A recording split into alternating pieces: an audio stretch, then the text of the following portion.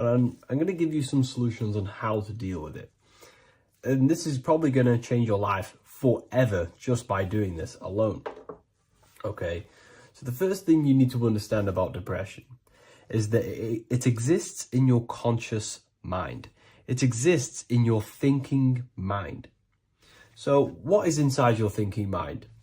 You have your body, your name, your reputation, your trauma, your memories, your family, your worries, your interests, your bills, your passion, dislikes, goals, right?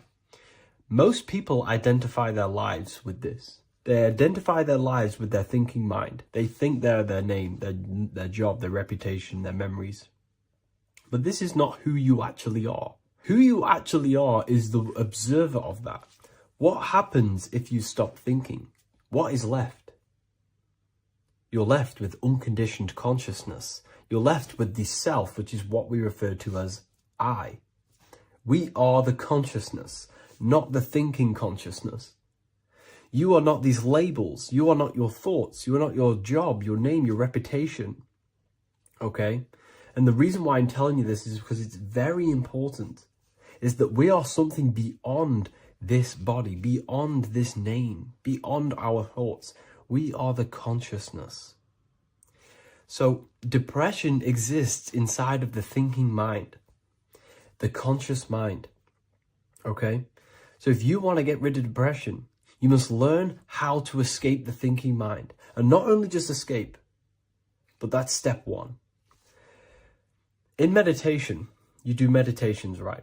We sit still and we have to learn how to control the mind and turn off the thoughts.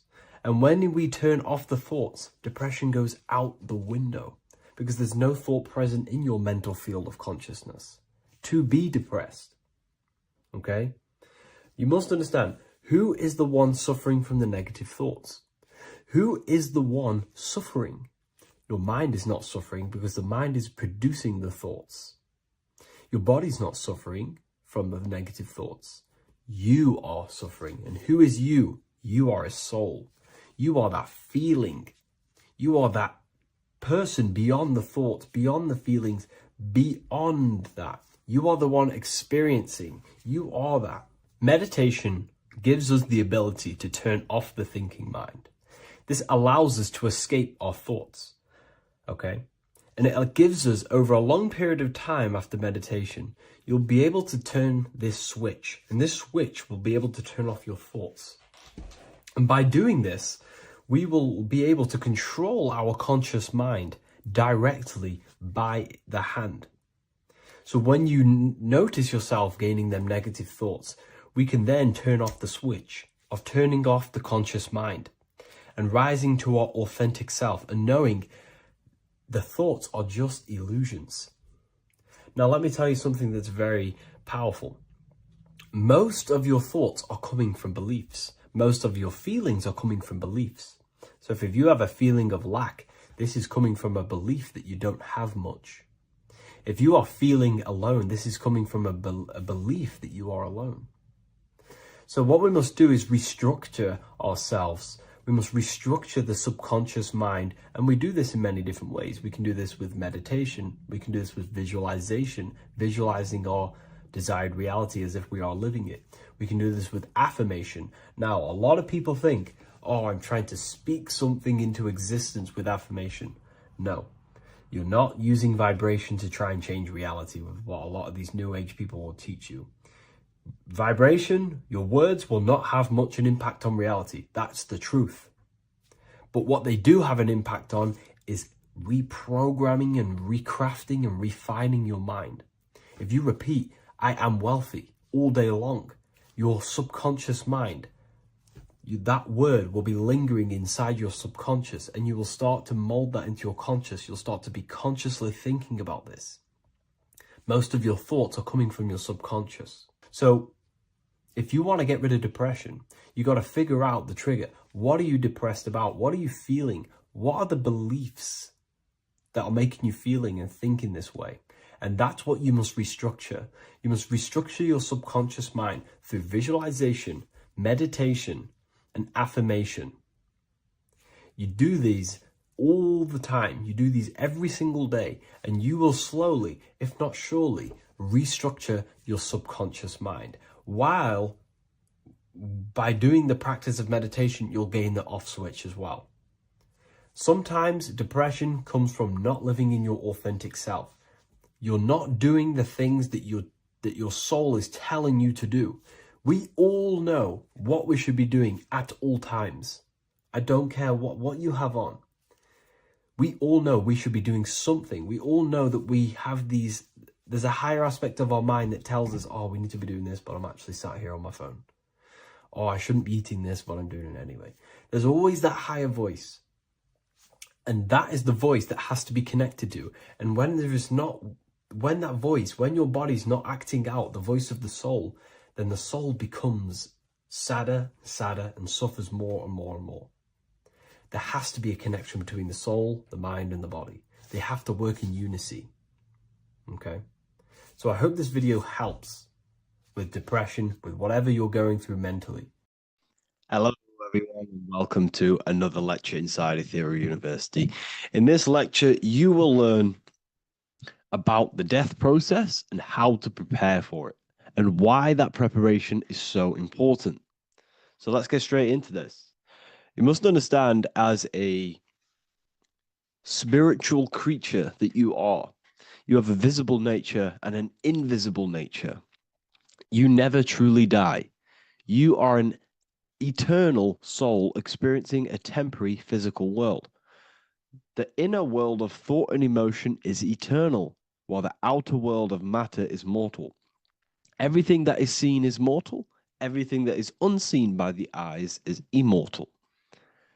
When you die, your external physical world will be stripped away, leaving only your pure consciousness in its raw form, drifting within the astral plane. So here you see your physical external body and your internal world. And your internal world is your state of consciousness. It's your state of consciousness. Your thought and emotion is one overall state. Okay? So you must understand these planes. You have the physical body, the etheric double, an astral body, a mental body, and the Buddhic body. When you die, you leave the physical plane. Then you will more than likely leave the etheric plane, because the ether acts as like a portal. Everything comes out of the ether and returns back to the ether. I can break that down in another video in electromagnetism. But electromagnetism is ether, energy coming in and out of the ether. You will, every single day you die, every single day. There's a cycle of life and death occurring all the time.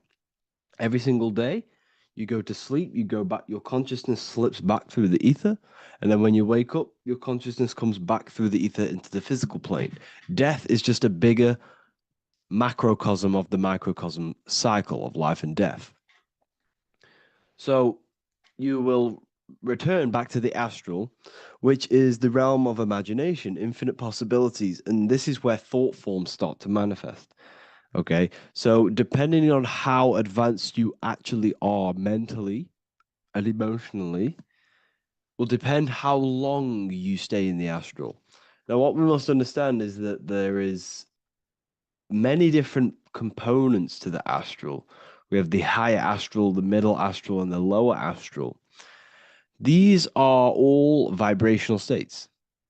So if your mind and soul is operating in lust, lust, desire, hate, food, physical addiction, smoking addictions, then these are quite heavy. These are quite heavy attachments to your consciousness, and they're quite low level desire, which means they have a low vibration. You will manifest in the lower astral when you're stripped from your physical body. The lower astral is not inherently evil.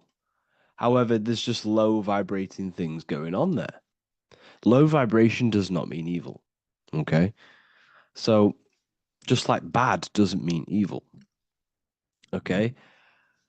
In the lower astral, you are going to see lower astral beings. You're going to see spirits, souls with low level desire. Okay? people who are attached to the physical plane, people that lust, people that do these things. Technically, this is hell, but you can escape it by escaping yourself. Now we're going to break all this down. I'll break all this down properly once you understand the full context. So depending on your level of desire, you will manifest in a corresponding layer of the astral plane. If your mind is still attached to the low physical desires, you will find yourself in the lower astral realms. But if you have few desires and have detached from the worldly attachments while you are encased in a body, then you will rise into a higher or middle astral plane, mainly the middle. Okay. The higher astral plane is very formless. So as I broke down here, this is, well, the physical plane is the lowest dimension. This is the most form, the most matter. It's quite heavy. The higher you go, the lighter it becomes, the more fluid, the more formless it becomes. So you see here it says denser down and lucidic up. So this is more lucidic in these higher realms. This is more dense in the lower realms. So this is why the ancient Egyptians were always talking about, I'll show you this. This is showing you death. So first of all, we have Anubis, which represents death. Here you have the heart, which represents the soul. And here you have a feather. And this is a scale. You see how this is a balanced scale? So what this is symbolizing, this represents death. This represents your heart, and this is a feather. So when you die, your heart must be as light as a feather, which means your emotions, your soul, should have no attachments to the world. It should be light. It should be detached. This is why the word light and light are the same. Light is in heavy and light is in very bright. Because when you're less attached to the things, your soul shines. You're authentic. You're light. You're very bright soul. And you have no attachments. Your light is in not heavy. So you must detach from the worldly desires. We have to detach from the smoking, the food. This is why we should fast. Smoking, this is why we should detox. We should also meditate. We should also be able to sit with ourselves for long periods of times. Okay, I'm going to break all this down properly. But that's why the Egyptians show you the symbolism here. Okay. So you're stripped of your material body. So that state of consciousness you're in right now, your inside world, if you shut your eyes, that state you're in, that is what you're going to experience when you die. Okay. And you're going to be manifested into the astral. In the physical plane, you can mask or hide almost anything. But in the spiritual realm, you cannot. The astral body, your thoughts and emotions directly shape your spiritual body, your astral body, revealing your true inner state. So your desires that you can hide in the physical plane, your emotions, your thoughts, you can't hide any of that in the spiritual plane, in the astral plane. That will directly shape who you are, your color of your astral body, and your astral body as a whole. So here we have Kim Kardashian. If you could see this lady's astral body, you would run so far that you would be horrified for the rest of your life.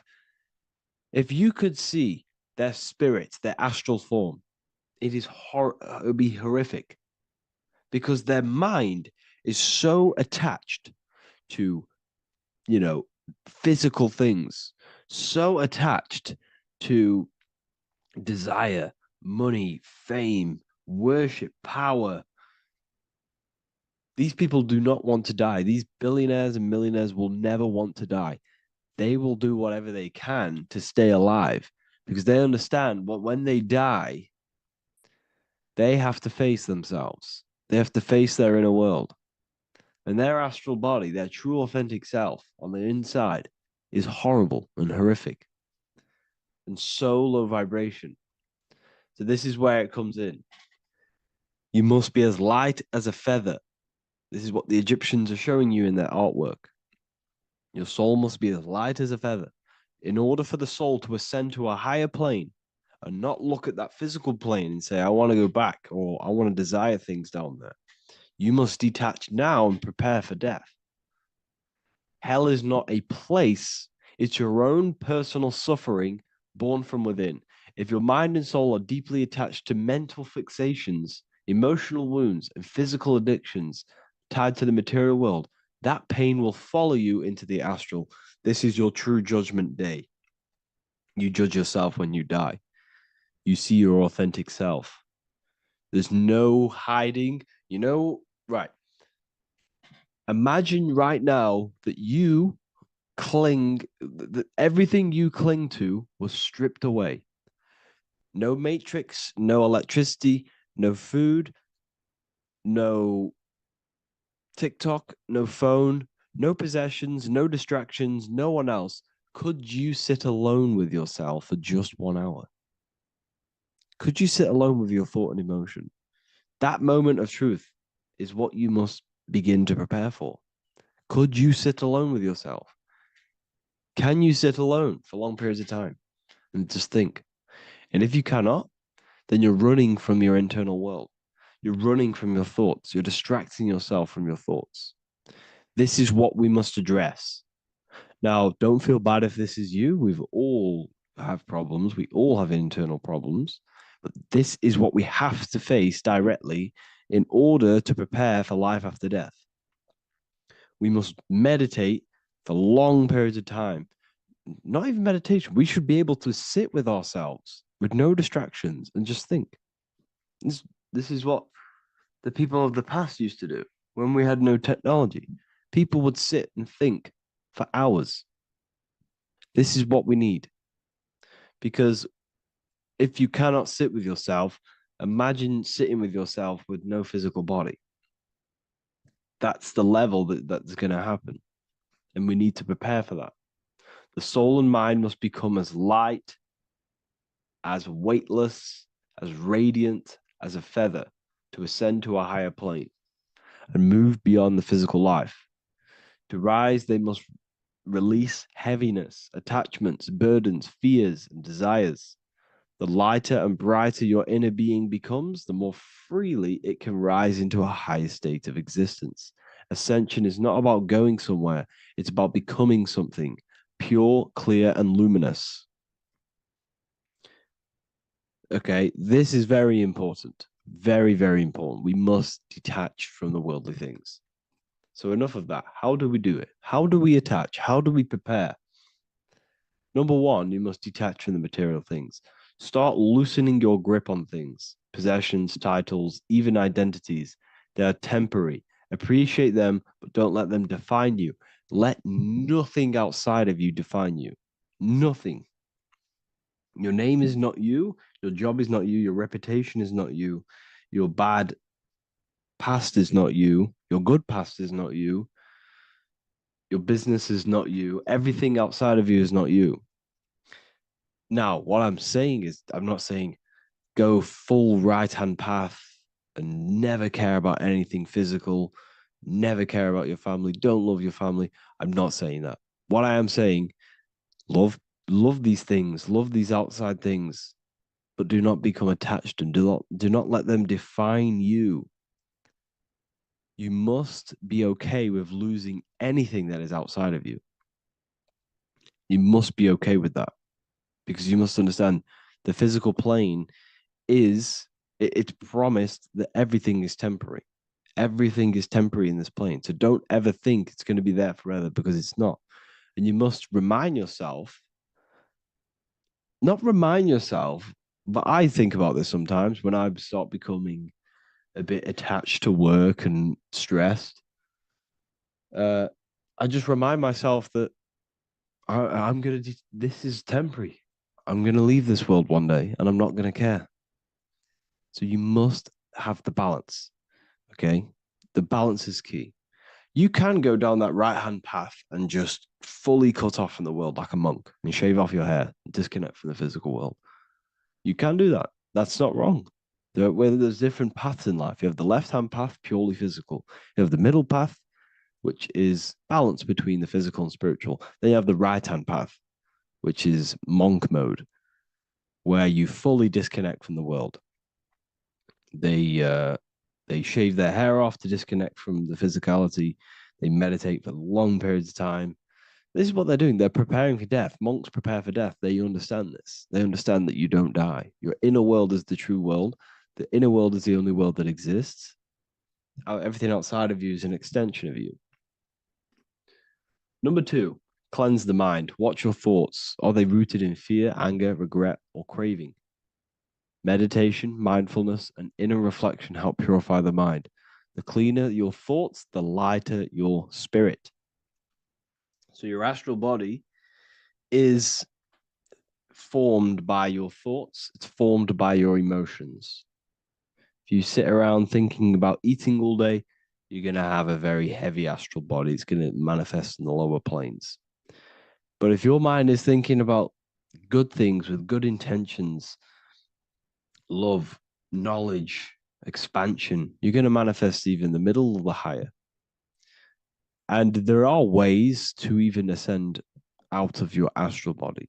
Yes, you can ascend out of your astral body and out of the mental body, but that's all very advanced, and I'm not going to teach that yet. I'll make another video on that, but you can ascend from them bodies. The astral plane is not the end.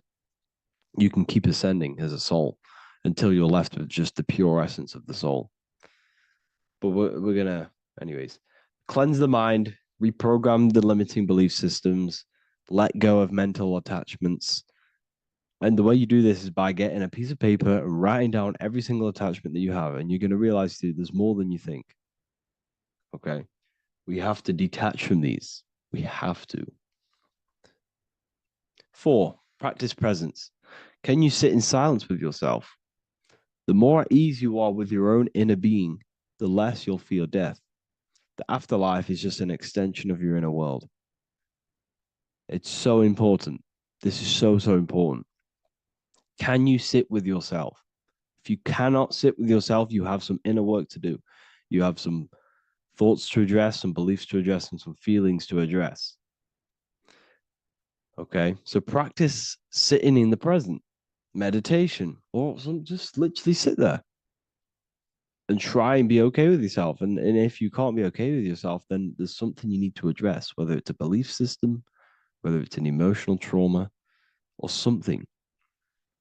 This is what we must reshape, refine, and let go of. Live truthfully. Speak and act from your soul, not from fear or ego. The more authentic you are, the more aligned you become with your true self, which carries beyond this life. The ego is your mind's perception of itself while being incarnated in this world. It's been shaped by your experiences, your thoughts, your beliefs, and your emotions. So your ego is basically this false thought form that you've created. It's a false layer of yourself that sits on top of your true authentic self. It's basically your physical character. When you were young, you had no ego. You were pure. You had a pure consciousness. But then as you grew older, your ego started to grow, and it still is growing because it was shaped by experiences, things you've gone through, things you said, things you believe, things you think. It's created by you, by your mind. And the ego is close to the word echo. The ego is the echo. It's an echo. It's a layer. It's a false identity. It's a false layer that sits on top of your soul. And if you don't get rid of that ego, if you don't know how, well, not get rid of it, but balance it. If you don't know how to rise above that ego and you die, it's that ego that's going to be pulling down when you die. It's that ego that's going to be your suffering. Okay.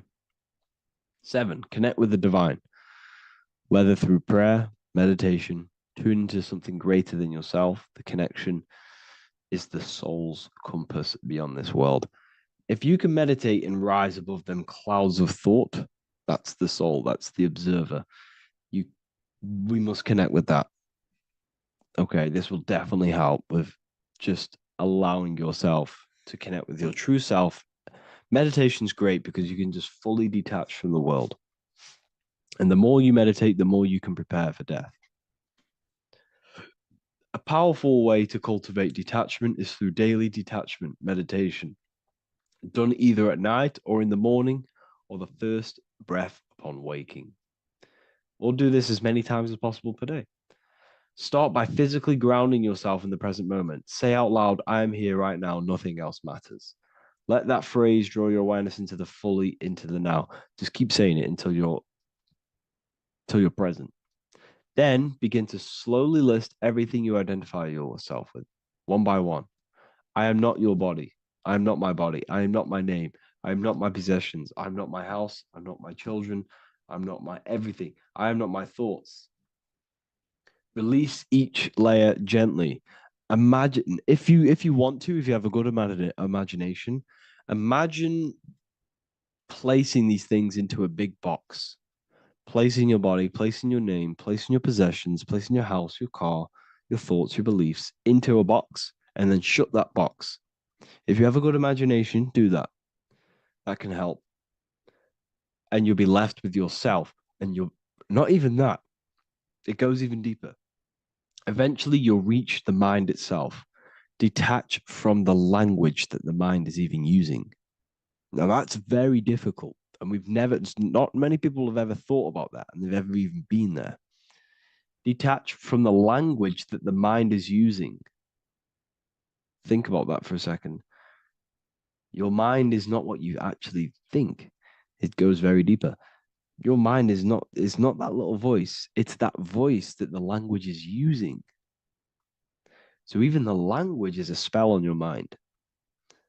Okay, it's an attachment. Eventually, you'll reach the mind itself, detached from the language it uses, the voice in your head, the need to define. What remains is something beyond thought and beyond words. I can't even describe what's left because words, once the language is gone, it's purely metaphysical. All I can say is pure awareness, and it's symbolized. This is why symbols are so amazing because they can symbolize things that are beyond words. A flame, it's just a flame, and you won't be able to understand that until you've been there. It's just a flame. It's pure cause. Words can't describe it. You'd have to experience it. Connect with this essence daily. This is truly who you are. So this is a great way to detach. We can do these detachments every single day during meditation. This will definitely help over long periods of time. Of course, you're not going to be ready tomorrow for death, but just try and prepare for these things. This is the whole reason people used to meditate. It's the whole reason why people do these spiritual practices, because they understood that this plane is temporary and your soul moves on from this plane. And you'll never truly believe in the soul until you experience it. So I can show you these things, but you must go out and experience it. The soul is real, but you won't understand unless you cast off everything else. Okay. So I hope this video helps. It's a very deep video. I'm going to be making more of these stuff, of more self-mastery. And of course, we've made the self-mastery section now. So I'm going to start filling up this place with lectures. And I think it's a great time to start this because a lot of people have been asking on how to master yourself, prepare to death. So hope this video helps. See you in the next one. What if I told you that reincarnation is real and that there is a metaphysical, spiritual science behind this? Most people leave this world just as lost when they entered it. That they carry their fears, attachments, and addictions with them, only to be born again trapped in the same cycle, repeating the patterns of lifetime after lifetime. This lecture is not just about preparing for death. It's about mastering yourself before death, so you don't take them burdens with you. Because the truth is, whatever addictions, fears, and unresolved emotions you cling to in this life, you carry with you into the next. Unless you break free now. You must master yourself before death. Death is not the end, it is the great passage. But how we transition depends on our mastery of the self. This was symbolized by the Ouroboros, the snake biting its tail. Every ending is a new beginning. It's an infinite cycle of consciousness. Now, your human body is basically an antenna tapped in to a stream of consciousness. Just like a radio is tapped into a specific frequency to play that radio. Your body is basically an antenna, a crystal picking up the consciousness of God. You are on an ever-ending journey, a journey of learning and expansion of the mind into new fields of thought. This was symbolized as the Ouroboros. When you die, it is a new beginning. It's a transitioning, not an ending. Everything is eternal in this universe as consciousness is formless and constantly transforms into new forms of life. Let's break down the word death. Death contains the word ether. Now, the ether can be found in the word heart or earth. Ether. Everything in this plane comes from the etheric plane. The etheric plane is the barrier between the physical plane and the spiritual plane, the astral plane. The astral plane is the screen that you have in your mind that allows you to imagine a red apple, for example. This is the imaginative plane where thought forms start to take form. Everything begins as a thought, then the thought form becomes an imagination, then energy, then physical. Everything in the physical plane is a shadow of thought, all objects manifested as thought. You came from the astral. You came from the stars. This is why we say reach for the stars. Or this is why you say you are a star. Cis star, miss star, fraud star, stir is star. And when you become famous, you become a superstar and you gain a star on the Hollywood floor. You are a star. The ether. The ether is the infinite energy source which all things come out of and return back to. This is the cycle of life and death, summer and winter, day and night, sleep and awake. The ether is the infinite energy source which all things come from and will return back to. Okay, sorry about that little error.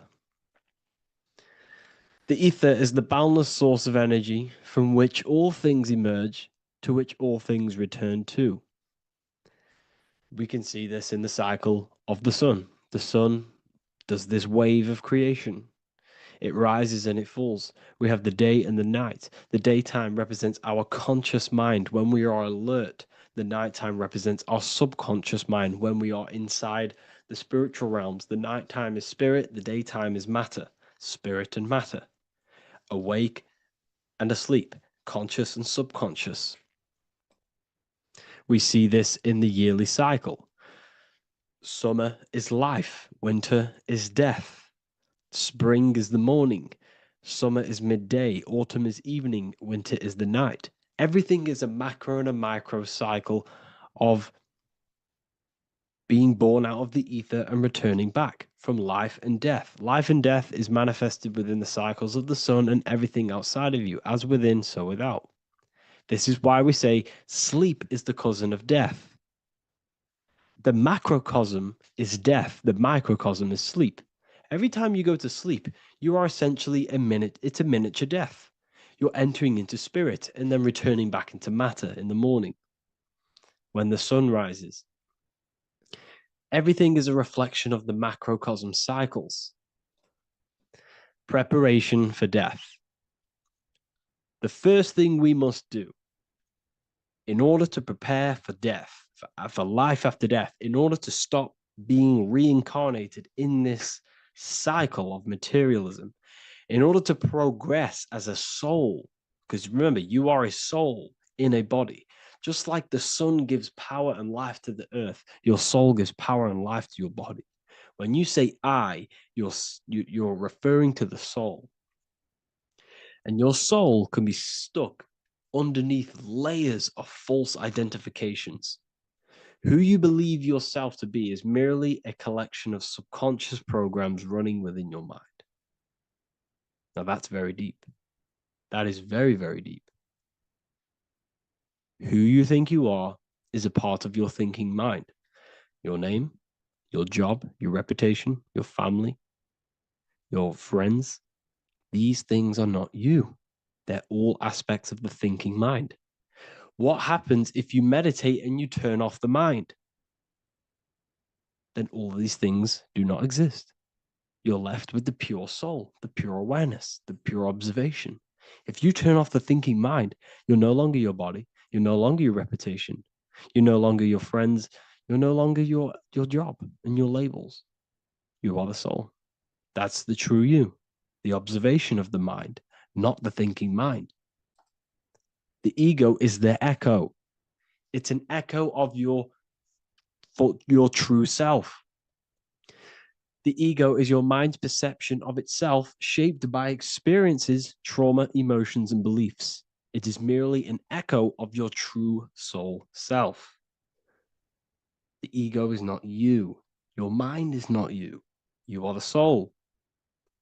And this is the true self that we must express within our life and we must connect with before we die. Because when we die under the echo, under these false layers of the emotions, the traumas, the experiences, the addictions, the emotional attachments, when we die underneath all of this, when we don't know our true self, the soul is still hidden. The true you is hidden underneath these layers of false identification. We must remove these layers of false identifications. We must remove them. We must destroy the echo. Remember, the ego, you never had an ego when you were a child. When you were a child, you were pure. You didn't, you didn't show off things. When you were a child, you were pure. You expressed yourself freely with you didn't hide anything.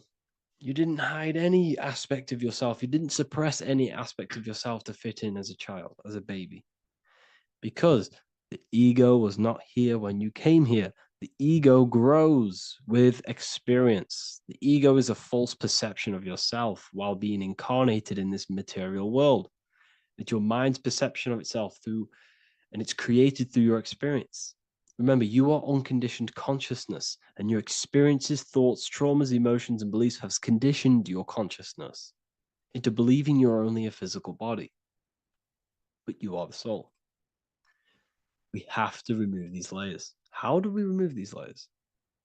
Like I said, the best thing, meditation. Meditation. There is a great meditation that you can do every single morning and every single night time. You can sit there and repeat over and over before you meditate. You can repeat that you are not this, you are not that, you are not this. You can label them one by one. Start with, I am not my body, I am not my job, I am not my name, and then detach from absolutely everything until you are left with nothingness. And when you start to meditate, detach from everything. Nothing matters. I am here right now. And what will be left? The only thing that will be left is the language that your mind is using. Now, this is very deep. Not many people will tell you this, but I've lingered in meditation many times. And I can tell you from experience that the only thing left once you detach from everything is the language that your mind is attached to. So whether that's English, Italian, French. Once you detach the language of the mind that that little voice in your head's using, you're left with the soul. Once the mind is switched off, you're left with the soul, and you have detached from all of these external things. You're left with the soul. That's you. That's the power. That's the source of all creation, where everything you've ever done has come from. Every thought, every idea has come from your soul. Number two, that's meant to say number two. Sorry about that. Mental addictions and emotional addictions. Okay. These two are very important. Mental addictions, this could be thought patterns, this could be the labels that we've just been talking about. Then you have emotional attachments, which is maybe you're too attached to an external thing. Maybe you're too attached to your phone. Maybe you're too attached to family. Maybe you're too attached to loved ones. Yes, I'm not saying don't love them, but what I'm saying is do not rely on anything in this world to make you happy, to fulfill your emotional needs. Everything is found within you.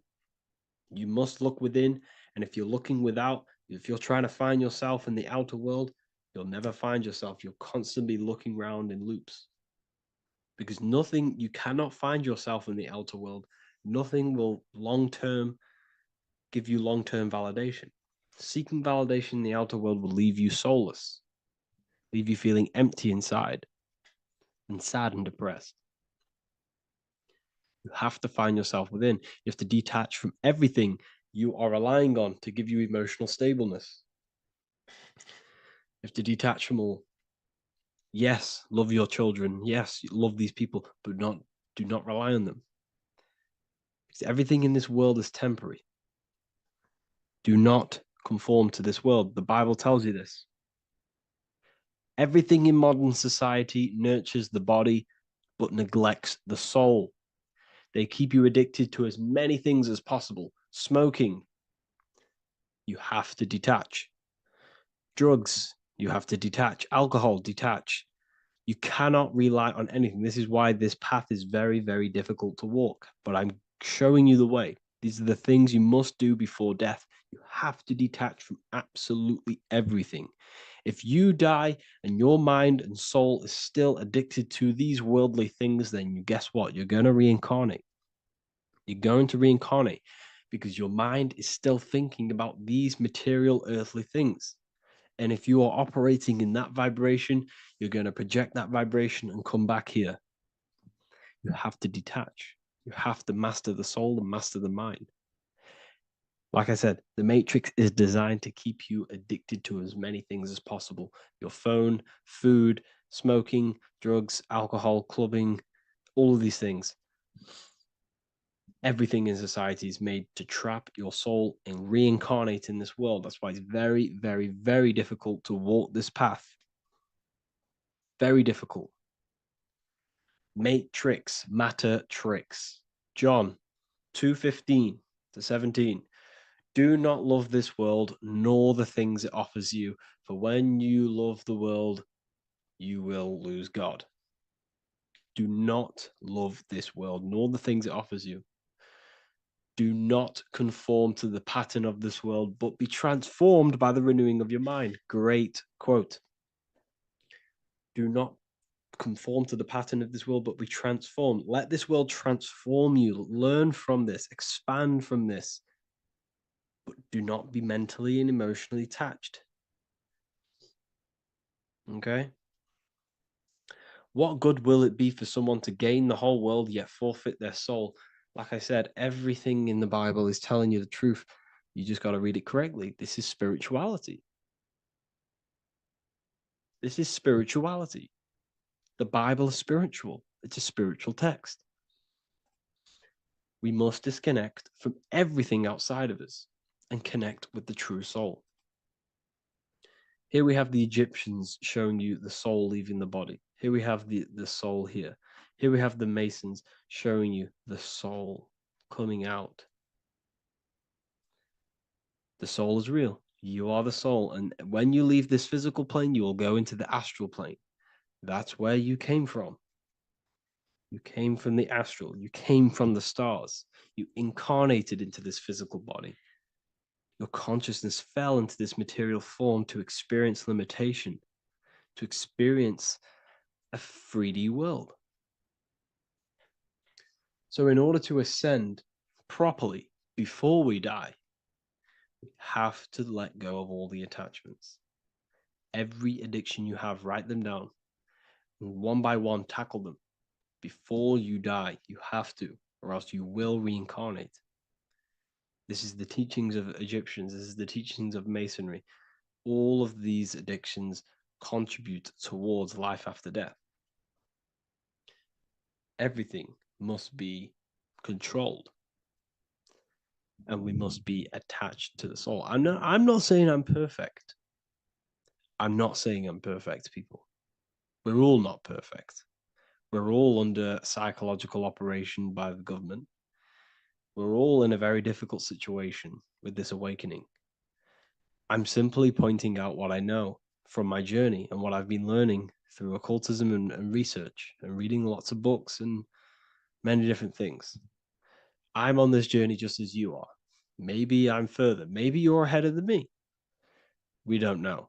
But this is what I'm sharing with the world. This is what I'm sharing with my research. And this is what makes sense. It's common sense. Look at everything around you. Everything's made to feed the body, not the soul. So, my beautiful watchers and fans and supporters, I appreciate every single one of you, and I hope this video has supported your journey. If you're feeling lost in life, if you're searching for deeper answers, whether you're seeking clarity, looking to expand your studies, or ready for personalized mentoring, this is your chance to connect with me live and receive insights tailored just for you. Start your path to self-mastery and enlightenment inside the world's best esoteric school. Your journey starts now. Tap the link in the description if you want to join Ethereal University, or feel free to check out my books. I thank you all, and I really appreciate for 100,000 subscribers on YouTube. I love every single one of you. Make sure to drop a like, a comment, and subscribe to the channel if you're new. Let me know some ideas for, lectures, anything that you want to know. I can make lectures on them. Just drop it in the comments. I appreciate every single one of you. Take care.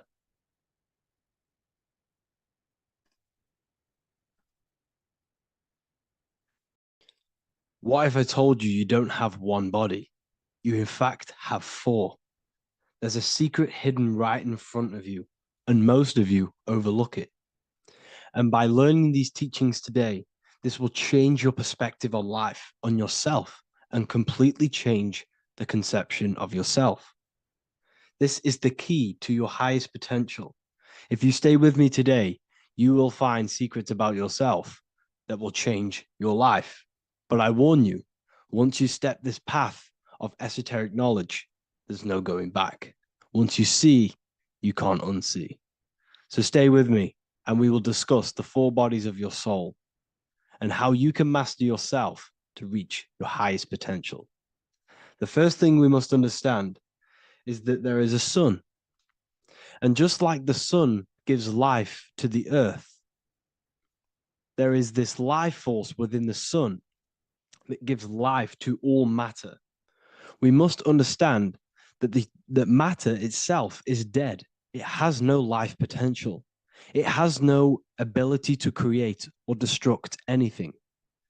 All of the life comes from above, from the sun, from the life-giving power of this infinite energy source we call the sun. No matter what model you believe, the sun still gives power to this physical realm, giving life to all of the crops, giving life to animals, giving life and growth to all things that the rays come in contact with. This is a macrocosm process. We must understand the teachings of as above, so below. This means that the macrocosm repeats itself in a microcosm form. Now, what do I mean? Humans are made in the image and likeness of God. You are a miniature version of God, a spark of the divine consciousness made in human form, in physical form. Just like the sun gives life to all physical matter and growth to all crops on the earth, your soul is a miniature sun. And your soul is giving life to the body. Your body is a miniature earth, which also goes through the cycles of the 4 seasons of the sun.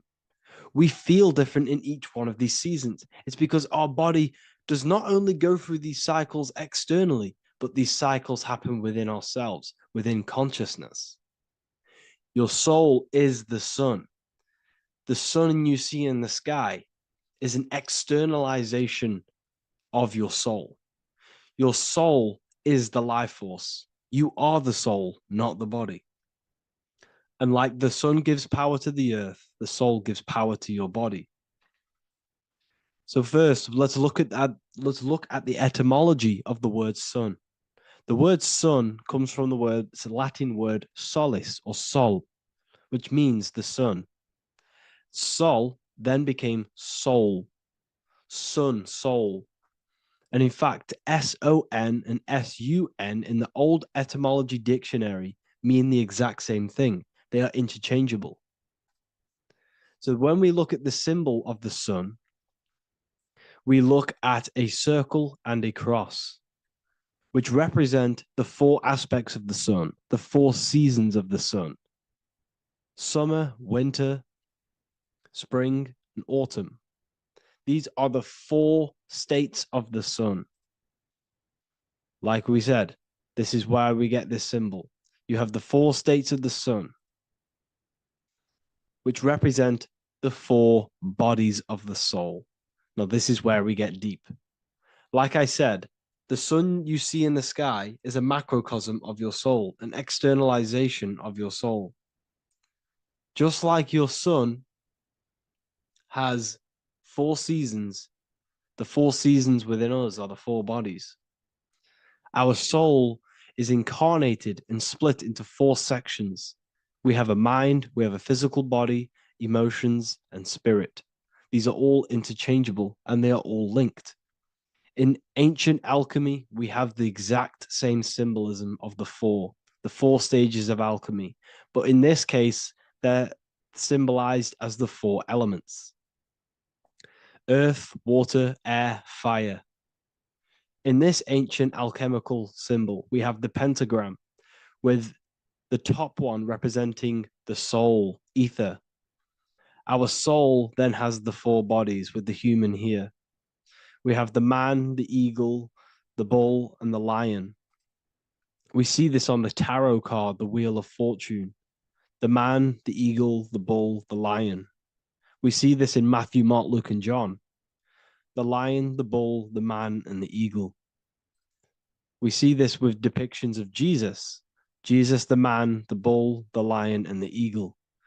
These represent the four fixed signs of the zodiac: Taurus, the bull; Scorpio, the eagle.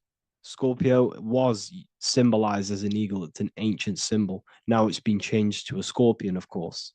Leo, the lion; Aquarius, the man. These represent the four fixed signs, which are four different elements. Taurus is an earth sign. Scorpio, a water sign. Leo, a fire sign. Aquarius, an air sign. Taurus is the earth. As above, so below. The earth is the physical body. Leo is fire. Fire is the spirit. Scorpio is water, which is the emotions. Aquarius is the mind, which is an air symbol. Air is the mind. That's why we call people airheads. Okay? So what we're actually looking at here are the four aspects of our soul. We have the sun in the middle and the four bodies of the soul. This is what Jesus is symbolizing. Jesus represents you. God made flesh with the four aspects of the soul. The four gospels are all depicting Jesus in four different ways according to the different body of consciousness. The Wheel of Fortune are representing the four bodies of the soul. This represents the four bodies. Now, how are they four bodies? They are four dimensions of consciousness. The mind is not made of the same substance of the emotion. The emotion is not made of the same substance of the physical body. The spirit is not made of the same substance as the physical body also. They exist in four dimensions of consciousness. They are four bodies of our soul. And the most important teaching here is what I'm actually getting to, is the powerful one. This is what gives you power. Most of us live in chaos. Our mind is thinking of doing something. Our emotions are feeling something else. Our body is lusting and wanting to do something else. And our spirit's energy is completely off. Most people live in unbalance. None of these four bodies are working together. This is why we produce chaos in our lives. When these bodies are in balance, are not working together. So in alchemy, they symbolize the four elements, which are the four bodies of consciousness. These are the furnaces with the fire. They represent transmutation of each body. We have to sync these bodies. We have to sync the mind with our emotions, and our emotions with our actions, the physical body, and with our spirit. These four key bodies need to be in line in order for us to create consciously in our life. Because each one of us is a creator, a miniature version of God, creating our own earth, creating our own material reality.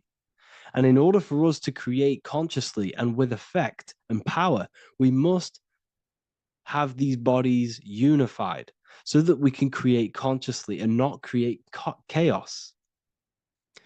So this is very, very important. And this is a secret teaching found in all ancient societies. But this is what the hidden symbolism of astrology actually is. The sun is our soul, and the 12 zodiacs are 12 aspects of our soul. And we have the 4 aspects of the 4 main bodies.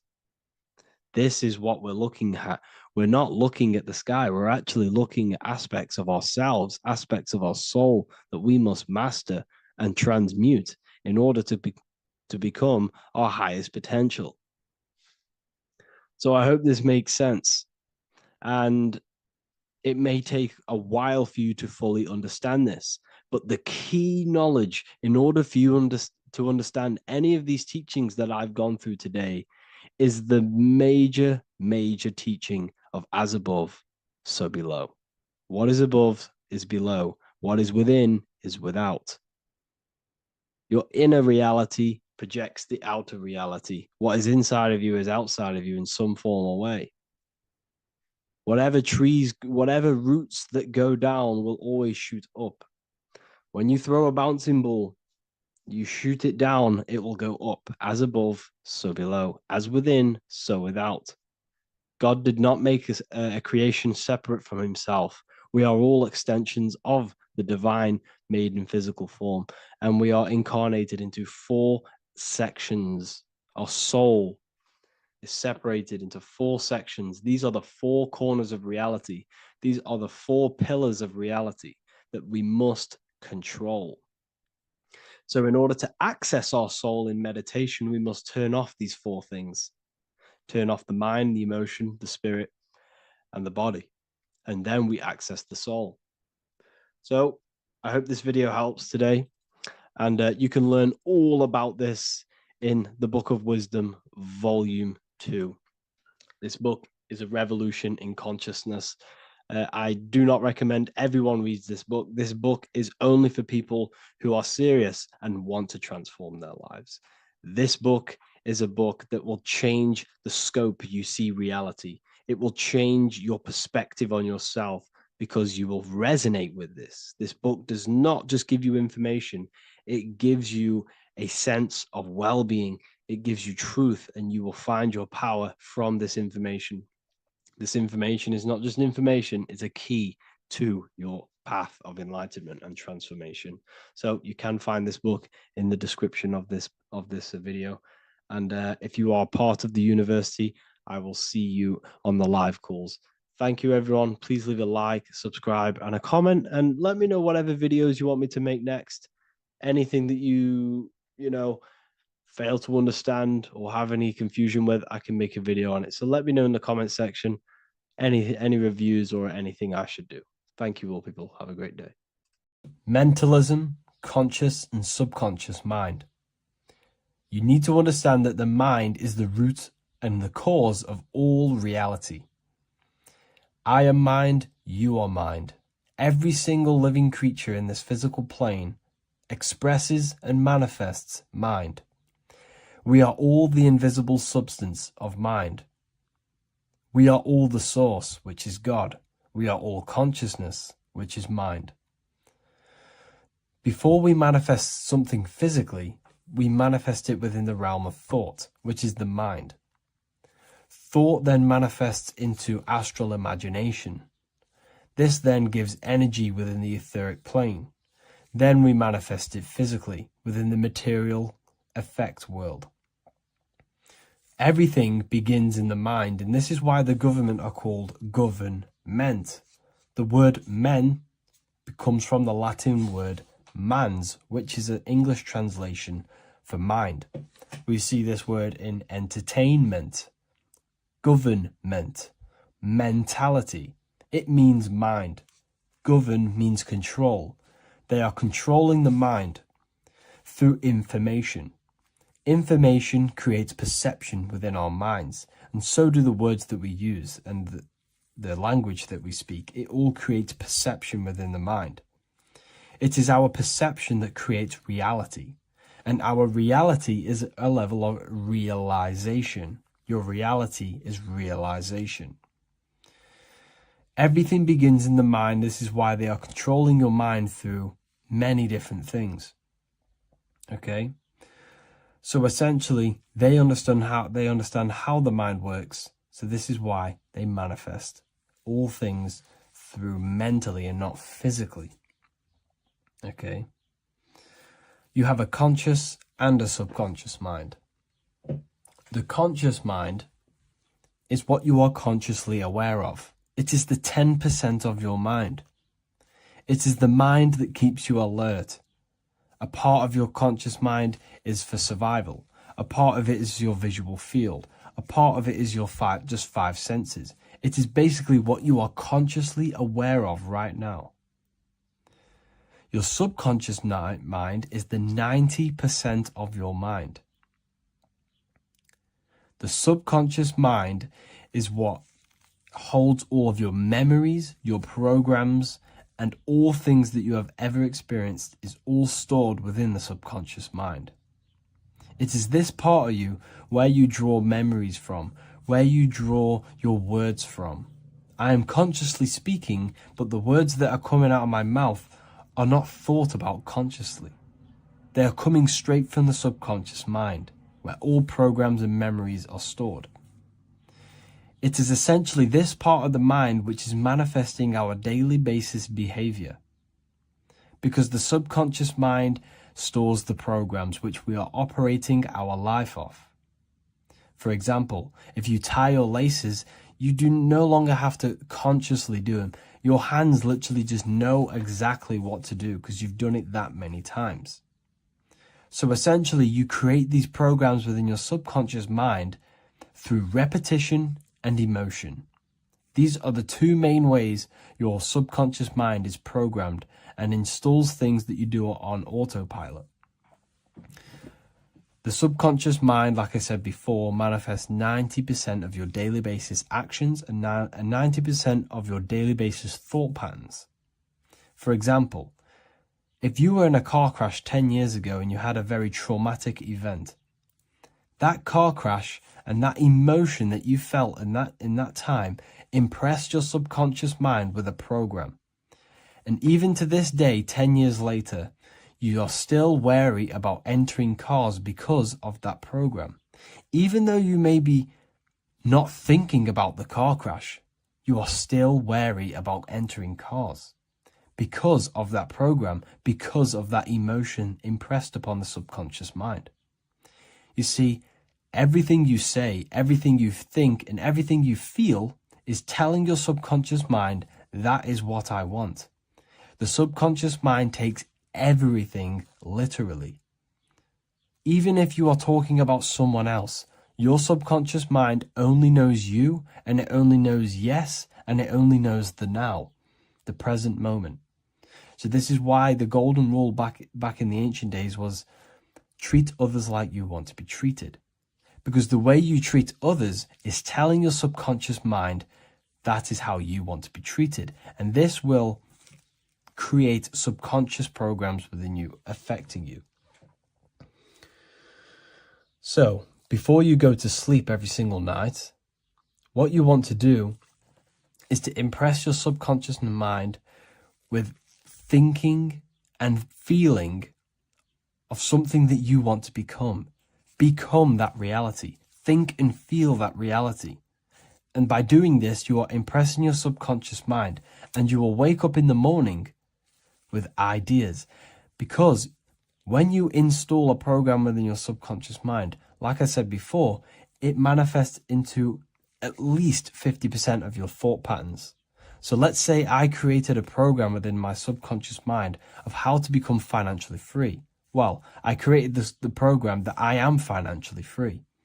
My conscious mind will start to slowly think about that program and how I can achieve that program, because the conscious mind operates on survival.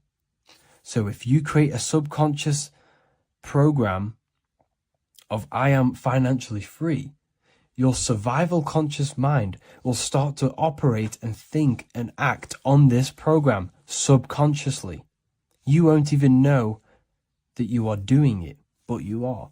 And this is the power of the subconscious mind. You have to reprogram it properly. You have to be careful of the things you think, say, and feel, because all of this is contributing towards molding your subconscious mind, which essentially molds your reality. It draws things to you. Today's topic is the binary code behind the universe. You will learn the fundamentals of the binary code, deeper understanding of reality, which will give you more of a connection to the universe, evidence supporting the existence of this code, and how to use the binary code to shape your reality. This is an important one. We have 0 and 1. This is the binary code of the universe. It underlies everything. It is the source of all creation. The universe is binary in nature, meaning it exists as both something and nothing, on and off, male and female, light and dark. Everything has its polar opposite. At its core, all that exists is 0, representing nothingness, infinite potential, and 1, representing something, order. 0 represents the feminine, vast, formless, and infinite potential. It is the space from which all things emerge, the womb of creation, the receptive and expansive force. 1 represents the masculine, structure, form, and order. It is the active principle, the initiator, the force that defines and shapes reality. Together, they create the fundamental duality that underlines existence, the balance between chaos and order, the void and creation, yin and yang. We see this in the masculine and feminine bodies. This is deeply encoded into the fabric of reality. And once you see this, you will never unsee this. So please leave a like on this video if you love my content and you love the wisdom that I share with the world. So we see this with the masculine genital areas. Remember, this is the genital area. This is all to do with creation. These are the generative principles, the generative organs in the body that allow creation to continually outfold into new life. The genital areas are all to do with the code. The male is the 1, the action. He's the initiator. The feminine is the 0, which is the infinite potential, the womb of creation. 0 and 1. This is why we have 10 numbers. 0 and 1. Masculine and feminine. We even see this in the bodies. The feminine body is made out of curves, which is 0, curves. And the masculine body is made out of lines. So please leave a like and comment if you love this. And if you have any lecture ideas, feel free, and I can make a lecture on any suggestions that you have. So look at the word masculine. Masculine, line. Line is just one line, which represents order. 1. Feminine. 9. 1 and 9 equals 10. 0 and 1. The binary code of all creation. Why is feminine? Why the number 9 for feminine? Because the moon has to go around 9 times to create a human in the feminine's womb. And look at this image of nature. All nature is zeros and ones. Now you can tell. The stick is a 1. It's a line, and here we have curves.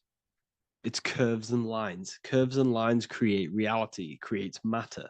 Everything is 0 and 1. We even see this with the sky. The sky represents zeros. They represent curves, the heavens, the heavenly bodies, the sun. These are circles, the moon, circles, the planets, circles. Down here is matter, representing the square. We have the Freemasonic square and compass, representing lines and circles, masculine and feminine. We see this with Leonardo da Vinci, with the circle representing the spirit, the void, the womb of creation, and matter, which is the body. This is the soul in matter, infinite potential in matter. This represents spirit over matter. This represents the architect of reality, zeros and ones, spirit and matter. This is all the same thing.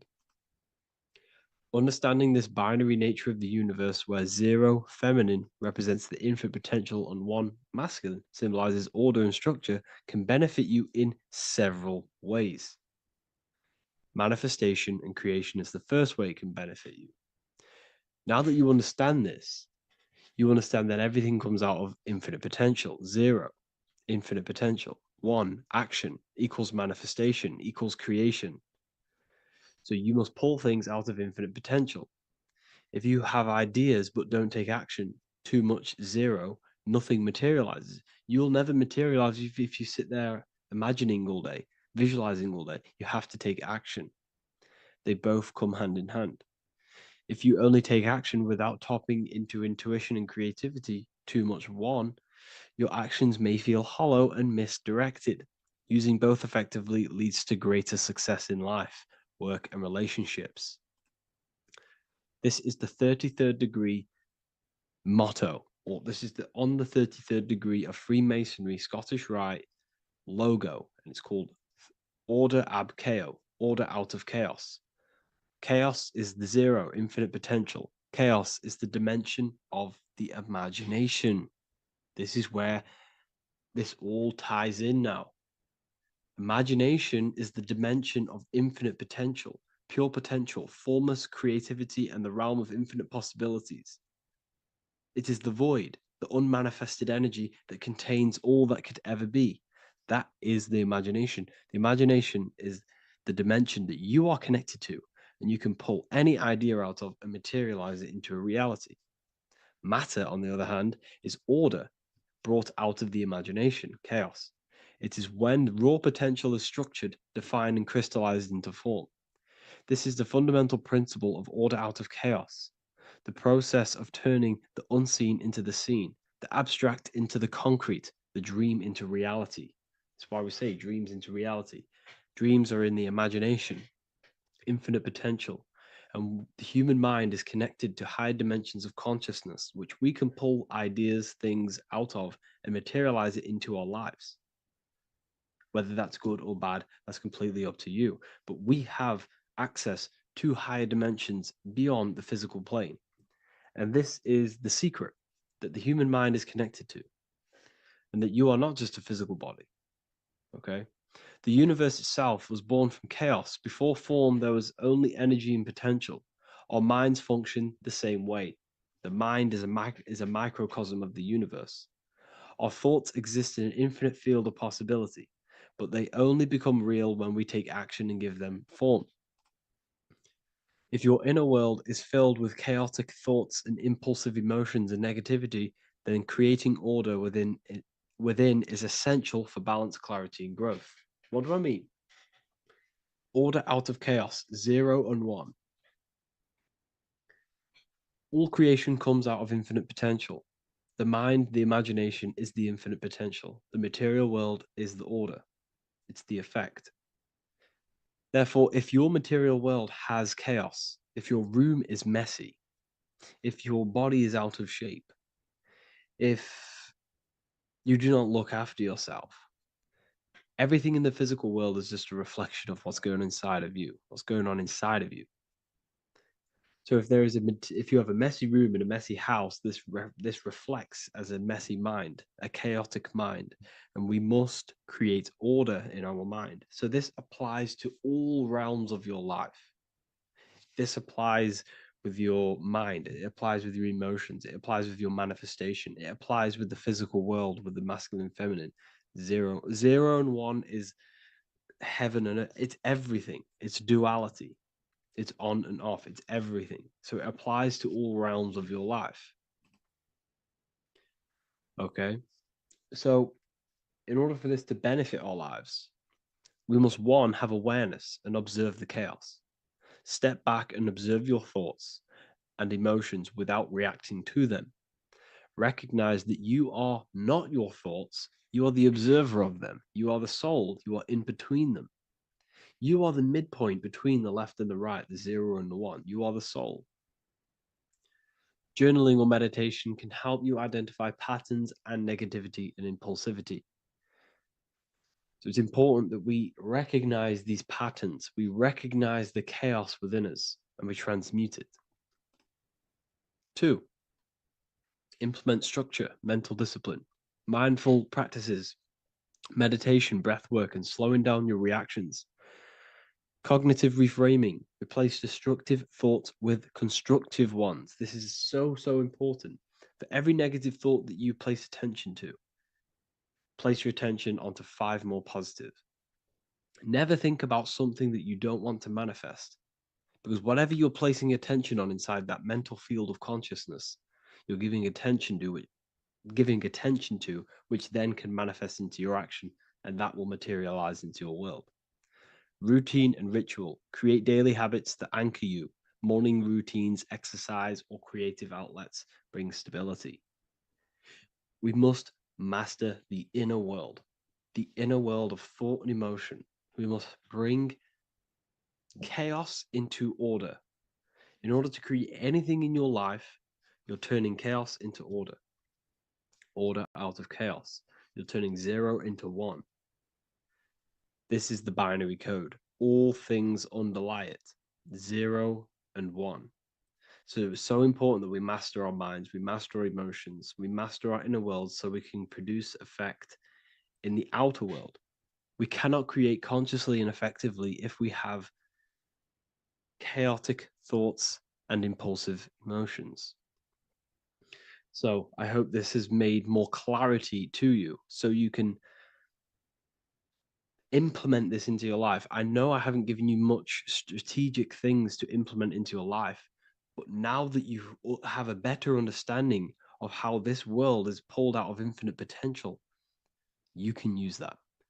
Everything in your life is pulled out of your imagination. Every text you send, everything you think of, oh, I'm going to do this later, that is your imagination thinking about the future. So you just have to do this on a mass scale to create something big in your reality. So I hope this gives you a better understanding of how the universe works and has benefited your life. If you have any comments or any suggestions or how this video made you feel, let me know in the comment section. I would really appreciate it. And I'll see you all inside of the Symbolism Masterclass on March the 8th. Hello, people. Today we're going to be talking about the secrets of the human heart. Everything they told you about the heart is a complete lie. There's secrets behind it, and you're going to find out why. And it's very important that you understand that the heart is not a pump. It's not a pump. They lied about this. The lungs is a pump. The lungs is what pumps the blood around the body. It's the oxygen. Oxygen is reacting on the blood. Now, what do you use to use a pump? You use air to pump things up. That's what your lungs are. They use air, oxygen. Now, oxygen carries magnetism. If you pour liquid oxygen between 2 magnetic magnets, you find an attraction, as you can see here. So this attraction proves that there is magnetic principles within oxygen, liquid oxygen. So when we breathe, we are essentially breathing in magnetism. Magnetism is the force driving this world. So your heart is a chestahedron.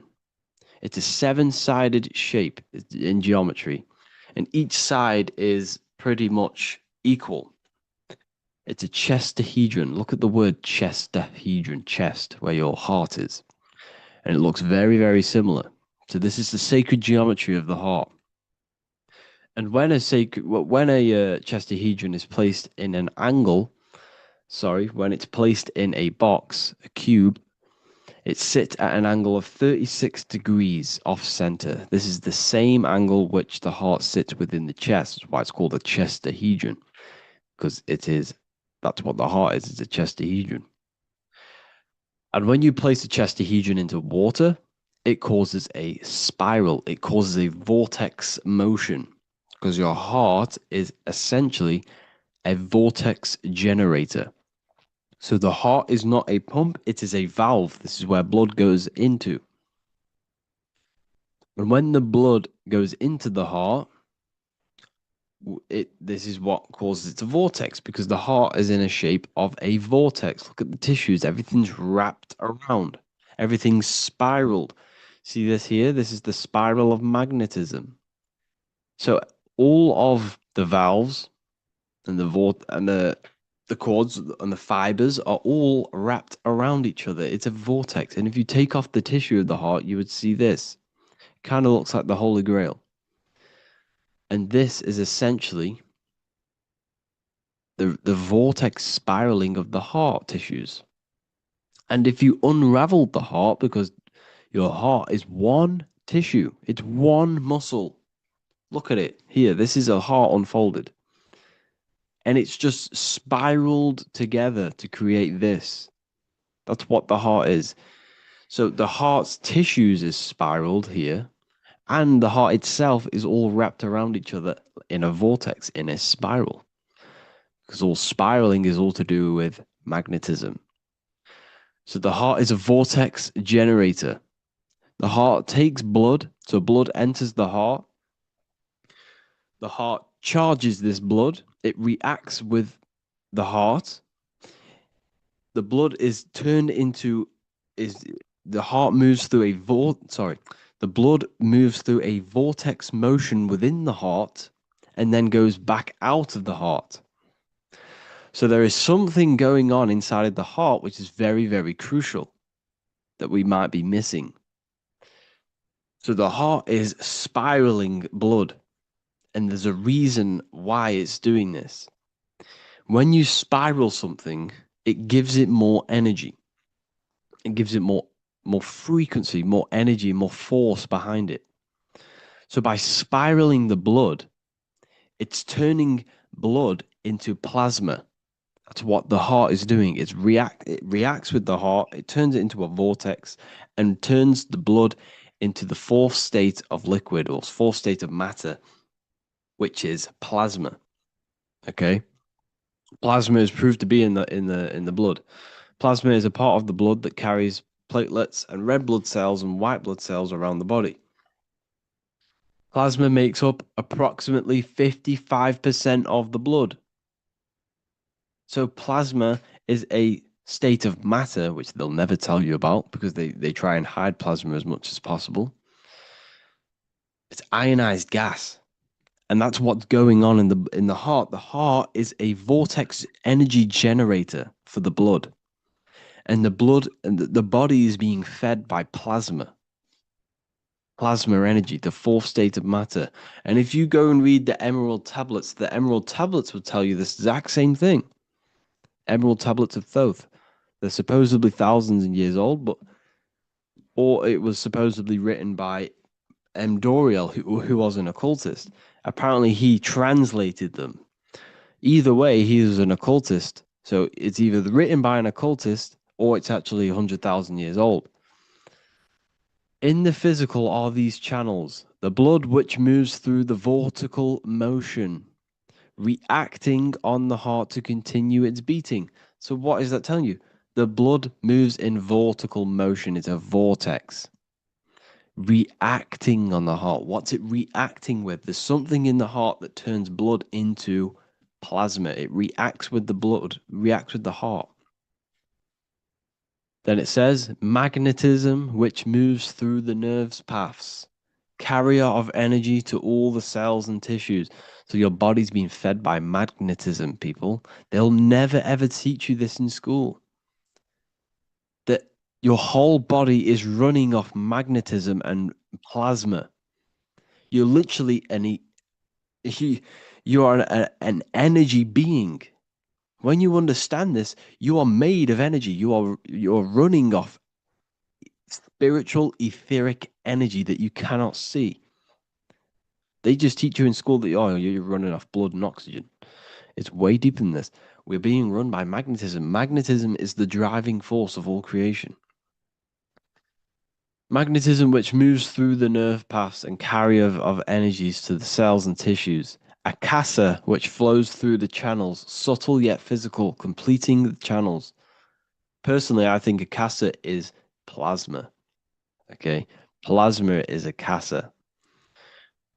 Completing the channels. Each one of the three attuned with each other, each affecting the life of the body. So all of these three things, okay, the heart, magnetism, and Akasa they're all working together to create the body, to create the life. Form they the skeletal framework through which the subtle ether flows. So it's telling you ether is real. Ether is the substance that connects the physical and the astral. It's your etheric body is where your chakras are. So your chakras are your etheric energy body. And these energies, these 7 energies, is what gives life to the physical form. They feed energy into the physical form. So the ether, subtle yet physical, is charging the body through the skeletal framework. So it's telling you this, and even the word heart has ether within it if you just rearranged A and the E. Put the H on the beginning of, put the H on the end of heart and you get earth. Because what the heart is actually doing, it's taking the energy of the electromagnetic field around us, which is everywhere, that everything is filled with magnetism and electromagnetism.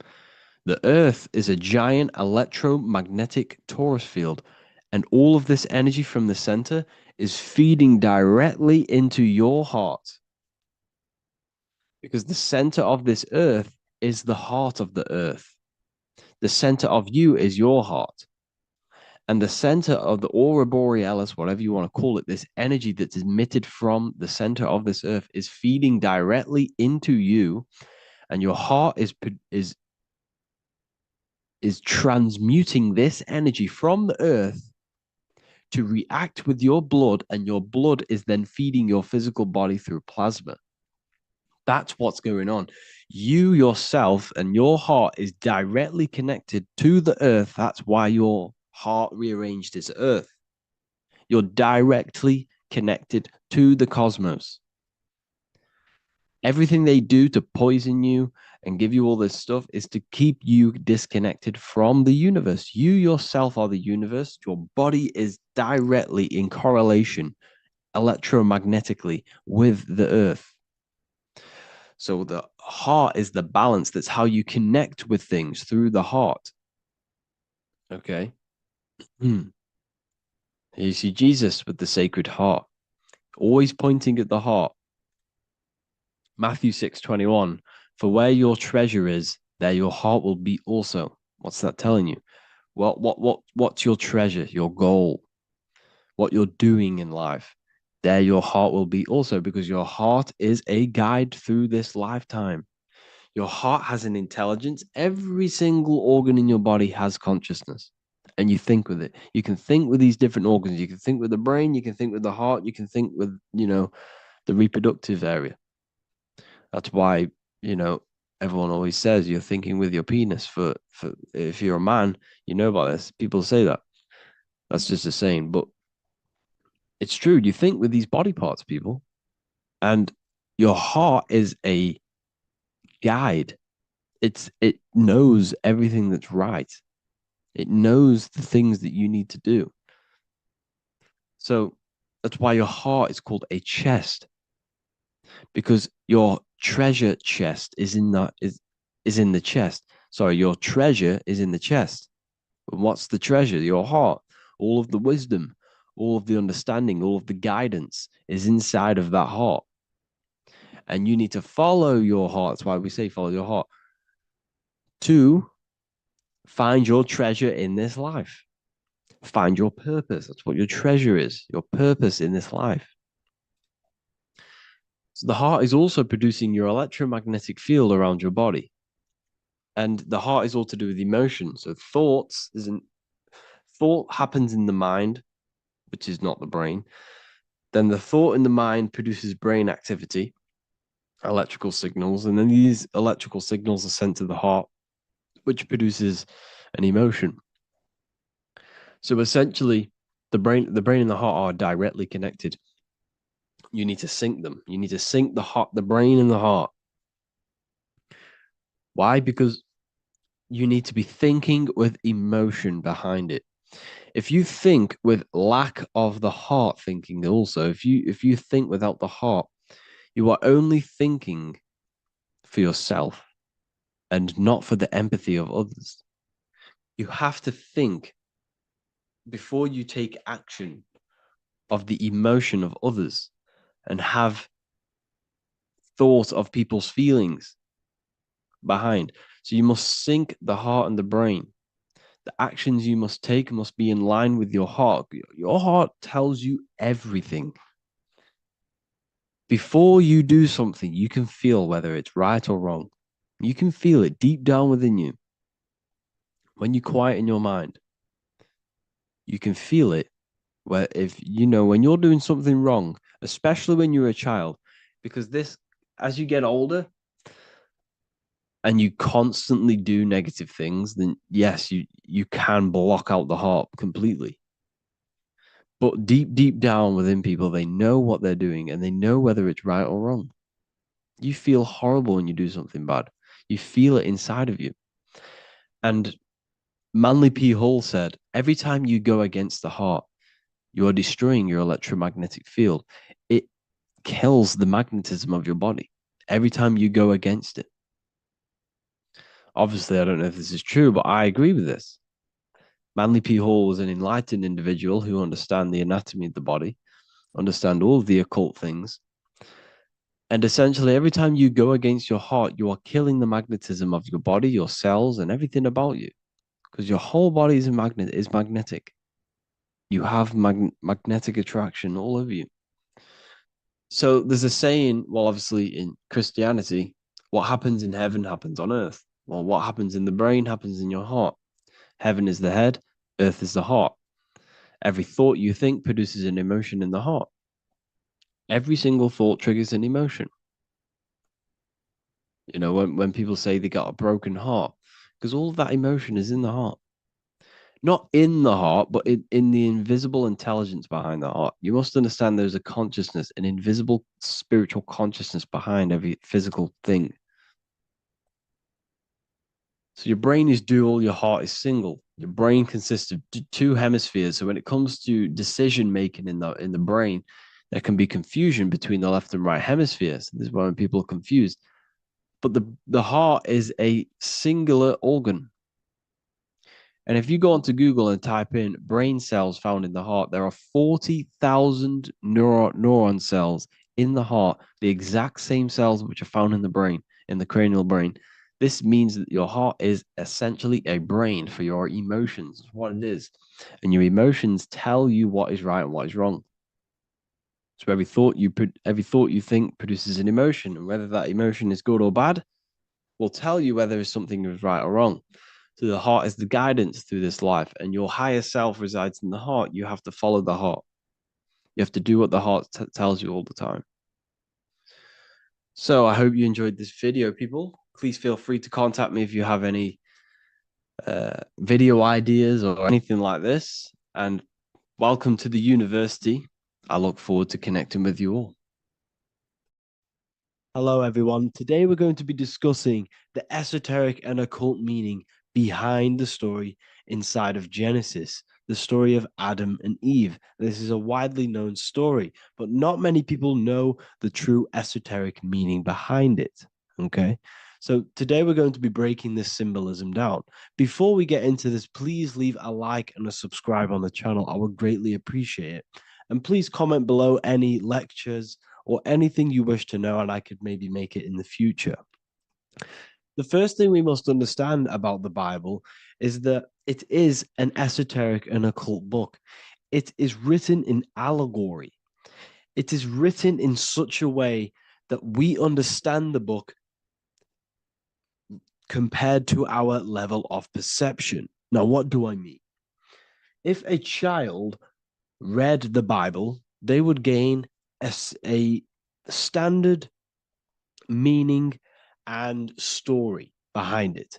They would gain a normal interpretation of the book, of being good, praise God, and be a good person. However, me, who have studied the occult and esoteric and symbolism for a very long time, when I read the Bible, I see a deeper meaning. I can read between the lines of the allegories, which means the Bible is written in such a genius way that it speaks to your level of intelligence. Depending on how advanced you are mentally and with knowledge, will depend on how you decipher this book and how the parables inside the book can speak to you in your personal life. Okay. So the Bible is the greatest psychological book ever written in history. This is why it's known as the greatest story ever told. It's a story. What we must understand with the Bible is that the Bible creates on the surface a logical way of thinking, which is what we call religion. We read the Bible and if we think logically and we take that book literally, then we gain a religion. But if we look beyond the surface, this is what we call esoteric, metaphorical, symbolic. You can read between the lines using our right hemisphere of the brain in deciphering this book and what it truly means to us and the evolution of our mind, body, and soul. What this book actually reveals between the lines is instructions and stories which teach you how to level up your consciousness, how you can sync the mind, body, and spirit and the soul all together so you can live like a god. This is what the esoteric is. It's the purification of consciousness. Now, when it comes to Adam and Eve, okay, what we must understand is that this is the beginning of creation. This represents the beginning of your life in an esoteric way. This is symbolic for the beginning of your incarnation into this physical world. Okay. And we have Adam, masculine, Eve representing feminine. These are the two masculine and feminine energies which create the whole material universe. Okay. And as we are born with a pure consciousness. We are born with pure consciousness. Well, now, what do I mean? As a baby, we have no knowledge. We are pure essence of the soul. You know, we don't gain the knowledge of good and evil. We are pure. Yes, we're not happy all the time as a baby, and we're not sad all the time, but we have no ego. This is what I mean. Our consciousness is not split.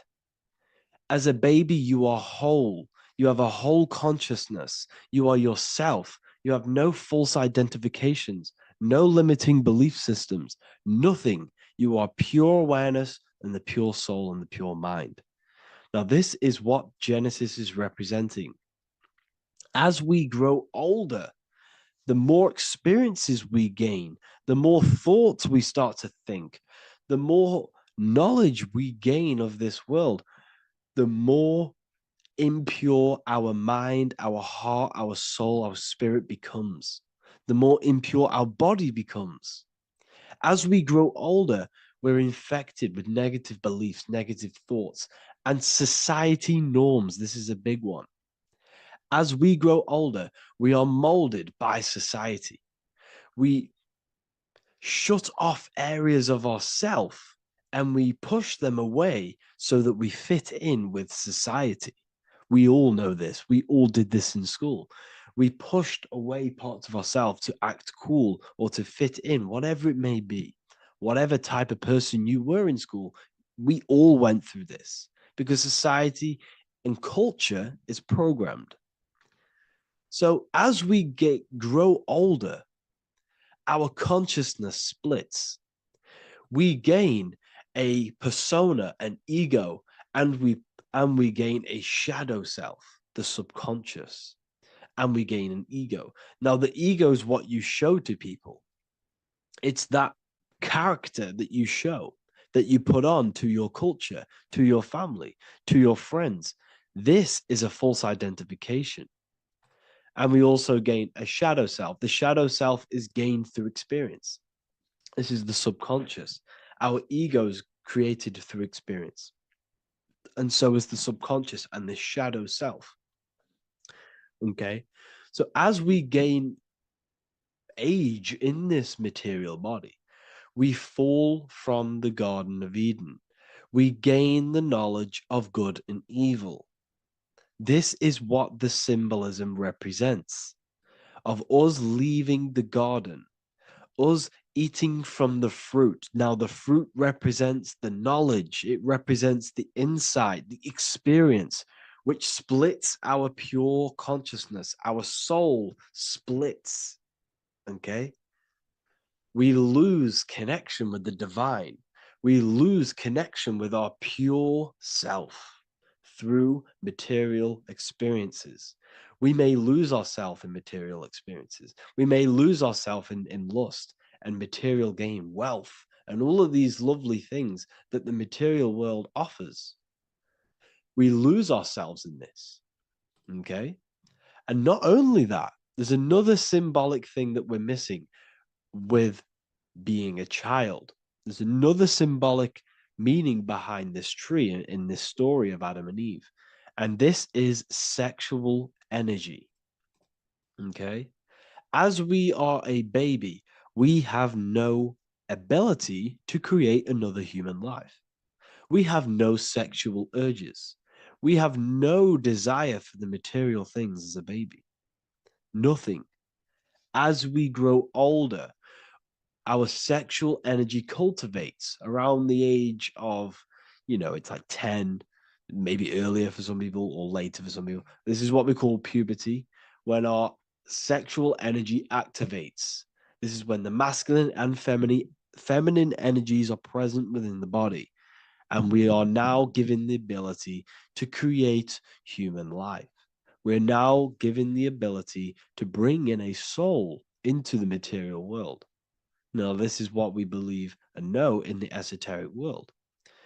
That is what sex is. You're bringing a soul from the astral into the physical. Okay. So as you grow older, you gain this ability to use the power of creation. You gain this force within you that allows you to open a portal in the astral and bring in a soul to the material. Now, this power can be misused. This power is very powerful and it should not be misused. In occult and esoteric teachings, we teach and learn sexual transmutation, how we transmute sexual energy into different areas of our life so we can grow and create. Because sexual energy is creative energy. It creates a whole new human being. So if we retain it, we can transmute it into creativity. So this energy is kind of corrupting us as well. And now I'm not saying growing up is evil, all this thing is evil. This is a natural cycle that we must go through. The soul of us must go through this cycle so that we learn, so that we overcome it, so that we gain mastery over ourselves, so that we expand ourselves. I recommend you watch the Evolution of Consciousness lecture that I did on my YouTube. An amazing lecture. Talks about the evolution of consciousness and how we're on a never-ending cycle of life and death and expansion. So leaving the Garden of Eden is symbolic. You see, Eve represents emotion. She's feminine. Adam represents action. That's why he bit the apple. You see, Eve takes the apple and tempts Adam because she's the emotion. She's the sexual desire. And Adam eats it. he releases. He misuses the power of his creation. He misuses his consciousness because of material illusions and material desires. This is natural, okay? As we grow older in this life, our soul has to experience sin. We have to experience negativity. We have to experience evil, okay? And we have to misuse this power within us to learn about it so we can overcome it and gain control over it. Now, this is why the Bible says in Genesis 3:6, for God doth know that in the day ye eat thereof, then your eyes shall be opened. Ye shall be as gods, knowing good and evil. This is very, very, very symbolic. We come into this world to experience a dualistic way of reality. We come into this world to challenge ourselves so the soul can grow, because the soul comes from pure love from God. But we come into this world so the soul may know what it's like to be evil. You see, we are like a seed. Our soul's like a seed. And when that seed grows, okay, and it's planted, them roots must grow to hell in order for the top of the tree and the roots to grow to heaven. In order for the soul to reach the highest states, it must descend down into the lowest states.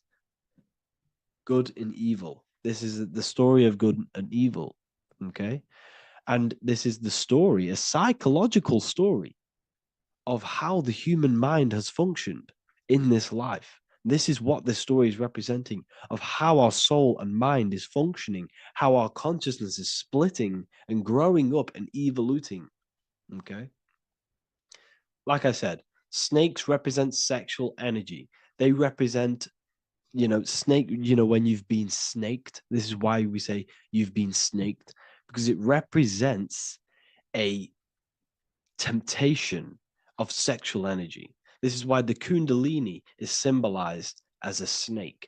This is the serpent within us that we can rise to activate dormant brain cells in our brain. Now that's called the Kundalini awakening. I'm not going to get into that into this video, but this is what it symbolizes, the tree and the knowledge of good and evil, because our body is the tree. Our central nervous system is the tree. The snake is our sexual urges and this false temptation that tempts us to interact with sin, the material world, okay, and go against our higher divine self. This is what it represents. Now, it's very, very symbolic. Not everyone is going to agree with this, but this is my interpretation of Genesis based on my research of occultism, symbolism, metaphors, and me studying the Bible. This is my interpretation, and I hope it resonates with you. It might not resonate with you, but this is what makes sense to me, and this is what has made sense to many other occult researchers who are in this space as well. Okay. So please leave a like, leave a comment, leave a subscribe. I'd greatly appreciate if you could, just give me some support on this channel. We're nearly at 100,000 subscribers, which is insane. I just want to say thank you all. And yeah, I will see you inside the university if you join. I'll look forward to mentoring you, connecting with you on the live calls. There's a new symbolism course which is going to be available very, very soon. And yeah, if you join the university, you also get a 30% discount on all of my products, astrology readings, one-on-one calls, all of my books. Yeah, so I hope you gain some insight on this video, and I'll see you in the next video, and I'll see you inside the university. Have an amazing day. What if the word Yahweh is proof that God is embedded in our very own being? Stay with me, because what I'm about to show you might change the way you see yourself forever. Today's topic is decoding the mystery name of Yahweh, the sacred name of God from the Hebrews. By the end of this video, you'll uncover the true meaning of the word Yahweh and how your connection to it unlocks your own personal power. When we look at the word Yahweh in Hebrew, we flip it on its side we're actually looking at the human body. These are the legs, this is the torso, here are the arms, and here's the head. So if we actually switch this on its side, we see the human body. The Hebrew name Yahweh often translates to I am. The I am. Now, what is the I am? The I am, when you say I, you're referring to your highest self. Everything with the letter I in the beginning, most of them words are referring to our inner self, inside, intelligence, internal, in.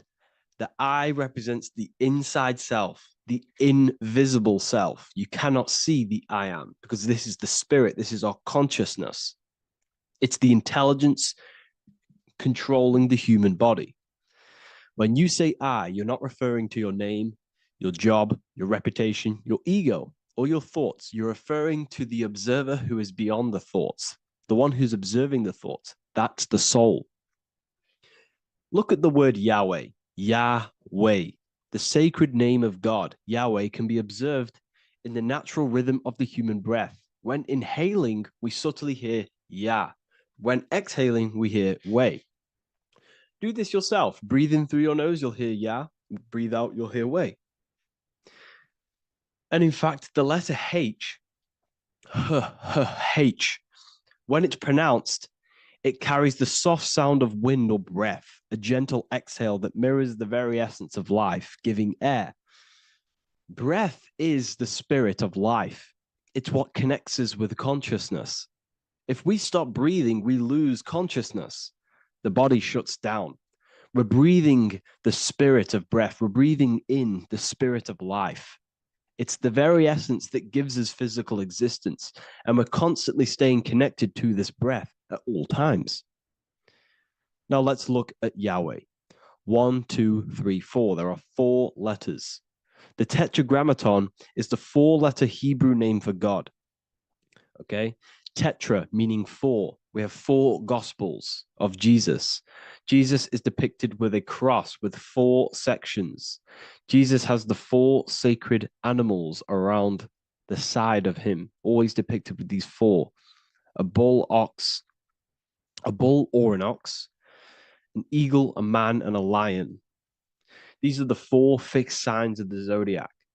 Aquarius, the man, Scorpio, the eagle, Leo, the lion, Taurus, the bull or the ox, which are related to the elements. Leo is a fire sign. Aquarius is an air sign. Taurus is an earth sign. Scorpio is a water sign. These are the 4 elements. And the 4 elements correspond to the 4 bodies of consciousness, as we see here. This is fire. This is air. This is water. This is earth. So we are made out of the 4 elements, which represent the 4 bodies of consciousness: mind, emotion, spirit, and body. The soul is incarnated into 4 sections. Hence why Jesus has 4 gospels. Hence why Yahweh is a 4-named word, because we are tetraform. We have 4 bodies of consciousness. There are 4 pillars to reality: the mind, emotion, spirit, and the body. So what we're actually looking at here is the name of the very essence of the self. Yahweh represents the universal consciousness that we're all tapped into, because the body is like a radio. The body is basically a radio antenna, which is picking up the stream of consciousness, and we're all the same consciousness, just experiencing it in a different body. And Yahweh is the name for this intelligence that we're all acting out, that we're all manifestations of. So now let's look at the word Yahweh, where we read it this way in Hebrew, which is 10-5-6-5. 10-5-6-5 in the Hebrew letters and the numerical values. And the DNA is made up of 4 bases. These 4 things which create the DNA. This basis is the genetic code for all living things. Each DNA strand is held together by sulfur bridges that appear in a repeating pattern of 10-5-6-5. This pattern matches the numerical value of the Hebrew letters of Yahweh, Yod, He, Vah, He. which are 10,565. This means the structure of DNA, the code of life, follows the same number sequence as the sacred name of God, Yahweh. This is a factual observation. So we're looking at 10,565. So let's look over this one more time. Yahweh represents the breath, Yahweh, inhale, exhale. It translates to I am. It's written in our DNA. The word Yahweh on its side looks like the human body. Now, this is where things get a little bit deeper. 10,565 adds up to 26. The number God, well, the word God adds up to 26. Allah adds up to 26. There are 206 bones in the human body, 26. 26 adds up to 8. 8 is the number of infinity. We are all the infinite consciousness. Consciousness will never die. It's immortal. It's infinite. We are all infinite. We are not these skeletal structures. We are Yahweh, the universal consciousness. The creator of all things is our essence. We're all God with individual identities, but the highest versions of ourselves is God. The ego is our own personal experience of God. Does this make sense? So in conclusion, Yahweh is not the name of a separate God from us, but rather the reflection of the divine consciousness manifesting through the human form. The human body is like a receiver acting as an antenna that tunes into the infinite intelligence and life force we call consciousness or God. This means that rather than being external, the divine presence is within us, expressed through our very existence. It's very interesting when we look into this, and what religion has done is flipped all of this knowledge. All of this sacred knowledge has been externalized. They've externalized God so that we worship God and we view God as something separate from the human experience. They do this so that we don't find the God within us, so that we don't find that we have the power of creation. The mind is the creative force of God. The body is the will to act out that thought. They don't want us to figure out that we are creators and we're all creating our own earthly experience. We're all projecting this reality. And they don't want us connecting with the divine intelligence within us because they want to be the creators. They want to keep this knowledge. They don't want the masses to wake up to this powerful knowledge. So what they've done is that they've taken the scriptures, they've externalized it so that we start worshiping and giving away our power to these external things. And when God is external, we start to fear God because we start to think that God has power over us. He can send us to hell or heaven. So this is what's going on. They've been externalizing this for thousands of years to keep us in a suppressed state. Okay. Humans are very advanced because we possess self-awareness. We possess the ability to move our awareness and our thoughts outside of the instinctual nature. For example, a cat or a dog. These things can only live in their instinct. They live based on instinct. They smell, they eat. That's pretty much what they do. But humans, we have the ability to rise above that nature and turn to our infinite selves, our higher selves. We can move beyond our instinctual nature and create very advanced things. That's why humans are made in the image of Yahweh. We are literally God in human form. So this is what we all need to realize. And I hope this video has helped. Please leave a like, a comment on inside of the description. I'll have some links to my books and my university. The people who have read them have just absolutely changed their lives. You could probably see that in the comment sections if someone leaves a review of the book. We also have Trustpilot. But yeah, I thank you all. And I'll see you in the next one. There's an ancient symbol hidden in plain sight, one that holds the key to transformation, power, and unlocking your true potential. It's been used for centuries by mystics, rulers, and even modern science, but almost no one understands its true meaning. Once you do, it will change the way you see yourself and the world forever. Stay with me, because this could be the key to your own awakening. The symbol of the snake, or the serpent, is a very powerful symbol that refers to something within you, that we all are on this journey. So first of all, we see this symbol in ancient Egypt on the top of the pharaoh's head.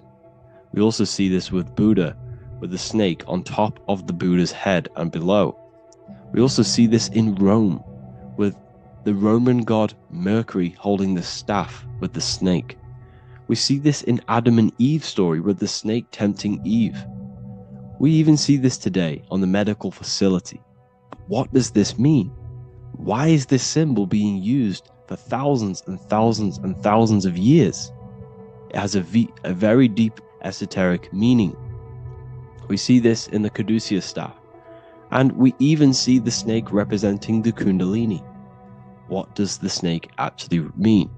A lot of people think it represents the kundalini, which it does. However, there's a deeper interpretation of this symbol, and it goes very far beneath the surface of what the snake actually represents. Okay?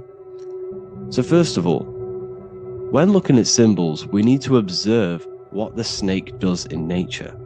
The serpent sheds its skin. The serpent shedding its skin is a sacred symbol of an inner transformation.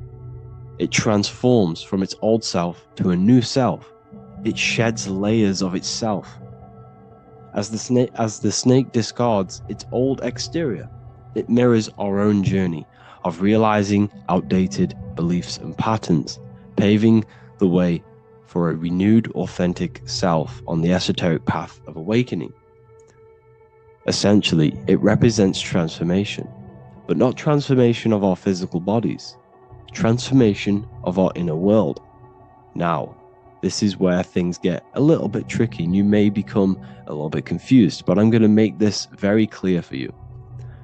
The snake symbol, or any symbol, can be used for different contexts. For example, the kundalini. We see the snake representing the kundalini. We all know that energy can't be destroyed, only transferred. Like I said, this is a transferring of energy. It's a changing, a transforming, shedding its skin. It represents transformation. Sexual energy is energy, and we can transform the sexual energy into a kundalini awakening to activate dormant brain cells in our brain, and to activate the human light body, which is the spirit. We can cultivate, save, and retain our sexual energy, transmute it up the spine to activate the brain. This is a symbol of transformation of energy in this context.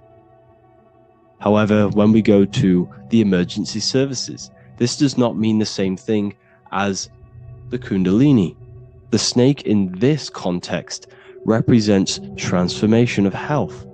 When we are picked up by the emergency services, we are looking for a transformation. We are unwell, and now we need to transform to well-being. This is why they use this symbol. It represents transformation, especially with the pole and the snake climbing. It's climbing, it's transforming from the bottom to the top, shedding its skin, shedding old layers, transformation. We see this in the Bible with the snake tempting Eve to eat the apple of the tree of knowledge of good and evil. Well, what does this mean? Where's the transformation in this? Well, this is a very hidden one. The transformation takes place in Adam and Eve's consciousness and their mind. They go from a pure, whole state of consciousness, from being tempted by the snake, and they eat it, and they transform into knowing the good and evil, into the dualistic ways of thinking, and the dualistic meaning of this world. Let me rephrase that. They understand the dualism of this world, and they now understand the two good and bad ways of thinking. They know the knowledge of good and evil, of duality. They shifted from a whole state of consciousness into their consciousness being split into good and evil. This represents the journey of every single soul that incarnates into this world, including yourself. When you were a child, you were whole. You had no understanding of good and evil. But as you grew older, you eaten the fruit. You grew to understand the knowledge of good and evil. Your consciousness split from a whole into a separate and divided way of thinking and divided understanding of the world. We suppressed aspects of ourselves to fit in with society norms. And we just limited ourselves with limiting belief systems. We knew the knowledge of good and evil. Our consciousness split from a whole state. This is what Adam and Eve is symbolic of. We see this with the Roman god Mercury, with the snake.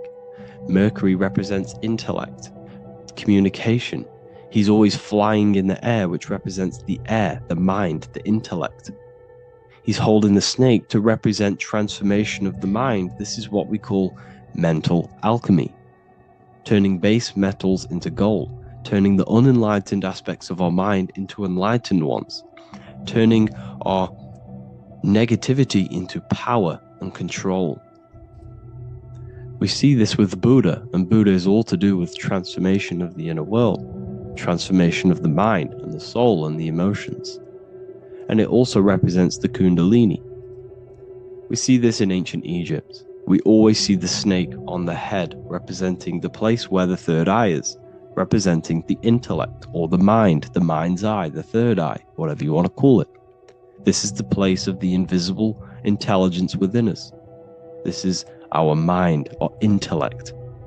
And this is the transmutation of the mind.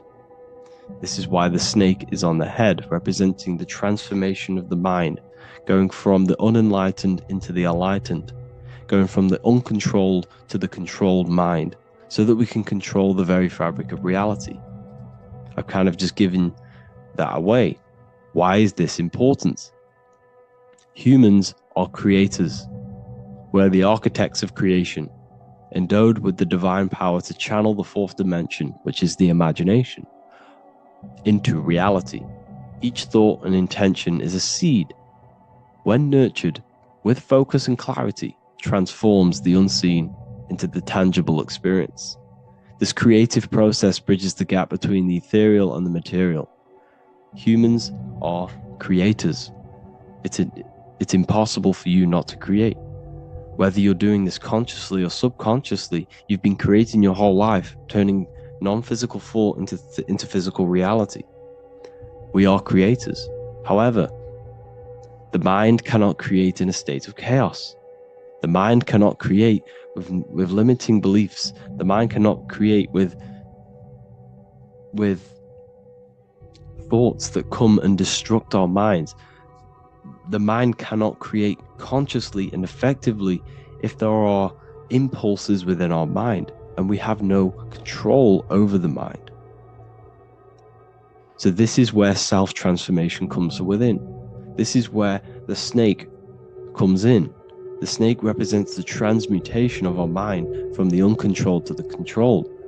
In this context of the Egyptians with the snake on their head, it's all to do with mental alchemy. In the occult tradition, the mind is seen as a delicate instrument that demands constant vigilance. Left unchecked, it reverts to archaic and destructive thinking patterns. Like a finely honed blade, it must be continually sharpened through discipline and self-refinement. In this unending process of unveiling and mastery, we learn to shape reality, harnessing the power of our thoughts to manifest the highest potential. It's all to do with mental alchemy, and this is how the snake is connected to you. And what the snake represents to you, it represents the transmutation, the changing of ourselves, of our consciousness, so we can gain control in this 3D world. If we lack control, then we'll constantly be manifesting chaos. Now, there are 3 ways that we can transform our world, and we can slowly transform our mind. Now, this is not an overnight process. It takes periods of time of purification. And number 1 is affirmation. Let's say we have this dirty cup of water and we have a tap of water. And in this tap, it's bringing in, pouring in more water, clear water. Over time, if I keep pouring clear water into this cup, it's going to slowly purify this cup. And then in the end, it will look like the cup on the right. It's the same with your mind. The cup represents the limiting beliefs, the negative thoughts, the negative mind, the uncontrolled mind. But if we keep repeating affirmations over and over and over again, such as I am disciplined, I am powerful, I am limitless, over time, this can purify our subconscious and we can gain control over the mind, and we will become conscious of the thoughts that we are giving attention to. The second way is meditation. Meditation allows one to develop an off switch for the mind, providing a sense of control over it. Over time, we gain the ability to filter our thoughts and become more conscious of the ones we choose to engage with. Meditation over a period of time will give you this button that allows you to filter out negative thoughts. If you have a negative thought in your mind, you'll be able to become conscious of this and redirect your mind's attention. This is all about self-control, because remember, we become what we think about. The snake represents the transmutation of the self. And another way is visualization. Visualization allows your subconscious mind to experience the reality you desire, accepting it as truth. As the subconscious becomes more immersed in this imagined reality, it works to manifest it into your conscious experience. Your visual eye, visual eye. You're using the mind's eye to see and mold your future. That's what imagination is for, to create in your future. You can become your future now in your imagination. And this can slowly purify your consciousness, slowly purify your mind, which will then, if you do all three of these over periods of time, you will see great transformation from the inside out. And your outer world will start to mirror your inner transformation, because it's as within, so without. You change your inner world of consciousness, of thought and emotion, you'll change your external reality and your circumstances. So I hope this lesson has gave you a great understanding of what the snake actually represents. And now that you see it, you will see this everywhere. Every time you see a snake, you know it represents the transformation. So please, if you can, leave a like, comment, and subscribe, and turn on the alerts to make sure you never miss a video. And if you have any video suggestions, feel free to make a comment and I can make a lecture on it. I appreciate you all watching this video today, and I'll see you all inside my university if you're inside, and I'll see you all in my Telegram if you join, and I'll see you in the next video, of course. Thank you and take care. Welcome to Revival of Wisdom. This video is going to be about the flat earth and the breakdown of the whole cosmology. We're going to be digging very deep. I've got a lot of pictures and images to show you, and a lot of dots to connect. So let's start with the Freemasonry art. So this artwork we have here is the Freemasonic cosmology, as they know and believe. So what is it symbolizing? We obviously have to start off with the 4 pillars representing the 4 corners of the earth. The 4 corners with duality. You see, there's everything on earth. There's good and evil. Good, evil, positive, negative. Good, bad. This is the checkerboard. This is what it symbolizes. Okay. Obviously, we have the sun, the moon. The sun gives you energy.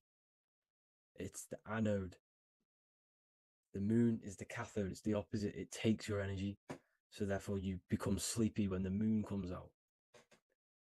You see, everything on Earth, everything in the universe is balanced. There's complete balance symbolized by duality. There's always 2 opposites. We have the all-seeing eye, and obviously 7 stars representing the 7 planets, but not planets as in we know planets. They're not physical spinning balls of gas. They are energies, they are lights emitting from the realm above this realm. They are lights through the firmament, through the electromagnetic field. So let's go through that again. The 4 corners, duality, positive and negative, cold, dry. Everyone on Earth has an opposite. Everyone, there's 2. Okay, and then we have the sun, the moon, the 7 planets with a 5-pointed star. What's the 5-pointed star? Of course, it's the 5 elements: spirit, water, earth, fire, and air. Okay, that's what the 5-pointed star is symbolizing, the 5 elements of earth. And then, most importantly, we have the compass. The compass is very, very important, hence why it's in the center. The compass is symbolizing many, many things. And one of the most important things, but we'll get into that after. We have a boat with water outside of the earth. So we have a boat on water, symbolizing the waters separated by the firmament, the waters above, separated by the firmament from the waters within the firmament, the earth. So this is what it's symbolizing.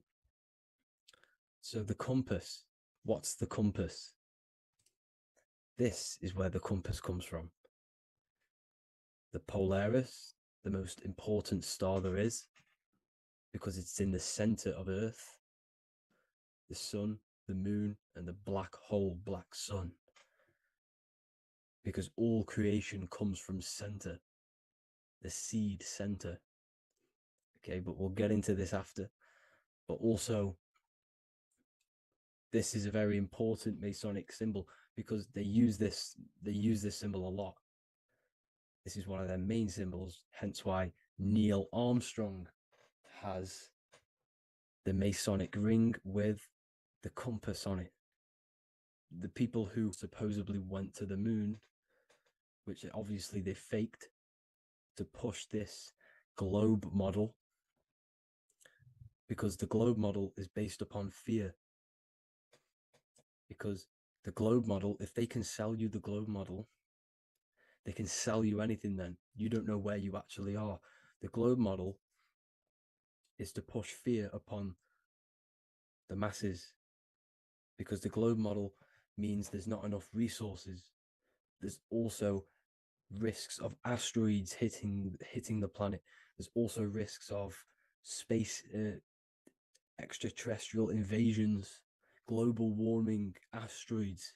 You see, this is all the fear that they can gain off selling you the globe model. Okay, because they don't want you to know that this is an intelligent design. And also, they're hiding God, the creator, the source. This is why they are satanic. They are opposites. They are lefty, Lucifer, right, righteous, godly. Hence why they do the symbolism on their eyes. 666. This is another famous, famous astrologer. Astronaut. This is another famous astronaut doing 666, showing that he's in the alliance of the occult. But even look at their 10th anniversary stamps. They have a Masonic compass on there. Also, the Order Out of Chaos. Order Out of Chaos, double-headed eagle. Okay, the Order Out of Chaos ring, which they wear. So all of these astronauts are in the occult. They are lying to you. They are in with this order, this Masonic New World Order, whatever you want to call it. So let's break this compass down a lot more. Because as I showed you here, the center, okay, this is what the compass is symbolizing. Let's go into the North Pole map. This is from 1595. This is a rough estimate of where this map came from. It's from around the 1500s to the 1600s, maybe 1400s. There's not an actual set date on this map because obviously our history has been tampered with. But let's break down this map and the symbolism that they use towards this map, because this map is the map of the North Pole. Okay, so in the center, we have the black rock symbolizing the tower, the pole, North Pole. And what's on top of the North Pole? Obviously, it's Polaris. North Pole and Polaris. Okay, with the 4 islands around the center. Okay, 4 islands around the center. And this is what blew my mind, right? They say that Santa sounds similar. And if you look at this pole that's pointing to the North Pole, you see this line here. So this is obviously from the 1600s. What color is Santa? He's red and white. Just like this map pointing to the center is red and white, and Santa comes from the North Pole. So it's not a coincidence that they use red and white. They're mocking this map because obviously they took over after the 1500s, 1600s. They took over around the 1800s. So they're mocking this map with Santa coming from the North Pole with this red and white line to the North Pole. Notice the 4 islands. Okay. Like windows, their symbol, they obviously in the occult, they're part of the New World Order, is symbolizing these 4 islands with the blue behind it for the water. Okay, so this is another occult logo. They're symbolizing this center because the center is so important. Okay, we'll get into that. Also, we have the Mayan cosmology. This is the Mayan cosmology. This is what they created. This is their artwork, with also 4 major lands around the center. You see this 4 with green in between them all. 4 major lands with the underworld. You see this underworld is also symbolized by the Masons with the coffin of the skull and bones, the deceased, the dead. Okay, so this is also mentioned in the book of Enoch. Okay, and it's called Sheol. Sheol, the underworld. Okay, and in the book of Enoch, it says all spirits of the dead go to these hollow places, that they are wait until their appointed time of judgment. And it also says in the book of Enoch, there are 4 hollow places underneath. 4 as above, so below, representing the 4 islands. As above, so below. That's where that could link in. Okay. The book of Enoch is very important because it was found in a cave thousands of years ago and has a lot of truths about this realm and about this world we live in. So let's go back to the Mayan cosmology. So the ancient cosmology, they all must have had some sort of communication. They must all be at peace with each other, because all of their cosmologies link together. See the Greek, Babylonian, Indian, Celtic. Okay, they're all linked in together. They all knew that they were in an enclosed system with an underworld and obviously a firmament. Okay, so this is what they all knew. They all must have had some sort of communication. They were a lot more advanced than us. They knew the center of the realm. Okay, and obviously the United Nations flag also symbolizes their center. You see how it has like a grid with a circle around the center. It's symbolizing that center of the realm, because that center of Earth is so important. They all, the United Nations flag, all have it. See, some different ones will have that circle around the center. Because the center is the seed.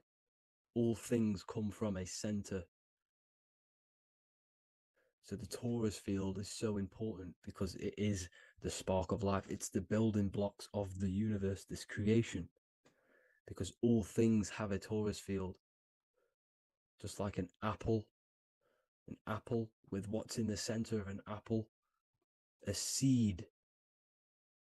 Because the center is where the energies hold, is where the energies meet. And it creates that spark of life. Just like your heart is the center of your body. And it has an electromagnetic field. Because the center, all things come from the center. So this is why the North Pole is so important. Because this is why it's so important. Because this is where the creation sparked from. The center. This is where the most electromagnetic energy is stored. So this is why the northern lights come from the center. It's electromagnetic energy. This is what the northern lights are. It's being emitted from this black hole in the center. Okay? And obviously what else is on the center? Polaris. Polaris is the center star. Okay? So the center star is what sits on top of this North Pole, Polaris, because it's a pole of electromagnetic energy, symbolized as a black rock, a black hole, pole. You see, because all creation comes from void. Light is born from darkness. Without light, darkness can't be born from light. You see, but light can be born from darkness. This is why darkness is so important. And this is why there's a black hole in the center of our realm, like the black sun. The black sun. The Polaris star, the North Star. You see, so this is this North Pole, Polaris. This is what they're talking about.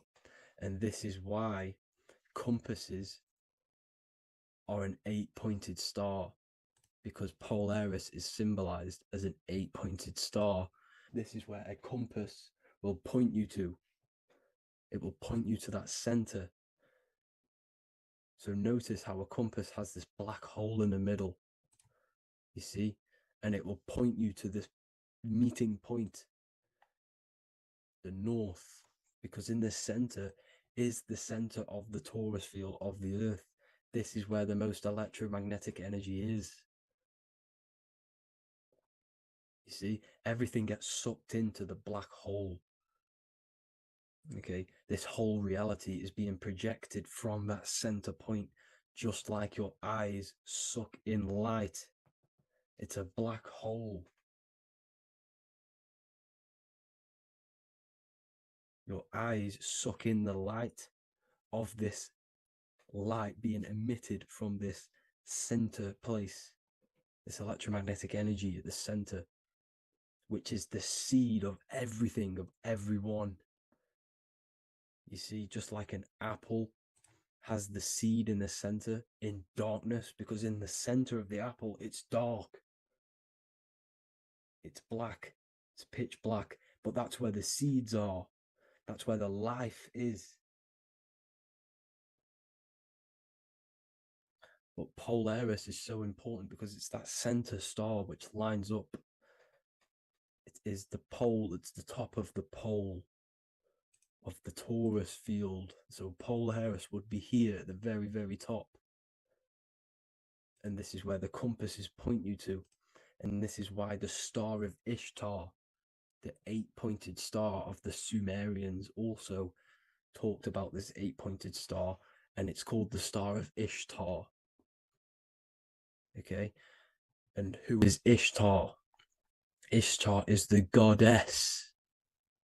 Okay, so she's not a male, she's a female, because every creation is brought through a female, a womb. Every single human on earth is brought through the womb, the sacred feminine energy. And the womb is pure darkness. There's no light in a womb, just like the center of our realm. It's a black hole. Okay, and guess what? She's the god of vitality and sexuality. She is responsible for all life. Okay, so the Star of Ishtar is the star of Polaris, which is symbolizing the responsibility for all life, the center of our realm, the black sun, the black hole. Okay, so this is what that god of Ishtar of the Sumerians is talking about, the goddess, the womb, the seed of creation. So this would be the portal, more than likely the portal in and out of our realm, because it's the top of the Taurus field. And what's above this realm is the heavens.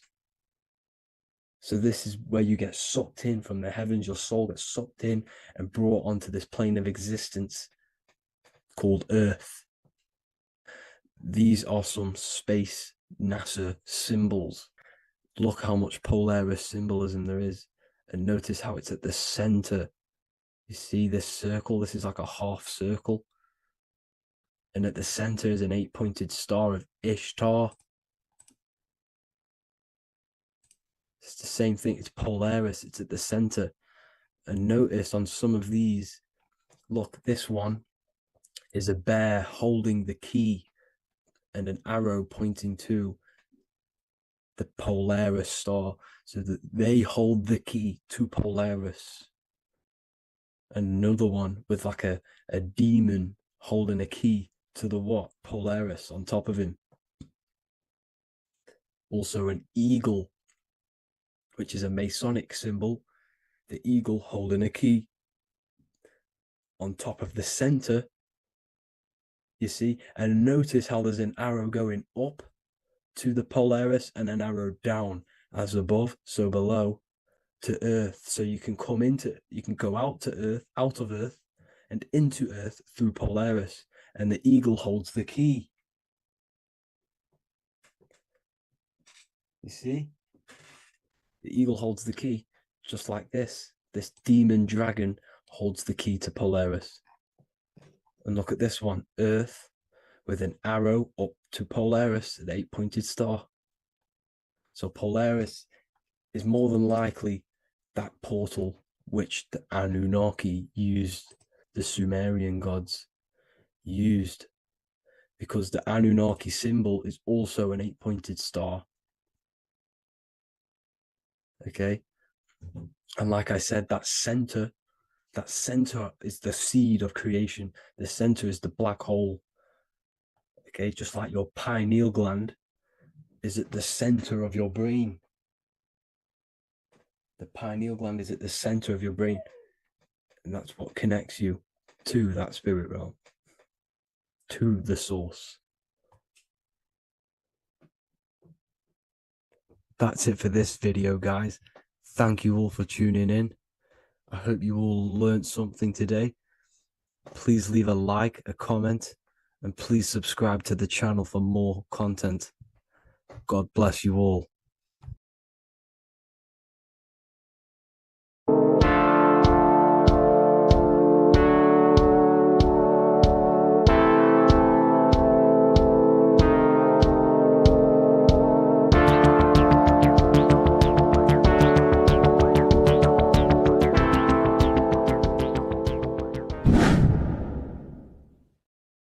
Welcome back, people. We're back with another video. Let's jump straight into this. Make sure to tune in till the end, because this It's got so much information in this video. So sit back and enjoy.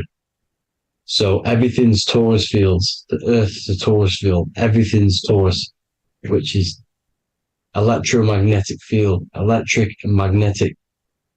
The center of the Taurus field is where the two opposing forces meet in the center. And this is what creates the plane of inertia, the dielectric plane of inertia. Okay? You got red shift, blue shift, positive, negative, south and north pole, right? This is what the ancients were showing with the tree of life. As you can see here, this is the plane of inertia, and this is the Taurus field. Everything consists of this. Everything is a Taurus field. A atom is a Taurus field. Okay. Now, the inertia is the 0 point. So this plane is a 0 point. It's the balance between two poles. Okay. Now, this creates matter because matter is two opposing forces in motion equalized. So these two forces coming together is what creates matter on this physical plane. And this is why we can't see the electromagnetic field, because it consists of one of the elements, which is either electric or magnetic. But when they combine together, it's what creates this physical plane, which is physical matter, which is light in motion. Now, everything is one. Don't get confused by duality. Duality is two opposing forces, but them two opposing forces are created by the same substance. It's two aspects of the same substance. So, for example, water and ice are the same thing, you know what I'm trying to say, but it's two aspects of the same substance, because all is one. The whole universe is one. All goes back to the one, which is God, the creator, or magnetism, whatever you want to call it, because magnetism pulsates. Electricity has two poles, red shift, blue shift. Okay. So red shift, blue shift is electricity, and electricity vibrates, and all vibration always comes back to a standstill point. But magnetism is what pulsates. This is why your heart pulses. You breathe, which is a pulse. This is the breath of the universe, magnetism. Now, this is why the earth is green, okay? Earth can be spelt heart.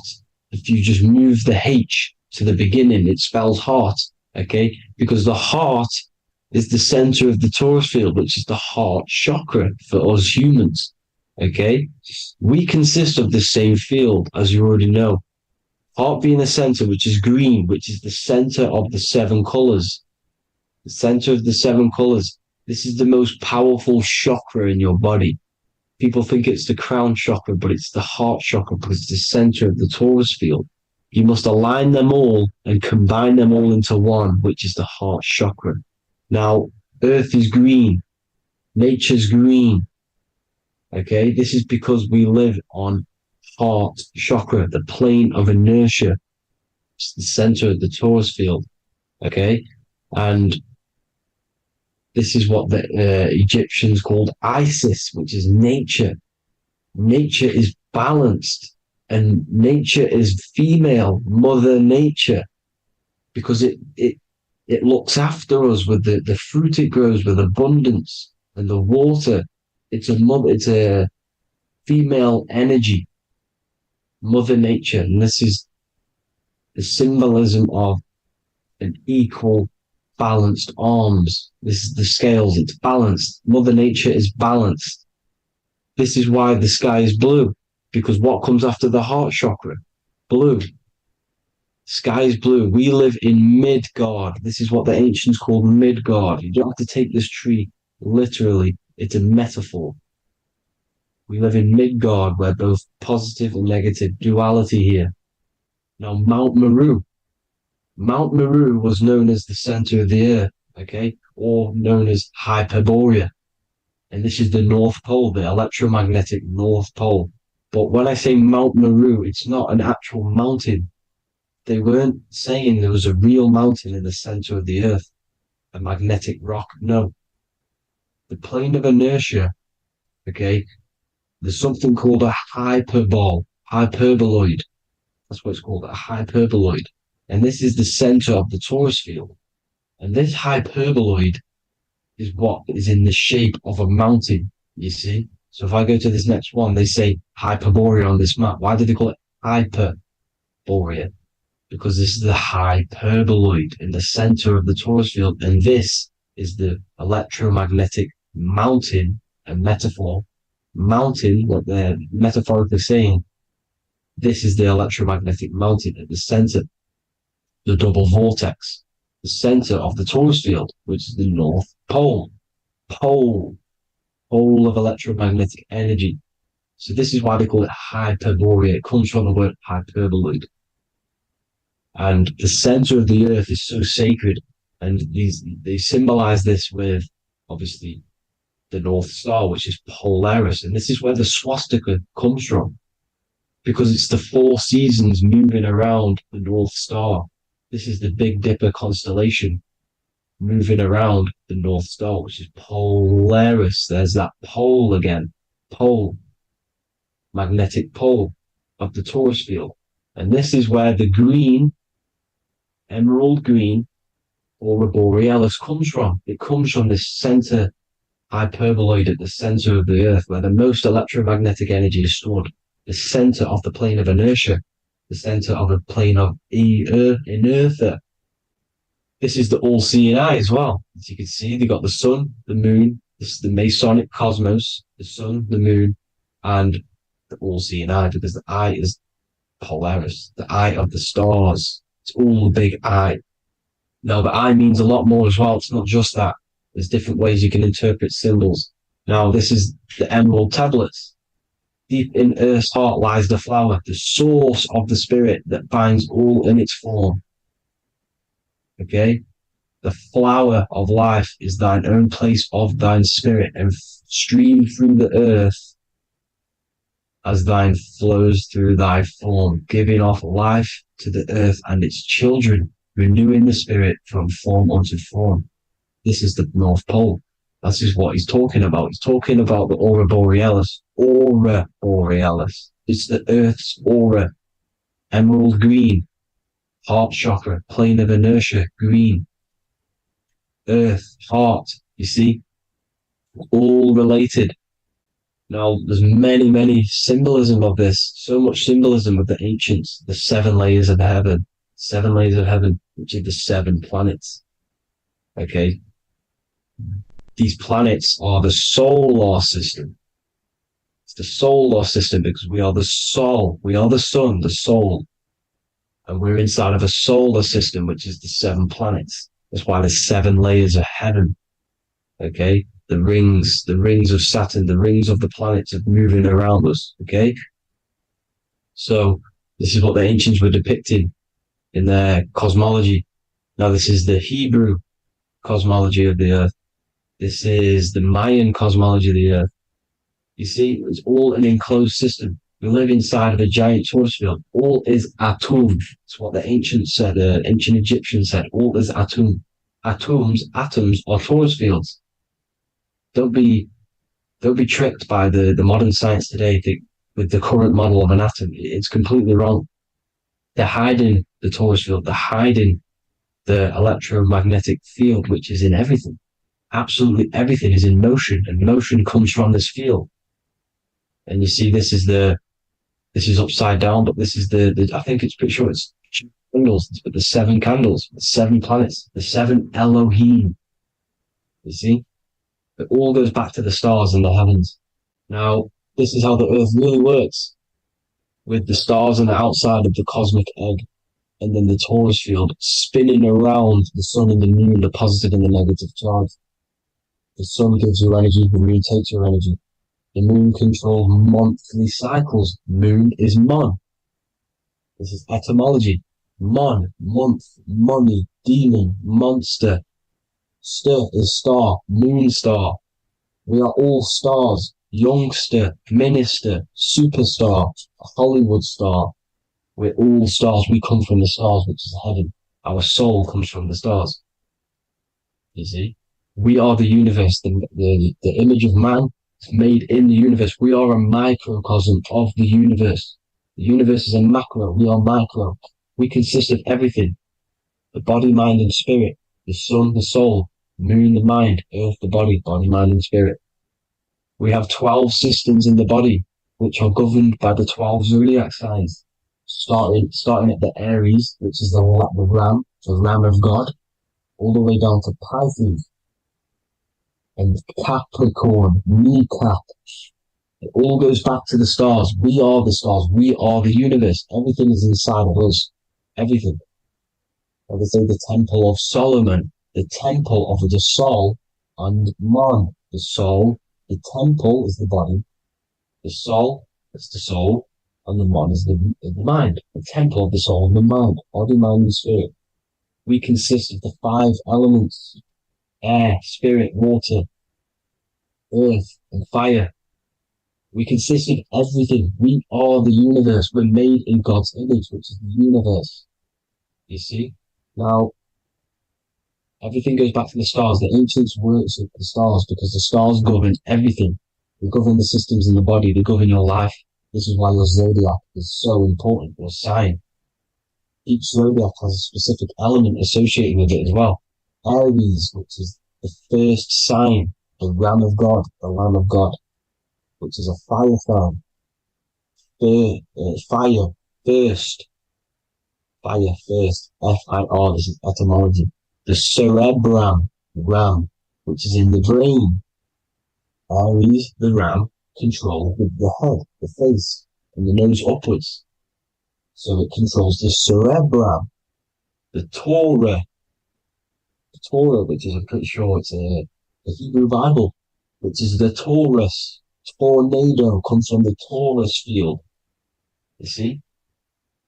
Everything's inside of you. It all goes back to the Taurus field, and the Taurus field is everything. Now, like I said, 12 zodiac signs, 12 systems, 12 cranial nerves in the brain, the 12 disciples of the Bible. All symbolic.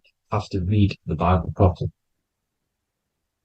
Now, this center, at the center of the earth, right? This is what's stirring the ether. And the ether consists of the 4 elements. Because there's 5 elements. Spirit can be called ether. People call it spirit or ether. Ether is pure potential, pure energy. It's what connects the astral to the physical. It's the dimension between the physical realm, which we're on, and the astral. So it has pure potential. It's pure energy. This is why we say either. I either want to go there or there. It's connecting 2 scenarios. That's what the ether is. It's connecting the 2 worlds, the astral and the physical. The center is like the cosmic womb. There's a black hole in the center. This is the center of the Taurus field. This is the womb of creation. This is the womb of creation. And inside of this black womb are the 5 elements, and everything's being stirred around. Everything's in motion. Light is motion. Everything's motion. Now, like I said earlier, light crystallizes into physical matter. They are the same substance. Spirit and matter are the same substance, but different variations, different aspects of the same substance. Low vibrational spirit turns into matter. High vibrational matter turns into spirit. Or light, whatever you want to call it. Matter is light crystallized. This is where we get the 7 metals from. The planets. The planets are light. Specific frequencies and vibrations of light. When these lights, or the planets, materialize, material metals materialize, they turn into the 7 metals. Saturn turns into lead. That's why lead is red. Saturn is red. The sun turns into gold. That's why the gold is yellow and the sun is yellow. You see, Saturn is the time god. What happens in autumn? The leaves turn red and they die. This is why Saturn, Satan, time god, the reaper, everything is crystallized till its death. and then reborn again. You see? Rust. When things rust, it turns to red. Because it's Saturn. Saturn crystallizes everything. He's the Reaper who comes around in winter. You see? He's Satan. Jesus and Satan, the Sun and Saturn. They say we live in a solar system. The solar system. I think I've already just broke this down. The 7 planets are the 7 chakras. Everyone already knows this. But I'm going through it anyway. But this is where we get the 7 planets from. And the 7 metals. You see, all the ancients knew it was an enclosed electromagnetic system. It's not a spinning ball in the middle of space, people. They want you to believe this so you get stuck in this material world. Because if you believe everything's material, you can never affect this plane effectively. You can never create your life effectively if you don't understand the planes of existence. Because the mental plane is a higher plane. And it breaks down and it controls the planes below it. The mental plane, hold on, I've got it here for you. The mental, the astral, etheric, then physical. Etheric connects the physical to the astral, but the mental is what's above them all. You see? Now, it's important to understand this. It's important. However, the ancients always talked about the enclosed system. Only NASA, which is introduced around the Roman times, not NASA, but the globe Earth was introduced around the Roman times. Okay? By these Masons. These Masons introduced this because they wanted to take over the minds of the masses and control them. These people worship the physical realm. They know how it works. They know the ins and outs of it. They know how to do the magic. They know how to do it all. They understand it all. That's why Masonry have to take the oath. The oath of not speaking. You're not allowed to speak about anything you learn about in Masonry. Because they're discovering the truth about your mind and how it creates reality and stuff like that. So, this is the Masonic cosmology. The 5-pointed star, the 5 elements. The checkerboard for duality, positive and negative. The 2 aspects of every substance. This is another ancient painting depicting the firmament. The stars inside the firmament. The sun. You see, the ancients worshipped the sun because it's so important for sustaining our life. It's the only reason we're alive is because of the sun. But then people think it gives you cancer today. They brainwash you to think the sun gives you cancer when it's the #1 source of all life. They want you to believe it's a big, spinning, dangerous ball in space. It's not. It's here to give us life. It's God's son.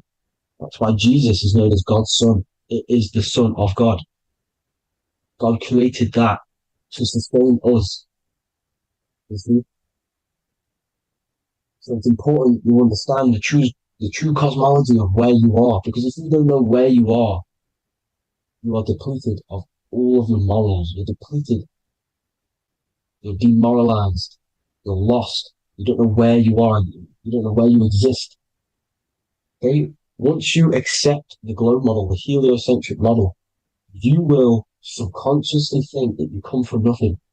This is why they implemented the evolution theory just after the globe model was introduced by Charles Darwin. Charles Darwin came in after the globe model.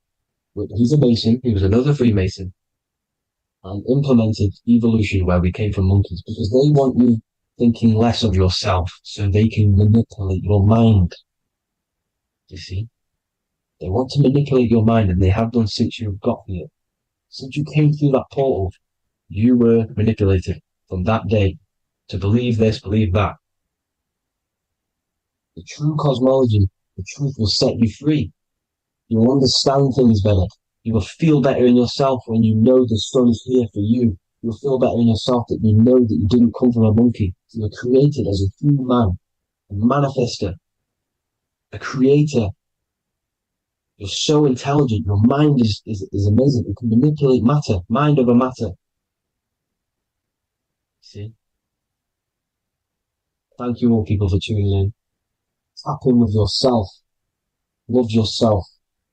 Find the truth. Spread the truth. Nothing dies. Nothing in this creation dies. Everything's energy. Everything's light. Light can never die. You're a light being. That's why it says Q. Q man. Q is light in Hebrew or Latin. Either one of the two. You are light. You're a light being. You never die. Ever, ever, ever die. Ever. Stop thinking you're going to die. This body will die because it contains electricity. And electricity always goes back to a standstill point because of vibration. Electricity vibrates. You are pure light. You will never ever die. Thank you all people. God bless. Make sure to like, subscribe and share.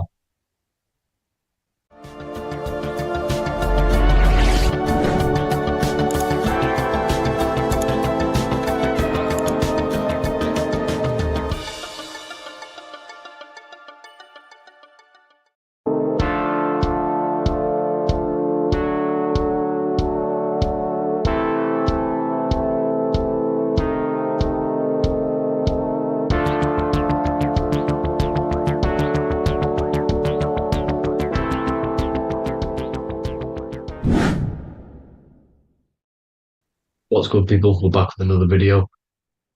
This is going to just be a quick video. Manifestation, magic, bending reality.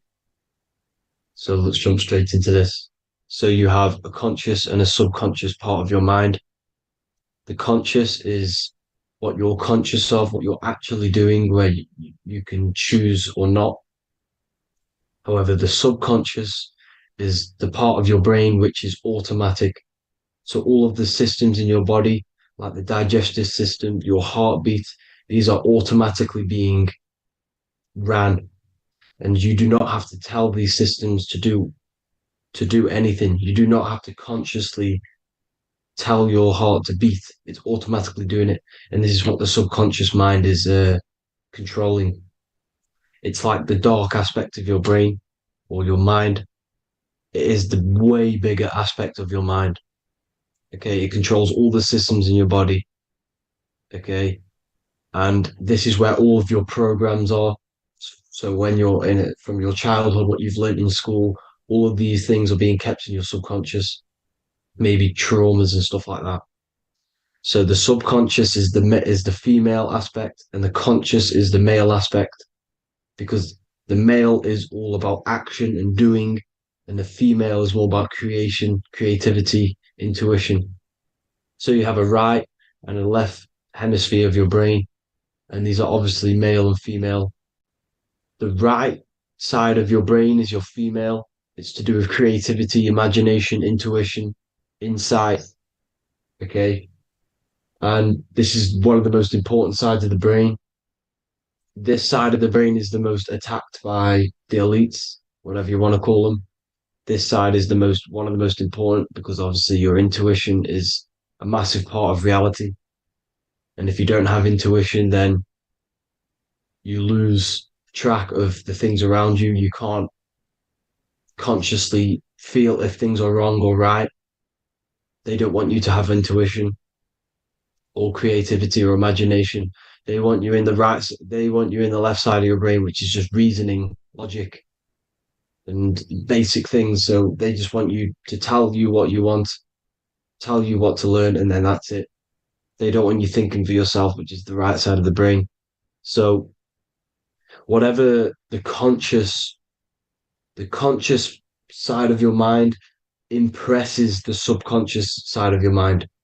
So if you do affirmations, for example, if you consciously do affirmations every day, you're reprogramming your subconscious mind. You're impressing a vibration and a word into your subconscious mind, and therefore it will reprogram it. So the male and female aspect are symbolized by the Star of David as well. The male being the upside triangle, the female being the downside, connected all in one, because we both have male and female energy. So every thoughts are electric, which is the male aspect. Emotions are magnetic, which is the female. Each thought creates a wave of vibration in all directions. So think of it like a water drop in a pool, but it going out in every single direction. It's not just flat. And these thoughts have a certain frequency, well, has a certain vibration. That vibration has a certain frequency. And this affects your aura. Every thought, every emotion directly impacts your aura and the strength of your aura. So if you're angry all the time, your aura in the astral plane will look red. However, if you're happy, it'll be more like blue and green. So it's very important. Your electromagnetic field is created out of your emotions and thoughts, and that affects reality because you're 60% water, and frequency and vibration create certain patterns and has a certain effect on water. We'll get into that after this slide. So each thought that people are thinking around you, you are actually subconsciously picking up these thoughts because it's emitting this vibration in all directions. So this is why you can pick up thoughts of other people on the odd occasion. However, when you're more in tune with your intuition, your right side of your brain, you can start to pick up on vibrations, thoughts, and other people's auras. You can pick up on the energy once your third eye is open, and you know whether you should be in that environment or not. This is what we call an atmosphere when we go into a room and you can feel the tension if someone's been arguing, for example. This is the atmosphere, this is the vibrations, these are people's auras emitting these certain frequencies and vibrations. Okay. So our aura is contained of multiple layers. Obviously, we have the physical body. This is the electromagnetic layer. However, you have the different planes of existence, the spirit, mental, astral, etheric, and then physical. The physical is the lowest plane of existence. And the physical plane is a product of all of the planes above. So the mental impresses on the astral impresses into the etheric, and then the etheric creates the physical object. So the mind is the root cause of reality. The mind is the cause of everything. Your consciousness is pure cause. There's no effect. Everything you see in this reality is the effect. Everything that you experience is the effect because the root cause was the mind. The decisions you made you experience that certain experience. And that decision was created on the mental plane. And this is just pure thoughts. And thoughts are things. If it exists in your mind, it is a thing. It's a certain frequency. So if you have a certain level of thoughts, if you're thinking positive, for example, you're going to have a strong aura, you're going to have a higher vibration. And that attracts like. Like attracts like when it comes to thoughts and vibrations and electromagnetism. So if you're thinking positive all the time, speaking positive, doing positive, you're then creating a higher vibration, and that's going to attract people on that similar frequency to you. Everything is electromagnetism, frequency, and vibration. Everything. You see, so this is why, for example, if I put my hand to a TV screen, if my finger was the same vibration as the TV screen, it would go straight through it. However, the particles in my hand and the particles on the TV screen are two separate vibrations, and this is what causes the friction to stop and not my finger to go straight through it. So, like I said, when you don't feel the vibe of someone, when you don't feel right, you don't really get along with someone, this is a vibration. Your vibrations are not matching, they're not similar, they're two complete different vibrations, and they're not aligning properly. So music has a massive part on this.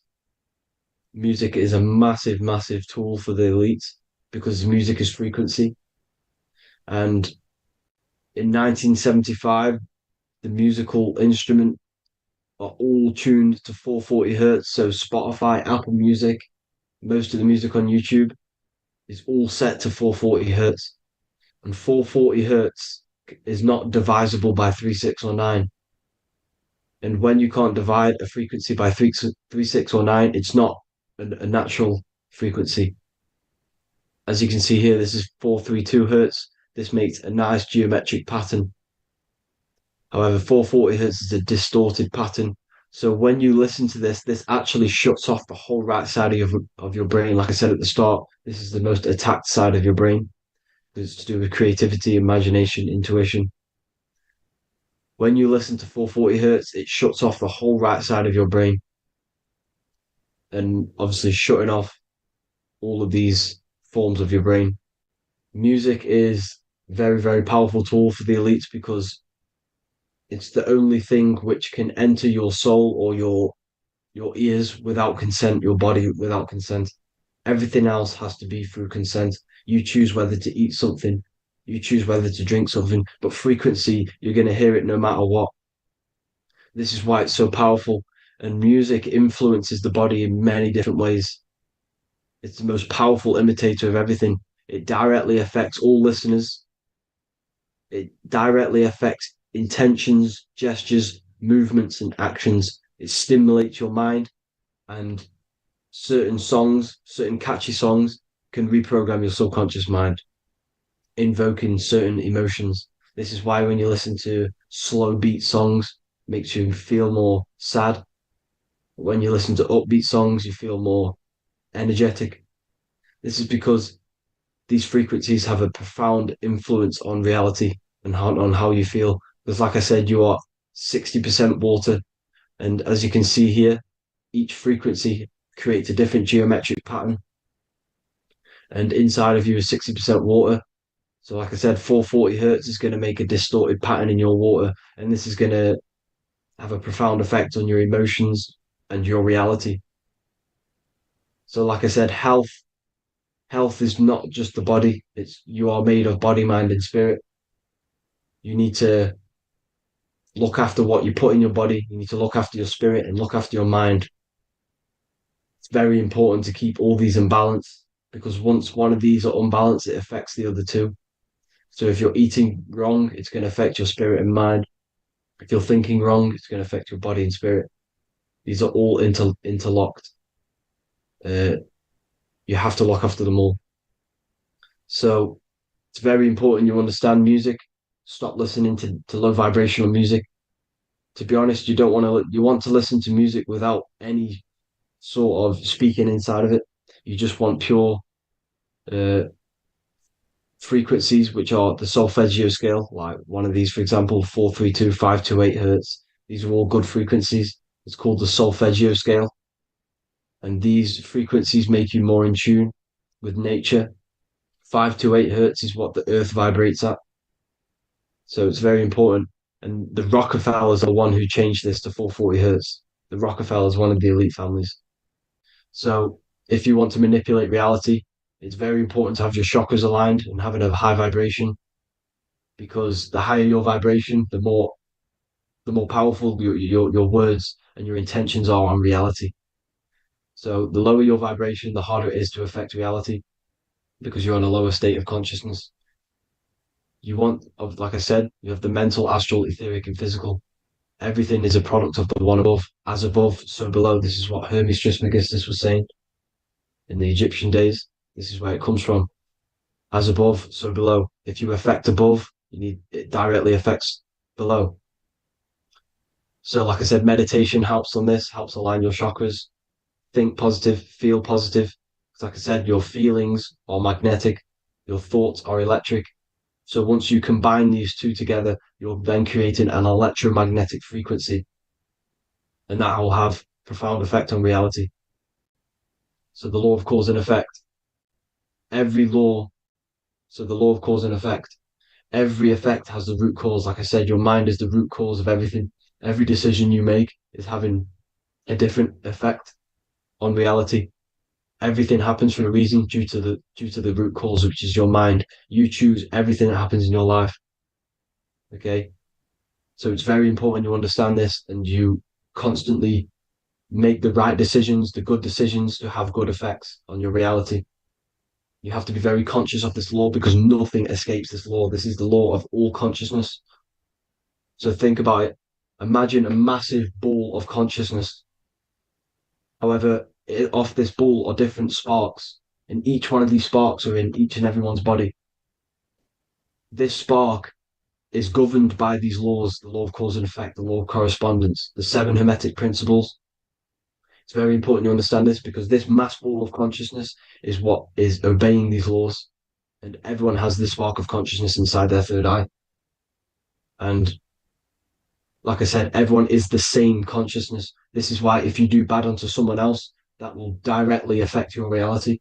So if you hurt someone, it's going to come back to you in one way or another because you are that same consciousness. This is like a mirror reality. As within, so without. Whatever you feel on the inside, you're gonna see that on the outside. You're gonna experience that reality, whatever you've impressed. So there's different ways to bend reality to your will. This is kind of a sort of magic. So obviously you have black magic, which is manipulating reality to harm and influence others, or to be very selfish. And then you have white magic, which is manipulating reality for the good of humanity. So you do have to be very careful with your intentions, people, when you're trying to manipulate reality, because this is nothing to be played with. If you are manipulating reality for the wrong reason, it's going to come and bite you in the ass in some way or another. Because everything is balanced. Everything balances out in this reality. Nothing escapes the laws. Not one thing escapes the laws. So if you're stealing from yourself because it's just going to come back in one way or another. Inside of everyone's heart, you know whether you're doing good or wrong. You can feel it when you do something wrong. You can feel it when you do something good. The heart is the center of the Taurus field. It's balance. And this is why you say follow your heart, because it's the center of the Taurus field. It's very important to listen to this inner voice inside of you because that is telling you the right things to do, the good decisions to make. And when you keep following that voice, that good voice inside of you, it takes you to your life path. Very important to follow that voice. However, don't let the ego get in the way of it. Don't care what your friends are going to say. It's very important to understand this.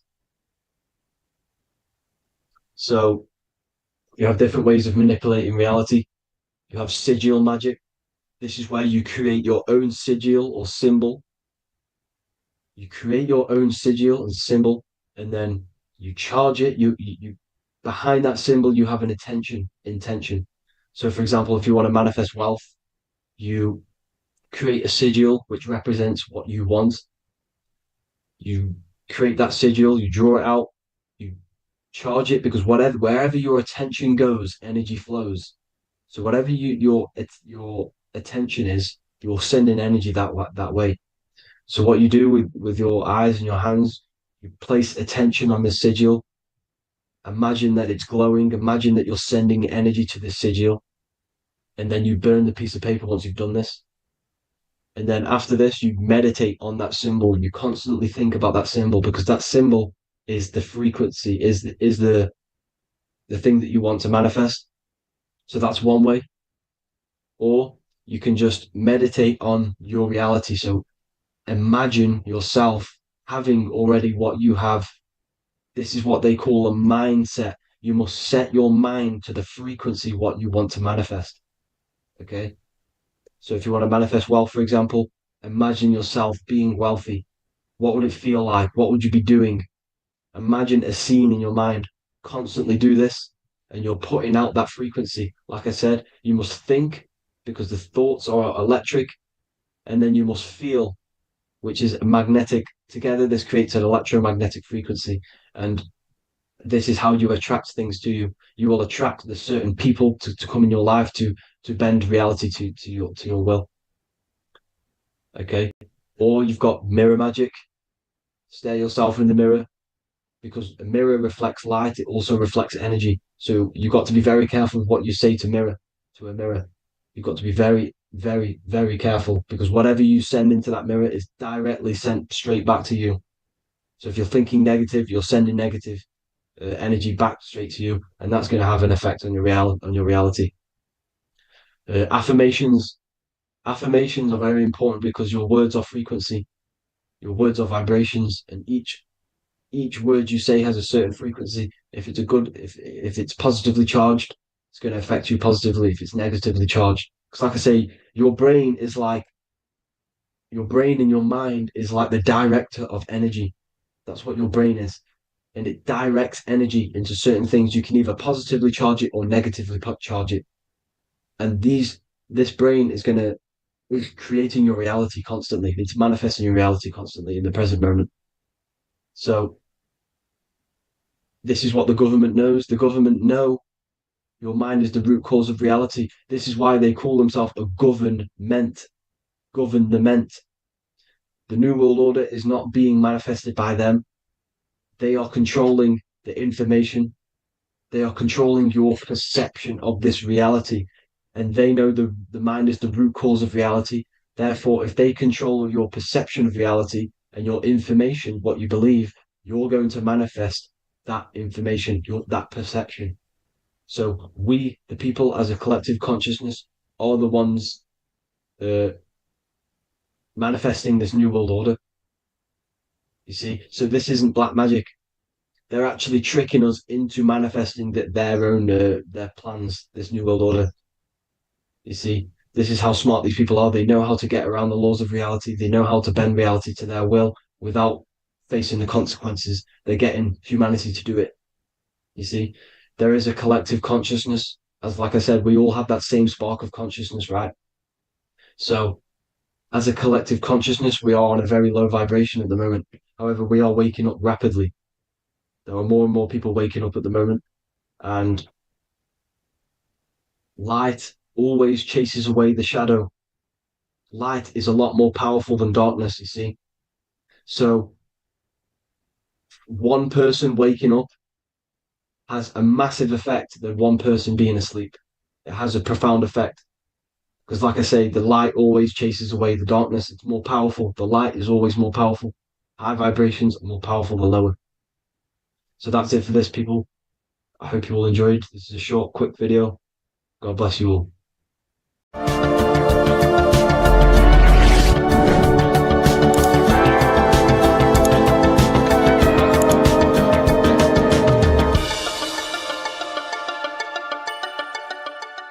Welcome to Revival of Wisdom. What is good, people, is Revival of Wisdom. We're back with another video. Today we're going to be talking about the importance of Saturn and the occult. Let's jump straight into this. So Saturn is the god of the earth, right? It's the time of God, change, destruction, physical matter. He creates and destroys, because the energy of Saturn is the key to crystallization. It wraps things in physical matter, right? He creates everything, all life forms, and he takes things back, because the day that you're born, that's the day that your expiry date is coming. The time is ticking until Saturn takes your life. This is why he's known as the Reaper. Okay? As he's personified as eating his child here in this ancient Roman painting. As you can see, he's eating the child. We are all children of Saturn, right? He creates physical matter, our physical bodies, right? He's the god of time because he's the slowest moving celestial body. He's the Lord of the Rings, as you can see here. He's the last one on the ring. He's the slowest one moving, okay?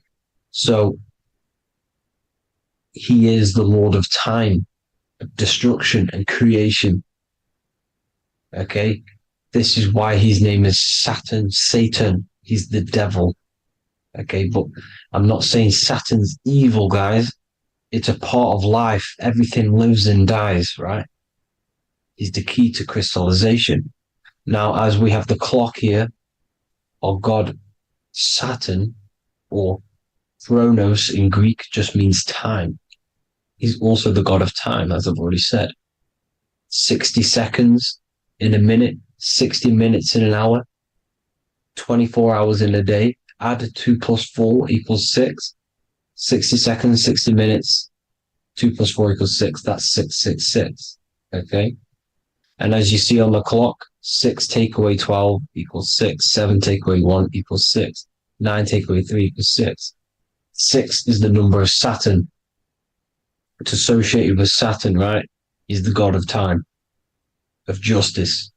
Everything goes back to the Reaper in the end. Everything lives and dies. Now, the artwork of him, he's always got the Reaper staff. You see, it's personifying death. Now, when you see this, the Romans were not saying Saturn was a real person, a real god in human form. No, this is personification. This is what the ancients always did. They personified, just like the Bible. It's all personification. So the personifying Saturn eating its children because it eats, it's the Reaper. No one can escape the Reaper. No one can escape death. Now, Saturn is 666, which is in the Bible, the number of the beast, right? The number of the beast, Satan, 666, right? So on the North Pole of Saturn, you have a hexagon which makes a cube, right? Now this hexagon, when you join up all the corners, creates the 6-pointed star known as the Star of David, right? In the Jewish religion.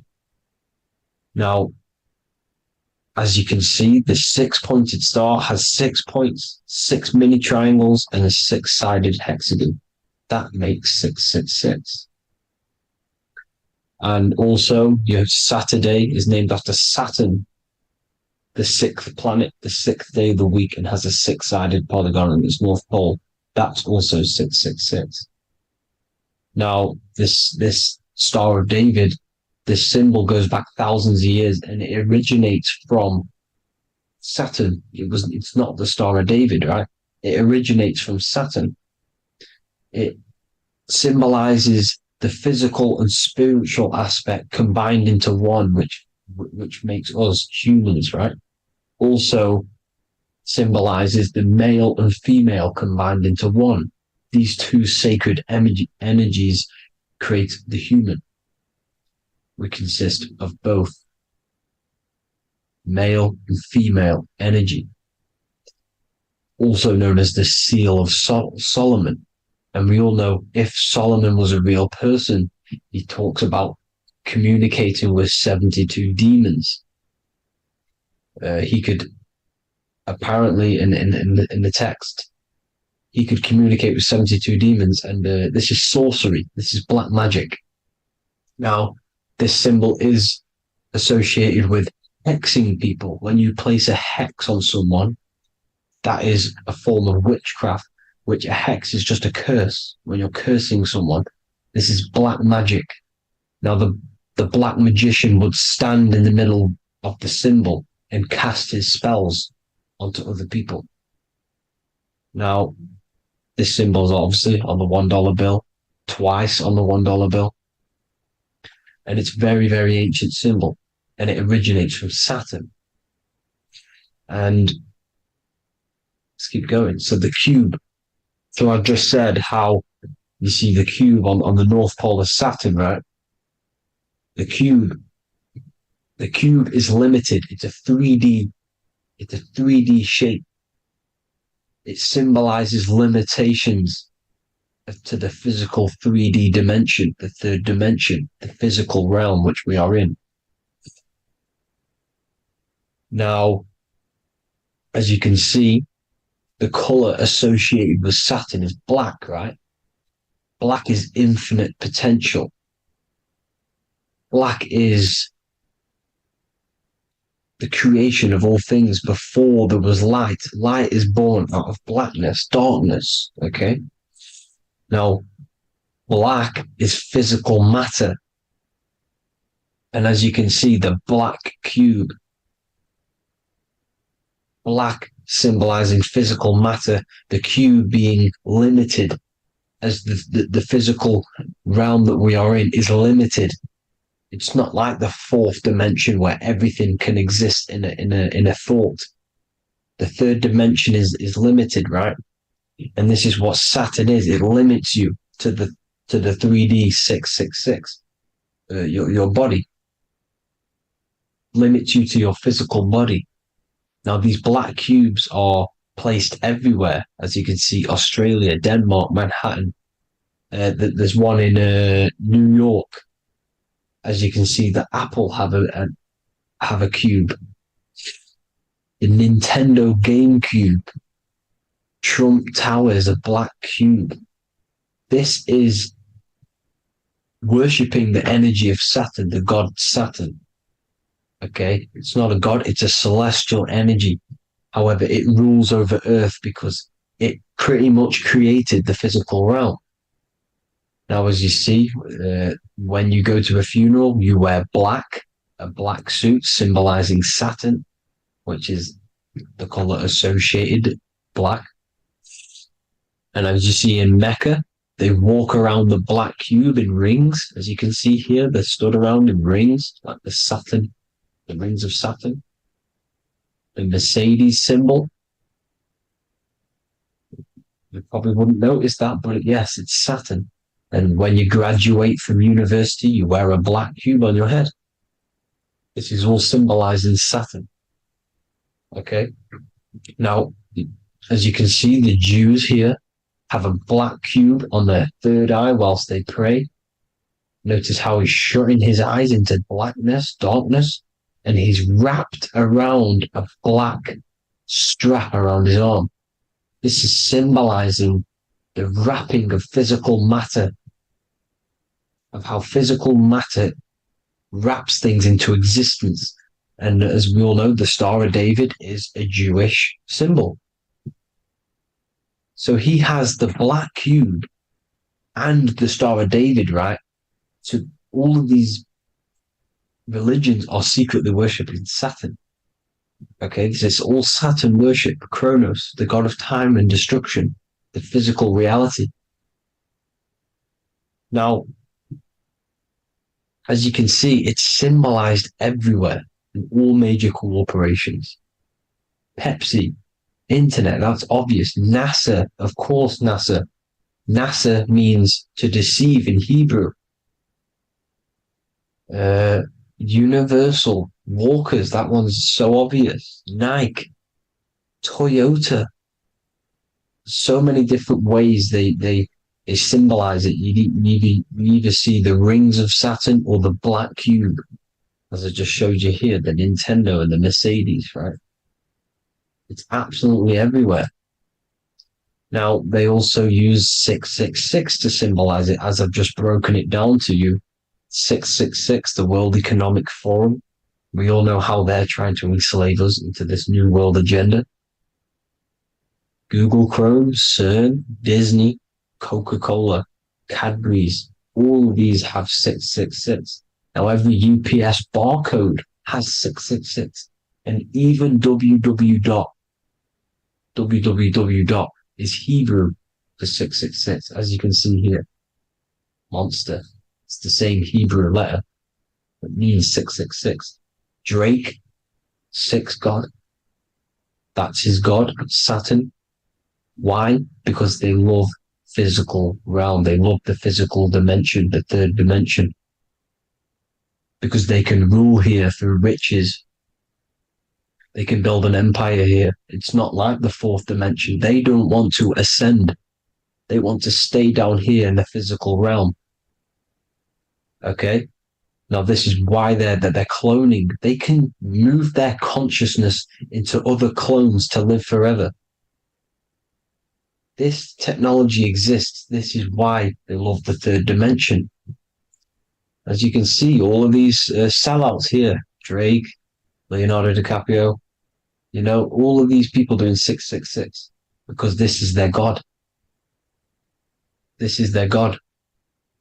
They love the physical realm. They sold their souls for wealth and fame in this physical realm. So why would they leave?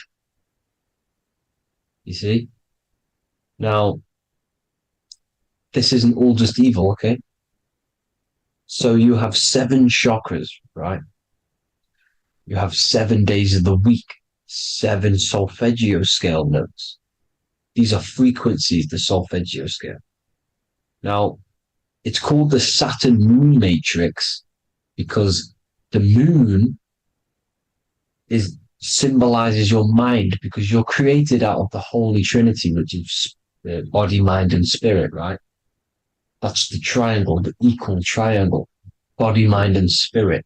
Now, the 3 main celestial bodies are Earth, Moon, and Sun. The Earth being your physical body, the Moon being your mind, and the Sun is your soul, hence why it's called solar. It's a solar soul. Now, these symbols are alchemical symbols. So when you're doing alchemy, you use these symbols to obviously symbolize what we're talking about. Now, as you can see, these are all the symbols of the planets. Of Saturn is created out of the moon on top, the moon on the bottom and the earth on top, as you can see here. You see? And this creates the number 5. Now, with the moon being your mind and the earth being your physical body, this is mind over matter, because the earth is your body's matter. This is a matter over mind. You don't want to be matter over mind. This is low states of consciousness.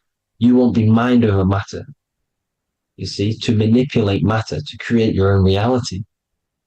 Now, obviously, we all know Saturn is associated with the lowest chakra, which is the root chakra. This is to deal with your animal instincts. When you're down here, you identify as the physical body. You don't know anything spiritual.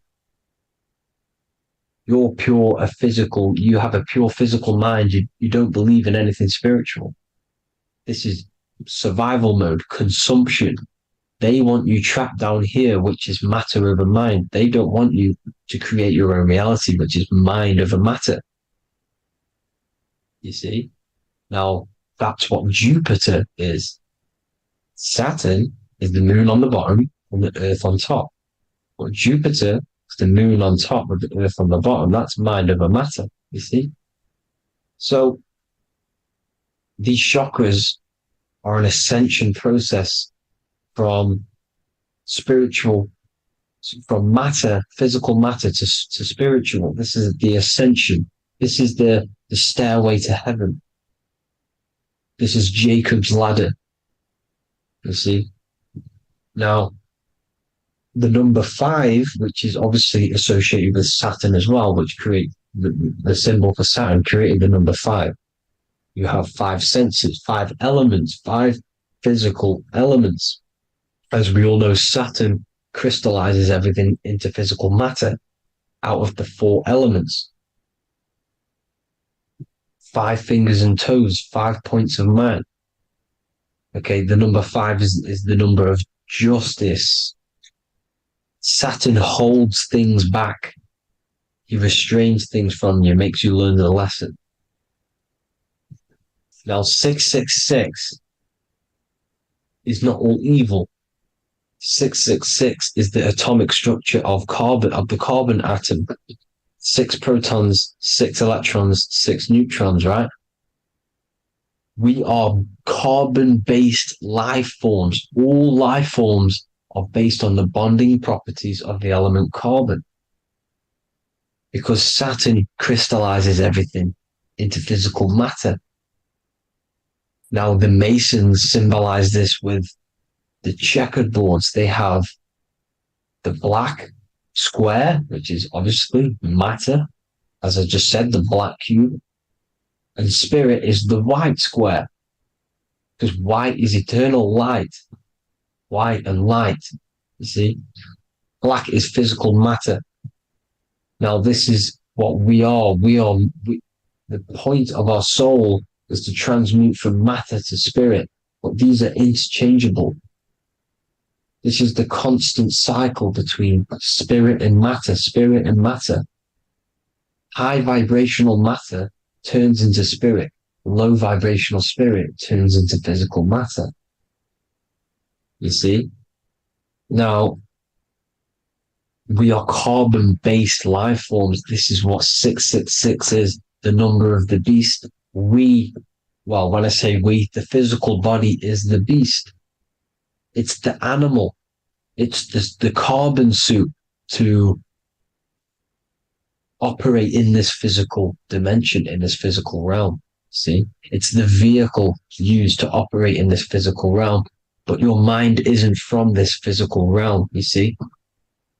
The brain is the physical manifestation of the soul. Okay?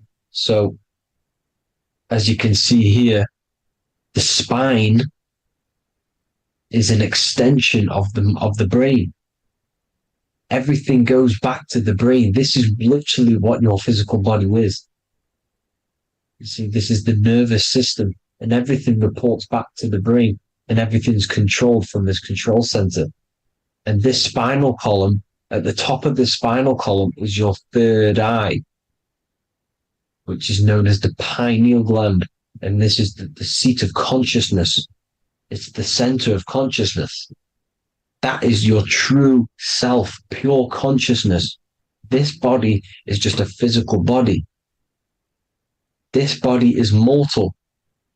This body runs out, but your consciousness lives forever. They don't want you knowing this. This is why they keep you down here in your lower chakra.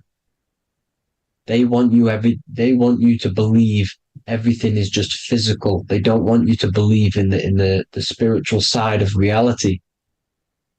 Because this way they can manipulate you, right? They want you matter over mind because they know your mind creates reality. They know your mind is the root cause of reality. You manifest your own reality from the inside out. So this is why they control your perception of reality. They control your information in order to manifest their new world order. You, who are ignorant to knowledge and wisdom, you, who are ignorant, are manifesting their agenda because you accept their information and their perception of this reality. Now, this is why they tell you the globe model, the heliocentric model, to trap you into physical matter. Now, if you understood about this true form of this realm, you'd understand that there's a spiritual side behind everything. The spiritual side, something has to exist. The root cause of reality is higher planes of existence. It happens in the mind before it happens on the physical plane. You see? They don't want you knowing this. They want you matter over mind, which is the symbol for Saturn. Moon over Earth. The Holy Trinity.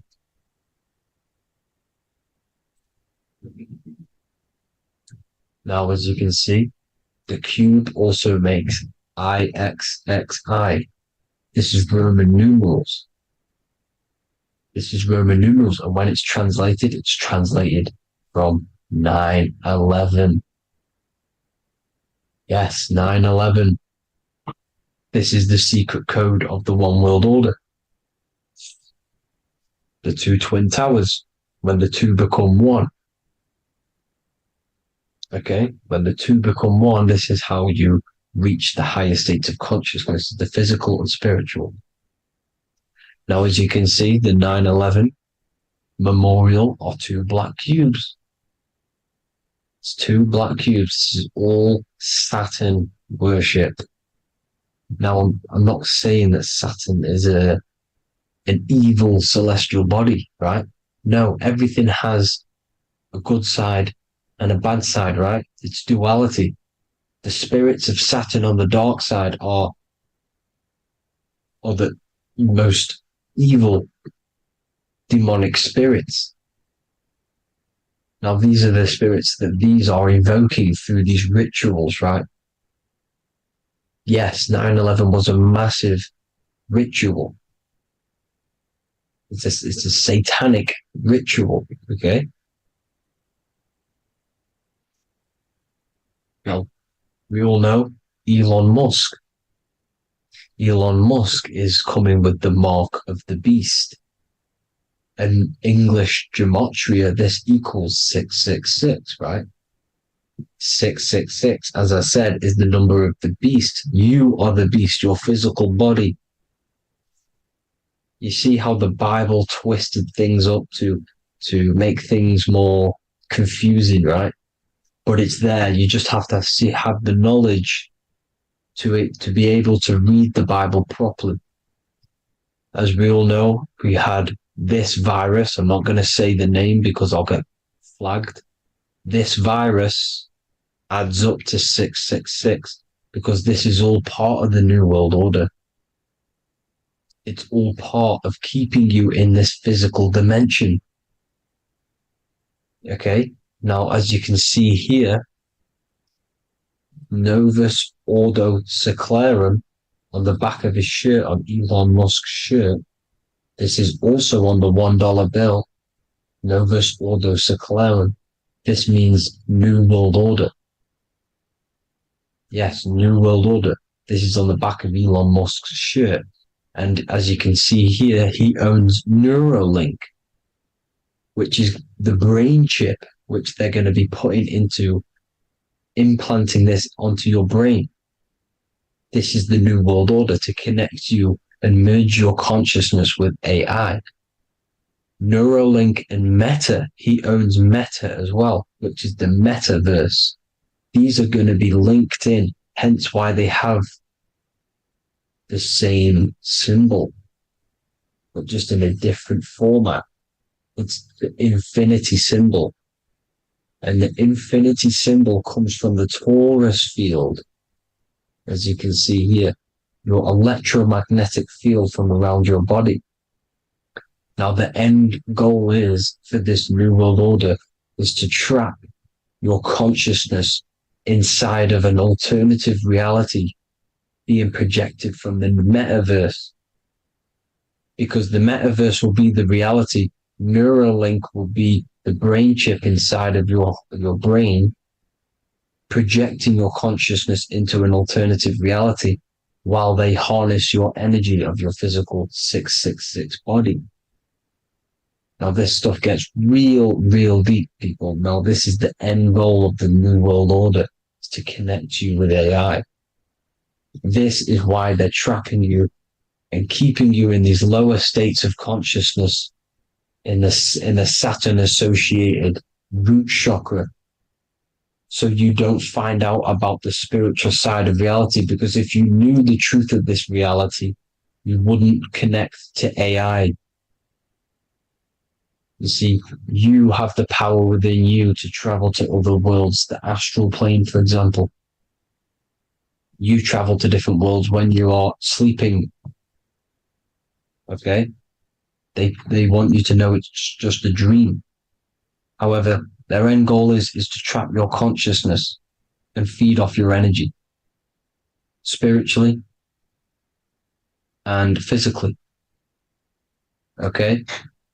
I don't know why these people are just pure evil. As I said, evil love bondage. They love the physical dimension.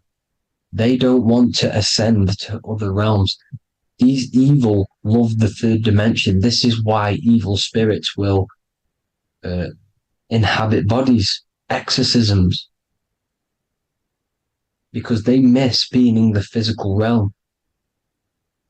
They miss it. Evil love bondage. So this is why they're cloning and putting their consciousness in clones to stay in this third dimension, to stay as further away from the source as possible. Okay? This is why they're doing it. And this is how it's all linked in. So I hope you all enjoyed this video. Hope you gained some wisdom. Please feel free to join the Telegram. And please leave a like and a subscribe. Thank you all, people. God bless.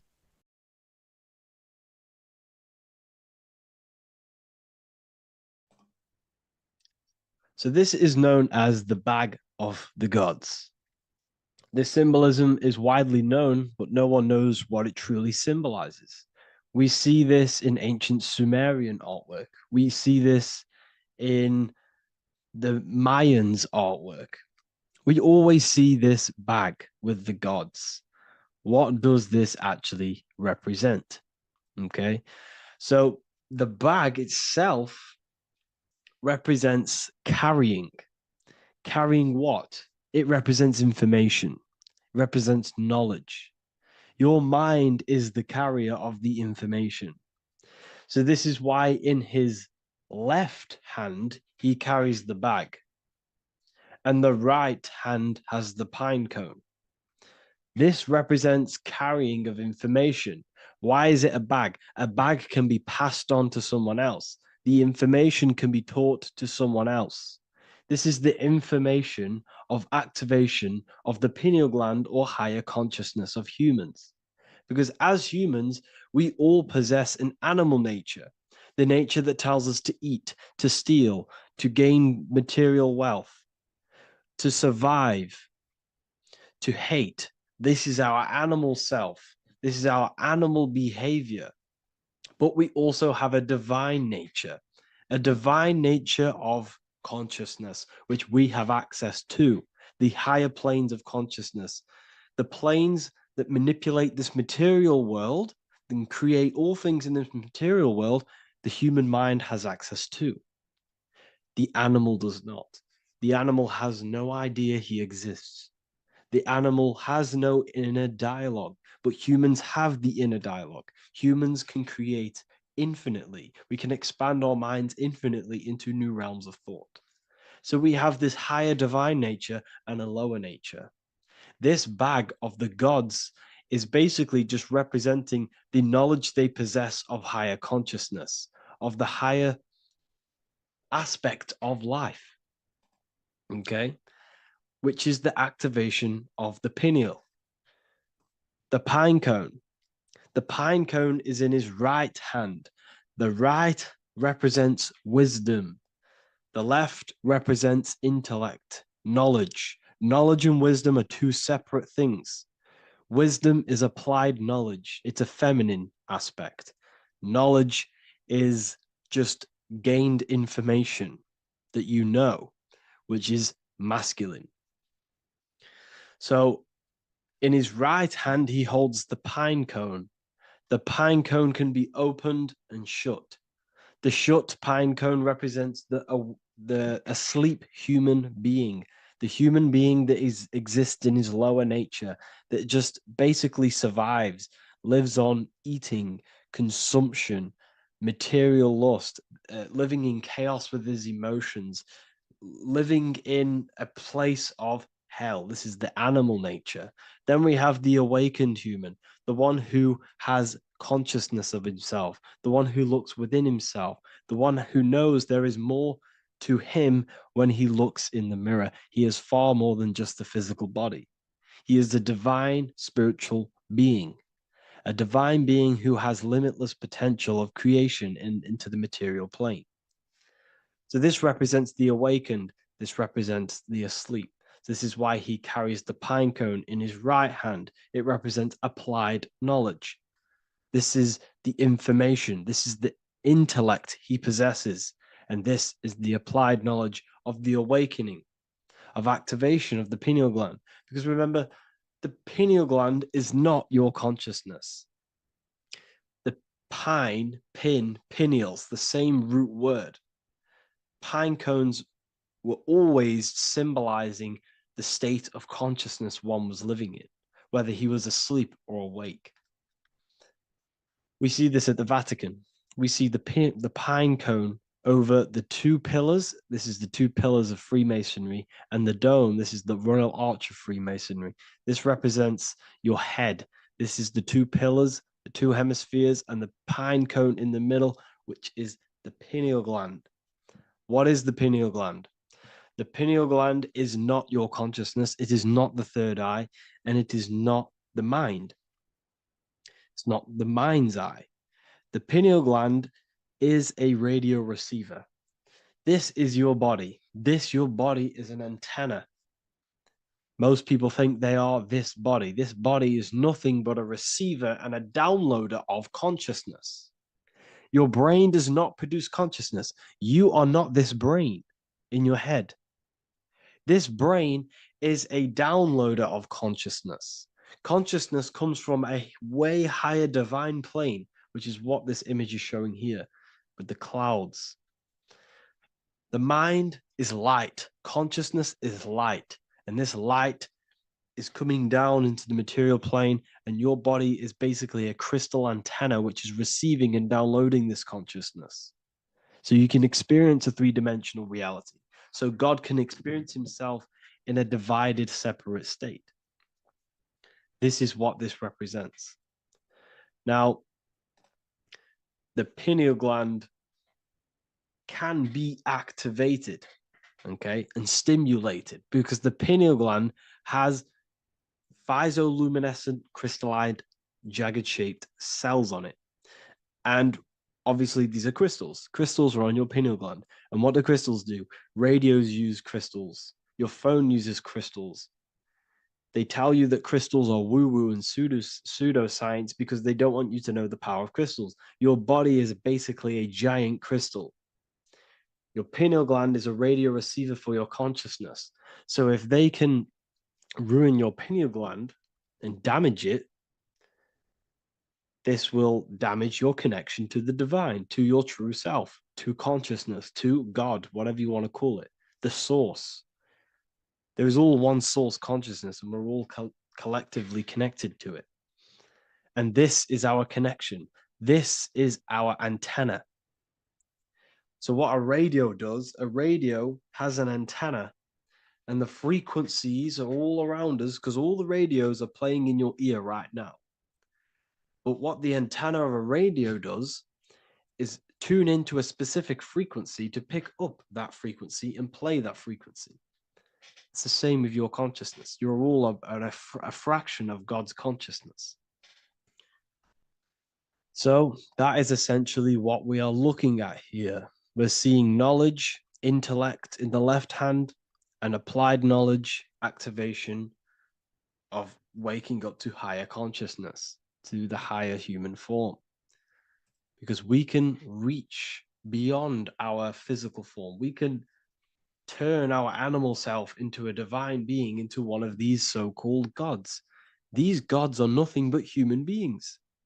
The Anunnaki were not gods. They didn't come from the sky. These are normal, regular human beings who activated their higher consciousness. This is what we have here. This represents spirit. Birds represent spirit. So do we have any questions? I'll take some questions now. That was just a short lecture on what that symbol truly means. Okay, so if we have any questions, feel free to go ahead and ask some questions. Anything that you don't understand, anything that you want to know. Okay.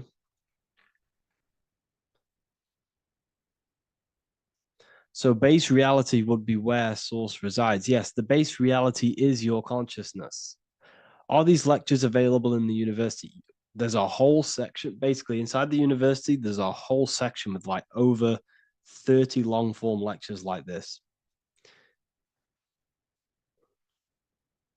So the base reality is where the source resides. Yes, the base reality is your inner world, your consciousness. That is the only thing that exists. Your outer world is just an effect of your consciousness. Your consciousness, everything that has gone on within the mind and emotion is pushed outwards into your reality. You have thought and felt your way into your external circumstances.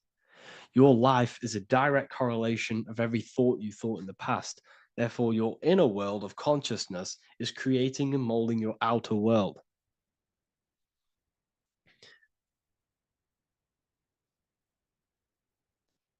The best way to keep connection consistent, the best way to keep your connection to the divine or the higher planes of consciousness is through meditation and through imagination. Imagination is the fourth dimension. It is the astral plane. That screen that you have in your mind is not a physical screen. That is the divine plane of the astral. And this is essentially where all objects of this material world comes from. The phone that you are holding, the laptop you're watching this on, whatever you're doing, every single object you see in your room that you are in right now began inside of the plane of imagination. This is not a physical plane. This is a metaphysical plane that you have access to. And you have the ability to bring down this plane into physical form. That's what we call manifestation. That's what the ancients called magic. This is what we now call in science metaphysics. It's all the same thing. So yes, you all have access to the divine planes. Unlike animals, this is why humans are so advanced.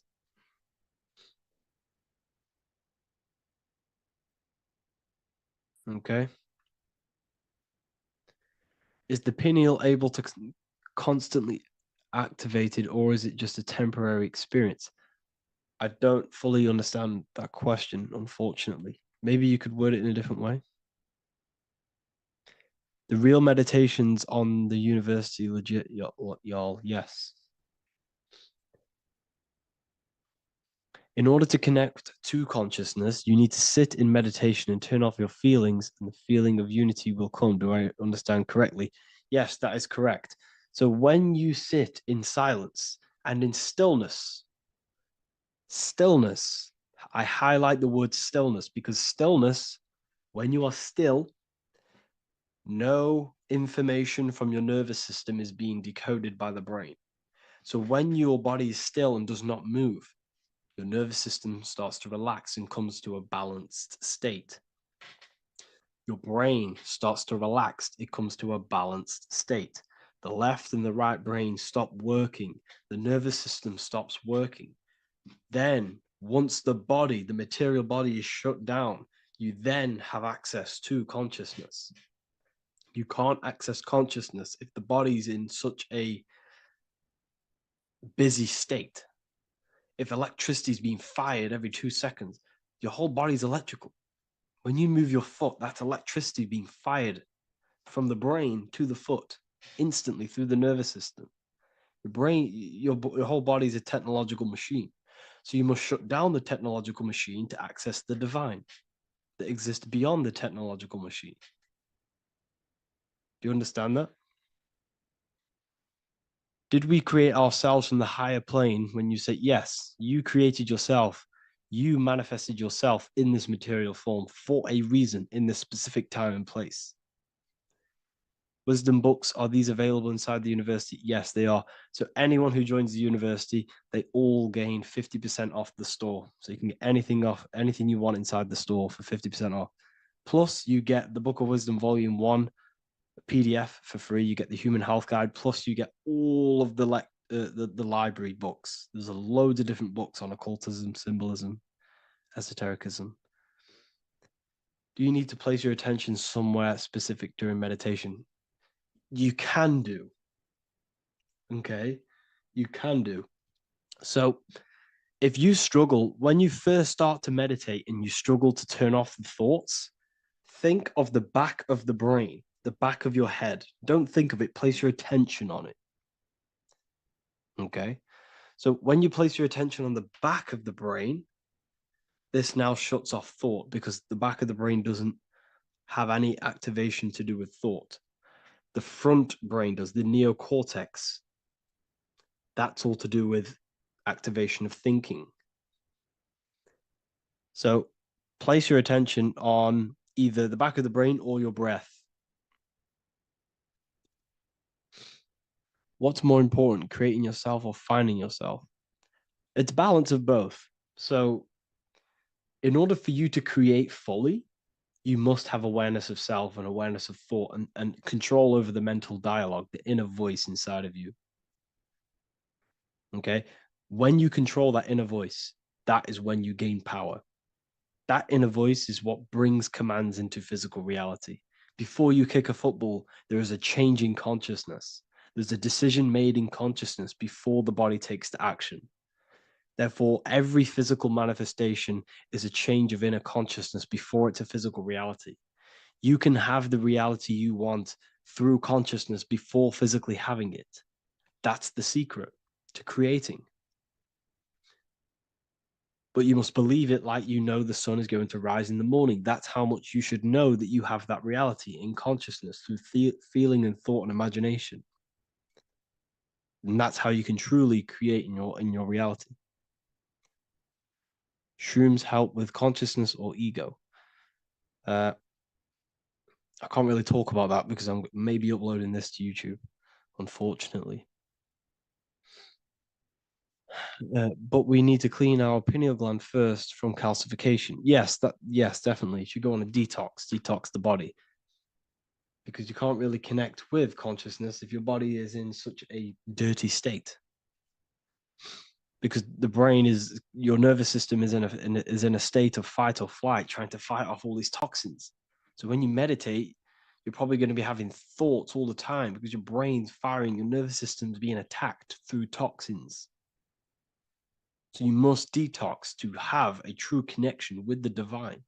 Your diet plays a big role in your spirituality and mentality.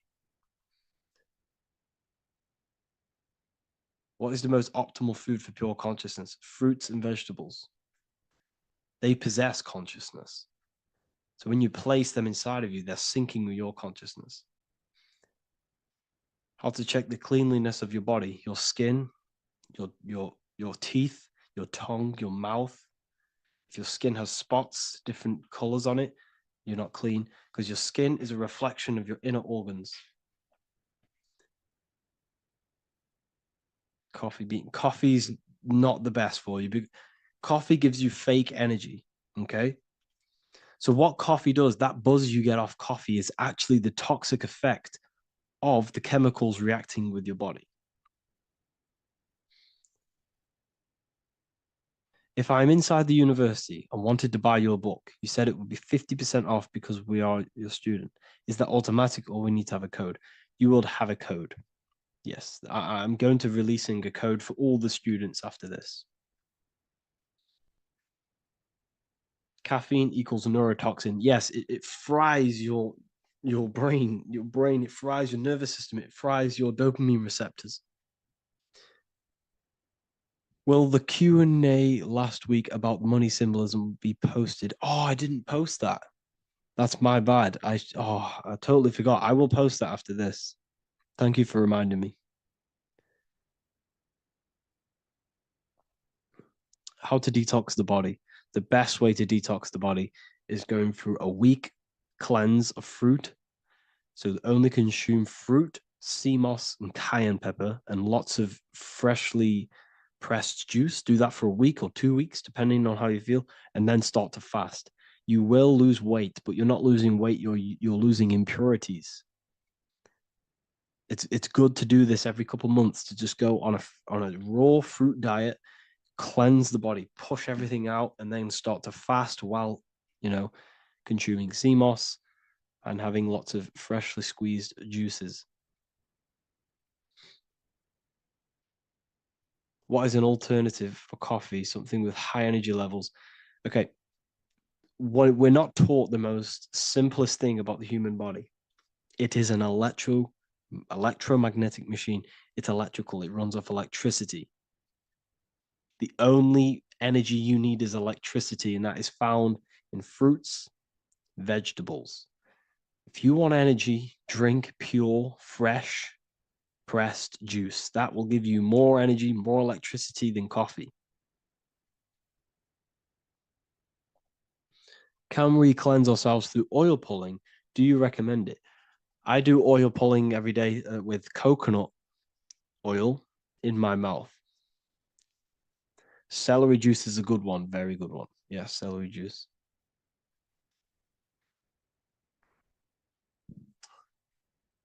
Any more questions? What kind of music do you listen to when lifting? For me, rap, hip hop push me work harder, but I know it's terrible for my subconscious. Yes, very. At least you're aware of it. You should be definitely try and stay away from the hip hop music. Try and stay away from anything that's talking about anything negative because it's all programming your subconscious. And your belief system is your reality, people. Your belief system is your reality. Okay? So look after your subconscious. That's what's controlling your actions. 90% of your actions on a daily basis are controlled through your subconscious beliefs. Okay? I listen to a lot of Pastel Ghost. I listen to a lot of let me get my playlist up. It's all like background music for TikTok. Do you know what I mean? Like Pastel Ghost. That's mainly what I listen to. That sort of music. I don't know what it's kind of called. I don't know what that genre is called. Does anyone know what that genre is actually called? Because there's not much words in it. The reason I listen to it is because there's not much words in it. And, you know, it helps the subconscious. And I just love that music.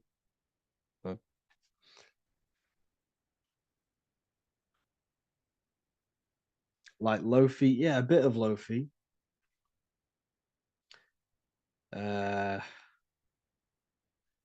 Most people won't even know this type of music.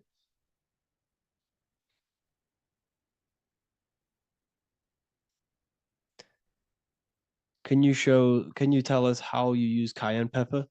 So I mix it with freshly squeezed orange juice every morning. So the first thing I have, empty stomach, I have a teaspoon of cayenne pepper, mix it in and just down it every morning. And sometimes at night. The feeling you get in your stomach after putting cayenne pepper on an empty stomach is absolutely amazing. It tingles in your stomach. It kills parasites. It kills all horrible organisms.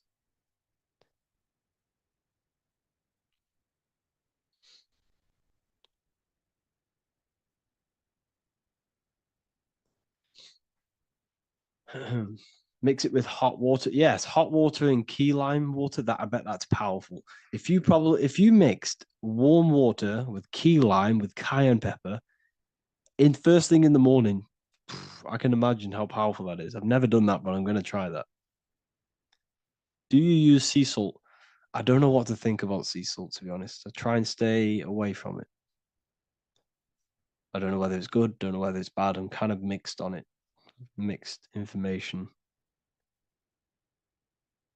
You know, I've heard people have benefits. I've heard other people say stay away from it. So I don't know. I just stay away from it. Just I'm not too sure on it.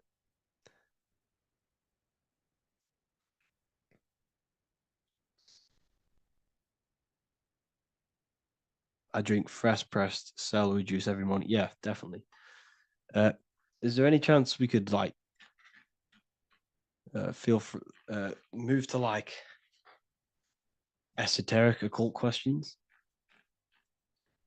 The only reason I say that is because I might be posting this to YouTube, so it's like I don't want them thinking I'm giving health advice because I'm not. This is what I do. I'm not giving anyone medical advice. This is what I would do to myself. Because I can probably get in trouble for that. So the subconscious is the all-knowing. It is the all-seeing eye. The subconscious knows everything. Your conscious mind does not. Your subconscious knows every single cell in your body. Your subconscious is making your heart beat. It's talking to your heart. It's talking to every organ, every cell in your body is being connected and spoken to by your subconscious mind.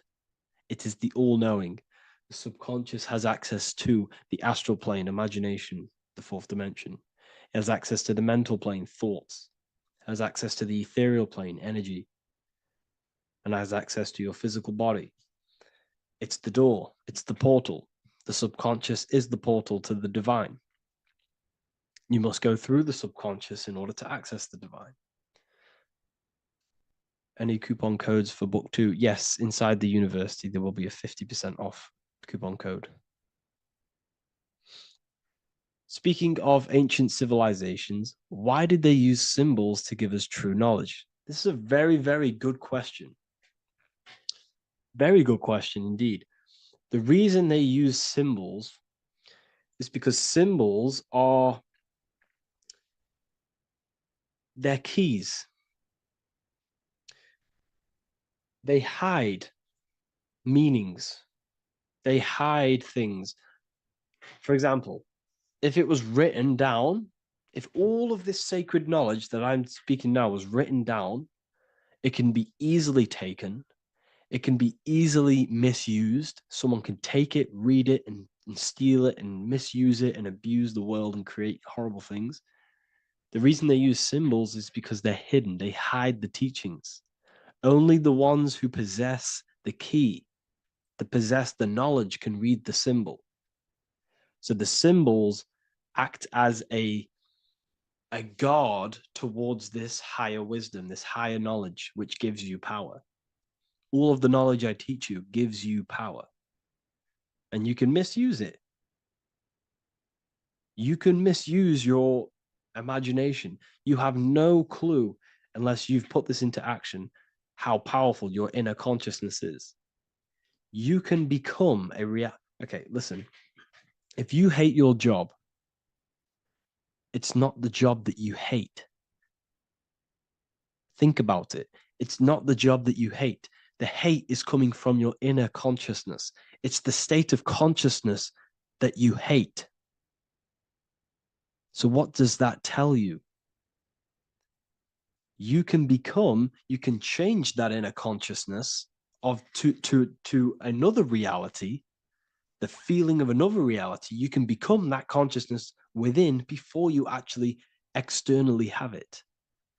And by becoming and knowing that reality, that's what produces effect on shaping your outer world. When you really, truly know that reality inside of you, of being free, of being wealthy, of having abundance, your outer world has no other choice but to rearrange itself to your new inner state of consciousness.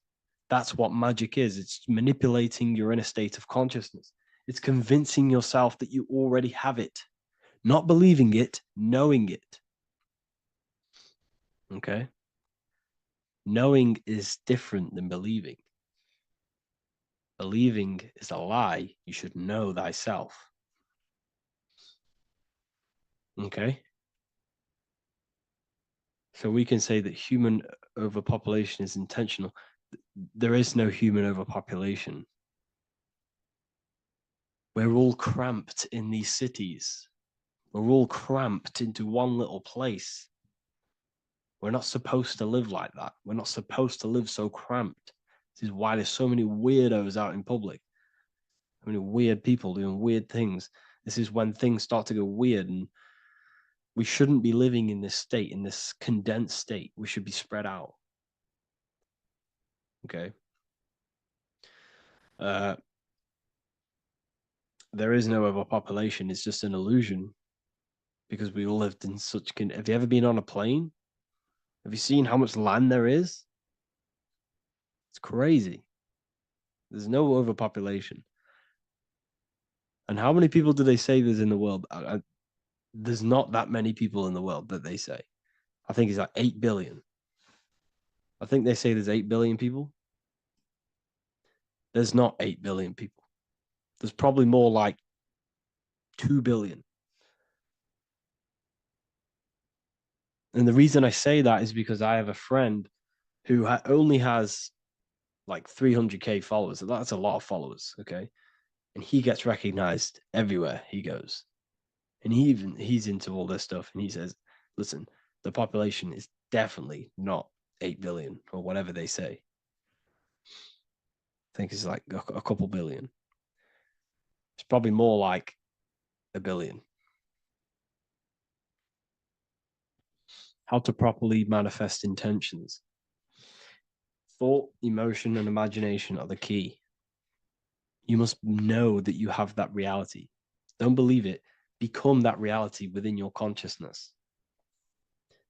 All day long, as much as possible. Feel it. Imagine it. Say it. And have zero doubt. How to have zero doubt. You can't, well, Okay, so the doubt, that little voice that will seep into your mind saying, you can't do that, you can't do this, that's your old voice of your subconscious program. Listen, the reason why most people fail in life is because they have trained their subconscious that they will fail. They have told and believed that they will fail. The reason I will succeed for the rest of my life is because I have trained my subconscious to say, I will win, I will succeed, I will solve any problem. That's my belief system. And if my belief system is that, then my external reality, my conscious mind will seek a way to fulfill that belief. It will seek to control and create that belief in my external world. It will seek to solve any problem. I've trained my subconscious mind to know that I already have the reality, to know that I'm abundant, to know that I have everything that I already need. Therefore, if any problem comes, I can sort it straight away. But most people have a different belief. It's not your fault. We've been kind of manipulated and told this, that they will fail, that they can't do anything, that it's too hard. And that basically casts a spell on the conscious mind, where your conscious mind is just like, no, I can't do that, because of this subconscious belief that you hold. So you must reprogram your subconscious that you can do it, that you will solve any problem, and that you are abundant. That's the reason why successful people succeed. It's because they have a complete different mind state, a complete different belief system in their subconscious.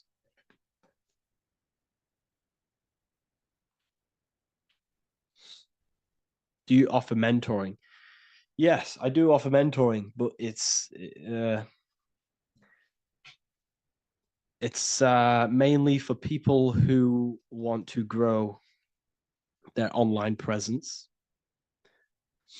and for the amount of value and transformation that I can place into your life, and the time that, well, the price of my time, it will be a higher price tag, but your life will completely change if you join my mentoring, because I will transmute your life, I will transmute your mind, and I will transmute your whole reality,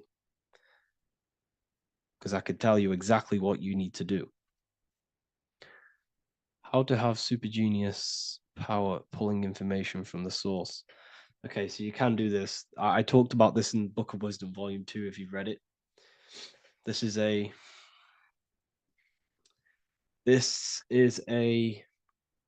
technique that Albert Einstein used. This is a technique that Thomas Edison used.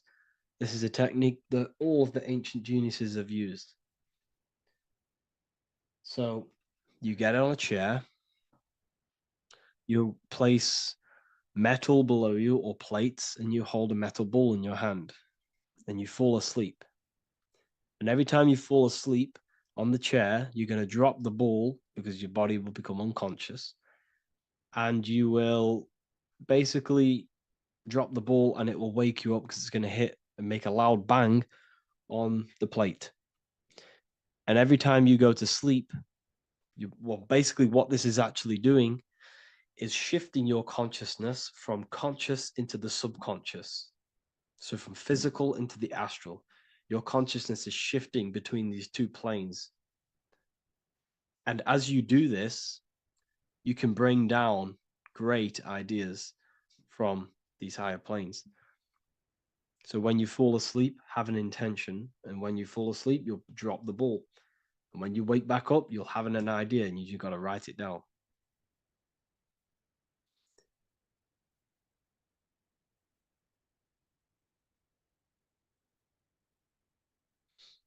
How to balance chakras. Don't focus on balancing your chakras. Focus on the mind. The mind is the cause of the chakras being blocked. If you have a blocked throat chakra, this is a problem in your mind, not the chakra. You see, the chakras are a result of the mind. You transmute the mind, you can transmute the chakras and cleanse them.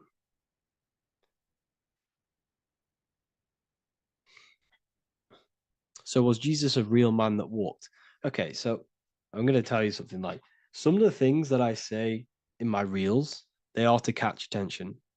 So if I say the first thing on the reel, Jesus never existed, straight away, you see that, it's going to trigger you. It's going to trigger Christians. It's going to trigger people.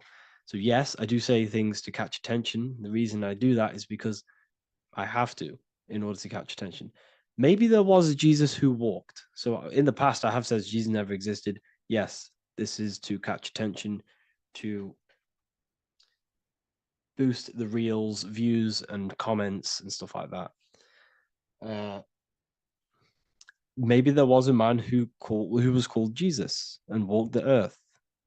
But listen, he was not the Son of God. You are all the Son of God. Jesus represents an archetype. He represents morals. He represents a way of living that you should embody in your life, not to worship. We shouldn't be worshiping this man. We should be embodying his qualities into our lives so we can become Christ consciousness, so we can live in harmony with our mind, emotions, body, and spirit. Okay? He was not the Son of God. You are all the Son of God. We are all God experiencing himself in a three-dimensional divided form. God is oneness, and he created a divided world so he can experience himself. Why do you quote from the Freemasons oft times? I don't recall me looking at Freemason quotes and quote them. I just simply, when I post a quote, I literally just, whatever comes to my head, I just whack it into Telegram or Twitter. Are dreams tied to your subconscious, and how do you understand them? Okay. Dreams and astral projection are two different things. Astral projection is your soul leaving this plane into the collective consciousness, into the collective mind, the collective astral plane. But dreams are basically the astral plane, but it's your personal astral plane in your personal subconscious. So when you dream, you're entering your own consciousness, you're entering your own subconscious. Every character, every event that happens to you, everything that is said to you, everything that happens to you in your dream is yourself pushed outwards, and you're basically experiencing your own mind. If something scary comes up in your dream, this is your belief, this is something in the back of your mind materializing and coming to you and showing itself to you. So in order to understand your dreams, it's basically suppressed emotions, suppressed thoughts, all lingering in your subconscious materialized. Okay. A few months ago, I'd have concurrent dreams of getting in a car crash that lasted for months. Then one day out of nowhere, I got into a really bad accident, and that low-key bugged me out. I didn't know if my mind was trying to warn me or what. You can explain that. Okay. If you are having dreams about having a car crash, this is a belief.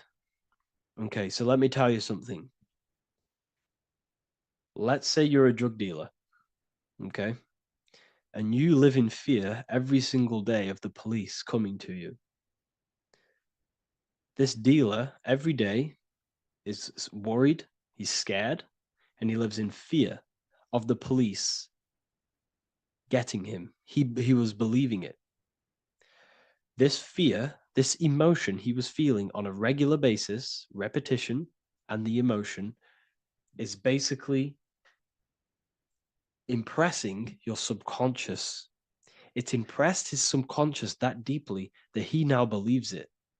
It's now become a belief. So one day the dealer gets caught and he goes to prison. Let me tell you something. He placed himself there because he created a program, a belief in his subconscious of the police. And his external reality is now in a prison cell. But that prison cell is just an external manifestation of the prison cell of fear he installed in his subconscious mind. The four walls he's now trapped in is just basically an externalization of his own belief system that he created through consciousness, through the subconscious. If you embedded your belief that you will be in a car crash, you will be in a car crash. He placed himself there. He materialized that reality through the thought, through the emotion, through the belief. He put himself there. You see? So if you were having dreams, this was maybe, could have been anything. You could have watched a program when you were a child about a car crash, and that maybe scared you. Or you saw a car crash when you were very young, and that scared you, and that impressed your subconscious. Then you had a dream about it. Then you started to believe it. And then one day, bang, it happens. That's the power of the subconscious mind. It holds control over you. It holds control over every aspect of your reality, of your being. So, I hope you all enjoyed this live. I'll see you all inside Ethereal University. I'll be posting another lecture this week. And yeah, let me hold on.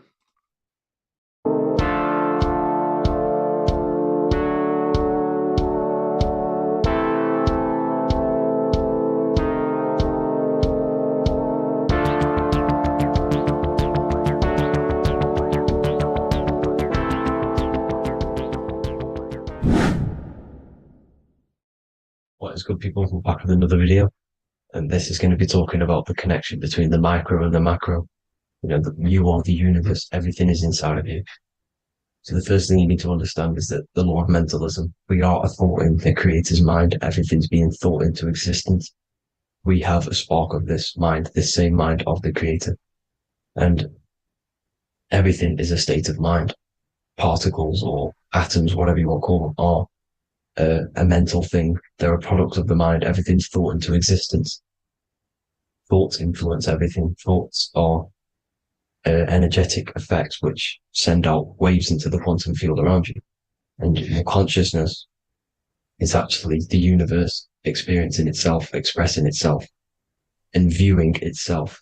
So we are the creator, but viewing itself in separate bodies. And this is why they call the material world the world of illusions, because everything's separate here, but we all forget that we are all one. We've all been brainwashed to think we're all separate, but we're all one. We're all the same mind, the same consciousness, everything. So everything's created out of toroidal fields. God created the toroidal field. That's the only thing that exists because the atoms are toroidal fields. And it's the basis behind all creation. As you can see it in the owl's eyes. It creates the infinity symbol. And this was the apple. That apple is a toroidal field. And the toroidal field is made out of dielectricity, which is ether. Ether is black light, and this is counter space. This is another realm. This is what creates God to be omnipresent, to be everywhere at one place at all times. He is everywhere because ether is everywhere. And ether is infinite potential. It connects everything together, and that's what energy moves through. It moves through the ether, and that's black light. Everything is light, as it says in John 4:2. God is light. Everything's a vibrational state of light. So the Taurus field is made out of dielectricity, ether, black light, magnetism, which is white light, which is the center of the toroidal field. And magnetism radiates, it has no vibration.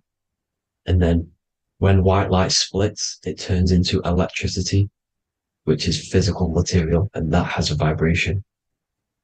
This is the Holy Trinity, the sun, the moon, and Saturn. Saturn, the god of materialism. If you've watched my videos on Saturn, you know that Saturn is crystallizing everything into physical matter. And that's why his old name was El. The ancients called him El. And this is why we get El electricity. This is where El electricity comes from. Because El electricity is only a product of the physical world, which is redshift, blueshift, Adam and Eve. And this is what creates the redshift, blueshift is what is a product of magnetism. When magnetism, white light splits. And this gives us vibration. And this is what creates the toroidal field, which is the basis of all physical creation. The sine wave is created out of the magnetic wave and the electric wave. The electric wave is the blue wave, and the magnetic wave is the straight wave, which is radiation. This is vibration frequency. So the magnetic wave is straight, and then you have longitude and amplitude, which is depth, which is dimension. You see how the electric wave has depth and a dimension. This is why you get the cross. This is the cross of Earth. This is the symbol of Earth, of bondage, of physical matter, because it consists of magnetic wave and depth, which is electric wave. And this is where you get the sun cross or the earth cross, whatever you want to call it.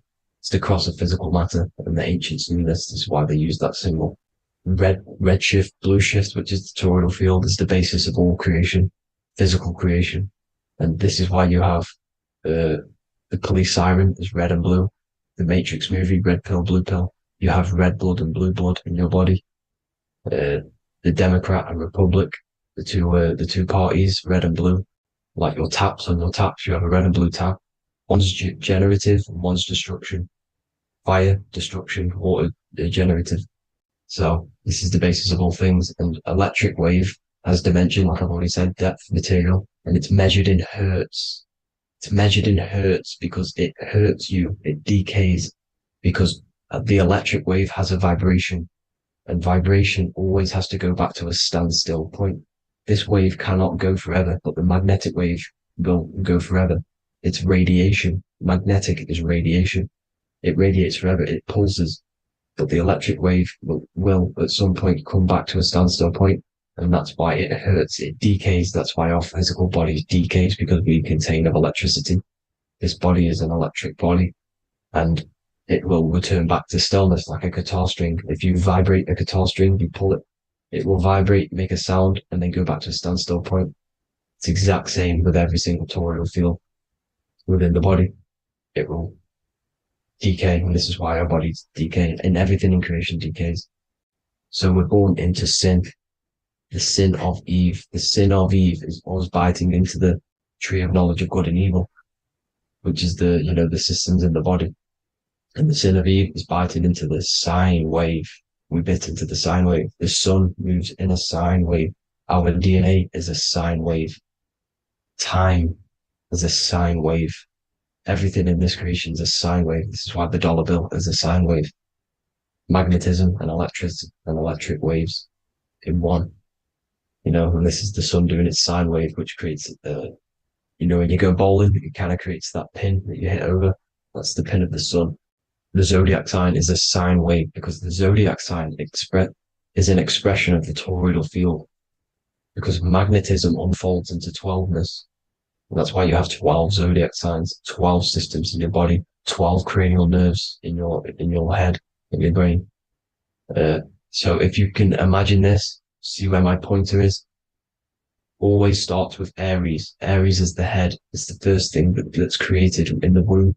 And this is Aries, the ram. And this is why it's called a cerebrum in your brain, which is the first thing that creates when you're in the womb. And what's the element of Aries is fire. Fire is the first element. F-I-R, first, because it's the first thing on the wheel, the first expression of energy. As you can see here, my pointer, this is the center of the toroidal field. It would go Aries, Virgo, Capricorn, Pisces, Scorpio, Cancer. Then we go back to Libra. Libra would be center. But you see how the toroidal field is the expression of the 12 energies. That's what the constellations are, the energy expressions of the toroidal field. So it would go outward, starting from Aries here, all the way back to Pisces, which is beyond the bottom half. But Libra would be the center. That's why Libra is the equinox. It's the equinox. Libra is when it goes from summer over to autumn. It's the equal. It starts to transition into the winter side. Equinox, equal, which is Libra. And that's why Libra has the two scales. It's symbolized with the two scales. That's because of, the sun moving over. It's being judged. It's equal now, but then it's going to tip over into the winter. That's why Libra is here, the center of the sine wave. And like I said before, magnetic energy unfolds into 12ness. Magnesium is number 12 on the periodic table. It's the sacred number. And this is why the scientists are trying to, NASA is trying to bring in another constellation to destroy the holy science of astrology. So Aries rules the head, which is Mars. Taurus rules the neck, the lower head. Gemini, the two twins, which is your lungs, your two twins, your arms, two twins. Cancer, the breasts, or the chest area. Leo, the heart, which is the sun, which is fire, the center of the toroidal field. Virgo, the belly, which is the intestines. Libra, the kidneys, the two scales, the kidneys, balancing out everything. Scorpio, the sex organs. Sagittarius, hips and thighs. Capricorn, I've missed that out, which is the kneecaps. Capricorn, kneecap. Aries, which is the ram, which is the cerebrum in your brain. And then Aquarius, the calves and the ankles. And the Pisces, the two fish, the 2 feet. So everything corresponds, as you can see here. This is an ancient way of depicting it, of the folded human. And this is everything. Each constellation rules that part of the body, gives energy to that part of the body, makes you do certain things. So magnetic energy unfolds into 12ness, electricity unfolds into 7s. That's why when you get electric, the light spectrum that we see, it consists of 7 colors. Why we have 7 planets. The 7 planets give us our 7 metals and the 7 solfeggio scale frequencies. So the rotor, this is the rotor, and rotor is an anagram for Torah, the Torah, which is I think it's the Hebrew Bible. Don't quote me on that, but it's one of the holy books, which is the Torah, the Taurus. Everything goes back to the Taurus field because it's the basis of all creation. So the chief cornerstone, it says in the Bible that the builders rejected the chief cornerstone. The chief cornerstone, you are the builder. You decided to incarnate into the physical world, into the electric world, the world of Saturn. When you are created in the womb, it takes you 9 months for you to be created. So, for example, if your parents, if you went into the womb here, it'd take you 9 months. So let's say you're born in Scorpio. So you'd go back 9 months, 1, 2, 3, 4, 5, 6, 7, 8, 9. You consist of all of these 9 energies because it takes 9 months or however long you took to be born. Some people are born earlier. You'd have to find out how many months you were in the womb for. But you consist of these 9 energies, and each constellation has a cell salt associated with it. And these cell salts are vital for your health, and your cells are the optimal health of your body. So the chief cornerstone that you rejected is these 3 cell salts, these 3 constellations. So you're mineral deficient in these 3 constellations. For example, fluoride, magnesium, phosphate, and potassium sulfate. So that's the chief cornerstone. And a cornerstone, people always get it rejected with the cornerstone. The cornerstone is not, it doesn't say the cornerstone in the Bible, it says the chief cornerstone. The cornerstone is a cornerstone of a building, but a chief cornerstone is the top of the pyramid. This is where we get the pyramid of the wheel. So you're mineral deficient in whatever 3 zodiac signs you're not. You were not in the womb for. This is the chief cornerstone you rejected. So the human body is the micro. It is the universe in a physical form. It consists of everything in the universe. Just like your consciousness is the universe watching itself, experiencing itself. Your body is the whole universe. 12 systems in the body, 12 zodiac signs, 7 chakras are the 7 planets. The Holy Trinity of you is your Temple of Solomon, the soul and the mind, the sun and the moon. You know, everything is in you. You consist of everything, all the energies, everything. Heaven and hell. Heaven and hell is a mind state. It's a state of the mind. Head, H-E-A, which is heaven, and the heel, the bottom of your foot, is hell. And the bottom of your foot is the soul. So they're basically saying, well, it's wordplay. They're saying that your soul is in hell because, you know, with the elites being in control. So they call the bottom of your foot the soul, trying to say that you're in hell. The Christ is in you. And this Christ is Greek for what? Christos. Christos is Greek for the oil, and this oil is produced in the cerebrum, the Aries, the ram, the cerebrum. It goes down the pineal, the pineal and the pituitary are underneath the cerebrum, goes down the pingala and the ida. The pingala being the positive charge connected to the pineal gland, pin, and the ida connected to the pituitary. And this is the 2 serpents going down the spinal column. And this is why Jesus goes from Nazareth to Bethlehem, and then Joseph and Mary are waiting for Jesus in Nazareth. Joseph and Mary are the pineal and the pituitary gland waiting for Jesus to come back up the River Jordan, your spinal column. So this is the oil. This is the story of Santa as well. Santa comes from the North Pole. Why? Because the North Pole of the Earth is the center of the toroidal field, and the North Pole of you is your spinal column, which is the North Pole of the toroidal field. The North Pole, he comes from the North Pole. This is the North Pole. This is the South Pole of the toroidal field. Comes from the North Pole, which is your mind. And he goes down the chimney and then back up the chimney. This is the chimney. And he drops off the present, which is the Christos, the oil. And this is why Jesus is crucified at 33, because he crosses over the vagus nerve at the top of your spine. When this oil comes back up to 33 vertebrae, these are your vertebrae here.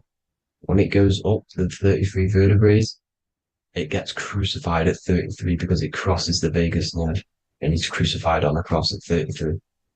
This is the story behind Jesus and Santa.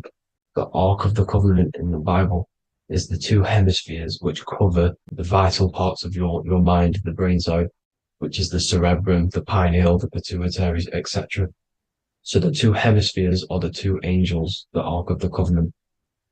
This is the Ark of the Covenant covering the two vital parts of your brain.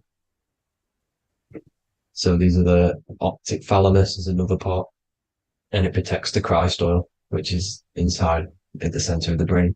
See, the Bible is all a massive metaphor about yourself, because you are the universe. You are a microcosm of the universe.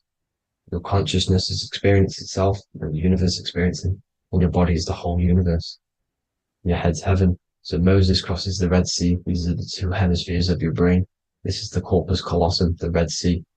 So he's pretty much saying that he's uniting the two hemispheres of your brain, because most people in this generation are stuck in the left brain, which is just logic, reasoning, science and maths, writing. You know, this is what school teaches you to do. It keeps you stuck in your left brain.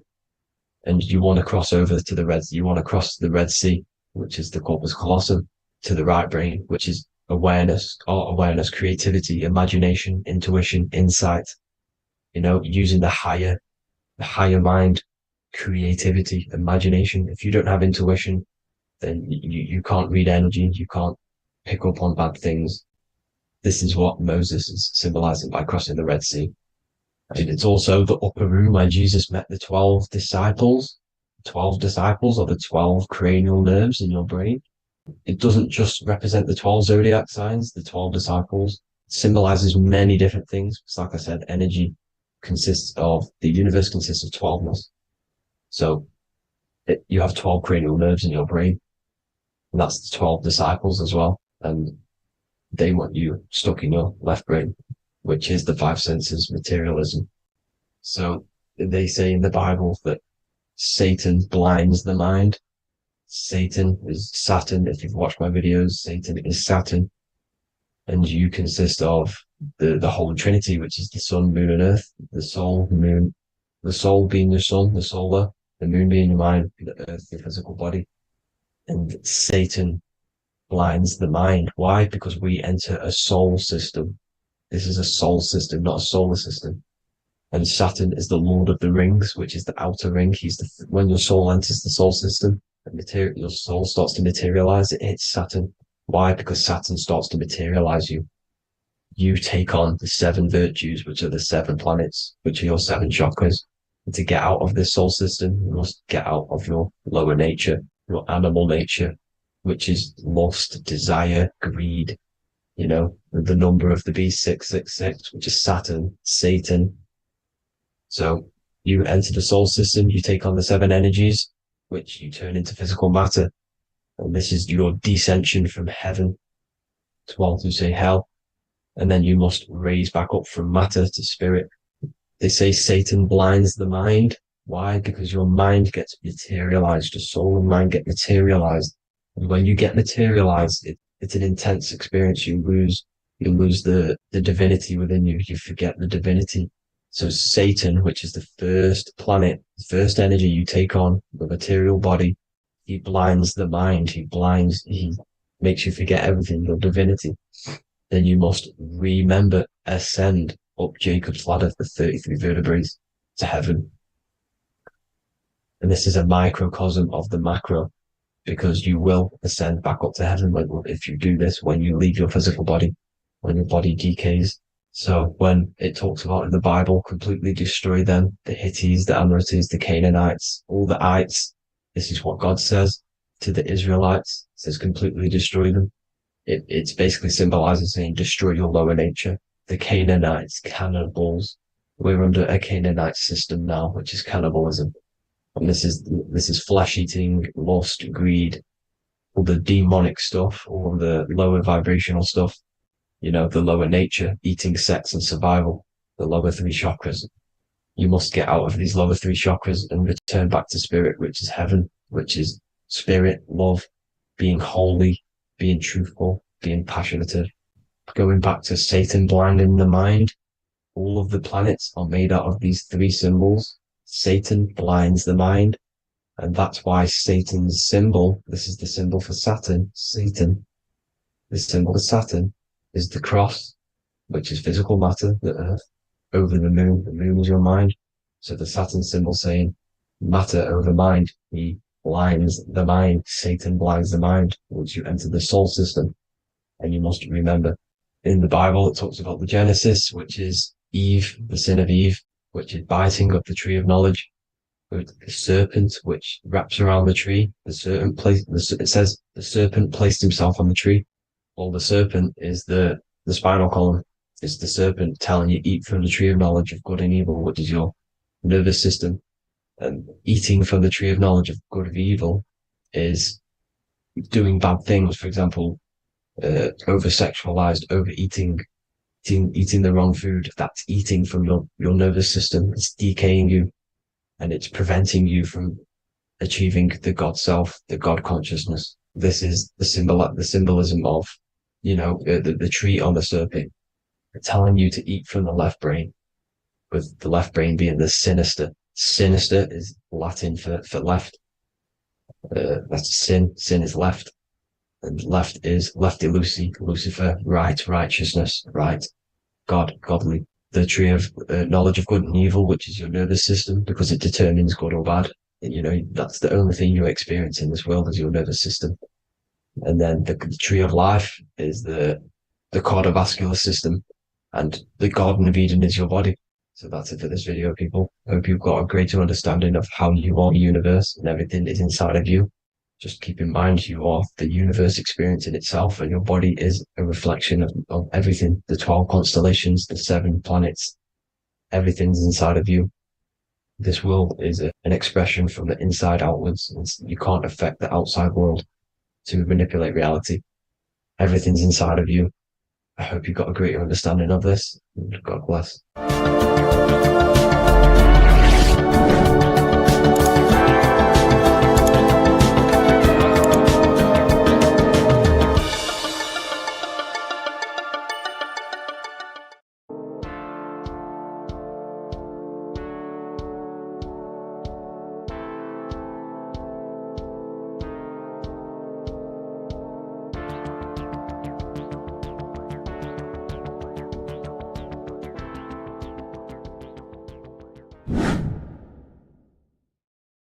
How are we doing, people? It's Revival of Wisdom.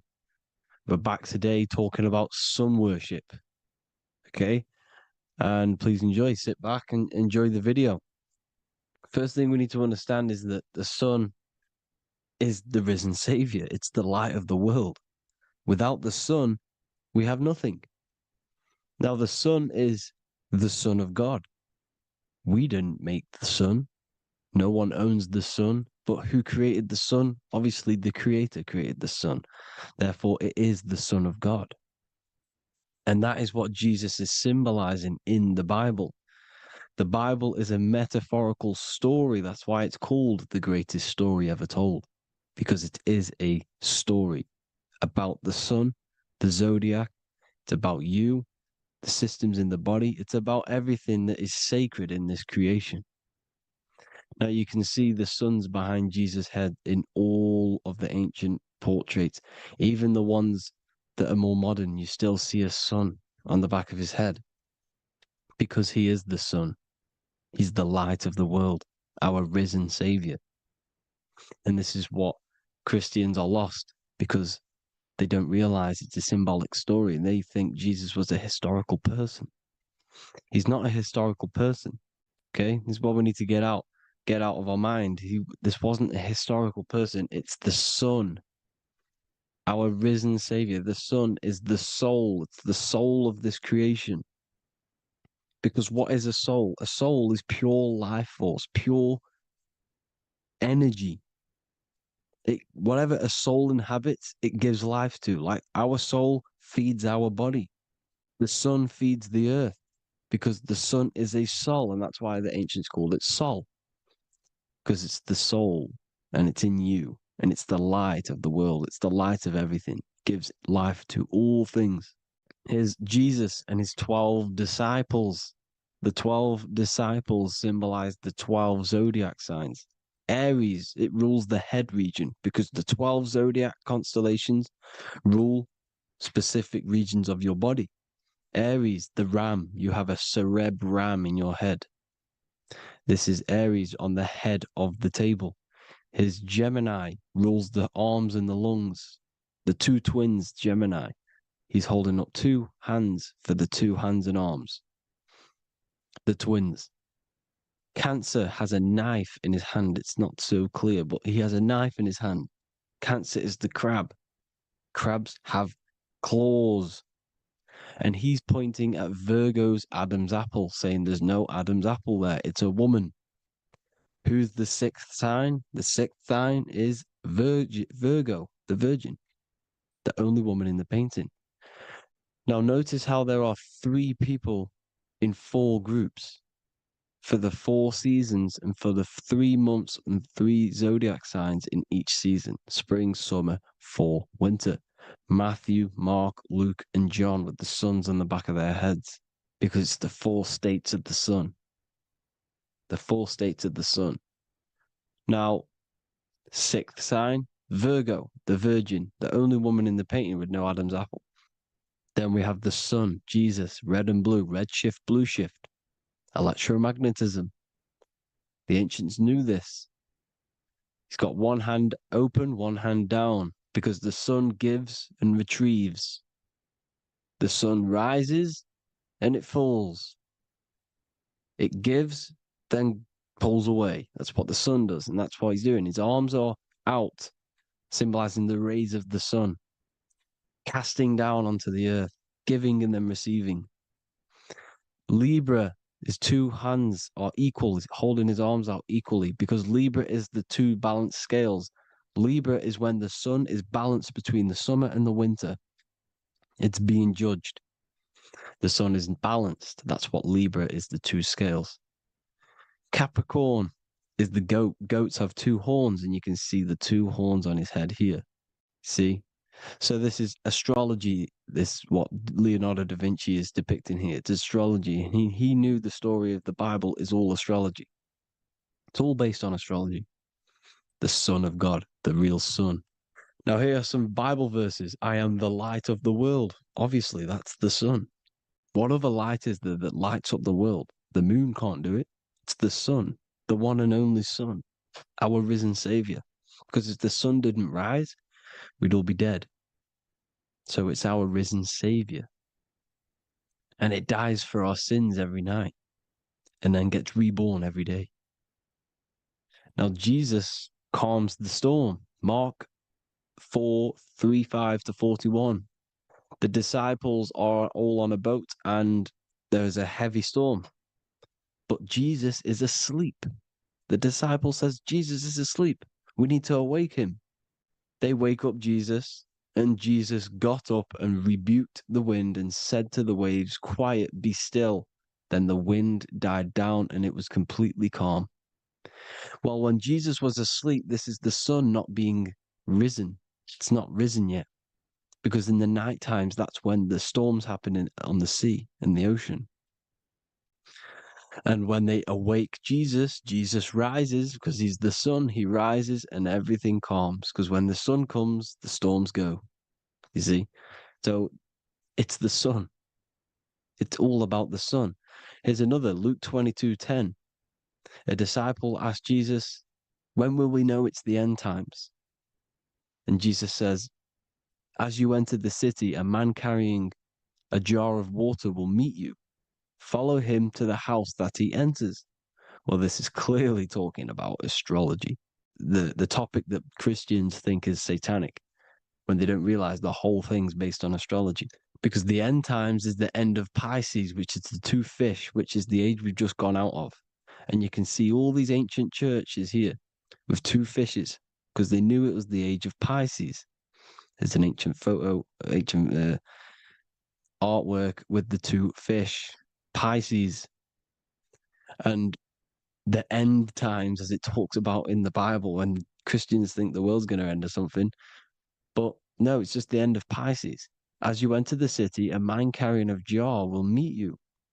Follow him to the house. The house is the zodiac sign that he enters. And the zodiac sign is Aquarius, because that's what it is, a man carrying the water. We know this is astrology because a woman, that is a woman's job in the ancient times. In the ancient times, the woman used to get the water. You would never see a man collecting water back then. That was the woman's job, whilst the man builds the houses, for example.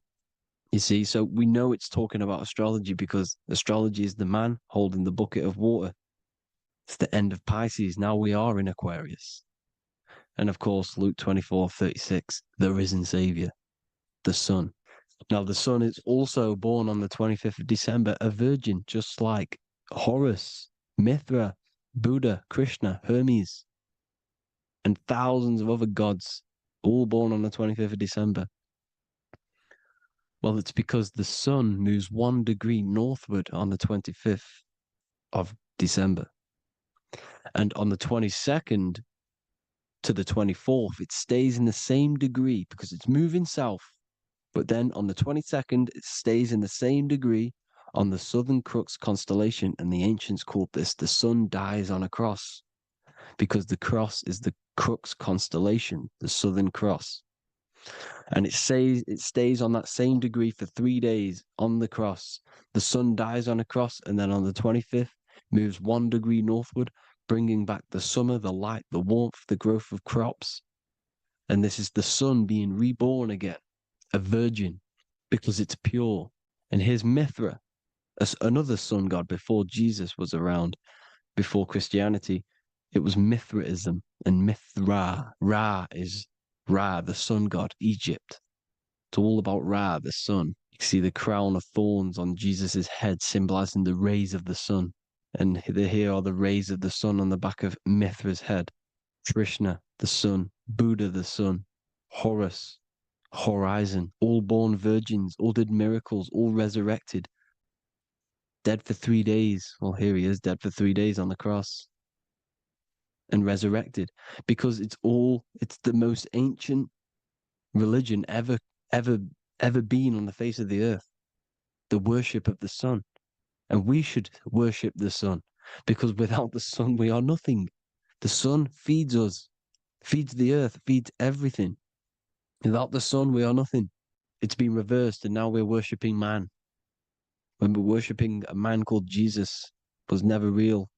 It's all about the sun, the most high, the most powerful, potent, celestial body in the sky, the orb that feeds us every day. It dies for our sins and rises every day. It's the sun. Now on the Holy Communion Day, it's the worship of the sun. They give out mini suns.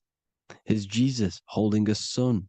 And they raise the sun on Sunday, because they go to worship their sun god on Sunday. Not Saturn Day, not Moon Day, Monday, but on Sunday when the sun is exalting.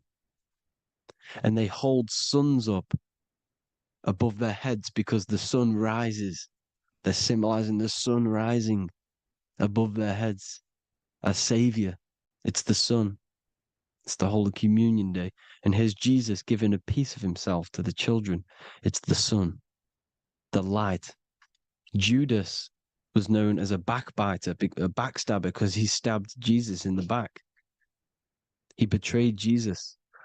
Well, this is just another astrological story about the constellation Scorpio, because the Scorpio is the J, looks like a J. J for Judas, the scorpion, the backbiter. Scorpions backbite, they bite with their back. And what does Judas do? He betrays Jesus by kissing him to let the warriors know who they need to get. So he kisses Jesus and Jesus gets stabbed in the back. Well, when you get stung or bit by a scorpion, they leave like a kiss. So Judas kisses him and gets betrayed. Well, this is because the sun, when it hits Libra, it's balanced. The sun is balanced because it comes through summer. Now the sun's starting to die. The sun's starting to die. It hits Libra. And then as soon as it hits the scorpion, the Scorpio, it gets betrayed because now the sun has to fall to winter and Saturn is there waiting to take over the darkness of the winter. So he gets stabbed in the back by Scorpio, Judas, the scorpion, the backstabber. You see, it's an astrological story. Here's Mary. Mary means marry, which means pure. The sun is pure. No one gave birth to the sun but the God. And it's born every day. It's born every day on every year. It's born pure. There was no controversy. There was no, activity for the sun to be born. It's pure. Now, the 7 metals come from the 7 planets. The sun gives you gold, and this is why the sun is golden. It looks gold. And this is why the banks are backed by gold, because gold is the most valuable metal, because it's the sun, the most valuable celestial orb in the sky, in the heavens. Well, here's Jesus, another ancient symbol of him being crucified on the cross with the big sun, the Southern Crux constellation. The sun dies on the cross constellation. And if you go to the old etymology dictionaries, you will see sun and son is the same word. They come from the same etymology roots. You can use them for no matter what, but they've been confused today. But if you go back to the old dictionaries of etymology, they are interchangeable. You can use them. Son, sun, sol, it's all the same thing. The 12 disciples, 12 brothers of Joseph, 12 tribes of Israel, 12 breastplates on the stones, because it's all the 12 astrological signs. They could have used any other number, but there's 12.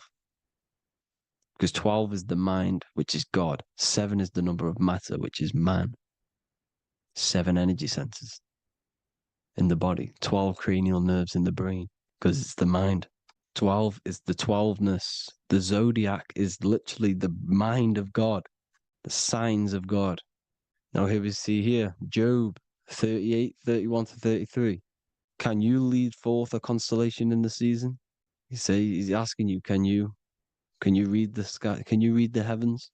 Canst thou bring forth the Mazzaroth in its season? Mazzaroth means 12 signs, the zodiac. Why did they translated every single Hebrew word in the Bible into English, but they decided to leave out Mazzaroth? Why? It's because if that said zodiac, Christians would have a different view on the Bible, but they leave that out. But Mazzaroth actually means the 12 signs, the zodiac, and the stars means sign. The word stars means sign because the stars are signs, things to come, which is off in Hebrew, which means sign, things to come. You see a sign on the road, it's something coming. But God is saying, no, what does he say? To qualify as a director, a judge of man's life on earth, one must be able to govern the heavenly bodies that rule the earth. It's telling you to read the heavens. We need to read the heavens. Astrology, the 12 zodiac signs, the mind of God. It's telling you, read the Mazzaroth, read the zodiac, because they are things to come in your life. They are signs. It's not satanic, it's made by God. God said, let there be lights in the firmament of the heavens to divide the day from the night, and let them be for signs. Signs are things to come. The 12 zodiac signs. It's all about astrology. Here's Mary holding the sun. His son, her son. It's the sun in the sky. The one and only, the most high. The soul, the solo, solo because it's on its own. The most powerful, Ra, radiance. Here's the Pope holding the sun. All three popes holding the sun because they're sun worshippers and they know the true meaning and origins behind Christianity. Sun worship. Here's the Vatican is a sundial. Yes, this is literally a clock. Your watch is a sundial. It's got 12 sections on it for the 12 zodiac signs. 12 hours, 12 Horuses. Now here you see Jesus walking on water. Well, it's the sun. And here's the beard of the sun. Here's the pyramid of the sun, the illuminated one, the all-seeing eye, the sun. Here's the Ankh. The sun creates these symbols. The ancients knew this. Now, when you see these headdresses, these are actually the days of precession of the sun. Aries, Cancer, Libra. It's all about the sun. Here's some more sun worship going back to Egypt. Ra, Horus, Osiris, and Set. Jesus and Satan is Horus and Set. The sun and Saturn. Saturn rules the winter, Satan. Jesus, the sun, the light of the world, rules the summer, rules the day. Satan's the night, Saturn's the night, the sun is the day. The evil brother, Satan. Well, Horus comes, this is where we get the word hours from. There are 12 Horuses. The sun moves in 12 Horuses, 12 hours. Where's Horus? What hour is it? Where's Horus? His Ra, 12 noon, Ra, radiates, powerful, the most high sun. That's why he has a sun on the top of his head. These are the 4 states of the sun. Set, sunset. This is why we say sunset, because the sun is setting. His sunset, his Horus, horizon, the Horus is rising, Ra radiating, and the sunset. Then midnight is Osiris. Here's another ancient symbol for the sun, the scarab. Ra, the sun, scarab. It's got the word Ra in it because it's the sun. Here's the sun on top of the scarab with the wings. Because scarabs roll dung up hills and then they'll let it fall down the hill to gain more matter. To gain more bigger, like a snowball effect. And the ancients saw this as a process of the sun because the sun climbs up the hill and then it falls. So they used the scarab to symbolize the process of the sun. The sun climbs and falls. Here's an ancient Egyptian cat cutting off the head of the serpent. Well, the cat is cutting off the head of the serpent, symbolizes the sun cutting off the nighttime. When the sun rises, it cuts off the nighttime. It cuts off the serpent. The serpents represent darkness or evil. Oh, there's some more symbology of the sun and the heavens, the arch, the royal arch, the firmament, the sun inside the firmament. These are all ancient churches, and they all depict the firmament, but the sun inside is the ancient cosmology. You see, because it's all about the sun. Everything's about the sun, because the sun is our orb made for us to sustain life in inside of this creation, inside of this firmament, the royal arch of heaven. Here's the Freemasons depicting it. Here's the Masonic royal arch, but you can even see the zodiac signs. Here's Cancer, the checkered board. It's the royal arch of the firmament. Obviously, they don't want to tell you that. You live in space, apparently. Some more sun worship. Here's the beard of the sun on the water. They all have this long beard. And why do they say amen? Amen at the end of every prayer. Amen is a sun god, a creator god. It's all about the sun. So thank you all, people. Hope you all enjoyed. Hope you all gained some knowledge and insight. Please give me a follow, drop a comment, drop a like. Have a good day. Love you all.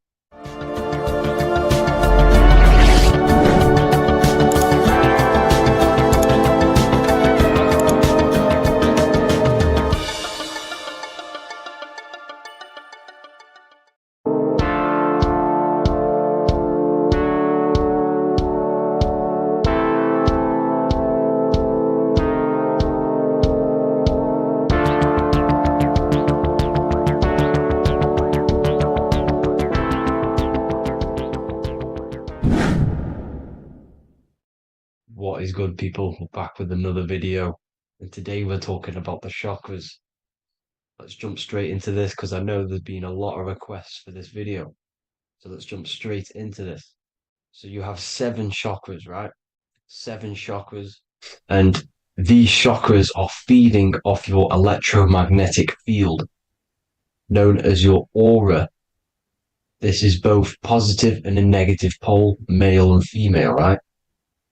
This electromagnetic field is made out of electric and magnetism, and together they come as electromagnetic.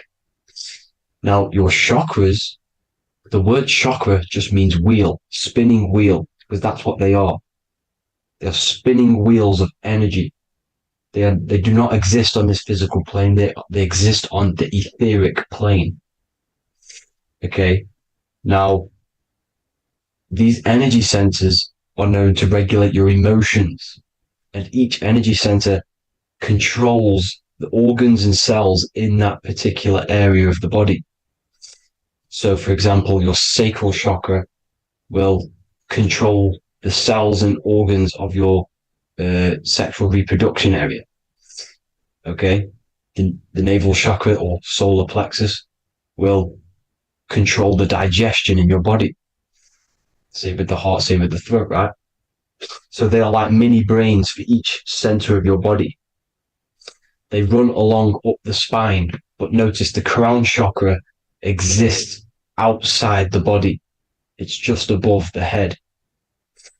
Now, this process of the chakras is obviously the 7 colors of the rainbow, starting from red, which is the lowest vibrational color, all the way to violet, which is the highest vibrational color. This, like I said, these energy centers are feeding off your electromagnetic field. So if these chakras are unbalanced, they are taking too much energy from your electromagnetic field, making it weaker.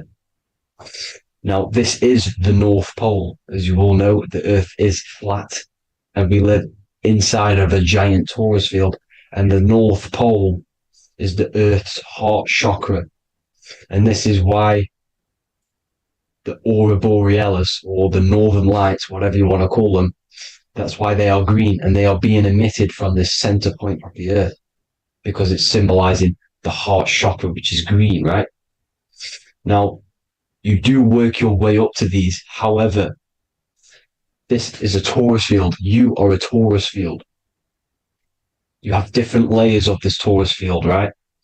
And you need to balance all of these chakras, but you can't move up these chakras until you open the one below it. So it's like a stairway. You can't go to your solar plexus without going through your sacral. You see? So you have to work up these. However, you have to work up these and then live from the heart, because the heart is the center of the Taurus field. It's the balance between male and female poles, positive and negative poles. So you have to balance all of these chakras and then bring them all into one, which is the heart chakra. Now, they exist on the etheric plane. They exist on the etheric plane, and the etheric plane is a layer of the material plane. It's the one higher than the material plane. And then after the etheric plane, it melts into the astral plane. So they exist just between the physical and the astral aspect. Now, this is the yin and yang matter, which is the lowest root chakra, physical matter, and then to spirit, because high vibrational matter turns into spirit, low vibrational spirit turns into matter. So they're interchangeable. This is the yin and yang. Now, when you see ancient paintings with the halos, you see this is like a toroidal field coming out the top of his head, you see, with a halo. This was symbolizing in the old days, in the ancient days, that they've aligned their chakra, they've reached Christ consciousness, which is God consciousness, right? Now, this electromagnetic field is the the apple that we bit out of in the Bible. Because you see, the apple is a Taurus field. So they were metaphorically or personifying the Taurus field. That's what the Bible is. It's a massive personification. It's all metaphors. You have to read it properly. It's got a greater meaning behind it. Now, when we bit from the apple, we ate from the tree of knowledge, which is good and evil. Our lower mind took over, so we materialized to feed our physical bodies. We materialized through Saturn. That's what Saturn does. Now, if you don't understand that, go and watch the video previous to this one called Occult Secrets of Saturn. And that will show you how Saturn is the materializer. Now, this is one of the secrets behind the Masonic compass, electric and magnetic, male and female, duality, positive and negative. Now, like I said, they teach you about the Taurus field, about a magnet in school, but they don't teach you about your electromagnetic field. Everything alive has a Taurus field. It is the building block of this creation. Absolutely everything has a Taurus field. There's not one thing without it. And as you can see here at the center of the apple, that's where the seed is. That's where the life is. The reproduction of that organism. As you see, this is where the most electromagnetic energy is stored, in the center, because this is where the two duality, this is where the field meets at the very center. This is why the seed is at the very center. Now, your spine is a elongation of the brain. The brain is heaven, and the bottom of the spine is hell. So this is Saturn, which is the root chakra. The 7 planets are associated with each chakra. Moon equals mind. Okay. Now Saturn is physical matter, as I've just explained. This is the lowest vibrational color. And they want you trapped down here, which is your hell state, your animal nature, your physical nature. They want you to identify as the physical body. They don't want you to reach these higher states of consciousness. Okay? Now, in the brain, you have 12 convolutions. Now, this is what they were symbolizing in the Bible with the 12 disciples. And obviously in the Bible, it says the upper room where Jesus met with his disciples. This is heaven, the brain, the higher states of consciousness. Now, this is your North Pole. This is Jacob's ladder. Okay. This is why you have 33 levels of Freemasonry, because it's symbolizing the 33 vertebrae, which are these little things here on the back of your spine. Because once the Kundalini energy from the bottom of your spine rises to the top, this is when you get enlightenment and opens your third eye. Spiritual enlightenment. As you can see here, this is Jacob's ladder. This is the Kundalini symbol, right? And they're even showing you this in the medical symbol. They're putting it in your face. But the serpents are wrapped around the spine. Now, the serpents symbolize how the energy moves around the spine, because it's a Taurus field, you see? At the center of the Taurus field, it wraps around the center pole. It wraps around it, and this is how the energy moves up. So they're symbolizing it with the serpents. Okay? Now, every religion has a sacred river. For the Egyptians, it's the River Nile. For Christianity, it's the Jordan River, right? This river is the canal, the energy canal at the center of your spine, all the way leading to heaven, to the Holy Land. This is the chamber which the energy rises up, right? Now, they used to say the gods descended from heaven to man. This is just heaven. This is the mind state. And they said the gods were connected by a rainbow bridge. That's the chakra system, the rainbow bridge. Okay. Now, the ancients called this place Midgard, Earth, where both evil and good live, right? Midgard. But you can go to heaven, which is a pure mind state, because once you're in heaven, nothing negative can ever bother you. That's completeness. pure Christ consciousness. Now, this is why Jesus dies at 33. He didn't actually die, but it's symbolizing the death of the physical body. Not the death of the physical body, but his consciousness rising above the physical body to, as I said here, matter to spirit. Matter died off and he came spirit consciousness.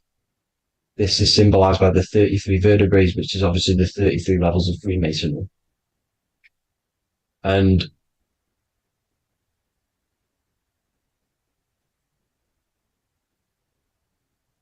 now the pineal gland, which is at the very top of this Jacob's ladder or the River Jordan, the canal, your 33 vertebrae on your spine. This is where the pineal gland sits, right? At the very top, at the center of your brain. Now, there's multiple ways this was symbolized. The Eye of Ra, which is used by the Egyptians. Now, this pineal gland is the seat of consciousness. This is where your consciousness is stored, right? And the ancient Sumerians used the pine cone, hence why it's got the word pineal gland, the seat of the soul consciousness.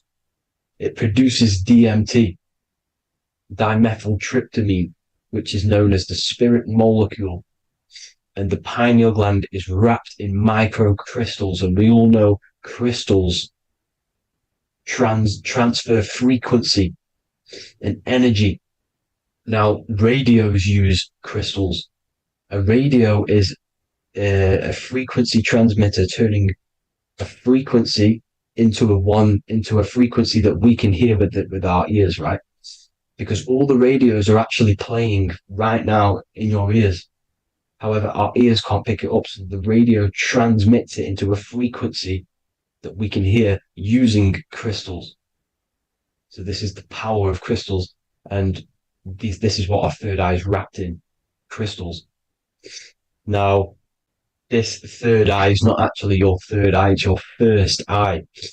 When you're being materialized in your mother's womb, this is the first gland that is produced, and everything's built around it, because it is the consciousness. It is your consciousness. Your consciousness never dies, ever. It's an eternal essence. It lives forever. You never actually die. Only the mortal body dies. Now that's what we call life.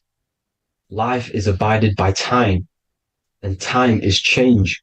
And change is what we call life, because everything's constantly moving and transforming into different things, right? Now let's not get off track. The pine cone is obviously, this is in the Vatican here. The pine cone is symbolized as the pineal gland, pine. And this is the opened pine cone. The opened pine cone means, or symbolizes, the awakened man, the awakened third eye. But the ones here, which the Sumerian gods are holding, these are shut pine cones, symbolizing the unawakened man. But let's not get confused, people. These gods were not gods. They are human beings just like you. They reached Christ consciousness. They are nothing more special than you. They just had the ability to reach Christ consciousness. And obviously their knowledge was far more intelligent than ours, far more advanced than ours. They knew the truth about this reality to the depths. Now, the ancient Hindus had a goddess called Kundalini, which is said that she descended by the means of a ladder or a cord from heaven, which is symbolizing the spinal cord. Now, this is what Hickory Hickory Dock, the mouse went up the clock and came back down. This is all these stories, like Santa as well. Santa comes up and then down the chimney. This is symbolizing the Christ oil. There's an oil which is produced in your pineal gland, right? And this oil travels down the spine.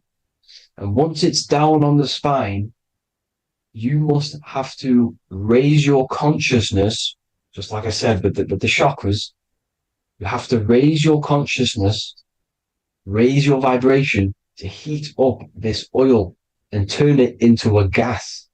And it travels back up the spine through like the serpents up the spine, And this awakens the third eye once it's coming back up the spine and hits the pineal gland.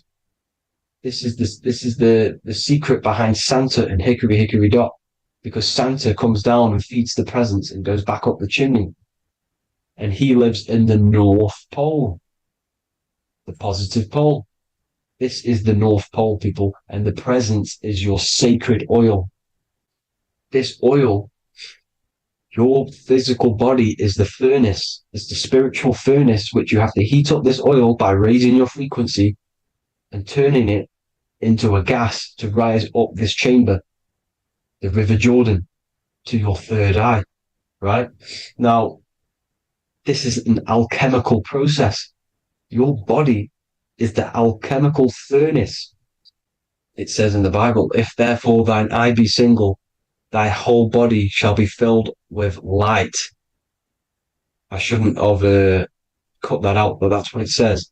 The light of the body is thine eye. If therefore thine eye be single, thy eye shall be filled, their body shall be filled with light. This is symbolizing the pineal gland, enlightening the body, the spiritual body, filled with light. Now, as I said, they want you kept down here, which is the root chakra, which is your animal nature, which is obviously mind, matter over mind. This is the symbol of Saturn, right? As you say, we're built of body, mind, and spirit, the Holy Trinity. That is the sun, moon, and earth. The sun's your soul, solar. Moon is your mind.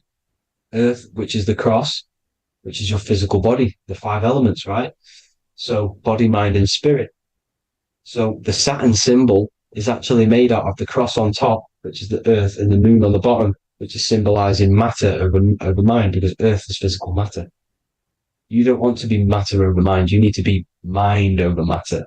See, they want you identifying as your physical body. They don't want you to realize you're an eternal consciousness. You're an eternal essence of consciousness which never dies. They want you trapped in your animal nature. And this is why the Baphomet has a goat head, because it's symbolizing your animal nature, which is evil. Not evil, but you're more likely to do evil things, right? Which brings bad karma. That's your animal side. This is why the Baphomet has an animal goat head. As you can see here, he's got the Kundalini energy here. So when you see the inverted cross, the cross is your body, as you can see here. The inverted cross means your chakras downwards, down here. Your head's down here. Your mind is down here. But your mind needs to be up here, which is the upwards cross, which is Christ consciousness. And as we all know, 7 colors of the rainbow, 7 planets, 7 chakras.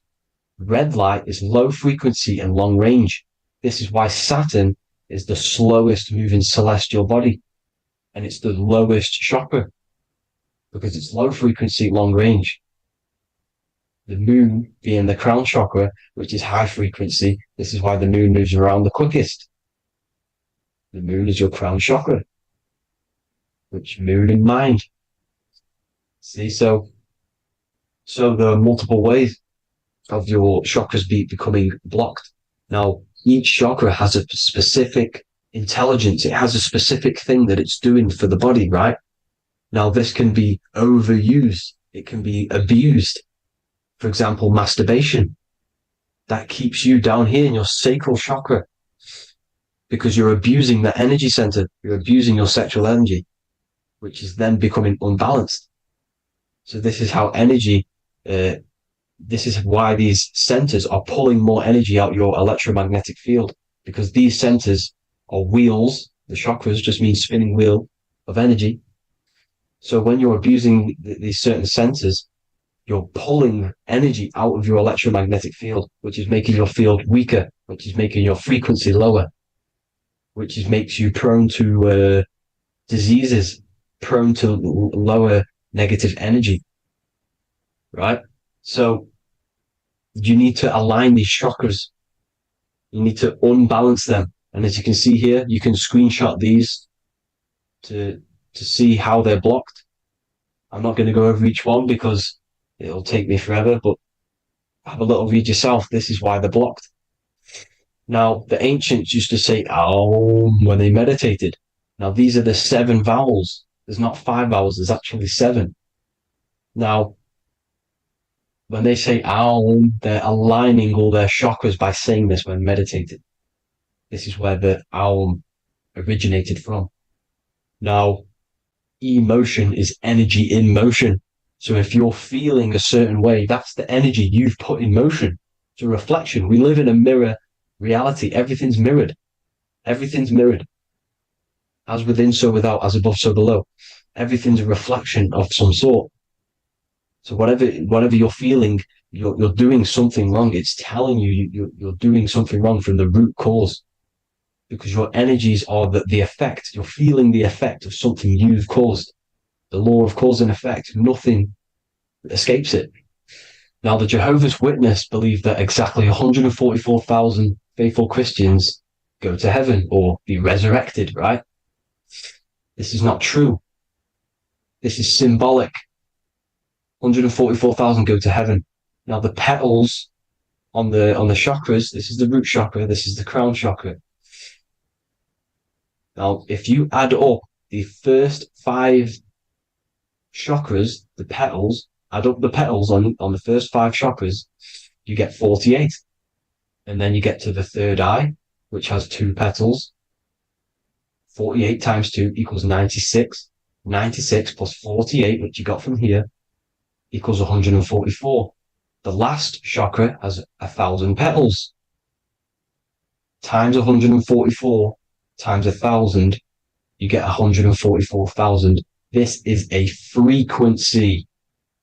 This frequency is the frequency of the ascension up your chakras. This frequency is a high frequency which turns that oil into gas, which rises up the spine, activating your third eye. Right? So this is all the religions are all symbolic for this sacred secret of Christ consciousness. As it says in the Bible, the kingdom of God is within. It's not out there, people. You must look within yourself. You are God. You are a spark of his consciousness, infinite consciousness, right? So 144,000 is a frequency, and you must achieve this. Like I said, these people in the past, they're not gods, people. These were just humans. Nothing special. They just reach Christ consciousness. Now, they keep you in these lower vibrational states with the food, right? And as you can see here, all of these fast food restaurants are mainly are red and yellow, which are these lower states, these lower 2 chakras, lower vibrational colors, because they want you trapped down here in matter. And these foods are so low vibrational, they will keep you down here, because your gut produces, I think it's like 80% of melatonin. Melatonin is your feel-good hormone. These foods will not make you feel good. This is very low vibrational. Meat. It's not meat, it's raw flesh. These animals are stripped from their family, put on a conveyor belt, watch their friends be tortured, and then get slaughtered in a slaughterhouse. Think of all the fear that's running through their blood, all the hormones, all the fear, and you're going to go and eat that very low vibrational energy. As you can see here, this is the light photons within fruit. You can see the life force in this fruit. You must think, feel, and do positive to raise your vibration. As you can see, earth equals heart. If you rearrange it, everything in nature is green, right? The aurora borealis is green. You must align all these chakras and then live from the heart, because the heart's the center of the Taurus field. You must become the consciousness in the center. So that's it for this video, people. Thank you all. God bless.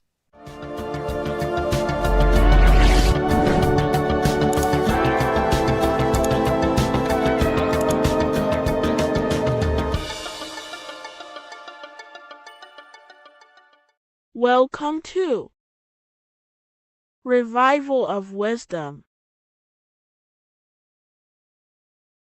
Today, we're going to be talking about portal symbolism, what portals are, okay, and how they show them to us. because they have to tell you the truth, guys. This is the thing with the universal law. They have to tell you the truth. And they tell you through symbols, they tell you through movies, and different things like that. But let's jump straight into this. So first I want to talk about the Freemasonry symbols. Okay, so first we got, obviously this is some Freemasonry art, but notice how you've got the ladder with a key. Okay, so this is ladder symbolism with a key.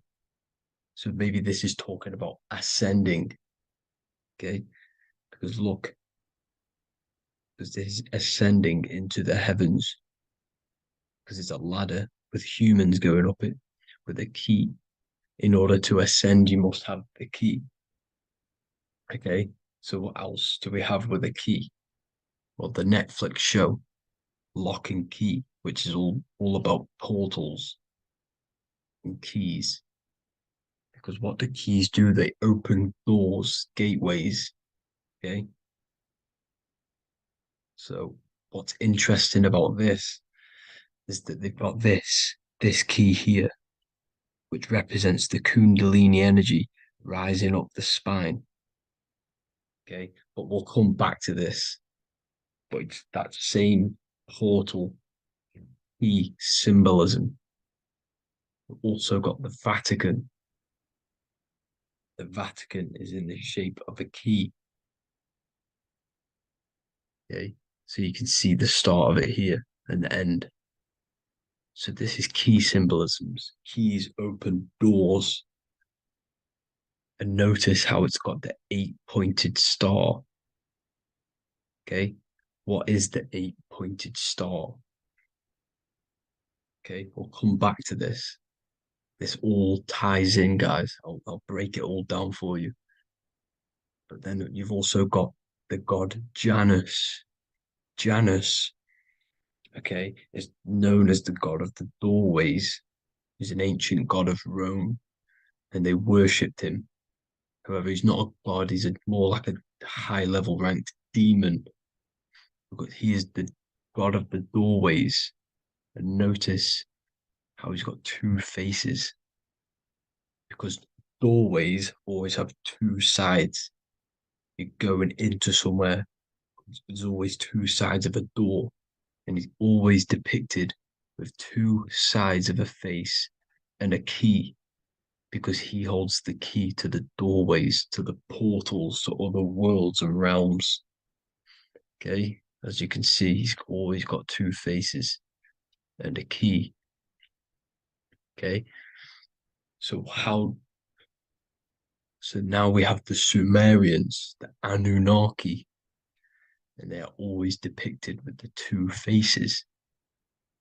Why do they have the two faces? Because they're symbolizing doorways, and the Anunnaki come to Earth through doorways and portals. So these are what these gods are symbolizing in their artwork.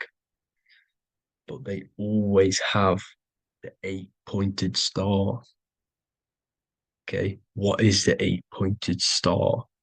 You see how they always have. Look, let me try to find another one. It's the 8-pointed star. This 8-pointed star is Polaris.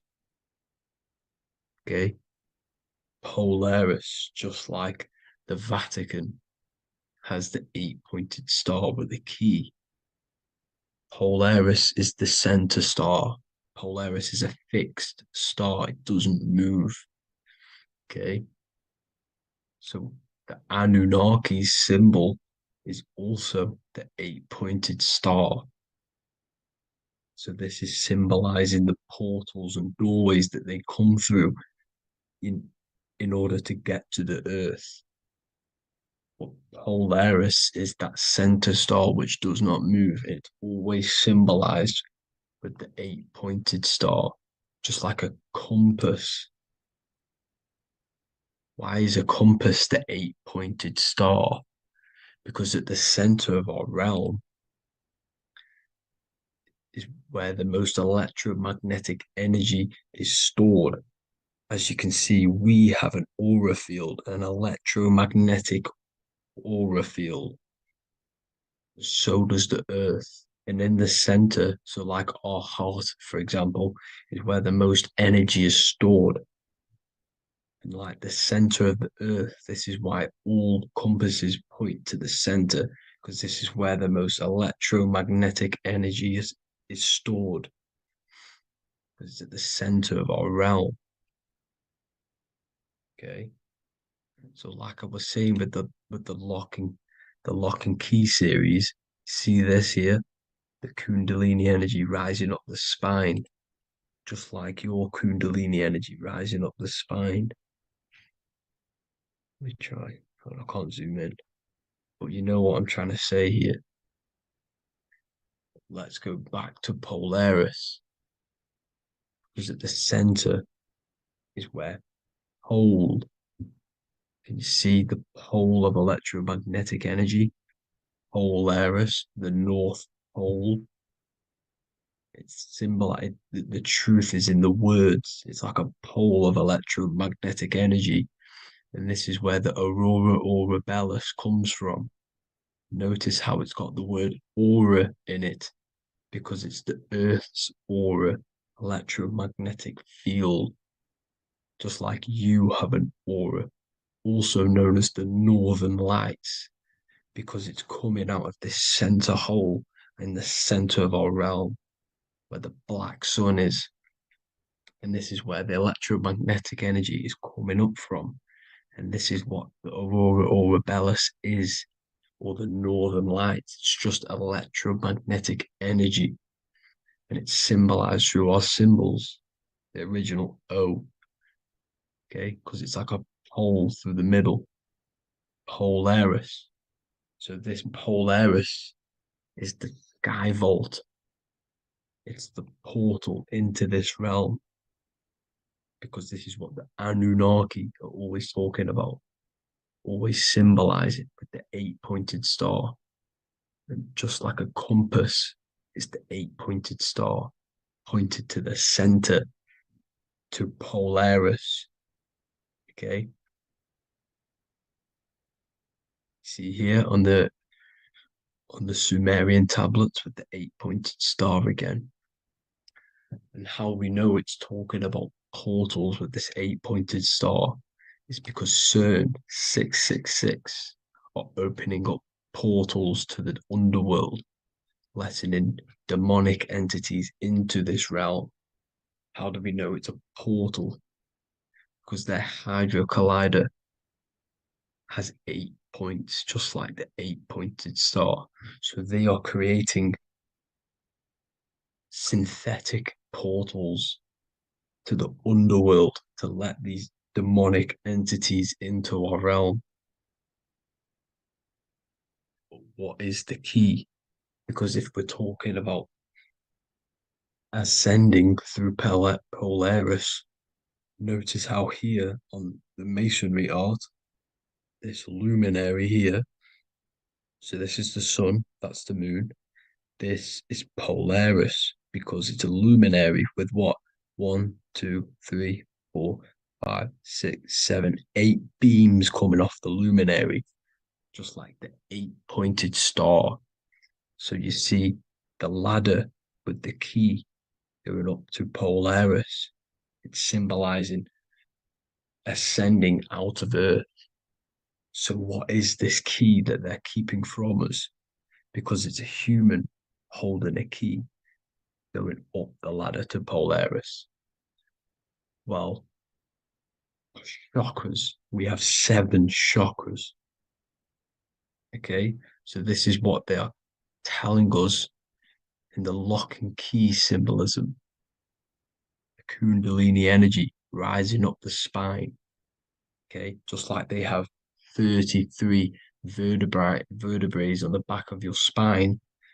Okay, this represents the Kundalini energy going up your 33 vertebrae, just like in masonry has 33rd degrees. Okay, so what is the key? Your chakras. Your chakras have to be unlocked. Okay, you have to unlock your chakras, and you can't unlock this one without going through this one. You have to go through them all. It's like a ladder, just like Jacob's ladder. You can't go from the bottom to the top. You have to unlock each one. Okay, just like you have 7 chakras, you have 7 layers of your aura. Okay, you have to unlock your chakras to the highest point in order to reach Christ consciousness. And this is the key that they're talking about. They're symbolizing the organic portal within each and every one of us to ascend out of this realm. Okay, so this is the key that they're talking about, and they're holding back this knowledge to keep us trapped in this 3D realm. Okay, so like I was saying with the 33 vertebrae and the Kundalini energy coming up the spine, 33 vertebrae, you can see this sort of symbolism going up to the light, because it's the light. You see here, your crown chakra turns on and becomes enlightened, just like the Illuminati symbol. Can you see it? Also, Jesus also died at 33. So this is symbolizing, okay? They're symbolizing the death of the ego, the body. So once you open up your chakras and reach Christ consciousness, which is your 33rd vertebrae, once your Kundalini energy goes up your 33rd vertebrae, your body technically, not physically, but spiritually dies, because you then become formless. You reach Christ consciousness. So then you can travel other worlds. Okay. This is what they're talking about with Vatican, 8-pointed star, and the key. Janus with the key. The Sumerians with the 8-pointed star. Anunnaki, the 8-pointed star. Polaris, 8-pointed star. So Polaris is the way out of this realm, which is at the center. Pole, North Pole. Okay. So the key is that they're hiding from us is the knowledge to unlock our chakras. Okay. And without this knowledge that they keep from us, is trapping our souls in this reality to keep reincarnating. Okay. Well, thank you all for tuning in. I'm going to leave you all there. Make sure to leave a like and a comment in the comment section. Let me know some topics to talk about so I can break it down for you. God bless you all.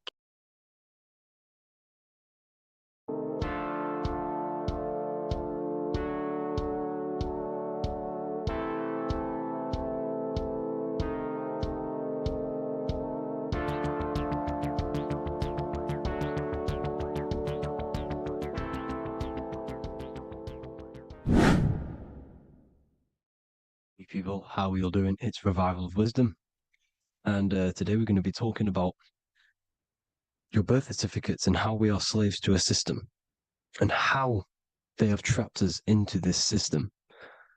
Okay, so the first thing you need to understand about this system is there are 2 types of laws. You have the law of water, which is Admiralty law, and the law of the land. So the Admiralty law is the law of water, and this is what money is. Money is water. This is why we say liquidity, currency, the current. A current is water, something moving through something. Cash flow. And this is why banks are called banks, because a river bank is on either side of the water and it directs the currency. You see? So money is water. And as you can see here, Ripple, the cryptocurrency, Ripple, water Ripple, and they're building a bridge over water, overseas, international banking with cryptocurrency. So money is water, and this has specific laws about water, but water is the same everywhere. You see, what the difference is with the law of the land is that you can have different laws in different lands. I can't do certain things in the UK that people can do in America, for example. You see, that's the law of the land, but the law of water is the same because water is everywhere. Now, this is very important to understand when it comes to, these birth certificates. So, Pope Gregory, this is where we're going to start off. Pope Gregory in 1582 took the Orthodox Eastern sunrise calendar and changed it to his own Gregorian timeline, not a calendar, a timeline. This timeline was copyrighted by Pope Gregory under the name of the Vatican. So the Vatican owns the timeline that we are using today, 2023. They own it. They own the title of this Gregorian calendar. Okay. Therefore, anyone who is born under this copyrighted timeline, not calendar, they are subjected to Rome because Rome owns the timeline. They have a patent, a copyright for that timeline. What is on our birth certificates? That timeline. We are born underneath, we are subjected to the Vatican. This is why all birth certificates go to the Vatican. They own every single birth certificate. Okay? So when we use this timeline, we are subjecting ourselves to this timeline. Okay? Which the Vatican has a claim over.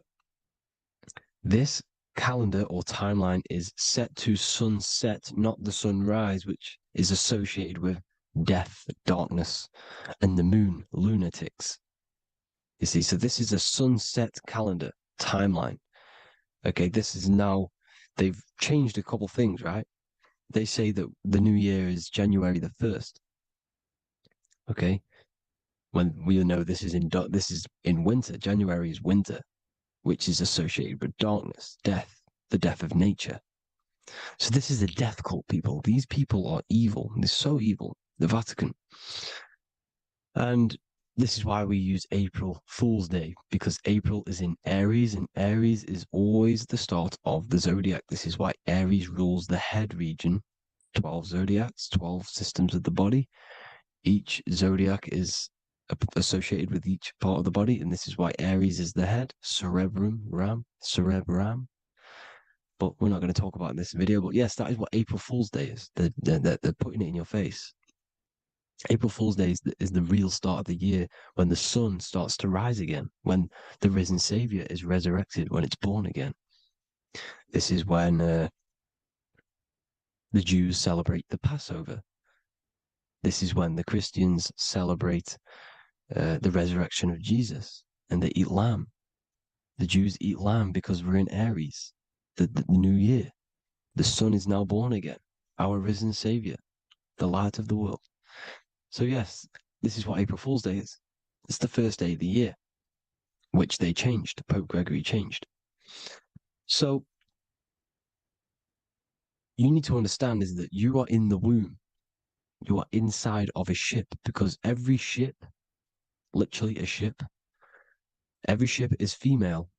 This is why they say she delivers the product, because she does deliver the product, you, the baby. Same thing with a ship, they deliver products. They are a she. And when they pull up to the bay, like you can see on this picture, they're pulling up to the bay. This is now called the birth canal. The ship is now in birth on paper. Okay, this is law. And when they pull up, they tie up to the bay, and now they get a certificate of manifest certifying all of the products which are on the ship and what they are bringing into that nation.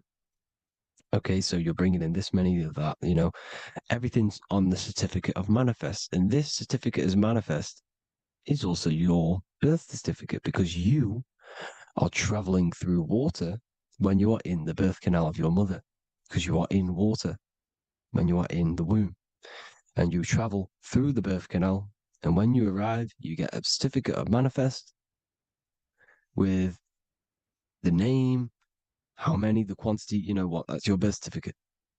Okay.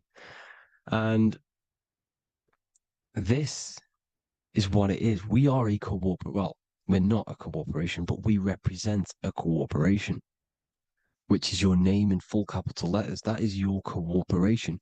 You cannot physically tax a body, but you can tax a corporation. This is why we get charged. This is why we get taxed, because it all goes down to the corporation, which our name represents, which we are subjecting ourselves to. We are my name.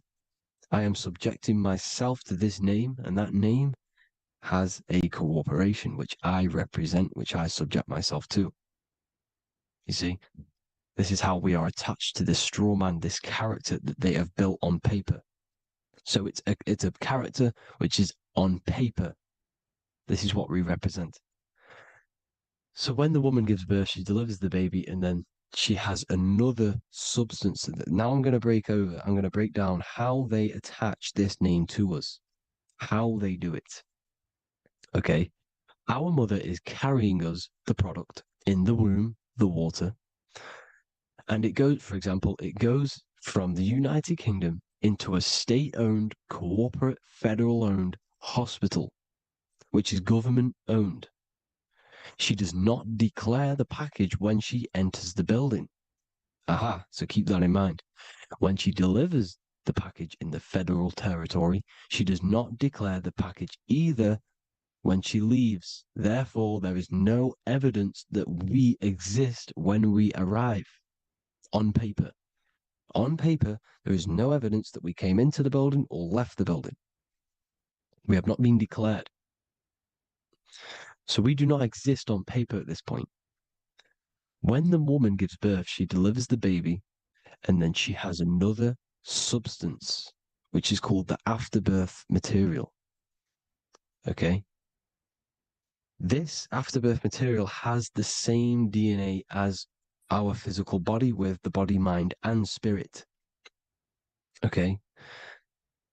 This is how they get this corporation. Hold on. The afterbirth material does not get claimed by the mother nor anyone. Therefore, they salvage that substance, because we are under the Vatican. Every state is all Catholic. Your birth certificate is Catholic. No matter what religion you think you are, every single birth certificate is Catholic, because we are subjected to Rome.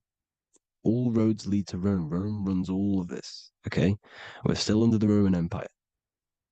Okay? So Rome are Catholic, and they believe in salvation. This is how religion comes into this. This is how they use religion to get this. So they salvage the afterbirth material, and they claim it, and they salvage it and give it and charge it to Rome, and they give it a name. Here's the legal term: born alive. Here's what it says: each product of such birth is considered live, born, and fully recognized as a human person. So each product of such birth, so that could be anything, the afterbirth, the person who actually comes out, the baby. So your afterbirth, which we do not take with us, we take the baby with us. They keep that in the hospital. They collect the afterbirth, and they salvage it, and they give it the name, which it is us. We are a representative to that afterbirth material, which they put the name on, they claimed, which is subject to Rome.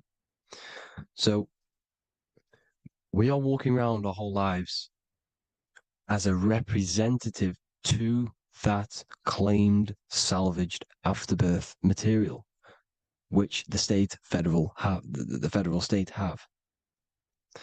Okay?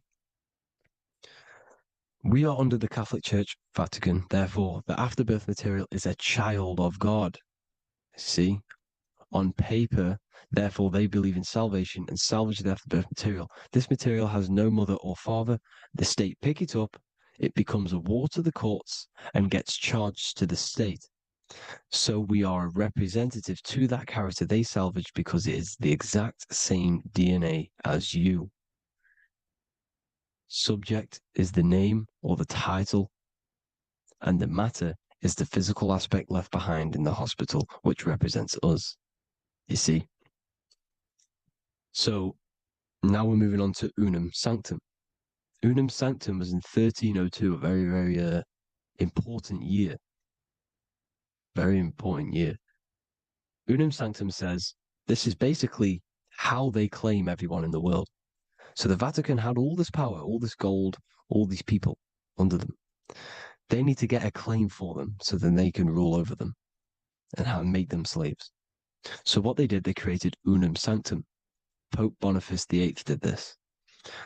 And it says, the spiritual man judges of all things, and he himself is judged by no man. The spiritual man, keep that in mind, unless he invent like Manichaeus, two beginnings, which is false and judged by heretical, since according to the testimony of Moses, it is not in the beginnings, but in the beginning that God created heaven and earth. Furthermore, we declare, we proclaim, we define that it is absolutely necessary for salvation that every human creature to be subjected to the Roman pontiff. So they are claiming us in Unum Sanctum, and it's in the vaults in the Vatican.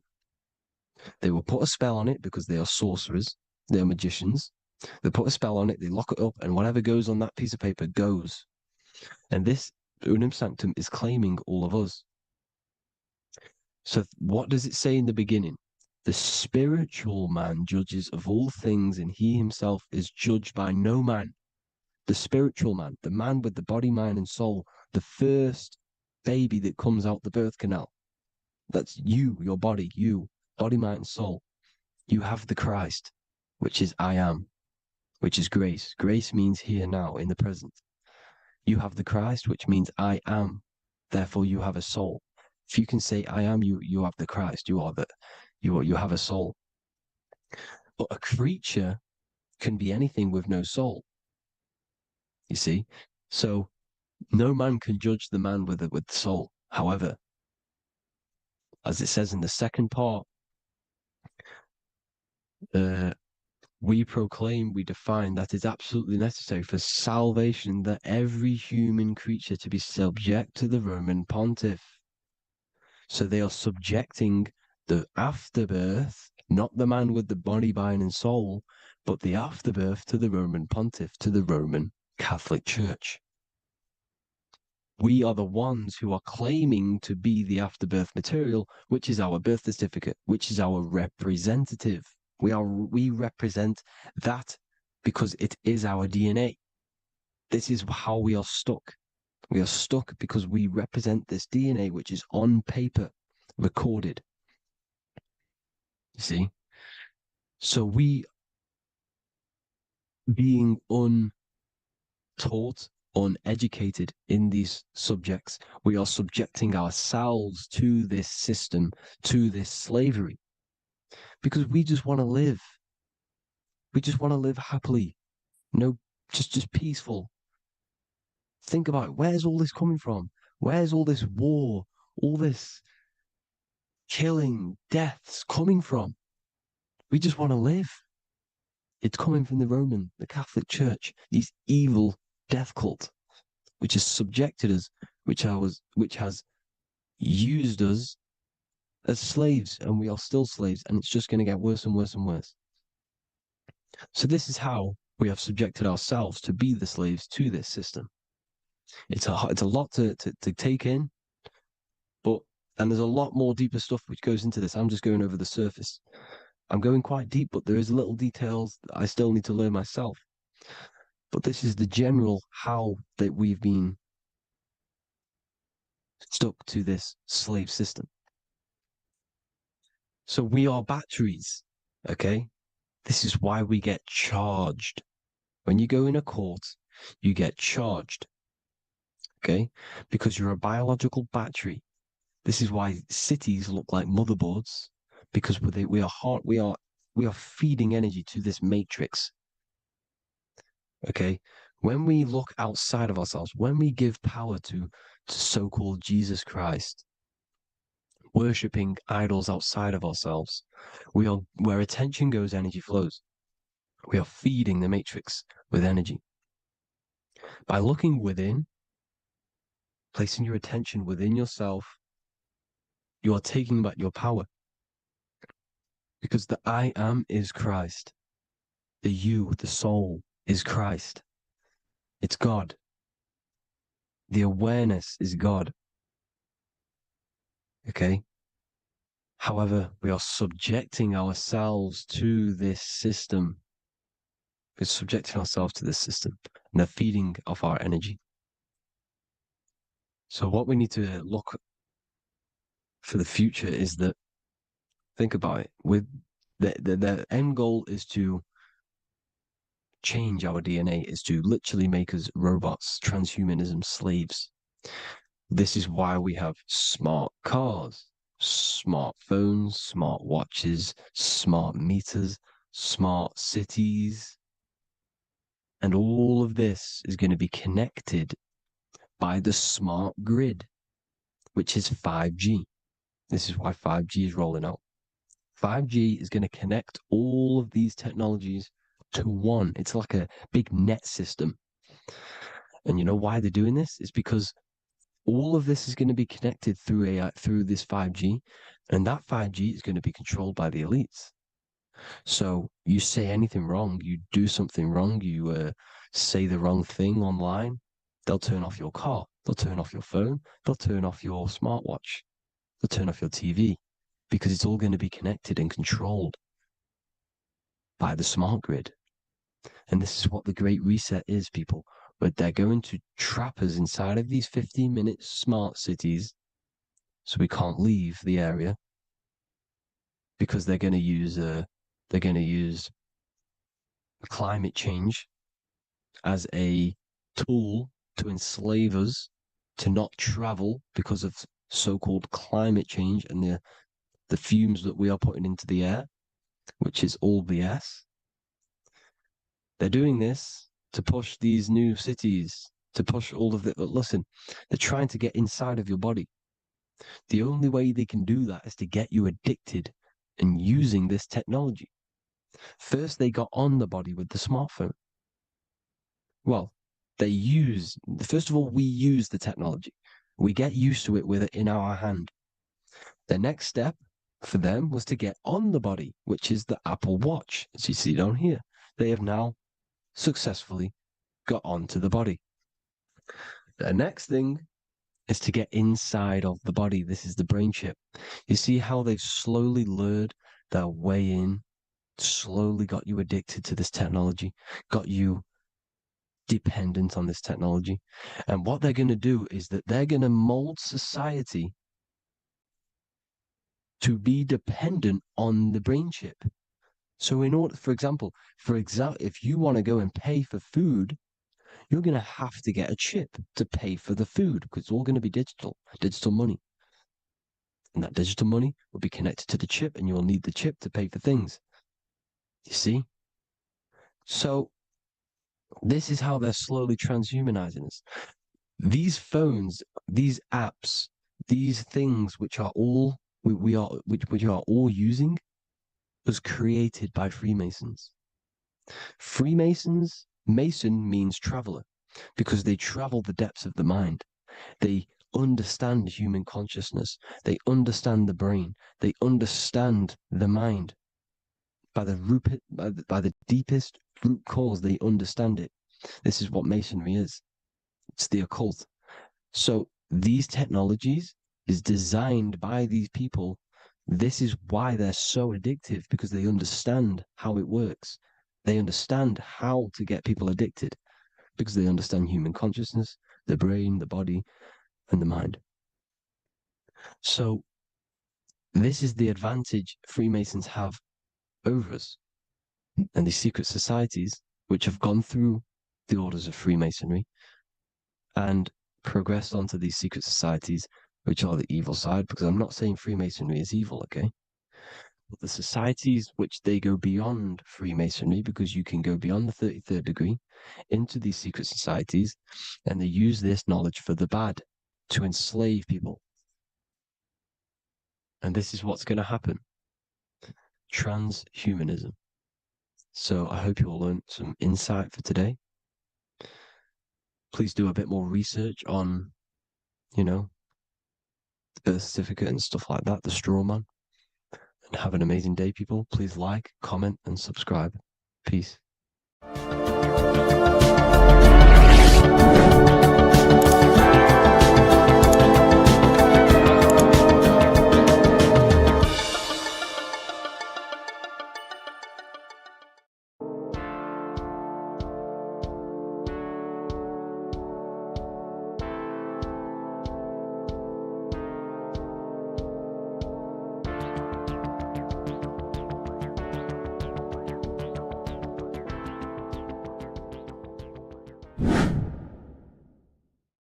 What is good, people? It's Revival of Wisdom. Today we're going to be talking about Saturn.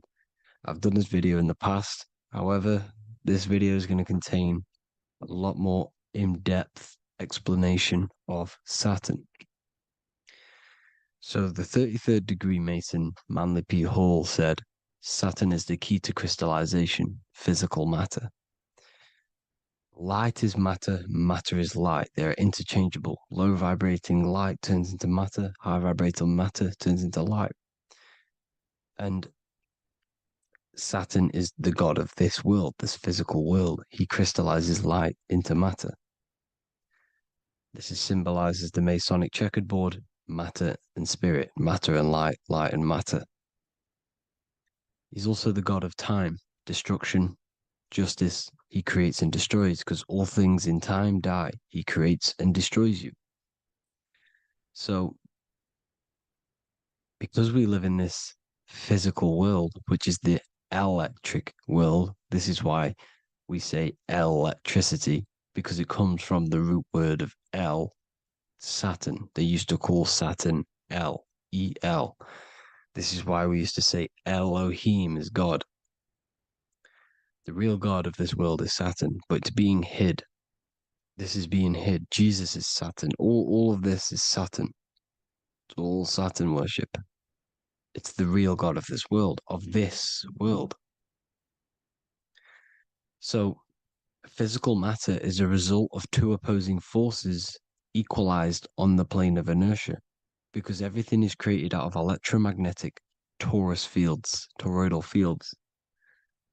And these two poles equalize on the plane of inertia, which gives you planet Earth, plane of inertia.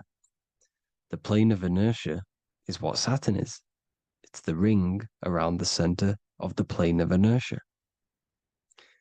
Thank you to Walter Russell saying, physical matter is a result of two opposing forces on the plane of inertia. This is what Walter Russell says, so please check out his work. He's got many books, many books on light and electromagnetism and stuff like that. So I advise you to check him out. So the Taurus field gives you the binary code 0 and 1, the female vagina and the male phallus. This is the code for this world. Saturn crystallizes physical matter. Now Saturn is the most outermost layer of the 7 layers of heaven, where it says in the Quran, it says, Allah, it is He who created the 7 layers of heaven.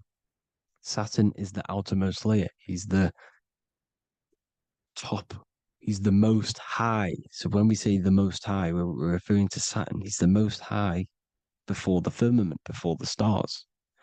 So Saturn is the god of this world. He's the Lord of the Rings. He wears the crown. The crown is the rings. Crown, Kronos. So the planets are luminaries. They are lights. They are beings. They are energy, conscious energy. And we're in the heart of the solar system. Saturn is the outermost layer. He is the one of this world. He's the god of this world. Now, on the North Pole of Saturn, you have the hexagon. Add up all the sides, it creates the six-pointed star. Or it can be created as a cube. The cube is very important. The six-pointed star is very important. 6 points, 6 triangles, 6 side, 6, 6, 6. Black cube adds up to 6 in gematria. Now, what did I say in the beginning? Saturn crystallizes the physical world. He creates physical things out of light. You are a light being. This is why we say human. Hue means the light spectrum. Hue, man, we are light manifested into physical forms. Human. And we are incarnated through Saturn. Satan, same thing. The number of the beast is 666, and the 666 comes from the 6.6 triangle, 6 sides of Saturn, 666. We are all known as carbon-based life forms. Carbon, the atomic structure of carbon, is 666, 6 protons, 6 electrons, 6 neutrons. We are materialized into our physical bodies through Saturn, through the number of the beast. These bodies are the beast, it's the animal. The divine, the Christ, is the consciousness within, because you are a physical, spiritual being combined into one, hexed into one. Hexagram. This is a hexagram. You're hexed into physical matter, spirit and matter, light and dark, combined into one. Now you contain of the mark of the beast, the mark of your body. Your body's the beast. It says in the Bible, Satan, who is the god of this world. This world. There are many different worlds, but this world is run by Saturn, and it says that in the Bible. Saturn is Satan. It's the same thing. And look at the crown of thorns are wrapped around the heart. The soul is in the heart. The mind is in the brain. The soul is wrapped around the rings of Saturn. You're wrapped in physical matter. This is what it's showing you. This is symbolizing the rings of Saturn wrapping you. And the cross on top is the cross of the cube. The cube, the black cube of Saturn, unfolds into a cross. So Satan, who is the god of this world, Corinthians 4:4 in the Bible, Satan, who is the god of this world, has blinded the minds of those who don't believe. Satan blinds your mind, because the god of this world materializes you, and he blinds your mind when you incarnate into physical matter. When you enter this soul system, not the solar system, you hit Saturn first. He materializes you. And look at the symbol for Saturn. This is the symbol for Saturn. All of the planet symbols are created out of the Holy Trinity. The Earth, Moon, and Sun. Body, mind, and soul. The sun is your soul, the moon is your mind, the earth is your body. Your body's made out of the 5 elements. The sun is your soul, because the sun is life force, gives life to everything. Your sun is a soul. Your soul is the sun of your body. The moon is the mind. The moon is the moon of your body, the mind of your body. Intelligence. So all of the symbol of the planets are created out of these. The Saturn symbol is created out of the Earth cross, matter, and the moon crescent, moon, mind, matter over mind. This is why Satan, who is the god of this world, has blinded the minds of those who don't believe. He blinds your mind. Look at the symbol, it's showing you. The Saturn symbol is matter over mind when it should be mind over matter. So we descend into a soul system, into our 666 Saturn carbon suit bodies, and we are matter over mind. Then we have to move up the spine to go back up to spirit, to mind over matter, where you manipulate your own reality. Now look at this. It creates the number 5. 5 is the number of change. You're moving from this side of the number sequence over to the right side. You're moving from the spiritual into the physical world. You're incarnating into the 5 elements, the 5 senses. So the cube, the black cube of Saturn, is another major symbol. Very important symbol. Here you see the cube, and the color black is associated with Saturn because Saturn's associated with death. He creates and destroys, light and dark. Death is associated with black, spirit, because you can't see spirit, which is blackness. So the black cube is black because Saturn rules the nighttime, which is dark, blackness, and he rules the winter, which is death, blackness. So Saturn is the black cube. Cubes have 6 sides: up, down, right, left, back, and forward. Cubes are 6-sided. Everything is 6-sided inside of this creation because you're incarnating, you're materializing, crystallizing into the cube, the world of the cube. Everything's a cube. Everything's got 6 sides. Here's Leonardo da Vinci showing you that you're in the cube. Leonardo da Vinci did this famous painting. You're in the cube, you're hexed into physical matter, where you're incarnated into the 3rd dimension, the 3-dimensional world, which is a cube, 3D. And black cube adds up to 6 sides of the black cube. The Kabbalah means cube god in Arabic. And look at what they do. They worship the cube, the black cube, and they stand in rings like the rings of Saturn. Australia, Denmark, Manhattan, Santana all have these black cubes. You go to New York, you will see the black cube there as well. These black cubes are everywhere because it is the real God of this world, So look at the cross. The cross unfolds into the cube. Xbox, Nintendo GameCube, Sega Saturn, anything to do with a simulated gaming reality, they put Saturn in it because we're in the simulation of Saturn. This is a simulation. And this is why they reflect this through the Xbox, GameCube, Sega Saturn, anything to do with gaming, simulations, is all Saturn. Because we're in the cube of Saturn, the black cube. We're in the GameCube, the Xbox, the Sega Saturn. As above, so below. So they reflect it through the simulations that they create inside of this simulation. Cubes have 8 points for the 8 points of time and space. 8 is the number of time.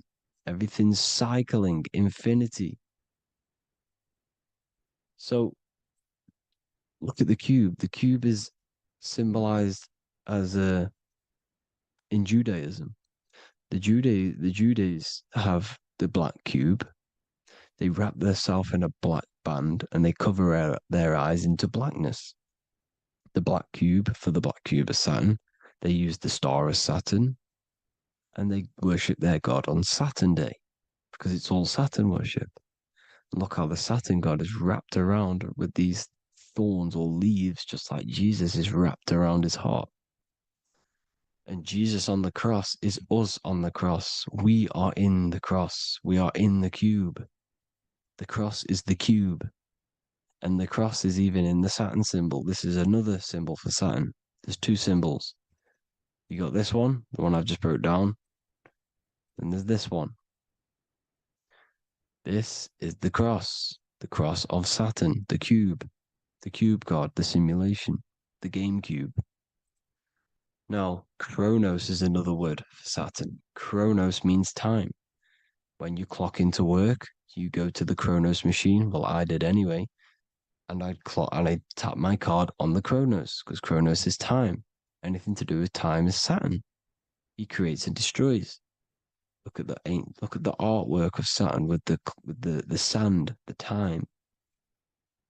Look at this, how he's cutting off the baby's wings. He's crystallizing the spirit into matter. He's cutting off your wings. Satan, in the Bible, he falls from heaven into earth and he loses his wings. He becomes a serpent. You see, it's all symbolic for us. We are the fallen angels, fallen angles of light.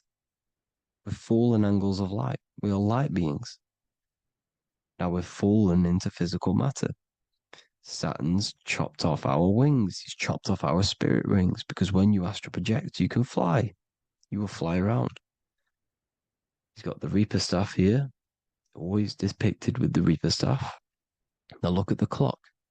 Saturn day is the 6th day. The number of the beast, 666. Look at the clock. 6 take away 12. 12 take away 6 equals 6. 7 take away 1 equals 6. 8 take away 2 equals 6. 60 seconds in a minute. 60 minutes in an hour. 24 hours in a day. 2 plus 4 equals 6. That's 666. Everything's 666 because it's time. Saturn. All goes to Saturn. He's the god of time. We're in time now. We're in time. We're in the time, which is God, the god of this world, the god of time.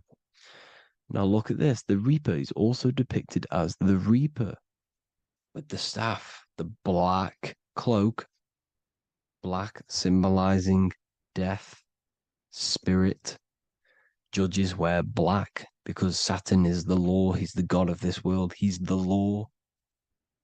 This is why they wear black cloaks. When you graduate from university, you wear a black cloak and a black cube on your head. You've been hexed. Funerals, you wear black because it's all to do with Saturn, Father Time, Father Crystallization. Now Saturn, here's another one of him cutting off the wings of a child, because he cuts off the wings. He creates and destroys your body. We're in the electrical world.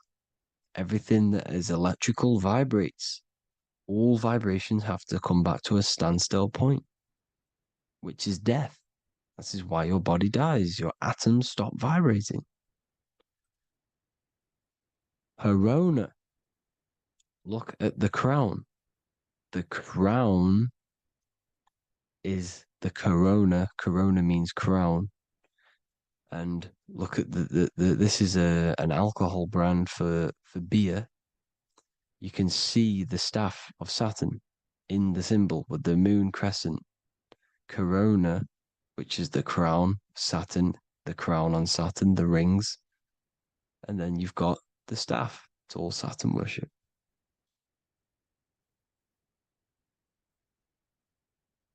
Is the black cubes of 9/11. 2 black cubes. This was a ritual for Saturn. It's all ritualistic. And look at the Star of David, the Star of Saturn. It's not the Star of David. Creates IXXI, the sigil of Saturn. IXXI means 9/11 in Roman numerals. 9/11. It's all a ritual for Saturn, and they have the 2 black cubes of Saturn.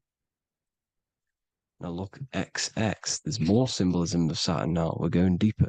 XX is more symbolism for Saturn. The sigil of Saturn is XX, as above, so below. Same with the Star of David. You split it in the middle, as above, so below, as above, so below. XX, this is a Knights Templar Cross of Lorraine. XX, Knights Templar, high order of Masonry. They all worship Saturn. Well, Saturn's the real god of this world. X Eon with the XX, XXL magazines, which is all to do with famous rappers and stuff like that. When you die, you put XX on the eyes because it's Saturn. He's the Reaper. Is Jesus with the XX crown with the thorns around his heart, around his soul, with the cube on the top, the cross cube. Le Lucifer with the XX Cross of Lorraine. Jay-Z with his alcohol brand, XX Cross of Lorraine. The X Factor with the rings of Saturn. All Saturn worship. The seal of Melchizedek is also Saturn. This is the cube. This symbolizes the cube with the 8 points for the 8 points of space and time. And this is the cube. It's another ancient symbol for Saturn. Here you see the star of Saturn with the Melchizedek symbol around it, which is all to do with Saturn. Here you see an altar, the Holy Grail, the Melchizedek symbol on it, and they're worshipping it. This is why we wear rings, wedding rings for the rings of Saturn. It all goes back to Saturn. Earrings. The 8-pointed star of the ancient Sumerians is all Saturn. It's all Saturn. So the ancients, the symbols of Saturn goes on forever. It's in all of the major corporations. You can see it everywhere, the rings of Saturn. Toyota is an obvious one. Internet, Nike, Target, Sega, Saturn. It's all Saturn worship. All Saturn worship.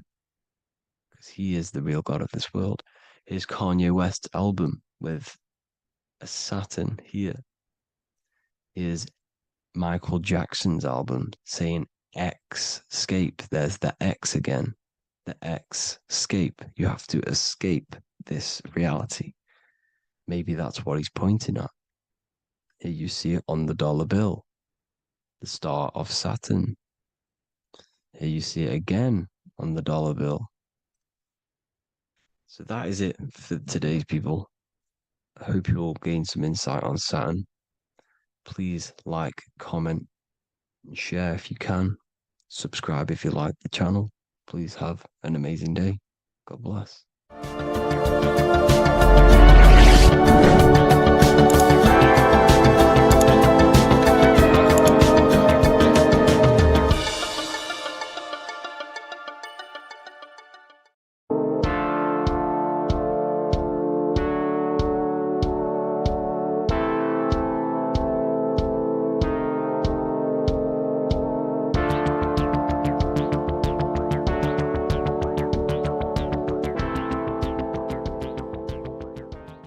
Welcome back everyone to another video. Today we're going to cover everything that you need to know about the mind, starting with the two aspects of the mind, the conscious and the subconscious. The male aspect of your mind is the conscious. This is the 10% of your mind. The conscious part of your mind is only aware of everything around you, your vision, your sight, your smell, your taste, your hearing, and your current state of emotion and thought. Every thought that you consciously think about has an emotion directly attached to it. That emotion is then impressed onto the subconscious part of the mind. The subconscious part of the mind is the female aspect of your mind. It is also a whopping 90% of your mind. Subconscious mind is controlling all of the subconscious processes which happen within your body. For example, your subconscious mind is controlling your heartbeat, your digestion of food, and all of the things that you do not have to tell the body to do.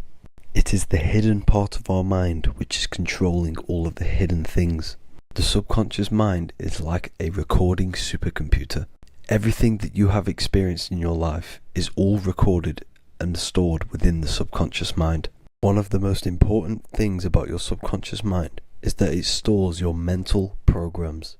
Everything in the subconscious mind manifests into behavior and actions within the body. Your daily basis routine and habits are all mental programs within your subconscious mind. These mental programs are created by mainly two ways. 1, repetition, and 2, emotional impact. The repetition is fairly simple to understand. The more you do something, the more it impresses onto your subconscious mind and becomes a program. That program will then manifest into your behavior. However, with the emotional programs, they work a bit different. The stronger that you feel an emotion, the stronger it is impressed onto the subconscious mind. And then that emotion becomes a program. For example, you had a very traumatic moment happen when you were a young child. The emotion that you felt was so strong in that moment that it impressed into your subconscious mind so hard that you can recall that moment like it was yesterday. That traumatic event that happened to you when you were young will still manifest into your daily basis behavior even to this day. However, it manifests subconsciously. For example, if you were in a car crash, you will be wary to enter cars with certain people, all because of that traumatic emotion that you felt and impressed onto your subconscious mind. Another example of the subconscious manifesting into our behavior is posting on Instagram. Most of the time, the reason why you post is because your subconscious mind is seeking gratification. So before you actually do something, question yourself and find out the root cause of why you are doing this. Another thing that you need to understand about the subconscious mind is that it takes everything you say and hear literally. So for example, if you go and say, "You are an idiot" to someone, your subconscious mind will only pick up the word idiot. It only knows yourself. It doesn't know anyone else. You are casting a spell on yourself just by saying that to someone else. This is why the golden rule is to treat others like you'd like to be treated. Now, you can rewrite these programs which are already in your subconscious mind. However, it does take consistency. You have to change these programs which have been running for years. And by changing these programs, you change your behavior, because these programs manifest into your behavior. The best way to do this, personally, is to listen to affirmations first thing when you wake up in the morning, and do this for 10 minutes every single morning. Then at night time, you want to think and feel that you are becoming the reality that you desire. The more that you feel this reality, the more it will become a program and impress your subconscious mind. For example, you're trying to gain financial freedom.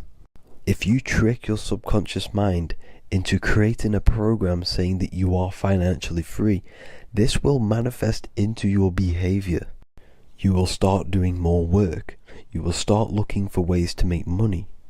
Your mind will be set on the frequency of money and financial freedom. Therefore, you will receive thoughts based around this program.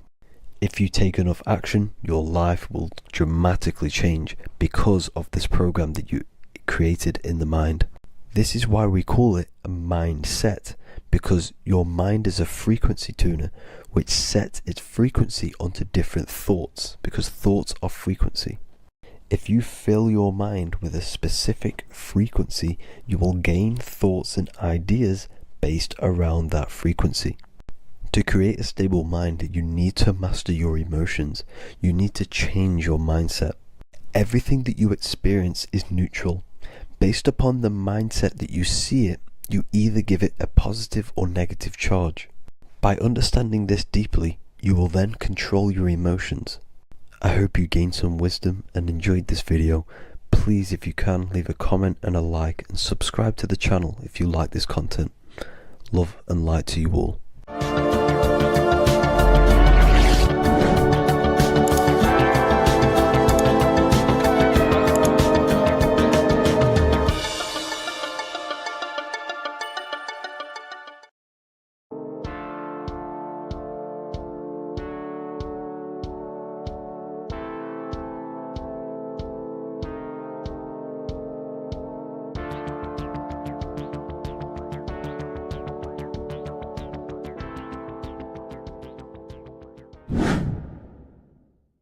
What is good, YouTube? Today we're going to be talking about the astral plane and how the cosmology fits into the astral plane. Okay, so first let's go over the astral plane and go over the different layers of reality so that you can understand reality more.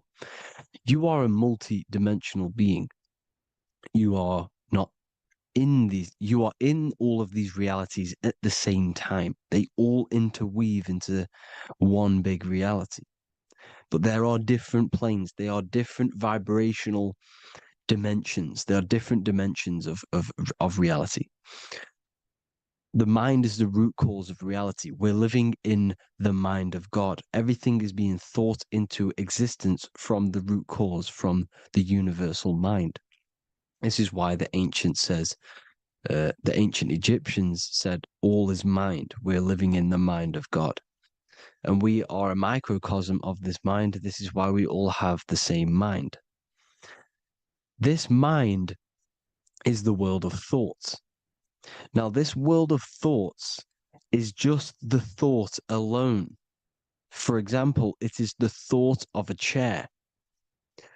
But then when you start to imagine this chair and you start to mentally see the chair, you're now manifesting the thought, the singular thought, into some sort of form. So now you're imagining the chair. You're imagining the form of this chair, which is then manifesting into the astral plane. The astral plane is the world of thought forms manifesting. So when you are imagining something, you are seeing into the astral plane. Okay? Your third eye, it is an eye because it sees the astral plane. It is seeing the other side through imagination, through dreaming. Well, we'll go over dreaming later. So the thought of a chair is a singular thought. The imagination of the chair is the manifestation of the chair. And in the astral plane, it's basically the world of all the chairs that could ever exist. So you're thinking of the chair as a singular thought, which is the mental plane. The astral plane is the imagination of that chair, is the thought, the manifestation of it. Depending on the vibrational state of the thought will depend what level of the astral plane it will go to. For example, if you're thinking about a chair to torture someone on it, it's going to go on the lower astral plane. Or if you're thinking and imagining happy things, it's going to go to the higher astral plane.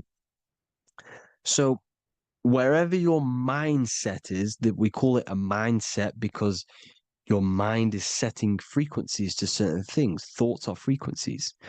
And a mindset is setting your frequency, setting your mind to a certain frequency. So when you set your mind to a certain frequency and you imagine something in that frequency, you're going to match everything in the astral plane that are on that similar frequency, just like you would in the physical world. Because we're all in these worlds right now as we speak, but we can't see them with the two physical eyes. We can feel it though. When you're around someone and you've just met a new person, for example, you can feel their vibration, and if you're not on a similar vibrational match, you will not get along with that person, or you just won't not get along, but you won't connect with that person because you're on two opposing frequencies, not matching. And this is something that you can't see, you can only feel because it's the astral plane. It exists within the astral plane. Everything in the astral plane is made out of vibrations. So if you do astral project, and if you already know how to astral project, you will see beings and people and things that are on the same frequency as you. This is why before you astral project, you need to sort your vibration out before you astral project, because you are projecting your consciousness into this. It's the mind. The mind is the bridge. It can move between realities. You are a observer. You are a observing soul which observes different realities. And the mind is the bridge between all of these different realities. The mind can choose. If you want to project into the astral, you set your mind to it, you can. Okay? So let's not get off track. The lower astral plane is where demons are. The higher astral plane is where heavenly beings are. Heaven and hell are kind of a real thing. The etheric plane is a powerful substance, the ether, the fifth element that they don't tell us about. If you type in on Google the 5 elements, they will try to remove it with wood or metal because they don't want you knowing about the ether. Ether is the energy double behind all physical objects. So the ether is very important. It is the 5th element. It is part of the physical world, but it's also part of the astral world. It is on either side. You see how they're showing you the truth in the language? Ether and either are the same word. The ether has 1 foot in the astral and 1 foot in the physical world. It's a substance that connects the physical to the astral world. It is it's on either side of reality. It's on the other side. Either, same word. Ether is connecting the physical to the astral plane. It's the world of frequency. Frequencies, EMFs, Taurus fields are in the etheric plane. It is the energy plane. It's where energy moves through the ether. Okay. So then you have the physical world, the world of effect. Everything you see in the physical world is the effect of the higher planes. Each plane is a product of the plane above. So, and it melts into each plane. The physical plane is the lowest plane, it's the most densest, and the highest is the most fluid. This is the most fluid, this is the most dense. This is where we get the saying, as above, so below from. As above, so below comes from the different planes of reality. And magicians understand this. This is why magicians always say as above, so below. Because they understand if you manipulate the higher planes of reality, you manipulate the lower planes. Because the astral plane is a direct copy of the physical world, but in the astral plane. It is mirrored. The physical world is mirrored in the astral plane. They are both the same world, but just different vibrational states of the world.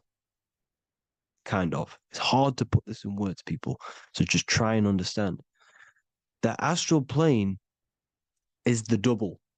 It is whatever happens in the astral plane happens in the physical plane. This is why magic works. This is why demons work. This is why spirit communication works. Because if you manipulate the higher planes, you manipulate the lower planes. As above in the astral, so below. Leonardo da Vinci showing you to look up, pointing up. You got to look up. He's telling you to change the mind, you change the physical world. You change your emotions, you're on the astral plane, you change the physical world. You change your reality by changing the higher planes.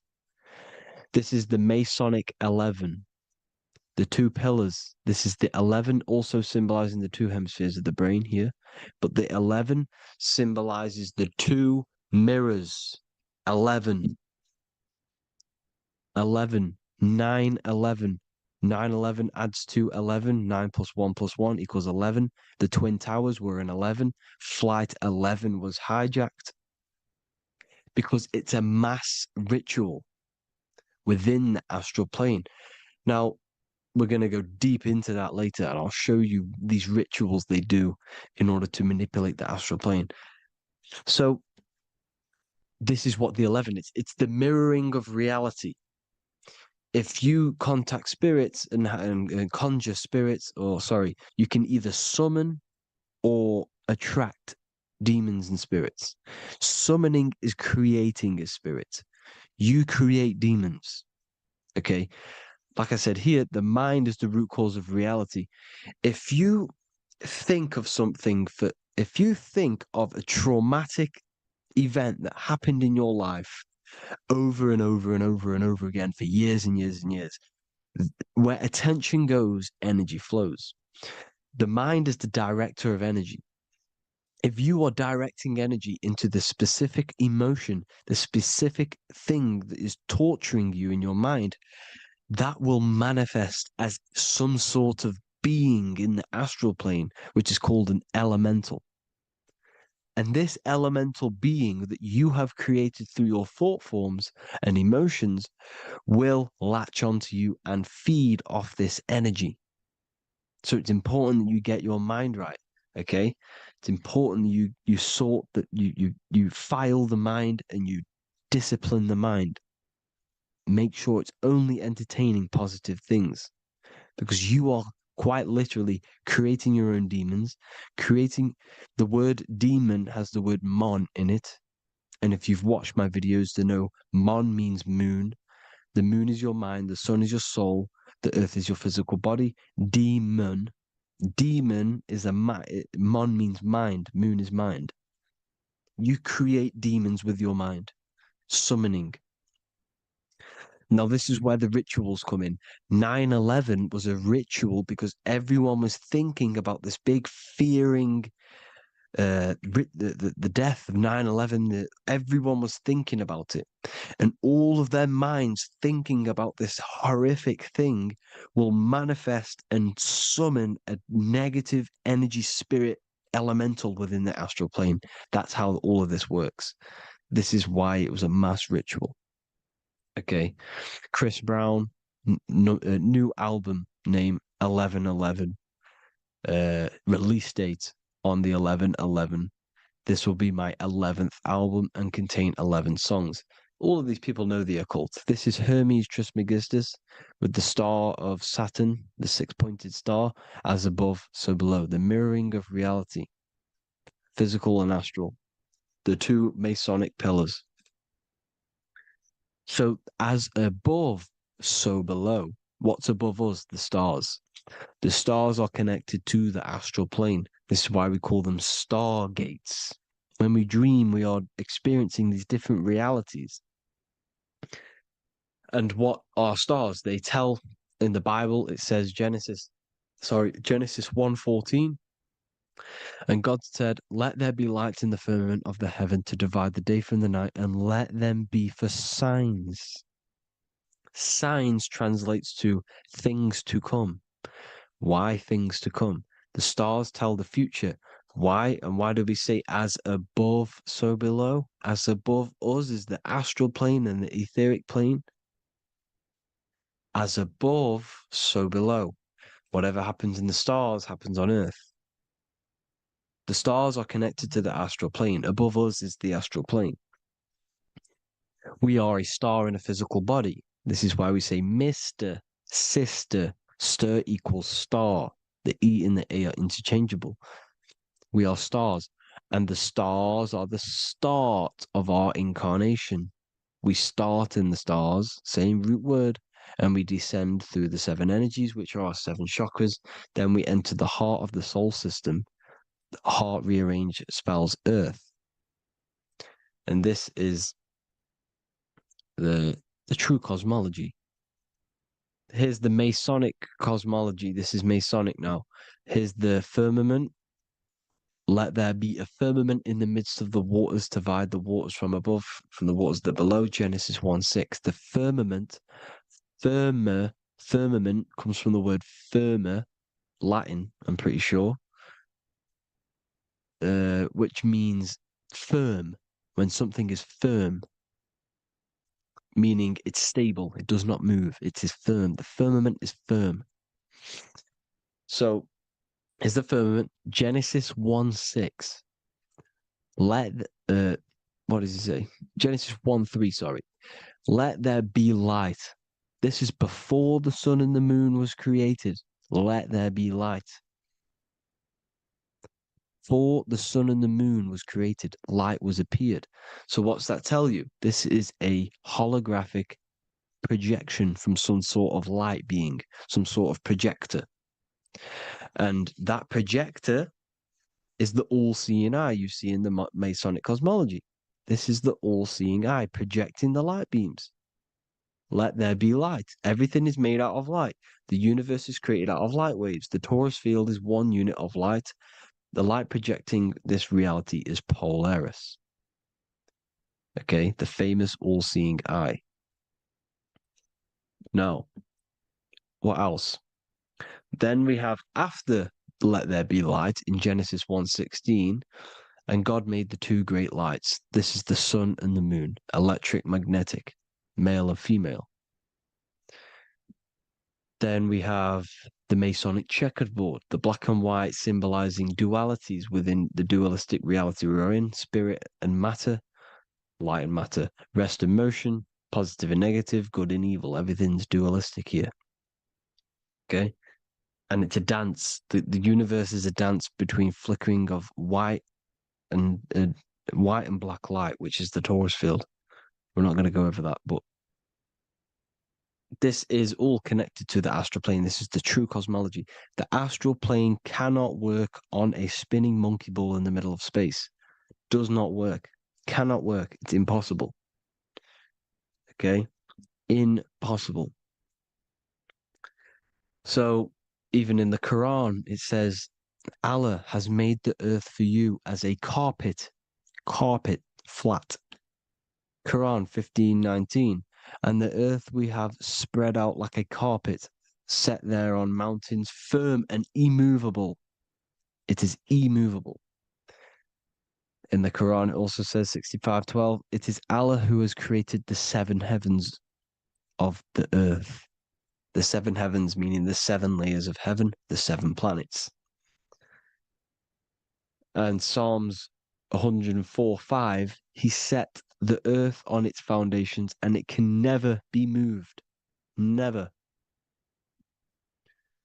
So here you see in Isaiah 40:22, he sits enthroned above the circle of the earth, and its people are like grasshoppers. He stretches out the heavens like a canopy and spreads them out like a tent to live in.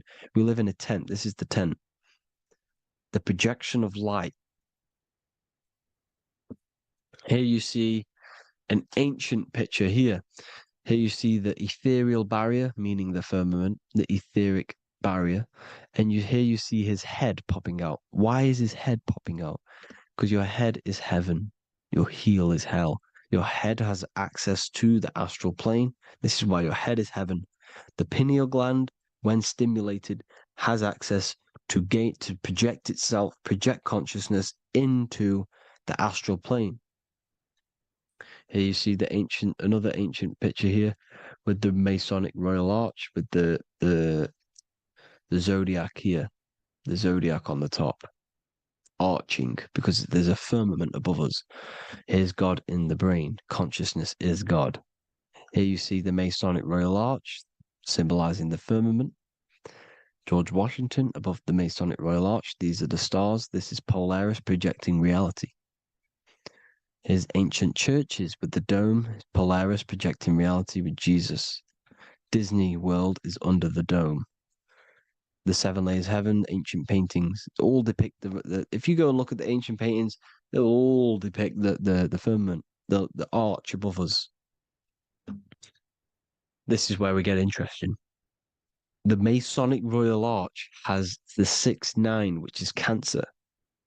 The constellation Cancer, which is 6-9 is associated with portals, because CERN is the 6-9.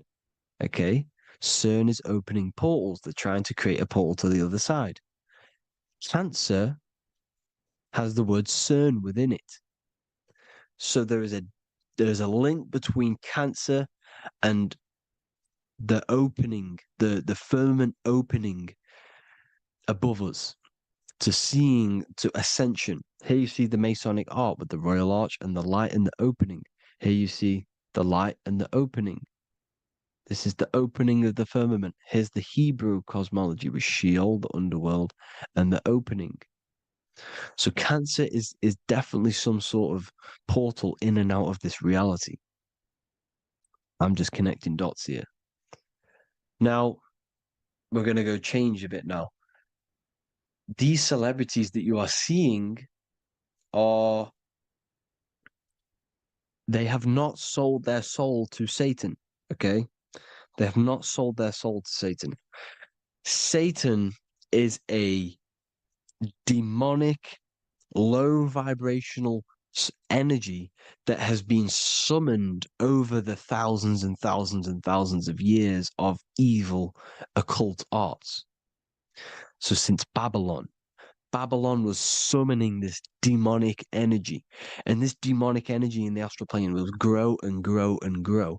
It has no form. It has no physical form. Okay? But you can see it in the rappers. If your third eye is open, you can see clearly that these people are demonic. You can sense the energy that they're manifesting. Selling your soul is not what you've been told. It is gaining, because your soul is pure love, okay? Your soul does not want to do anything bad. So when you sell your soul, you're gaining physical gain, you're gaining physical wealth, for example, like for these rappers, they will be given millions of pounds because the people in control of the music industry, which is the dark occultists trying to brainwash the masses, the people in charge, are they're dark occultists. They understand Satan and the energy. They are satanic energy, which has been summoned in the astral plane. They see that they have influence over the masses, so they will go to them and say, "I'll give you this amount of money forever if you manifest this satanic, demonic energy through the music and through social media to blind the masses, to brainwash the masses into this demonic energy." Because when you listen to music, music is frequency. Whatever you listen to, you become that frequency. So if you're listening to these people, they're throwing energy, this demonic, satanic energy that they sold out to. Sold, soul, same word. When you sold something, you've got your soul involved. They have exchanged money, physical gain, so that they manifest this satanic energy within the astral plane and through the music, through the videos, through social media to keep us in this vibrational frequency, in this low state of consciousness. This is what it actually is. It's not, you're not selling your soul to some sort of devil. This satanic energy has no physical form it is formless in the astral plane. It's a summoned energy. Now, the root chakra is red. This is why the devil is red, because it symbolizes the animal nature of man. When you are operating off your root chakra, you will kill, you will fight, you will do anything to survive, because it's all about survival mode in the root chakra. They want you keeping in that fighting mode, that surviving mode, so that you are manifesting this low vibrational frequency, this satanic energy, this demonic red energy. This is why the devil is red.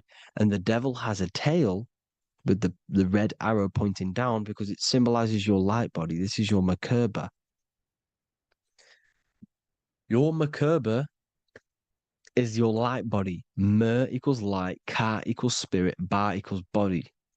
Merkaba, this is the devil's tail pointing down, the descension, your heel, up to your heel, hell. Ascension, to heaven, head.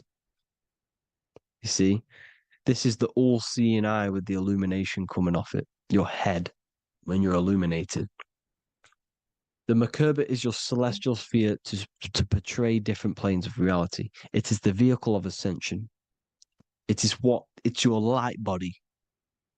It's in the word Kabbalah, Kabbalah, Ka, spirit, Ba, body, La, light. Same thing, Kabbalah, Merkaba. Same thing. It's all about the light body.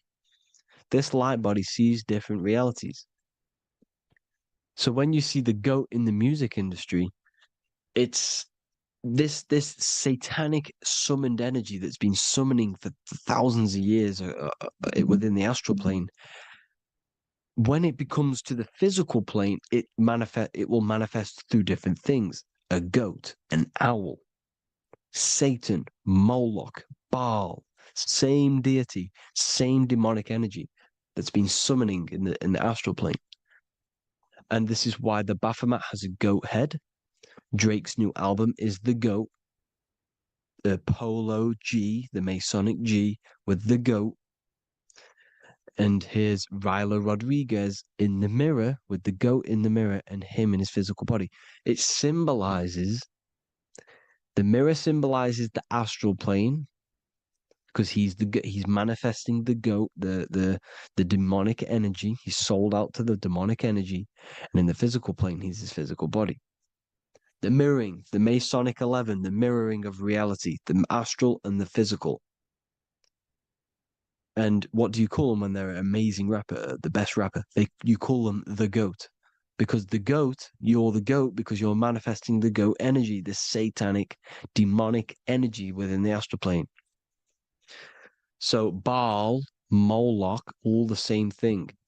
Because in the astral plane, if you want to gain spirits to come to you and communicate you in the physical world, if you want to communicate with spirits, you have to gain their attention. You can either gain their attention or come together and agree to create some sort of being, which is Satan. Okay. You can, like I said earlier, you can create these beings, you can summon them or attract them. One way to attract them is sacrificing. In order for you to become God, man, to turn to God, you have to sacrifice your life. You have to sacrifice, not drinking, not doing things, not doing anything demonic, not doing anything bad, not eating meat. You have to sacrifice yourself to become the light. However, if you want quick, instant gains in the physical world, you can sacrifice something else to communicate with these spirits, because these demonic energies feed off demonic energy, your demonic energy. So these dark occultists will give away babies, they'll sacrifice, torture babies so that they gain, so that they can communicate with these spirits for physical exchange. Yes, you can do this. These powerful spirits, these powerful demons can give you powers. They can give you certain things. And this is what they are doing. They're summoning and attracting these demonic energy. This is why, trafficking is one of the most, Balenciaga. Baal is the demonic energy in the astral plane, which requires child sacrifice for his presence. Balenciaga, and they were trafficking children. They were trafficking, killing them, and offering them to the spirits. This is what they are doing. Balenciaga. It's in the name. Here you see, you can see here a stick man with two horns. The goat, obviously, it's all the same deity. Baal, the goat.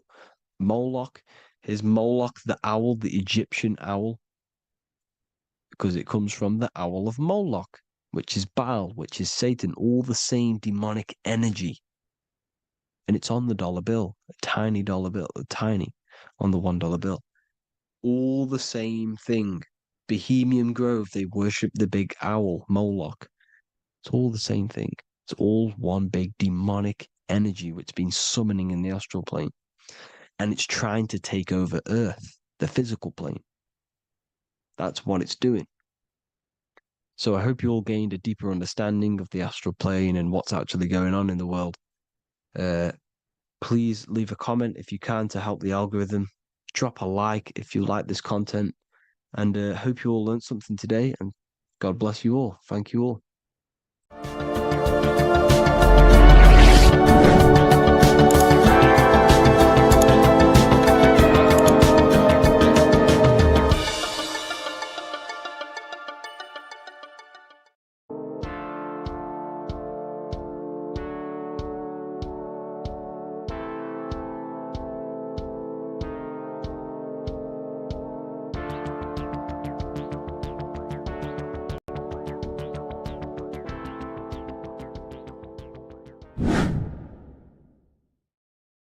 What are we all doing, people? Survival wisdom. Today we're going to be breaking down the Bible and its real, true metaphysical meaning.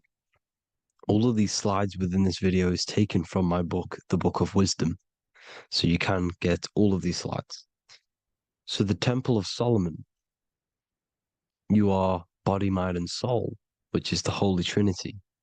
The moon, sun, and earth. The sun is your soul because the sun is its infinite source of energy. It is its own source of energy. And that is what your soul is. It's its own source of energy. The moon is mind. This is why you call people a lunatic. You're a lunatic. Luna means the moon. And inside of your mind, you have a specific mood. Mood is moon. And mind in German is Mond. And the word Mon means moon. And earth is your physical body because your body contains of the four elements, the four physical elements? Well, the temple of Solomon is the temple of the soul and the mon, the soul and the mon, the soul and the mind. And it's the temple of the Holy Spirit in the Bible.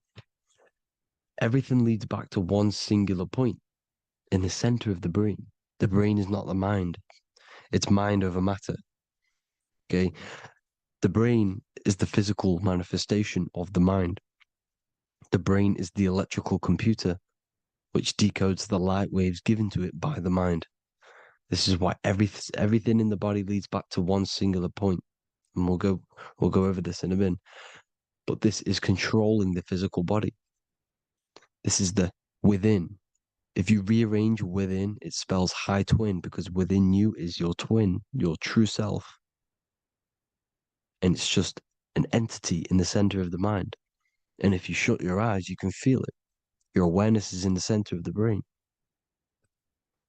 So there's just an empty chamber in the center of the two cherubs, the two brains. They are two separate brains. They're two hemispheres. And the empty chamber, when scientists chop it up and see it's just an empty chamber, well, because you can't see in that plane of reality. You cannot see the mind. You cannot see thoughts. It is invisible to the human eyes, to the visible light spectrum, to the two eyes. The reason why we call it the third eye in the center of the brain, it's not the third eye, it's your true self. It's the mind and soul. It's an eye because it does see. It's the all-seeing eye that you always see here. There's some Masonic artwork showing the two pillars, the two cherubs, the two hemispheres of the brain, and the inner eye. This is the eye that sees all things. What do I mean by seeing all things? Not physically. It sees the mind. It's what, because your soul is watching the mind. You can observe the mind. You are not the mind. And if you meditate deeply enough, you can go beyond the mind. It's the all-seeing eye. It sees the mind. It sees what emotions you're feeling. It sees what you're thinking. It sees what you're seeing with the two eyes. It's the all-seeing eye. It sees all things. It's omnipresent. It's everywhere. Because the mind can be anywhere. The mind can switch itself into any place it wants. There is no limitations with the mind. So there is two hemispheres in the brain. And in the Bible, there is a quote saying, the most holy place between the two cherubs. The two cherubs is the two hemispheres of the brain, and the most holy place is between them, which is what the Masonic artwork is showing. This is the all-seeing eye, the soul and the mind, in the center of the brain. And you will not see this with the two eyes. So when scientists come to seeing the empty chamber in the center of the brain, they wonder, because they do not understand the occult side of the world. They do not understand the layers of reality. How the two eyes, everything physical comes from the unseen. Everything seen comes from the unseen. Now, the two hemispheres of the brain play a major role in our lives. The right hemisphere is the artist. The left hemisphere is the scientist. The right hemisphere controls the left side of the body. The left hemisphere controls the right side. So there's a crossover. Now, the right hemisphere is to do with your feminine energy, creativity, unification, metaphors, visualization, intuition. The left hemisphere is to do with sequencing, facts, materialistic details, language, and logic. So they keep us normally trapped within the male aspect of our mind, which is the left hemisphere. You know, if you listen to Spotify, Apple Music, and radio, they're all tuned to 440 hertz, which shuts down the right side of the brain, makes you left brain dominant. And we learn, well, 90% of people learn to write with their right hand. They're taught to learn with their right hand, which is to do with the left brain. You see, so we are being trapped within this left side of the brain, which is all to do with logic, thinking logical, not creative. You know, very analytic. But the right side of the brain is to do with your creativity. So the right side of the brain is perceiving reality as a holistic perception. Now, what do I mean? If you're riding through a woods, for example, if you're riding through a woods, your right hemisphere is seeing the whole woods as one unified woods. The left hemisphere's job is to break down the perception given to it by the right hemisphere and break it down into individual trees. So what am I saying? The right hemisphere is seeing humans and everything in creation as one unified consciousness. The left hemisphere is seeing individual egos. This is why the left hemisphere is the place of the ego, the right hemisphere is to do with the higher self. They're both needed, though. I'm not saying one's better than the other. It's balance. Now, they don't want you to see the unified picture, perception of creation. They want you to think everything is individual, everything doesn't come from the one, because all things come from the one. And we experience the two in this reality, dualism. In order to understand the one, we have to experience the two to advance. So, anyways, let's get away from the two hemispheres. The right hemisphere, like I said, is to do with the higher self. And this is why in John 21:6, it says, cast the net onto the right-hand side of the boat and you will find fish. Meaning, cast your energy, cast your perception into the right hemisphere of the brain, and you will find God, unification, and higher self. You will see things from a unified perspective. How we are all one, because we are all the same consciousness. The same spark that is in me is in you. This is why I am you and you are me. We are all the all-seeing eyes of God, just split up into individual bodies. We are all made up of the same essence, consciousness. And that consciousness, that mind and soul, is in the center of the brain. You are just in different avatars. And until we see this, we'll forever be divided and conquered. Until we figure this out as a collective consciousness, we will forever be divided and conquered and ruled over. This is why the Bible says, ye are gods. You are the sons of the Most High, because we are. We are the Word made flesh. We are God made flesh. Mark 16:19. So then after the Lord had spoken unto them, he was received up into heaven. Head is heaven, H-E-A, and sat on the right hand of God. God is the consciousness in the center of the brain. Heaven is the head, and the right hand of God is the right hemisphere of the brain, meaning he sees things in unification, creativity, intuition, the higher mind, the higher brain. When Moses crosses the Red Sea is the corpus callosum, moving from the left to the right hemisphere of the brain to see unified perception of reality. Head, H-E-A, heaven, same root word. This is why the ancients always depict God in the center of the brain. Here you see ancient Christian artwork showing God in the center of the brain, the light. Here you see it here. Here you see Ganesh, an Indian god, which is the brain. Here you see the Father, the Son, and the Holy Spirit in the dome, the brain. This is the brain, because you are God made flesh. That's what consciousness is. The upper room where Jesus meets the 12 disciples. It's the upper brain on the upper room. The upper room is the chamber, the empty chamber in the center of the brain. That's the room. And the 12 disciples are the 12 cranial nerves in the brain, which pretty much rule the body, all the cranial nerves.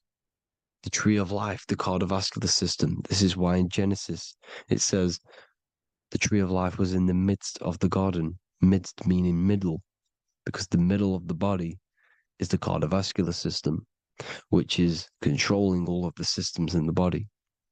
The tree of knowledge of good and evil is the nervous system. It's the spine and brain. This is what's detecting good and evil. The brain is the electrical computer with the left and the right hemisphere, decoding the dualistic world, decoding the light waves given to it by the external world. It is an electromagnetic computer. It is artificial intelligence.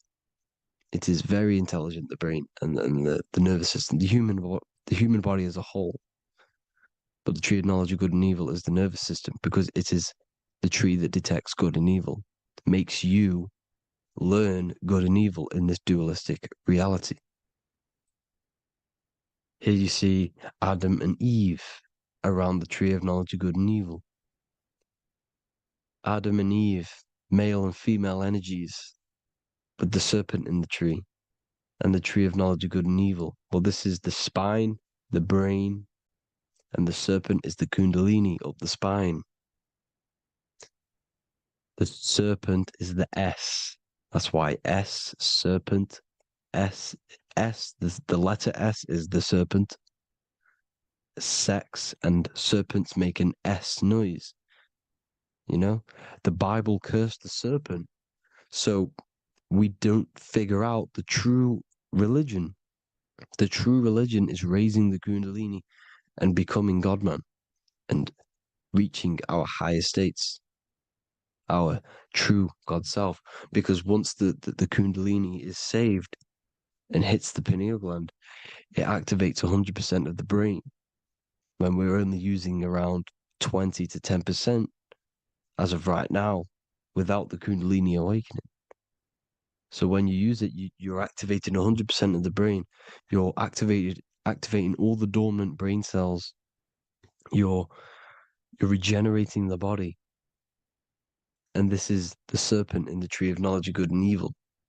This is the spine, brain. This is Adam, Eve, the male and female energies. The light of the body is the eye. Therefore, if thine eye be single, thy whole body should be full of light. Matthew 6:22. This is the single eye in the center of the brain. It is not the pineal gland. It is what's inside the pineal gland. You have to go beyond the physical world, and there are no words to describe things that are not physical. Metaphysics. And the whole body should be full of light. Well, this light is the same pyramid that you see. You are the pyramid with the all-seeing eye on top. This is why the ancients built the pyramids with the stairs in the middle symbolizing the spine, because once you open all the chakras and balance them and raise the kundalini, you activate all of the brain, which gives enlightenment. The word enlight in ment. Ment means mind, light in the mind. Enlighten the mind. And this is enlightenment. We are the temple. And Jacob called the name of the place Peniel, for I have seen God face to face. Within spells high twin. Within you is the God self, which you need to manifest into the external world. And he's seen God in Peniel, the consciousness. He's seen his true self, consciousness, in the pineal gland. Genesis 28:10, Jacob's ladder. Jacob, he took a rock there and laid his head on it to sleep. Jacob had a dream. He dreamed there was a ladder that was on the ground and reached up into heaven. Head is heaven. The rock he fell asleep on is the sacrum bone, because he's symbolizing the oil that comes down the spine, hits the sacrum bone and rests there, falls asleep, and it looks up and it sees the ladder to heaven. Because when you raise this oil, you become God-man. You become God in heaven. You can leave the body at will. Do you not know that your body is the temple, that your body is the temple of the Holy Spirit? Corinthians 16:19-20. Or do you not know that your body is the temple of the Holy Spirit within you? Your body is the temple of the Holy Spirit. the soul and the mind within the center of the brain, the temple of Solomon, temple of the soul and the mind. Romans 8:10, Christ is in you. It's not external. When you give where attention goes, energy flows. When you give your energy to external things, your attention, your worship to external things, you're giving energy, meaning it's draining you, and you're feeding something within the astral plane, a mental thought within the astral plane. So with you realizing that the Christ is in you, that you don't have to worship anything outside of you, this means that you're internalizing your energy. You're not giving your energy, because where attention goes, energy flows, which means you become more present. You become healthier because you're not giving off all of your special electromagnetic energy that's charging you. This is why the religions ran by the Vatican is all external. They're exoteric. Exoteric means external teachings. The esoteric is the internal, the hidden teachings. In Psalms 82, I have said, ye are gods, and all of you are children of the Most High, because we are the Most High, split up into individual bodies. That's what consciousness is. Consciousness is the Most High, and we have to raise ourselves to the Most High. Brahma, Vishnu, Shiva, the Father, the Son, and the Holy Spirit. Why is it always a trio? It's a trio because it symbolizes us, the soul, mind, and body. The mind is the bridge for the soul to be in the body. What is the soul? It's the life force. It's the watcher. It's the all-seeing eye. The soul sees into different realities, and it gives life to the body of every reality it goes in. This is why you always see light around the all-seeing eye, because it is the energy, the life force, the light, life, L-I. Life is light. And it's the eye because it sees into the different realities. It sees into the dream world. When you're going to sleep at night and you dream, it's not a dream. It's another reality. You're a multi-dimensional creature. We live in a multiverse. There's infinite amount of yous. And there is a version of you which is the highest self in a reality somewhere. And this eye has the ability to switch realities, which is exactly what astral travel is. Astral travel is the ability to switch reality beyond the 3D construct of this world. The Father, the Son, and the Holy Spirit, Brahma, Vishnu, Shiva. Brahma, the soul, inhabits different bodies. This is why they have different heads. Vishnu, the mind, symbolizing gnosis, meaning knowledge. This is the serpent. The serpent symbolized knowledge. Shiva, the body. The Father, the Son, and the Holy Spirit. The bird, the soul, because the bird symbolizes the soul. This is why you have here the Egyptians showing you the soul leaving the body. Here you see here with the twin head, the same head, and it's a bird. This is the soul self. This is the ego self. The Egyptians knew this. They knew all of this. Of course they did. Now the whole story of Jesus is all metaphorical for the process which goes on within your body. Your neck and head is the Holy Grail, which the sun and the moon creates. Sorry, the sun and the moon creates the fluid within the Holy Grail, the brain, the skull. And the moon creates the milk. Sorry, the moon makes the milk. The sun makes the honey, the land flowing with milk and honey in the Bible. The land flowing with milk and honey is the center of the brain in the Holy Grail. Here you see the Masonic artwork showing you the sun and the moon creating the fluid in the spine. Here's the serpent. Serpent symbolizing the two Kundalini channels, the Ida Pingala up the spine. Here's the furnace raising the kundalini, raising the oil, heating it up, and rising it to the crown. You see? So here you see more Masonic art, seeing the sun and the moon creating the holy fluid in the brain, in the cup, filling the cup. This is why it's a cup, because it's the Holy Grail. This is the holy oil in the center of the brain that gets released down the spine, which is Jesus coming down from heaven. It comes down the spine, down the River Jordan in the Bible. This is when Jesus goes from Nazareth to Jerusalem. He comes down the River Jordan, and Joseph and Mary are in Nazareth waiting for Jesus' return. Joseph and Mary symbolize the pineal and pituitary gland, which produce the two oils created by the sun and the moon. And he returns. When he returns, he gets crucified at 33, because there's 33 vertebrae at the back of the spine, and it crosses the vagus nerve.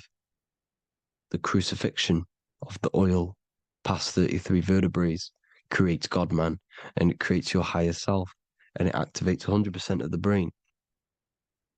And you turn into spirit, you turn to your spirit self. This is why Jesus dies. He didn't physically die, it metaphorically dies and becomes his higher self. The ego self is left behind. It's the same with the whole story of Jesus. Jesus comes down from heaven, which is the oil. He dies in a cave for 3 days, which is the oil hitting the cave. Here's the cave. And resurrects after 3 days. If you resurrect the oil, comes up and gets crucified at 33 in Golgotha. Golgotha translates to a place in the skull. The three wise men from the east. Well, if you look at the Masonic artwork, they'll always show you a ladder up to the east. Okay? Here you see north, south, west. This would be east. Here you see east here. East here. The ladder up to the east. The east is the top, up. Three wise men from the east. The thalamus, pituitary, and pineal gland in the center of the brain. The most important glands in the body. Here you see the Egyptians with the spine, the sun, and the two hemispheres of the brain. What did I say at the beginning? The sun is the soul. The sun is its own source of energy. It's the life force, which gives life to anything it inhabits. The soul is the same thing. That's why sun and soul mean the same thing. So, what I'm saying is consciousness is God. And this is why when it refers to as God in the Bible, it means your higher self, pretty much. And returning back to this higher self, because God is something that you need to manifest. Consciousness is God, and your body is a reflection of the creation by God. This is why everything in the body corresponds with the stars. The stars rule the body. We are an image of the stars. This body is an image of the whole of creation. Aries rules the head. This is the cerebrum, the ram in the brain. Here's the ram, Aries. And we have something called the cerebrum, Aries, the ram. This is the Lamb of God moving to the higher mind. Taurus, which is the lower brain and neck, the cerebellum, the bull Taurus, the lower mind, and the cerebrum and the cerebellum, the ram and the bull, is what makes you ramble on. Ramble meaning walking. The higher mind and the lower mind working together makes the body ramble. Ramble is what makes you walk along. Thank you to Santos Bonacci. Gemini, the two twins, rules the two arms, the hands, and the lungs. These are the two twins of the body. Sagittarius, the horse, which rules the hips. Hips means hippo. Hippo means horse. Hippopotamus means water horse. Hippo means horse, and this is why we call them hips, because horses have massive hips. Capricorn, the kneecaps. Pisces, the two fish, the 2 feet. then they make us swim.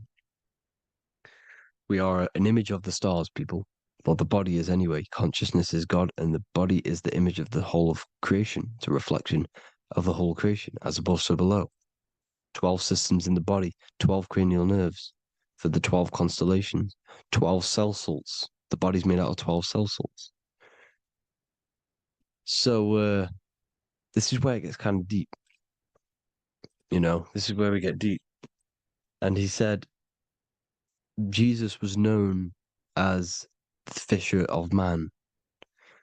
And fisher of man, meaning man does not mean man as in the male.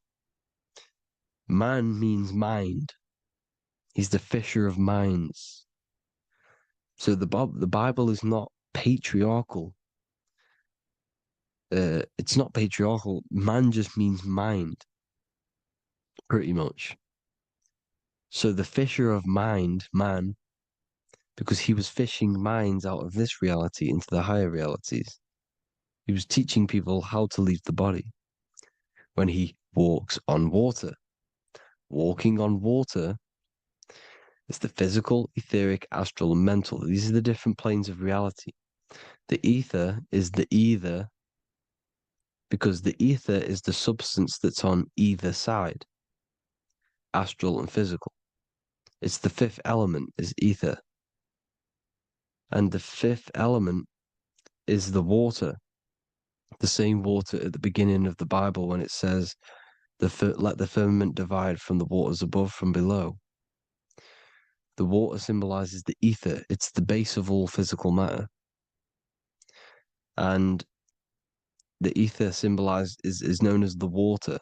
So when you're walking on water, you're walking on the ether, meaning you're leaving the physical body.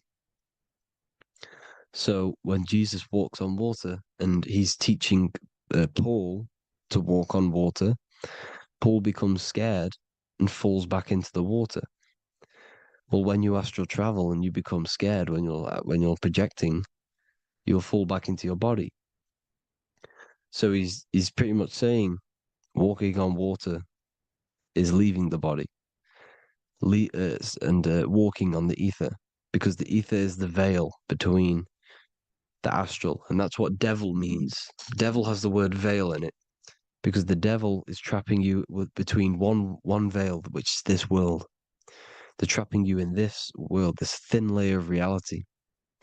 Your dreams are different veils. The ether, the astral, the mental are different veils. Devil is the veil. The veil. You need to escape being stuck in one reality and live in between realities. And this is when you truly become a multi-dimensional being, because your soul is just the eye. That's what you are. You're just an eye, and you see into different worlds. And it also, when Jesus means the fisher of man, the fisher of minds, I truly believe, because of my research, that there is other worlds. It's not just this one. There's higher worlds. There's an infinite amount of you, and you've been in them dreams. You call dreams. Them dreams are other realities that you are in. That's why when you're there, you don't feel like you're in a dream. You feel like it's 100% real, because it is real. So this is why the ancients always depicted the many different heads, because there's many different versions of you. And this I, the soul, the watcher, is switching itself into different bodies at all times. Well, when you sleep, when you astral project. And this is what the ancients were doing. They understood the multiverse, and they could switch bodies at will. And this is what the 7 seals are in the Bible, also known as the 7 chakras. These are literally portals within us to these different worlds. We're in the heart at the moment. Earth, rearranged, spells heart, meaning middle. This is where good and evil exist. It's the middle point, the midpoint of realities. So I hope you all enjoyed the video. All of this knowledge that I've give you in this video is inside of my book, the Book of Wisdom. The Book of Wisdom gets updated every single month with new pages. It's a one-time payment for a lifetime worth of research and knowledge by me. So if you do want to get it, the link will be in the description. But I hope you will gain some amazing insight. Please like, comment, and share to help the algorithm, and drop a subscription. And for more lectures, every 2 days, I drop lectures and knowledge within the Patreon. If you want to support the channel, join the Patreon. Everything's in the description because we are not monetized on YouTube. Thank you all. Have an amazing day.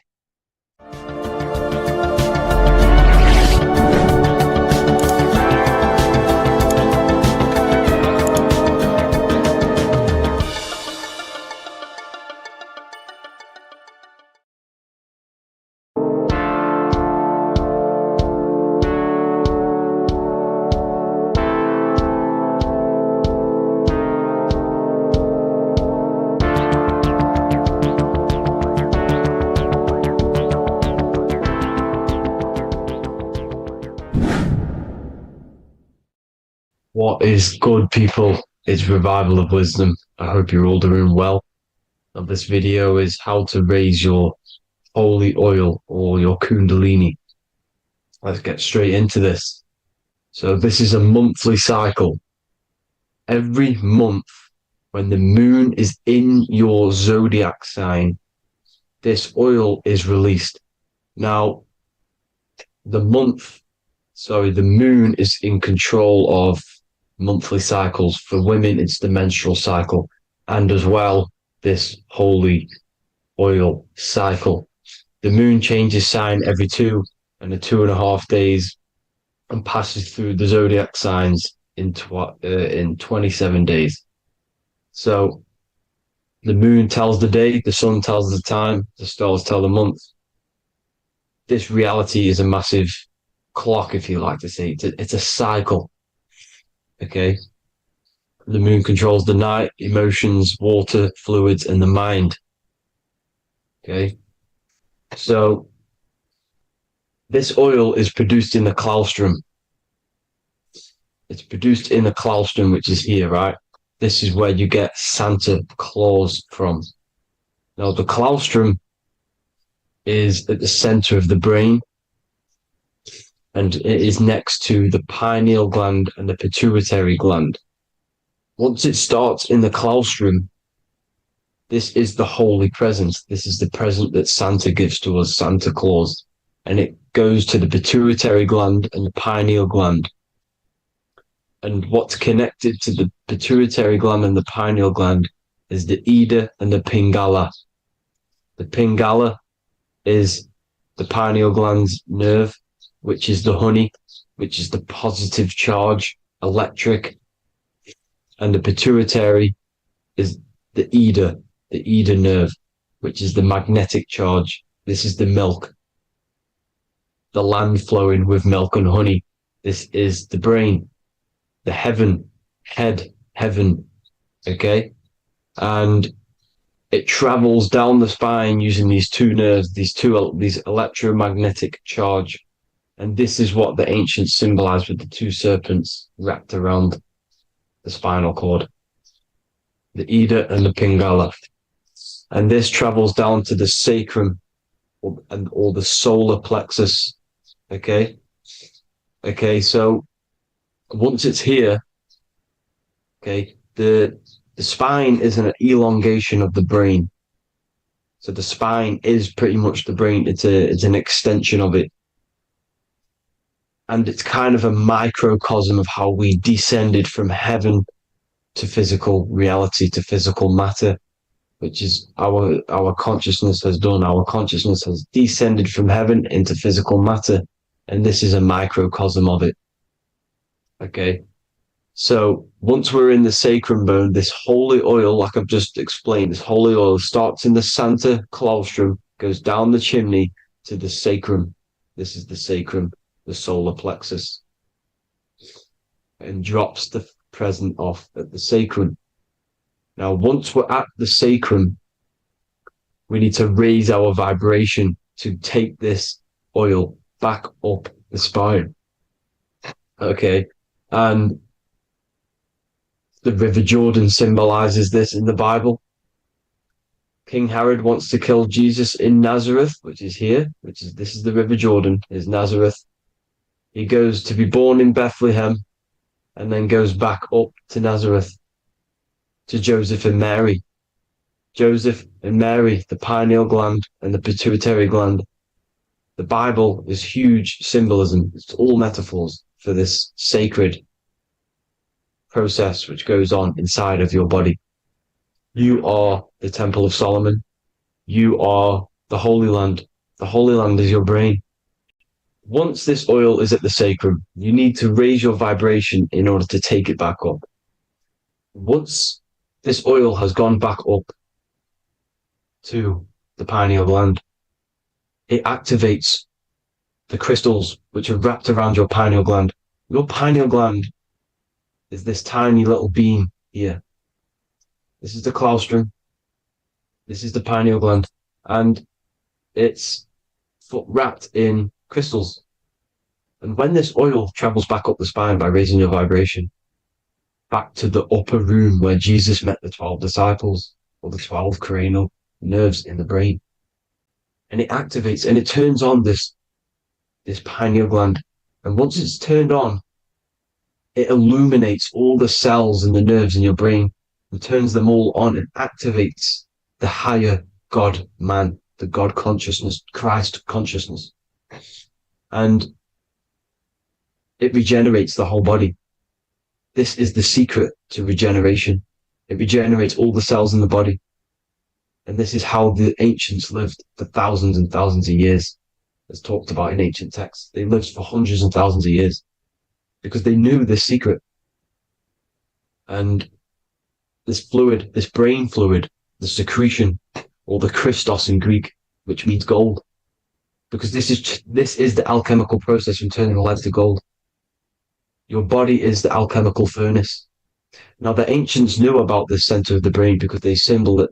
This is the eye of Ra, and it's the brain. And this is what's wrapped around our consciousness. Our consciousness isn't wrapped around the brain. The brain is built around the consciousness. We are the consciousness. You don't have a soul, you are the soul. Okay? Now, the head, heaven, hell, heel at the bottom of your foot, that's hell. Head is heaven and hell. Simple.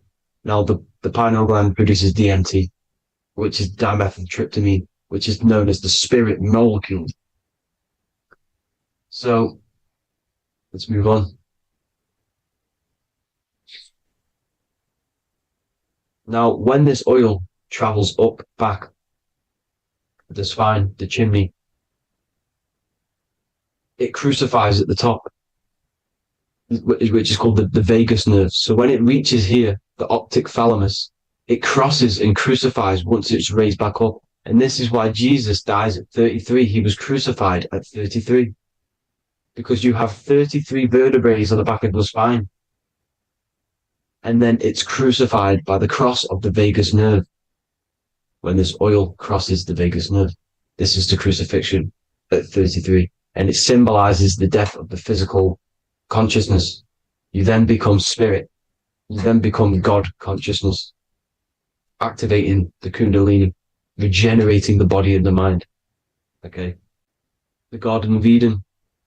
You are the Garden of Eden. The land of milk and honey is upstairs. The pituitary, which is the milk, the pineal gland, which is the honey, which is DMT. It even says this in the Bible.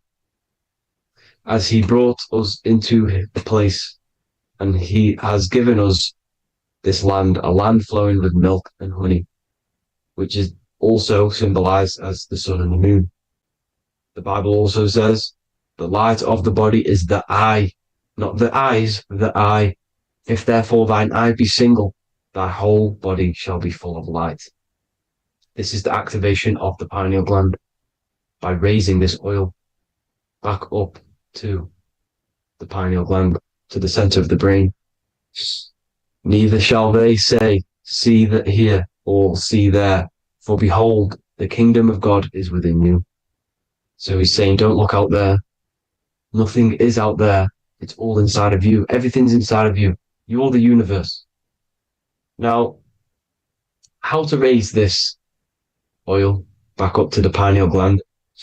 Every month, like I said, the moon controls the cycle. The moon controls monthly cycles.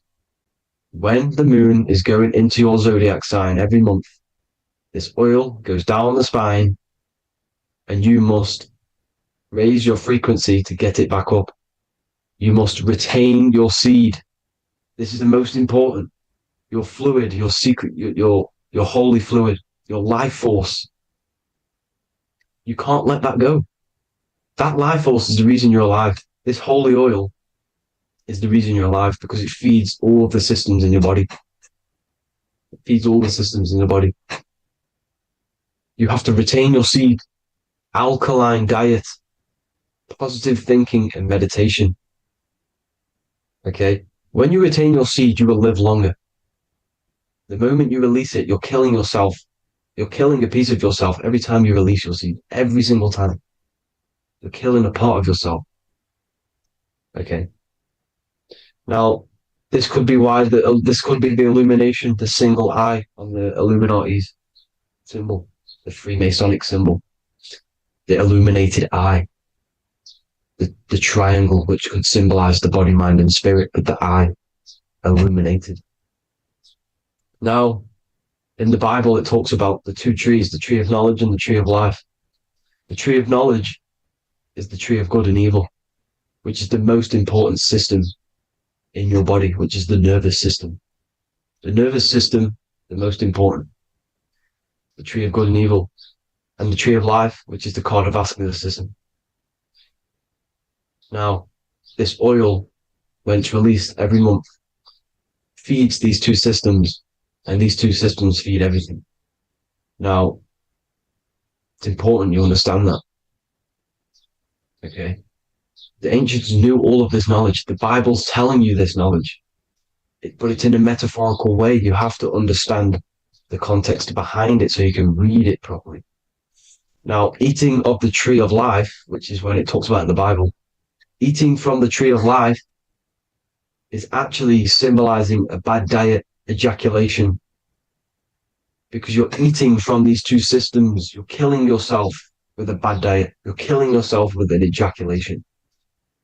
Okay, so that's important to understand. Now, this is Jacob's ladder in the Freemasons. Jacob's ladder, which is the spinal cord, it's the stairway to heaven. And this is Jack and the Beanstalk when he goes up the beanstalk and finds the golden egg in the grey clouds. The grey clouds symbolize the grey matter in your brain. Now, the Garden of Eden talks about the 4 different rivers in Garden of Eden. As we see here, the North Pole map, the ancient North Pole map, because the center of the earth is the center of the Taurus field. Everything's the Taurus field. Atoms are Taurus fields. Everything's Taurus fields. You are the universe. Everything is within you. The North Pole is your spinal cord. This is why they say Santa Claustrum comes from the North Pole. This is the North Pole. And the Santa Claustrum is the center of your brain. Now, there's 4 rivers which come from the Garden of Eden. There's the blood, the Christ oil, which is the oil we're talking about, urine, and saliva. These are the 4 sacred oil, 4 sacred fluids in your body. And these are constantly abused in today's society. Also, these secret societies are targeting these fluids. Okay? This is why porn is free. They sexualize society through Disney. Go and look at some of the Disney movies. There's so many subliminal messages which sexualize these children because they want you sexualized. So you release your seed, which is one of the holy fluids in your body, especially your semen, your sexual energy. So important you retain this. So, so important. Because it's your life force. It keeps you alive. Okay? Now, let's recap on this. If you want to raise your oil every month, it's not, you can't just retain your seed for the month. You have to retain your seed forever. Don't just do it for a couple of days. Have to do it. It's a lifestyle. You want to become God consciousness, you got to do what it takes. It's hard in this society because this society is made around, it's designed to kill you pretty much. It's designed to keep you in these lower states of consciousness with all the bad food, the chemicals in the food, the chemicals in the water, the sexualized TV programs, sexualized adverts, sexualized TikTok and apps, videos, subliminally stimulating you because that is your weakness, sex. It's your weakness. Now, you have to retain your seed, meditation, and an alkaline diet. Why alkaline? Because acidic is low vibrational. This is the color spectrum. And what's the highest vibrational color? Violet. It's the lowest, red. You have to have an alkaline body in order to raise this oil. When you drink, when you have a bad diet, when you drink alcohol, when you smoke, this destroys the oil. It destroys the oil in your sacrum and it can't be raised again, can't be raised up. This is why it's so important. Without that oil, you don't live. That oil makes you live. It feeds everything in your body. It's crazy how we're not taught this. It's insane. But that is how you raise the oil, people. I hope you all gain some knowledge out of this video. And I hope this assists you on your journey, your spiritual journey. And please like and share this video. We need this knowledge out to the public to wake up humanity. Thank you all, people. God bless.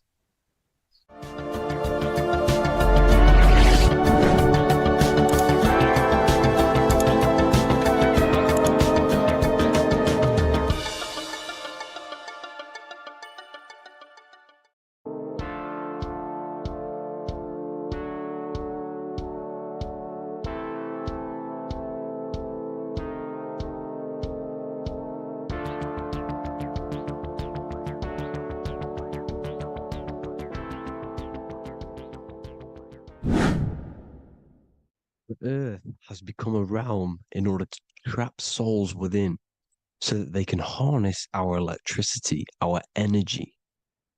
Even the Bible is talking about how this realm is controlled by the wicked one in John 5:19.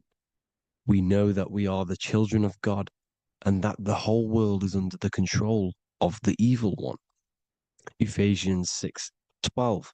For our struggle is not against flesh and blood, but against the rulers, against the authorities, against the powers of this dark world, and against the spiritual forces of evil in the heavenly realms. So the Bible is telling us that this is not the only world. There are other worlds, there are other realms that we can go to, considered as heaven. Heaven being a higher realm where there is no evil, no darkness. This is a midpoint realm where there is good and evil. Now, we're going to explain how the soul trap is how it's working and how your soul is being harnessed for its energy and how you are tricked to come back to this realm after death. What you need to understand is first is that you are the invisible intelligence behind the physical body. You are the mind and soul. The soul is the true you, the good you. It is pure love, pure bliss, eternal, never dies. The mind can be corrupted, though. The mind is the intelligence of the soul. It is invisible. It has no true form. The intelligence inhabits the brain. The brain is the computer to control the electrical machine called the nervous system, which is choice, program, and action. You are the invisible intelligence behind the body, and this will prove it even more. You do not even see into the external world. You are seeing a image produced by the brain because the light is being sucked through the retinas of the eyes. The image is produced in the visual cortex at the back of the brain. What does this mean? This means that we are the consciousness in the center of the brain, in the pineal gland, that is experiencing the program being ran by the central nervous system in the brain. This is the sigil of Lucifer. Lucifer in Latin is Lucy. Lucy is light in Latin. Lucifer is known as the light bearer. This is how the eyes work, people. It's not a demon or a devil. The sigil for Lucifer is how the eyes work, and how the left eye is controlled by the right brain. The right eye is controlled by the left brain. There is a crossover. It's the same with the body. The left side of the body is controlled by the right brain. The right side of the body is controlled by the left brain. There's a crossover with our hemispheres in the brain. Now, this empty chamber in the center of the brain is where this universal cosmic intelligence is held, known as the most holy place in the Bible, the throne of God. Okay? This is above the 33 vertebrae on the spine. As you can see here, you are the being in the center of this point. All of the nerves are being sent back to this one particular point, which is the seat of our invisible intelligence. You can see it's an empty chamber. Our consciousness, our intelligence is not a physical thing. This intelligence is the true voice inside of your head. This is why your head is heaven, your heart is earth, your heel is hell. Your head is heaven because this is the seat, the throne of God. God is in heaven because the consciousness, this divine intelligence that's controlling the body, is sat in the center of the brain. The brain is taking commands of this invisible intelligence. When you close your eyes, you can feel your awareness, your consciousness, your intelligence is all in the brain. Your awareness is not in the feet, the heart, the legs, the arms. It's all in the center of the brain. Now, if you meditate deeply, you will find that you are beyond the mind. You are the being observing the thoughts. You are the soul observing the thoughts. Now, with this being said, you are the consciousness experiencing the program being ran by the central nervous system in the brain, because you're not seeing into the external world. It's an image, it's a simulated image produced by the brain and the central nervous system. You do not experience the external world. You do not feel the external world. You feel electrical impulses on your nervous system. Your nervous system is decoding what you are feeling. So the only thing that you truly feel is the electrical impulses on your nervous system. This is why the nervous system is the tree of knowledge of good and evil, because it gives your invisible intelligence, your mind, the knowledge of good and evil. It can detect good things, it can detect bad things. If it's hot, if it's warm, if I need to go, the nervous system is doing this. It is the tree of knowledge of good and evil. Okay? Now this universal intelligence is symbolized as the single eye. Okay? Matthew 18:9. It is better for you to enter life with one eye than to have two eyes and to be thrown into the fire of hell. What does this mean? It's symbolic, it's metaphorical, people. It is metaphoric. Your universal intelligence is the single eye, the one eye. It's the balance between the two poles, between the left and the right, the good and the evil. It knows the right thing to do all the time. This is our inner guide. The inner self is the inner guide. And when you are operating your life off duality, using your two eyes, you'll be thrown into the fire of hell, lower states of consciousness, because you're split. You need to live in oneness, even, balance. Matthew 6:22, the light of the body is the eye. The light of the whole body is the eye. You are a light being. Human. Hue means an attribute of a color. Man is the word manifested. We are light manifested into physical form. Depending on your vibration is depending on what color that you are vibrating on, which is a hue, a human. If therefore thine eye be single, thy whole body should be full of light. Again, it's talking about the single eye, oneness, completeness. When you balance the hemispheres of the brain, we'll go over that later. But anyways, the body is the earth. This is what we need to understand, people. The body is running the simulation, the program that our consciousness is experiencing. So when we leave the body during death and astral projection, we leave the earth. This is how it works. The body is the vehicle for the earth, for this realm. Everything exists within our mind. You have the soul, mind, and body. The soul is the observer, the watcher, the true being. This is why she has many different heads, because the soul inhabits different bodies. This is the serpent, which means knowledge, which is the mind, wisdom. And this is the body, soul, mind, and body, Brahma, Vishnu, Shiva. The mind is the bridge between the soul and the body. So what do I mean?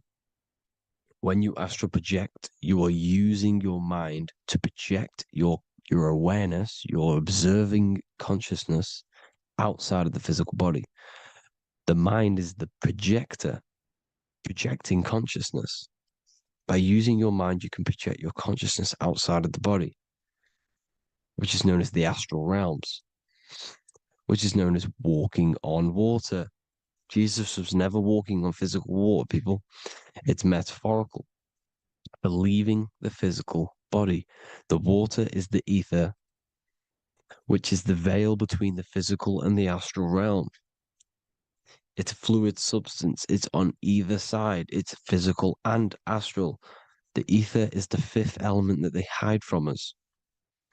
Why? Because they're trapping you in the physical. They are hiding all of these realms. Etheric, astral, and mental. People think their mind is their brain. It's two separate dimensions. These are completely different dimensions. The mind is way more intelligent. The mind is formless. There is no form to the mind. You can think anything you want. You can manifest anything you want within your mind. It is not a physical object. The physical realm is being controlled by the mind. Everything's being controlled by the mind. Everything exists within the mind. This is why the Egyptian says the universe is mental. So when we project our consciousness outside of the physical, we go to the astral. The ether is the water that Jesus is walking on. This is the veil between the physical and the astral world. The word together has ether within it because it joins the two worlds together, together, the astral and the physical. The word either is ether because the ether is on either side, physical and astral, physical and spiritual, physical and non-physical. In the astral realm, the mind can manifest anything we want. We incarnate to restrict our minds. This is why Saturn, if you go and watch my video on Saturn, how Saturn is this simulation, okay, our minds can manifest anything we want in the astral plane in the click of a finger. However, when we incarnate in matter, we now have to labor for our manifestations. This is why Saturn's known as the great teacher in astrology, because he teaches you a lesson. When your mind incarnates into matter, it's teaching your mind a lesson, the knowledge of good and evil. This is why the Bible says, you shall be gods and know the knowledge of good and evil. When you incarnate here, you have to know the knowledge, you need to know the knowledge of good and evil to become a god. Okay? Now, the square is the physical plane, the triangle's the ethereal plane, the circle's the eternal plane. The circle has no beginning, no end, it's eternal. The physical plane is the square, it's limited. The square is limited. The cube is the geometric shape which gives rise to matter. Now, the term think outside the box has truth in plain sight. You have to think outside the box to project your consciousness, use your mind to project your consciousness outside of the box, the physical plane, into the astrals. The astral realm is the realm of the stars. Above us is the stars. Through the stars is the astral plane. This is why astral has the word star within it. The devil is the de-veil. When you sell your soul to the devil, quote unquote, it's metaphorical. The devil exists in the physical plane. It's the lowest state of consciousness. The de-veil, you de-veil yourself into the physical when you are the devil. The de-veil. The ethereal plane. Now, we all know what the famous symbol of the all-seeing eye, right? The all-seeing eye with the eye in the triangle. Look at the Masonic artwork showing you the triangle above in the sky. This is symbolizing the ethereal planes. The eye in the triangle symbolizes your invisible intelligence, your mind, which has the ability to see on either side. Because the triangle's the ethereal plane. The eye is your consciousness, your intelligence. And this intelligence has the ability to see in the physical plane and to see in the ethereal planes, in the astral planes. This is why it's above the earth. It's above the ground. Because it can see here, it can see in the heavenly realms. Now, the stars are, well, this is known as heaven, the realms of the astral planes. This is some quotes from the Emerald Tablets of Thoth. Out of the darkness ye must rise upwards, one with the light and one with the stars. Man is in process of changing to forms that are not of this world. Grows he in time to the formless, a plane on the cycle above. So there's other worlds. The Bible's telling you there's other worlds, there's other realms. Know ye must become formless before ye are one with the light, the astral light above, which shining through the stars. Not of the earth are ye, earthy, but a child of the infinite cosmic light. You are the invisible intelligence controlling the physical body. The body's not you. It's the vehicle that your soul lands in when your mind projects your consciousness into that realm. Free from the body, I flashed through the night. Unlocked at last for me was the star space. Wow, that's powerful. The star space, the astral planes. This is what it's talking about.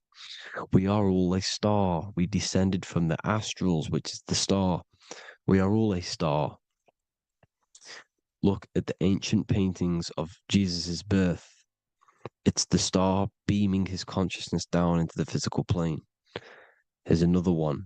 Here's some Freemasonic artwork showing you, again, the ether, that invisible intelligence, the eye, manifesting itself inside of here, in the physical realm, where the people are. You see? It's the same here. This is Jesus. Here's the bird symbolizes the Holy Spirit, your invisible intelligence, descending into the waters, the ether, the ethereal, everything. The ether's the base of all physical matter. Here's Truth in Plain Sight. Mr. Bean, the famous TV program in England, in the UK. He begins the program Like we'll begin the program for falling from the stars. He falls down with a beam of light. And this is truth in plain sight. This is false. The aliens don't exist. They're a lie, alien. But this symbolizes the star beaming our consciousness. And when we die, this star will suck us back up. Just like this UFO is doing. It's truth in plain sight. So, this is some more Freemasonic artwork, going from duality to singularity. Sun, moon, masculine, feminine. Right hemisphere, feminine, left hemisphere, masculine. The consciousness in the center, the balance point. Here's another more Freemasonic artwork. The two pillars, left and right hemispheres, and the invisible intelligence between the left and right hemispheres, the light of the body. This is why light's coming off it. Because it's light, it's pure light. The blazing star. The stairs go from the checkered board, the duality, up to oneness, in between the sun and the moon, the masculine and the feminine. This is symbolizing going into oneness. What did the Emerald Tablet say? You've got to become one with the stars, one with the one with the self. Balancing the two hemispheres so that you can gain, because when the two hemispheres are balanced, you can gain a more deeper connection with your invisible intelligence. Same with the chakras. When the chakras, the seven seals in the Bible, these are seven seals because when you conquer the seven chakras, when you balance the seven chakras, you then gain a more deeper connection with your internal self because your mind is not filled, it's not being ran, it's not being dominated by these seven deadly sins, the seven seals, the seven chakras. These are seven energy centers which are concealing our true form. Balance makes us have a stronger connection with our true cosmic intelligence. Heaven is even. This is why Jesus is pointing at the heart. The even point is the heart. You got to balance the chakras and live from the heart because the heart is the earth. You're in good and evil.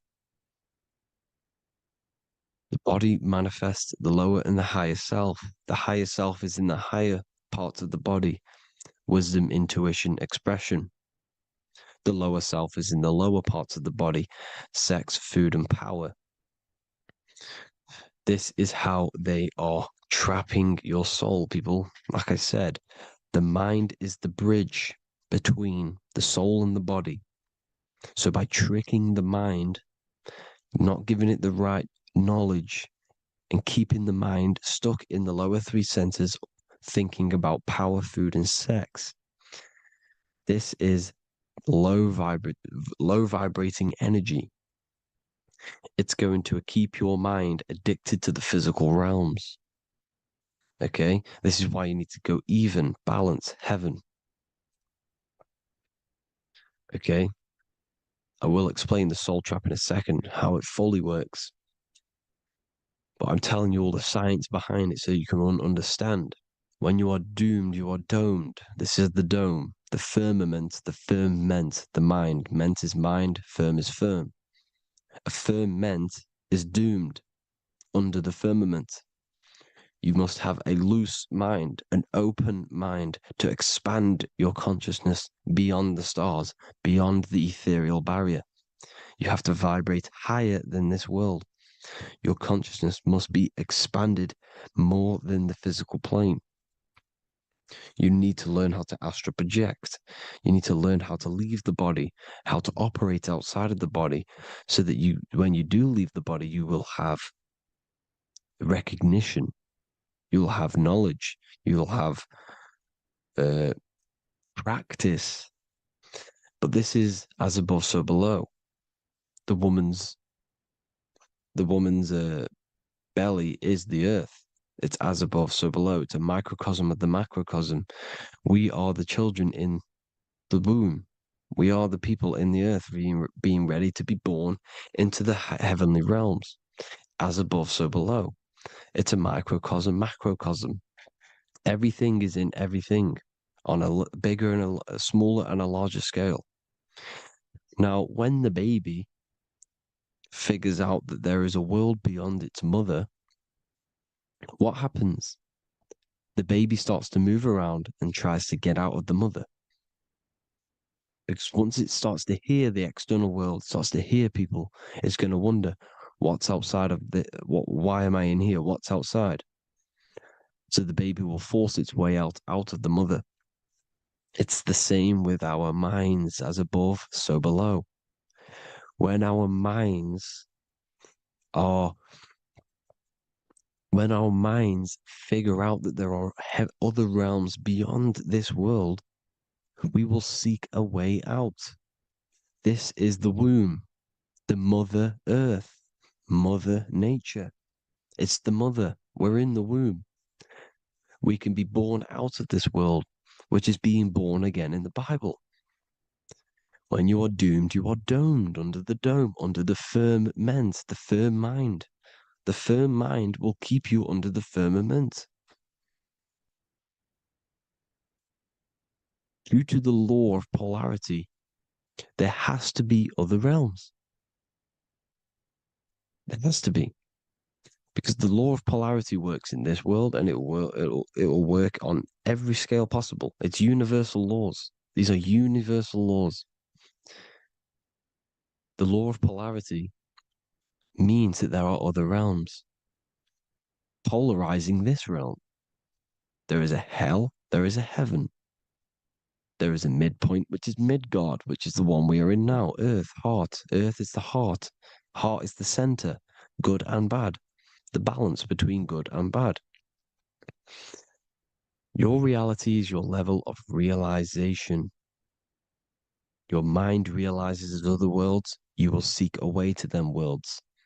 It's that simple. The soul trap is to keep you stuck in this physical body, which is the earth. This body is the earth. It's running the program, like I said at the beginning. It's running the simulation that your consciousness is experiencing. You are an electromagnetic being, and you're hidden in a cage, your rib cage, and you're stuck in cells, a prison cells. Look, you're in cells. We produce electromagnetic energy. Your soul produces this energy. And by trapping your consciousness inside of this physical realm, they harness this energy within the astral realms. They're using you to manifest demons, because your mind creates demons through emotions and mental thought energy, which is a whole nother video. I can make a video on that. You're manifesting everything for them because they're trying to create a hive mind. This is why they want everyone to believe in one belief system, one government, one belief system, one religion, because they're creating a hive mind. This hive mind will manifest and be summoned within the astral planes, because the mind manifests the astral plane. The astral plane is the realm of imagination. The mental plane is the realm of just thought alone. The etheric plane is the energy. The physical plane is the matter. So all of our minds together are manifesting these demons within these subconscious realms, the astral. Now, how are they keeping you stuck to this realm? Well, when you die and you're stuck in your lower three chakras, okay, when your mind and soul detaches from the body, which is the earth, when you leave the earth, you're still going to have these mental addictions to the food, the sex, the materialism, the phone, the cigarettes, everything. This is why they get you addicted to everything possible. The TikTok, the YouTube, they get you addicted to as many things possible. Because when your mind is addicted to these things, and when this mind leaves the physical body, you're still going to have these addictions. Okay? You're still going to have these thoughts. And you will be manifested into the lower astral realms because you're thinking materialistic, you're thinking negative. because your level of realization was your reality. You were manifesting hell on the earth. When you leave the body, you're going to manifest hell in the astral planes, which means you'll be vibrating on the very low, which will put you in the lower astral realms. So guess what? You're going to come back. You're going to come back into materialism. You're going to reincarnate. Because you haven't prepared for life after death. You must detach from the external world. Okay? Moon is mind. The sun is the soul. The earth is the body. The moon is the mind. This is why we say lunatic. In your mind, you have a specific mood. Moon. Money, M-O-N, is the moon. Money exists in the mind. They get you addicted to the money. The Bible's telling you this. Do not conform to the pattern of this world, but be transformed by the renewing of your mind. It's telling you. Of this world, but be transformed by the renewing of your mind. Who knew that the Bible was this deep? Matthew 16:26, what good will it be for someone to gain the whole world yet forfeit their soul? James 4:4, don't you know that friendship with this world means enmity against God? Therefore, anyone who chooses to be a friend of this world, of the world, becomes an enemy of God. John 4:4, dear children are from God and have overcome them, because the one who is in you is greater than the one who is in the world. It's talking about the invisible intelligence. It's greater than the physical world. John 2:15, do not love this world, nor the things it offers you. Because this world will create you to, if your mind has attachments to what this world offers, sex, money, and power, pretty much, you will reincarnate here. You will come back here. Because when you leave the body, your mind will still have these addictions. Do not love the world, nor the things it has to offer you.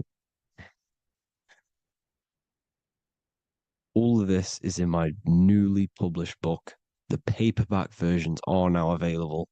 Finally, for all the people who have been waiting, the Book of Wisdom. All of this knowledge is inside of the Book of Wisdom. The paperbacks are available. There's worldwide shipping. You can get it anywhere, pretty much, any country. My new website, it's amazing. There's going to be some amazing products coming on the new website.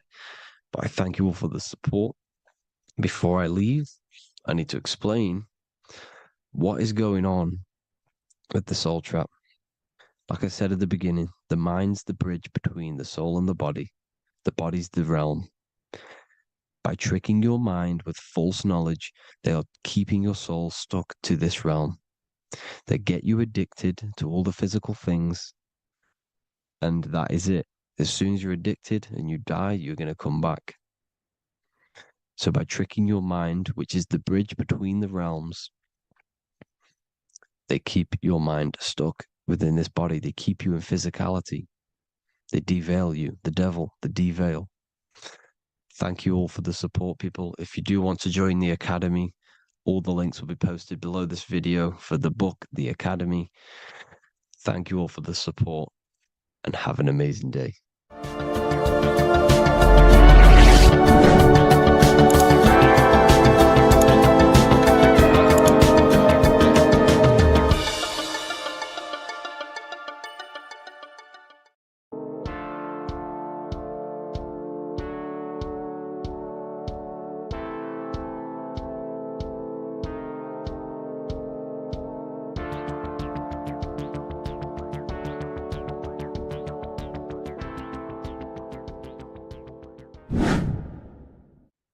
How are we all doing, people? It's Revival of Wisdom from the Wisdom Academy.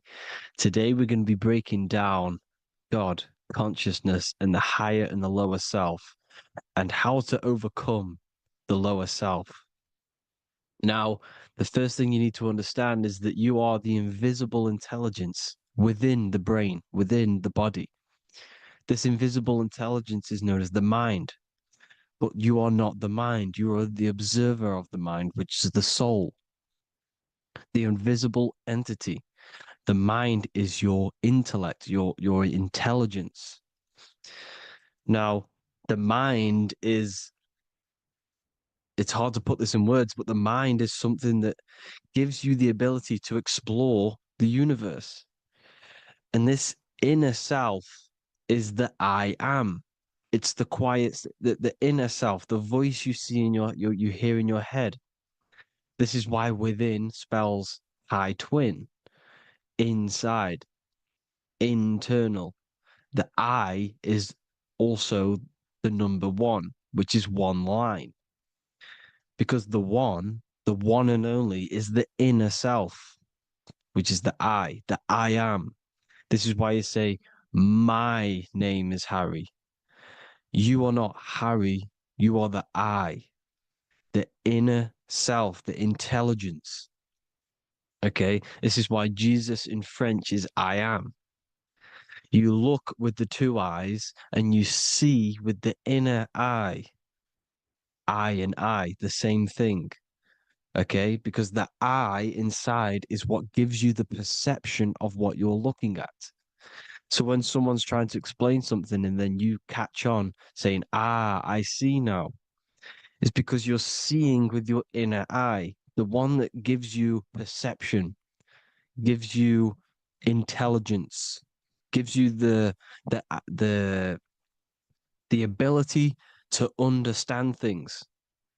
This is the internal eye, the invisible self, which the physical body is nowhere near as complicated as this inner self. Is in infinite potential, infinite potential. God, God, generator, operator, destroyer, soul, mind, and body. Brahma, Vishnu, Shiva, the Father, the Holy Spirit, and the Son. They're all the reason why you see God is always a triad is because it represents yourself. Your invisible intelligence is God. Me and you are the same invisible intelligence. We are the invisible intelligence experiencing the program being run by the central nervous system and the brain. I always say this in my videos, but I have to, in order for you to understand the things that I'm going to say later on in the video, you need to understand this concept, is that you are the consciousness experiencing the nervous system, the tree of knowledge of good and evil, which is you here. You would be in this invisible intelligence right here in the center of the brain. Now, this is why the ancient Christians show God is in the brain. This is the brain stem. This is the brain. This is also the brain stem and the brain. The brain stem and the brain. It's all depictions of the brain because the brain's the computer, the electromagnetic computer, which decodes the demands created by the invisible intelligence, the I, the inner self, you, your true self. The person moving, if you observe what someone moving, this is going to sound, but if you observe someone walking, it's not the body. The body's moving, but the thing telling it to move is the invisible intelligence. Before you kick a football, a decision is made within your invisible intelligence, your mind. And this consciousness, this invisible intelligence, is either stuck between the lower self and the higher self. Okay? When the invisible intelligence, meaning the true self, identifies itself with the physical body, it will trap its mind within physicality. This consciousness that we have is either operating in the lower self or the higher self. It's either feeding the material body or it's feeding the spirit. Okay? But because we are physical and spiritual, we need to be even. We don't want to be meditating all day long because we do have a physical body as well whilst we are here. We are playing a game in physical matter. Okay? Now, the reason that you incarnated here is to learn a lesson because the mind can manifest anything it wants within the astral planes, within the world of imagination. It can manifest anything it likes, but it incarnates into matter, into this game, so we can understand labor, because anything in matter, you have to labor to manifest. But in the astral, you can manifest at the click of a finger. You come here to learn the knowledge of good and evil. And your consciousness, I came out a bit off topic there, but your consciousness is experiencing the lower or higher self. The lower self is manifested in the lower parts of the body: sex, food, and power, the lower three energy centers. These centers are like mini brains. You are literally thinking with these centers. And when your mind is stuck within these lower centers, you'll think. Have you ever heard the term of thinking with your penis, or thinking with your, you know what, as a man? Even females maybe, but mainly this is a boy saying, you're thinking with your penis. This is a truth. It's truth in plain sight. You think with these energy centers. When you're living off the lower three centers, all you care about is sex, food, and power, eating, sleeping, and greed. Power's kind of like greed. Now, when we move up to the higher parts of the body, when we live our life within the higher parts of the body, this is considered heaven: love, expression, intuition, and wisdom. This is what we need to be aiming to do, moving out of the lower half of the body and living our life within the higher self, the higher parts of the body, thinking with the higher energy centers, thinking with love, expression, intuition, and wisdom, spreading love, expression, intuition, and wisdom to others.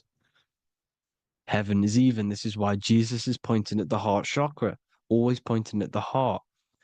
Earth rearranged his heart, because in earth you're manifested as a physical being. You're in the heart, good and bad. You need to be balanced between the good and bad. Because love can be a demon too. That's a whole nother video, but love can be a demon. Now, the seven chakras are known as the seven seals in the Bible. When the Lamb opened the seventh seal, there was silence in the heaven for about half an hour. This is a verse from the Bible. The Lamb is Aries, which is the higher brain, the cerebrum, the cerebram. Ram, Aries. Because when the Ram opens the seven seals, you enter the kingdom of heaven. Because these chakras seal your invisible intelligence. They seal your true self. You are behind these seven seals, your true invisible self, your true consciousness. Because behind these seven seals, you do not think about anything materialistic. Your intelligence is not material. It's not physical. It's not from the physical world. It does not desire the physical world. The body is the beast. The body's the animal, the lower self, which can corrupt our intelligence. It can corrupt the intelligence. Okay? Now, we need to balance these chakras so that we gain a deeper connection between this intelligence and the brain. Because when there's a strong connection between the brain and the intelligence, your body and the intelligence, you have a strong connection. Therefore, you can manifest what the intelligence is saying at all times. Meaning, when, for example, your higher self, this is intelligence, the higher intelligence is always speaking to you. It's always guiding you. It's always telling you the right thing to do. You can feel it when you're doing something wrong. You can feel that you're doing something wrong, because this higher self, this intelligence, knows what it needs to do here. And when there's no connection between the body and this our intelligence, our true self, when we strip away, when you close your eyes for long periods of time, you will figure out you are this invisible, infinite, creative being.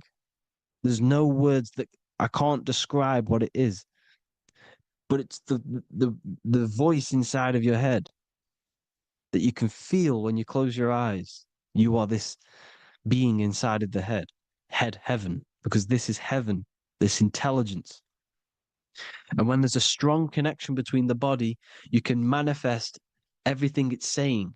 When everything is balanced, when you're no longer thinking with the lower centers, when they're all balanced, you're not thinking in particular with every center, you balance them all, you can manifest everything it says.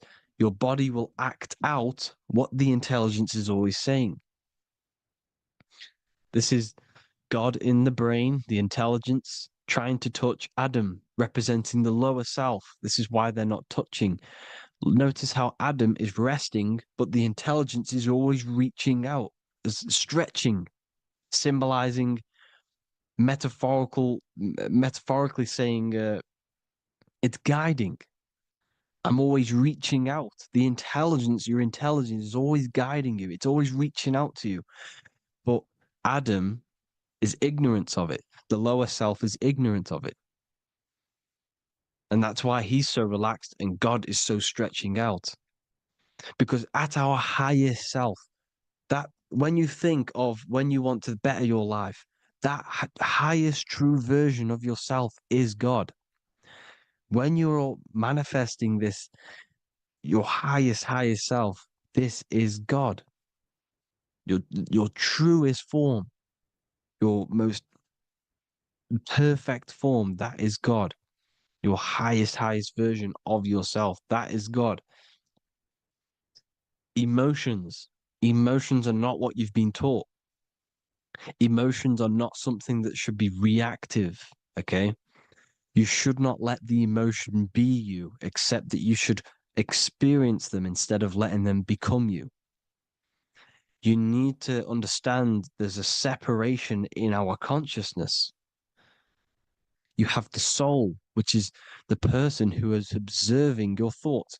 When you think a thought, who's the one observing that thought? The soul, you, the I am, the I, the inner self, the one and only. And inside of every single body, inside of me, inside of you watching this video, there is this same intelligence that is inside of me, inside of you. And it's the exact same intelligence, experiencing a different body. And this is what we mean by the universe is mental. We all are all sharing the same ball of consciousness in a different body. The animals, the fish, the cells, all expressing this one consciousness. Me and you are the same. This is why the golden rule is treat others like others should be treated, because I am you and you are me in a different body. Now, going back, you need to identify that there's different levels of consciousness: soul, mind, emotion, and body. Okay? Your emotions are on a separate layer than the body, the mind, and the soul. So when you identify there's a difference between all of these, you do not let them become you. You do not let your mind rule you, because your mind can be corrupted. Your soul is the one that is pure good, pure love, but your mind can be corrupted. Okay? Your emotions can be corrupted. The body can be corrupted, but the soul can never be corrupted, only layered on top. You can only throw piles of programs within the subconscious, layering the soul down, but deep down inside of every single one of you, there is a loving being. Because love comes from the heart. Love is the universal emotion, expression. Now, your thoughts can become bondage, your emotions can become bondage. Now, what do I mean by bondage? By conquering the lower self, we need to conquer our own mind, because the mind is what's manifesting the lower self. When you're thinking with the lower half of the body, when you're becoming your emotions, you need to experience the emotion, not become the emotion. Do not let the emotion become you. Do not let your thoughts become you, because your thoughts are tools that you can manifest. Your thoughts are the idea. Your emotion is the energy that you can use to manifest that thought. Your emotion is energy in motion, emotion. You use emotion to manifest, to feel as if you already have the thought. Therefore, you become that vibration. Therefore, your emotions are actually a creational force that is given to you to manifest things because you're a human, a manifester. You're here to manifest things. You're a creator. You are a god. Your inner self, your intelligence, your I am, the one and only inside of you, the inner self, the quiet one, the one that's deep, deep down, the invisible intelligence is it's creating things all the time. All the time. Speak no evil, see no evil, hear no evil. This is the astronauts, they're Freemasons, but they understand this because thinking, seeing, and hearing can corrupt your mind. And when you have a corrupted mind, you'll have a corrupted subconscious. The subconscious will manifest into the body because 90% of your behavior comes from the subconscious mind. So you got to speak, see, and hear no evil. But sin, what is a sin? To overcome our lower self, to overcome our lower self, the 7 deadly sins are not something that goes against an external God. A sin is something that goes against your inner guide, your inner conscience, the inner self that is always speaking to you. It's always telling you the right thing to do. A sin is something that goes against this inner guide. And this is why you can feel something where you can feel you're doing something wrong because the inner guide is speaking constantly.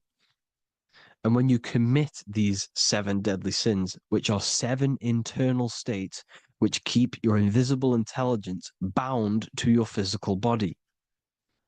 Because evil, right? Evil love bondage. This is why they stay in this realm and they control this realm because they love the bondage of the body. They like matter. They want to stay in matter for eternal life.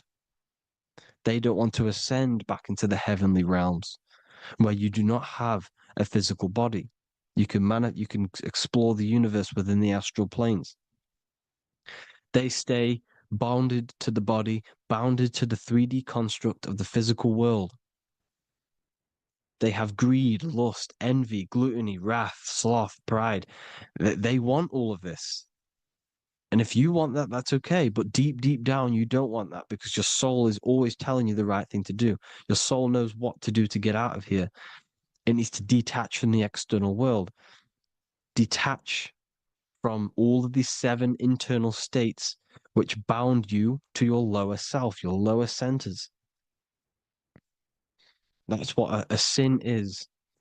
You know, you have a left and right brain. The left brain is always analytic. The right brain is metaphorical. So the right brain is producing a holistic view of reality. Now, what do I mean? And not view, perception. When you see, because your eyes are parts of the brain, so when you look at something and you look, that image is produced in the back of the brain in the visual cortex. And then the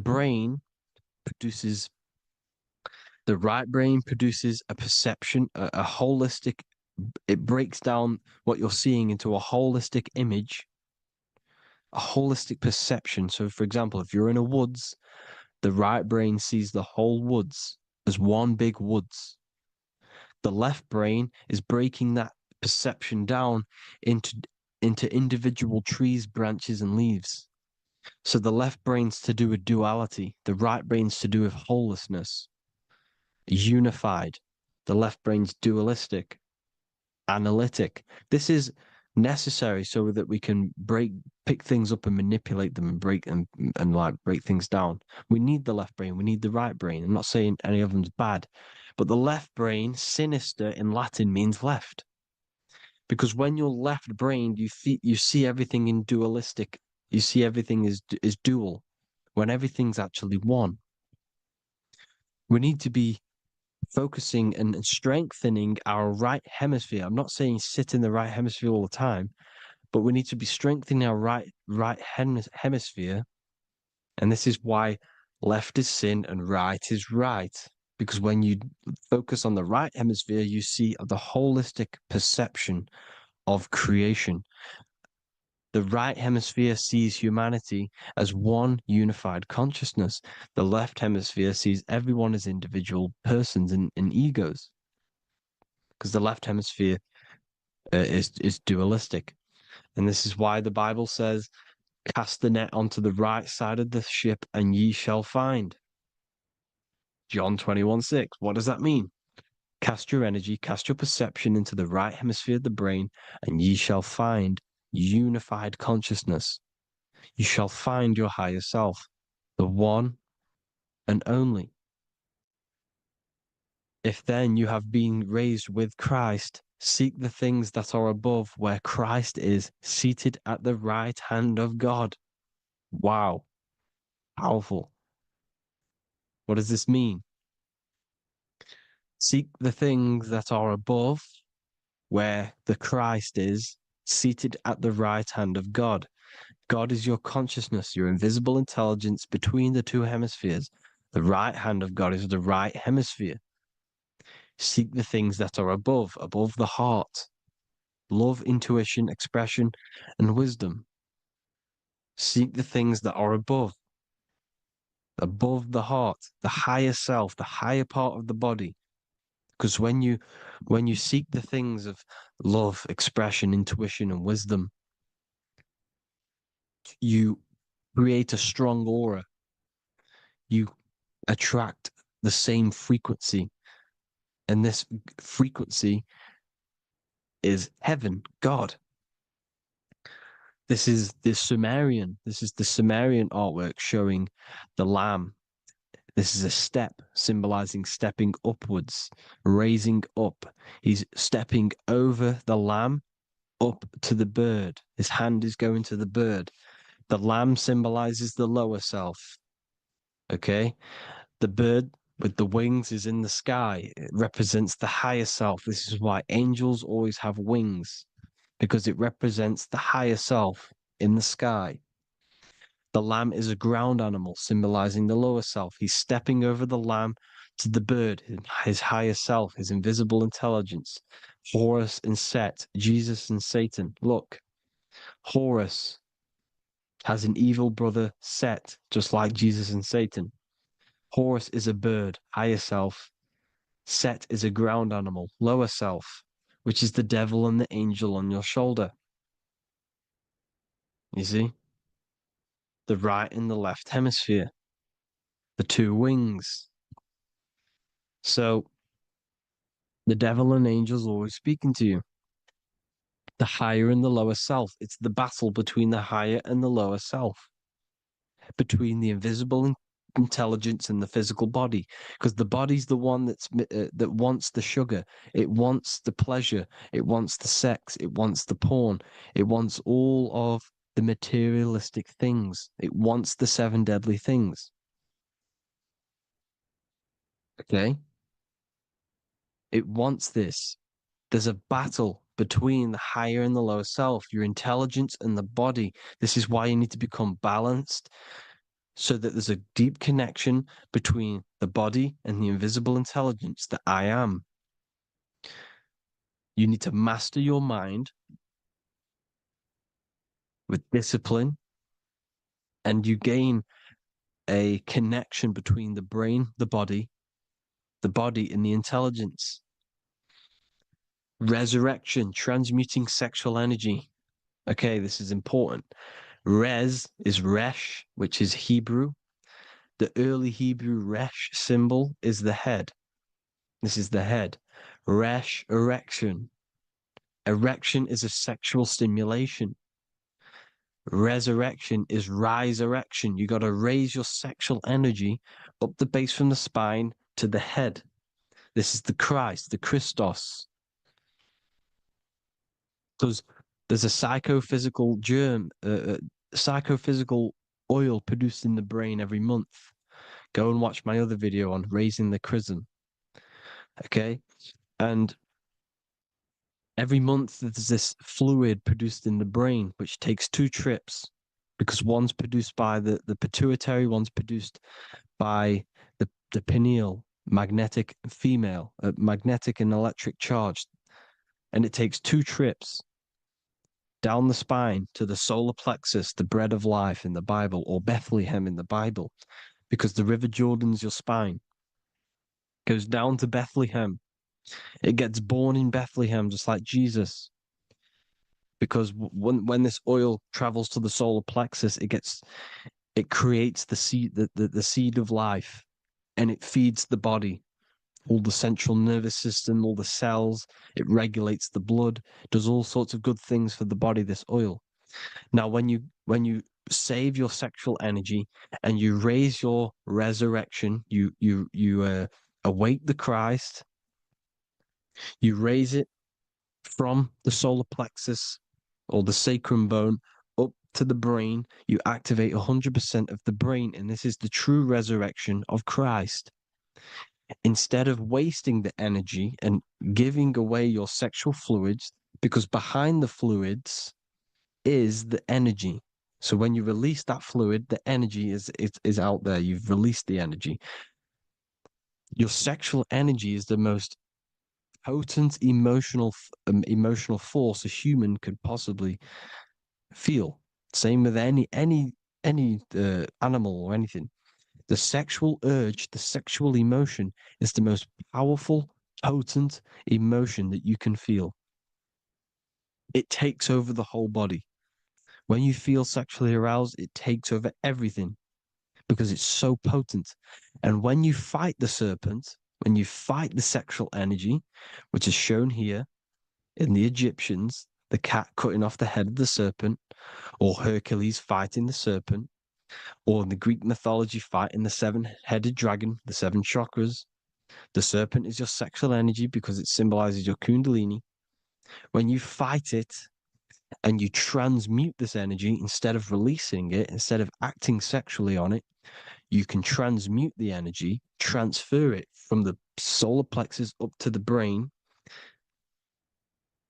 You can also do this with other tasks. Instead of releasing it, instead of raising it from the solar plexus to the brain, you can use it for other things. So, for example, you want to think critically. You can use it for critical thinking. You can use it for going to do exercise. You can transmute sexual energy into anything. But you can do this. You can raise the sexual energy, and you can use this energy to push the cerebrospinal fluid from the solar plexus up through the spine, up the 33 vertebrae to the brain, and it'll activate 100% of the brain. And this is the resurrection of Christ. Jesus was never dead. Jesus was never rose from the dead. It symbolizes the Christ, Jesus Christ. Christ is Christos, which means oil in Greek. The resurrection of the Christ, the Christos, the oil. When it activates 100% of the brain when it's raised, and it can regulate all the systems, it can regulate all the blood, it can regenerate the body.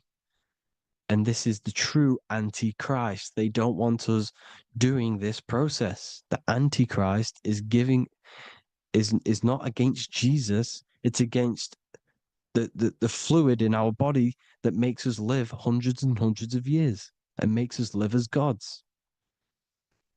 This is the true resurrection. And when you fight the serpent, you fight your sexual urges, your sexual emotion, the most strong emotion that you could ever feel. You can do this process. And this is the true secret of transmuting sexual energy. Because when you transmute the sexual energy, you can become a god. And this is why Hercules is fighting the serpent. Notice how the serpent is low. He's reaching down to it. It represents the lower self.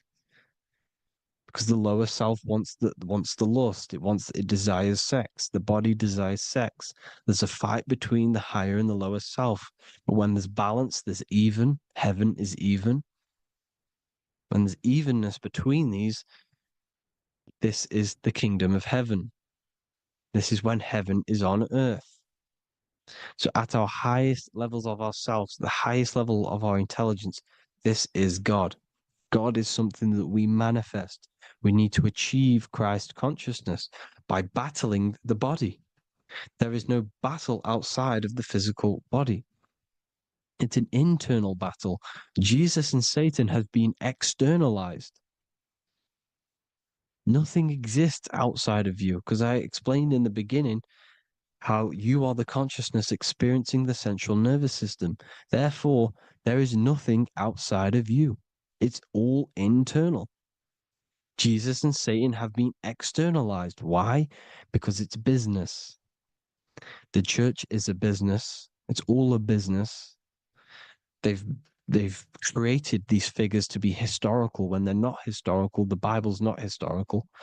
It's all externalized. It's called exoteric, when the truth is esoteric, internal teachings. So anyways, people, balance the chakras, balance the two hemispheres of the brain, balance the conscious and the subconscious. Balance is perfect, the yin and yang. You are spiritual and physical. You live in day and night. You need to be balanced. Oneness. Seek oneness. And this is the true kingdom of heaven. And when we all realize that we are all the same intelligence, the same consciousness expressed in different bodies, when we all realize this, we all realize we're all one. Doesn't matter what race you are. It doesn't matter what race you are, where you're from, your nationality, because none of you are actually from here. None of you are from the physical world. You're manipulating the physical world through the physical body. You are the I am. We all have a soul. Every single one of you has a soul. We all have souls.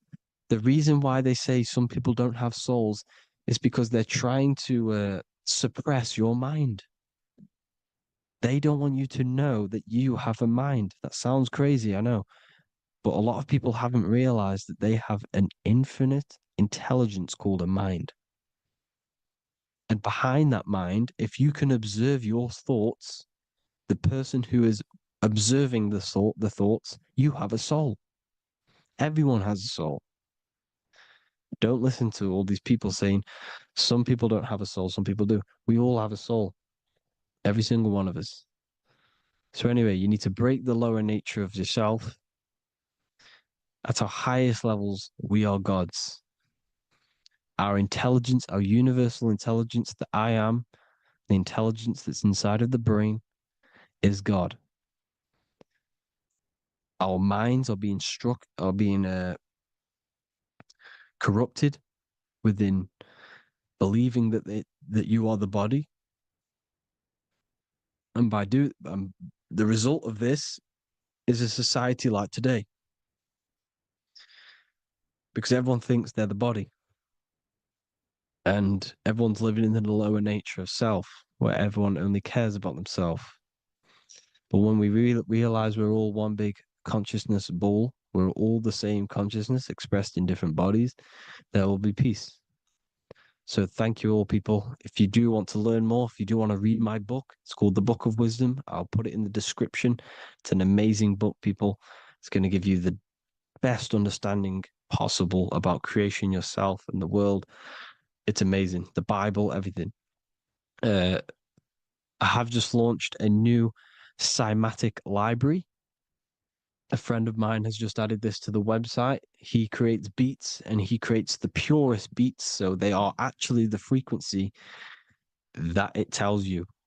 Most of the stuff on YouTube and Spotify and Apple Music it says it's a certain frequency, but we know these major platforms are all playing with the frequencies of the app. So if you want a real binaural beats, solfeggio scale frequencies to meditate on or listen to throughout the day, join the occult library. You can get a 2-day free trial. I'll put the link in the description. Thank you all, people. Hope you all enjoyed this video. God bless you all.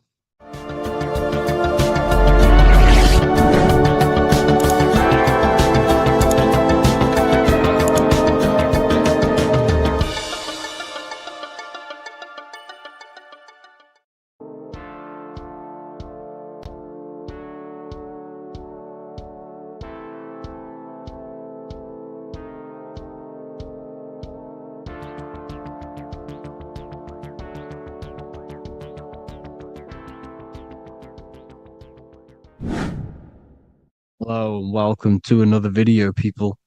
Before we start, please like, comment, and subscribe if you wish to see more content.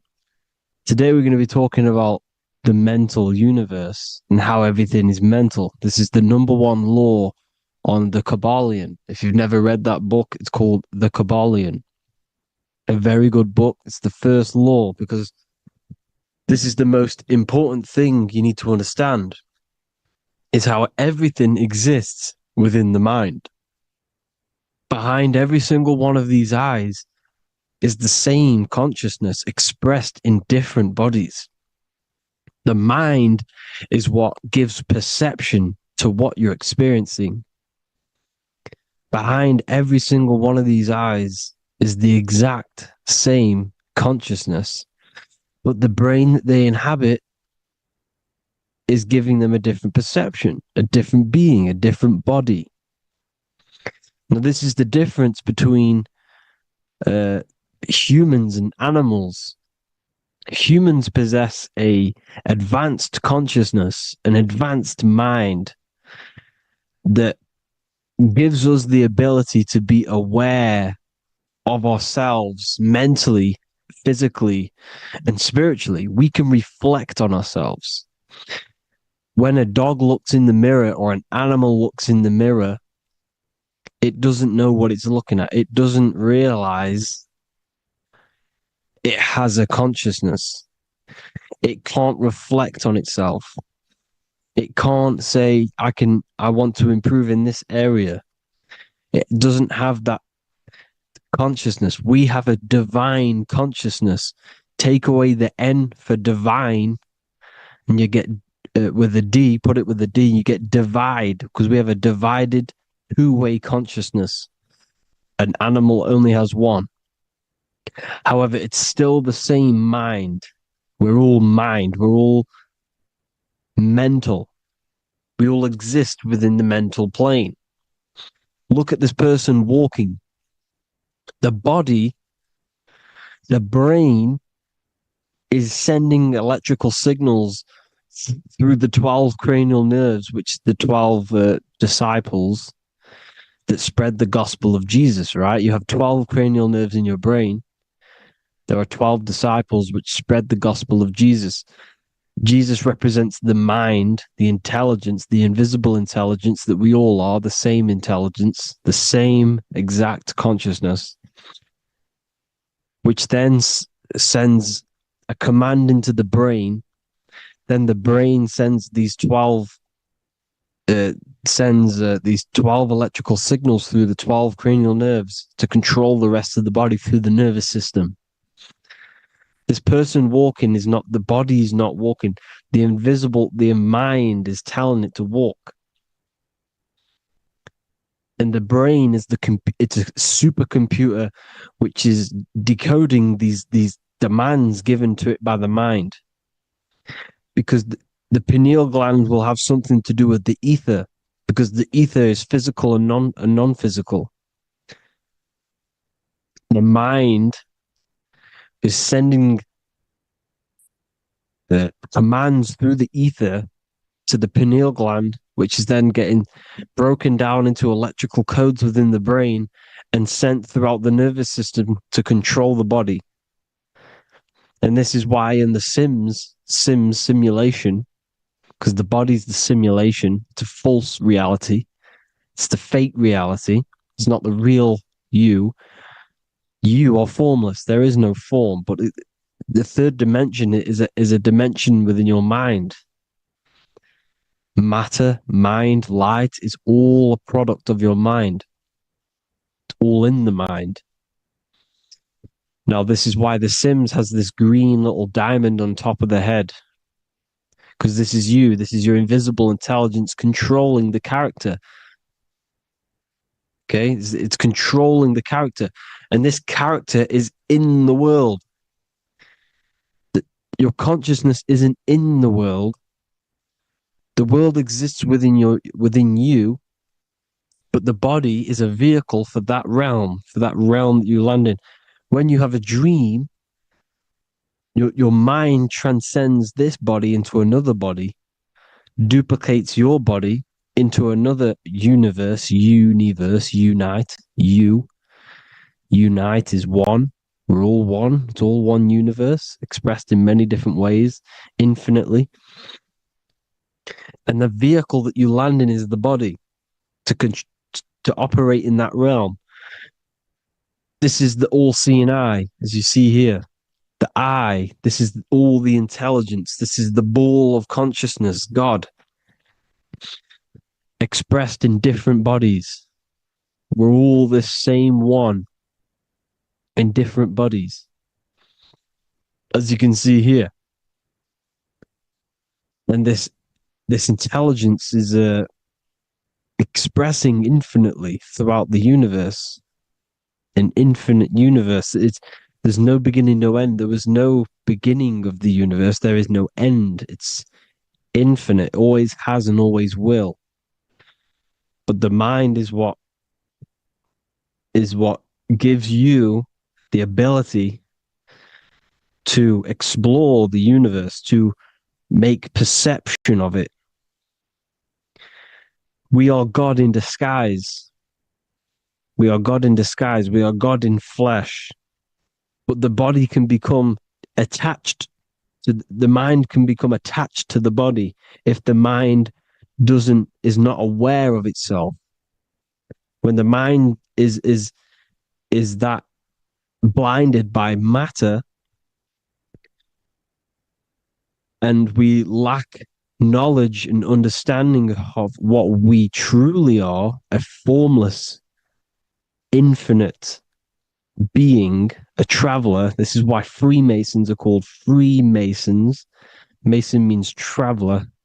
Free. You're a free traveler because your consciousness is a traveler of the universe. When we lack understanding, our mind bounds to the body because we don't separate the body with our different layers of consciousness.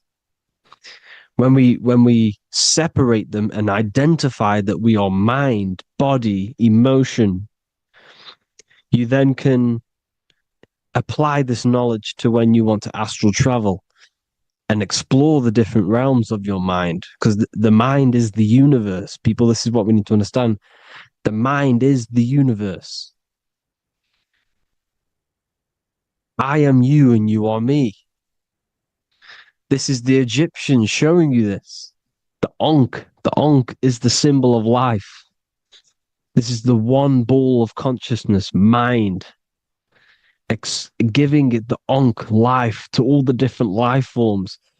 The cows, the birds, the snakes, and the big Ankh given to the humans, because the humans are the most intelligent. We have the most advanced consciousness. We have the most advanced consciousness. This is why the one is giving a big Ankh to the humans here. Here you see again, this is not the sun. This is also showing Ankh giving out its life to all things infinitely. And this is the Most High. We are the Most High in disguise. When we strip off the body, we strip off the desires for the physical world, we strip off all of these fake identities that the mind gets attached to. That is God. the universe. You are the universe experiencing itself. I and I. The letter I and the number one is just one line. The letter I is the number one. Because your I am, when you refer to yourself as I, every single one of you who's watching this video refers to yourself as I, which is the one. We are all the one. We are all intelligence. We are all invisible. We are all the one. One is the only number. 1, 2, 3. Everything goes up in ones because there is only one. Doesn't matter how far you go down the line with numbers, all of their numbers are created by one because there is only one. It's me and you are the exact same consciousness expressed in different bodies. Mind. Cause. There is only one cause. There is only one mind. There is only one being. But because we lack understanding of this, we think we are the bodies. And this causes division because the physical world's the most illusionary world. It's an illusion. It's all an illusion. Now you see with the two, you look with the two eyes, but you see with the inner eye, the mind. Okay, the mind is the mental plane is a shared plane, and it gives perception to what you're looking at. The mind. I'm affecting you when I speak because the mental plane is shared. We all share mind. We all express mind. When I'm speaking to you, I'm affecting you because we are mind. So the words that I'm saying, which are being manifested from my mind, are being manifested through my body into vibration, is affecting you. I'm affecting you with what I'm saying. And these words are having an effect on your mind because we're all mind. This is why you need to be careful what you're listening to, music and all sorts. Because music can also create thought loops within your mind. Because the chorus, we shouldn't be listening to choruses. Choruses are loops. And what they're saying in the chorus is being looped. And this can create thought loops within your mind. Go and listen to an old song that you used to listen to about 5 years ago, 10 years ago, 20 years ago. Go and listen to an old song and you guess what? You will get nostalgia. Why will you get nostalgia? Because that song will trigger the thoughts that you were thinking in that time of listening to that song. So songs with choruses create thought loops and they reprogram your subconscious mind. It's important why music is very powerful. Mind and mind, same word. See, language is the truth, people. This is why I use language in all of my presentations, especially the English language. It's riddled with occult truth. I is my me. I, you, and me are I, one. We are not the name, we are I. Every single one of you is I because we are all the one, all mind. Now, the only thing that is truly mine is my mind. When you say something is mine, it's an illusion. It's not yours. The only thing that is mine is mind, my mind. Okay? It's my mind. It's the only thing. It's the same word, mine and mind. Like I said before, everything's one. Hot and cold is different degrees of the same thing, of the one substance, of degrees. The 7 colors are different frequencies of the one white light. Everything is one. There is only one. We are all one. Everything is one. Hot, cold, day, night. It's the same degree of one, which is mind. The mind's perception is what's giving it, labeling it hot or cold. The mind's perception of colors is what is giving it red or purple, hot or cold. There is only mind. The mind gives things perception. There is only one, that is mind. The conscious and the subconscious mind. The male and the female, these are married. The subconscious mind is your hidden part of the mind. Okay, it's hidden. You can't really, you can access it through different meditations and Reiki teachings, and dreams or manifestations of your subconscious. This is how you know mind and matter are one, because your mind creates matter in dreams. Your subconscious manifests everything in a dream, in the astral realms. The conscious is what you're conscious of, what you're consciously thinking of. So me, I am conscious that I am speaking into this mic and creating this video. My subconscious mind is the hidden part of the mind, which is speaking to my heart, telling it to beat. It's telling my food to digest. It's regulating all my blood. It's doing everything in my body without me being conscious of it. Without me being conscious. The subconscious is the feminine. The conscious is the male. The Bible, of course. Proverbs 12:4. Helpful, not helpful, an excellent wife is the crown of her husband, but she who brings shame is like rottenness in his bones. In the same way, husbands should love their wives as their own bodies. He who loves his wife loves himself. You can take that physically, you can take that literally, or you can take it metaphysically. See, the Bible's written in such a way where you can take it as your level of realization. He who loves his wife loves himself. If you love your subconscious, if you love yourself, you speak good about yourself, because your subconscious takes everything literally. If you say, I hate you to someone, your subconscious does not know the difference between me and someone else. It only thinks me, me, me. Why? Because mind is the only thing that exists. You are mind, I am mind. If I say, I hate you, you're saying that to yourself. Your subconscious picks that up and says, I hate myself.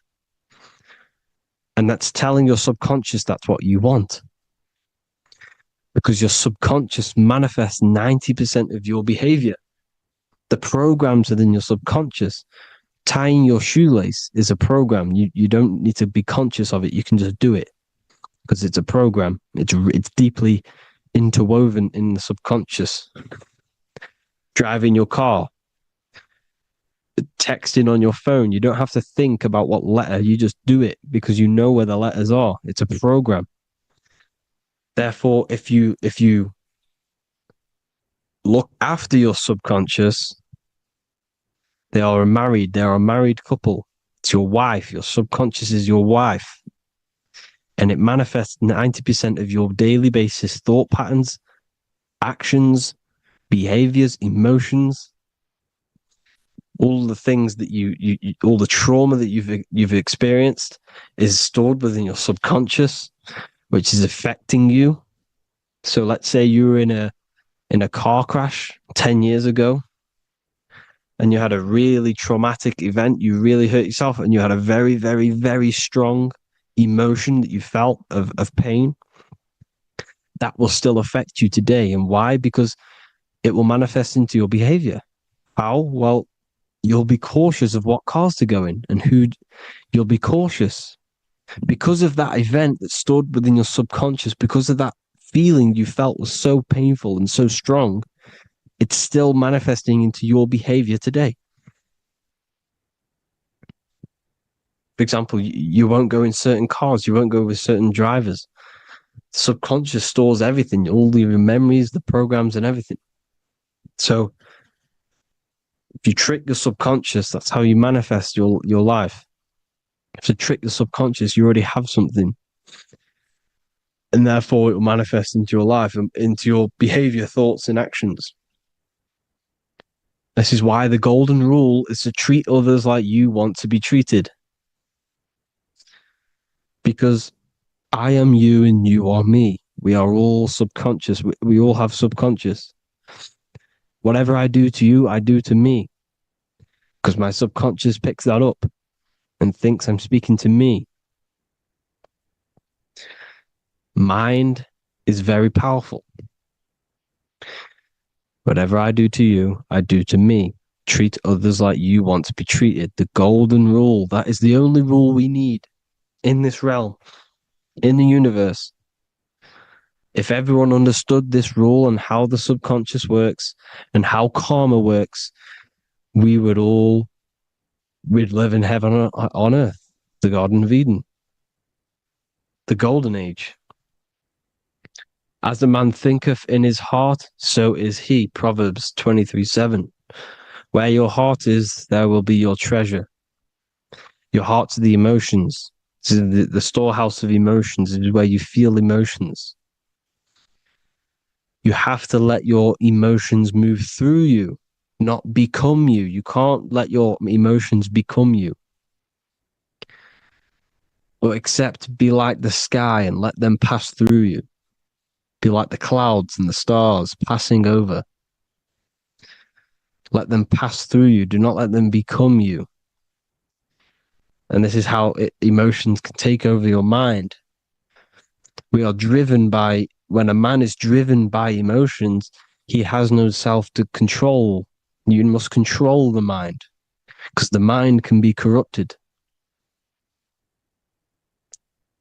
Because your thoughts are electrical in the brain. Your thoughts come from the mental plane.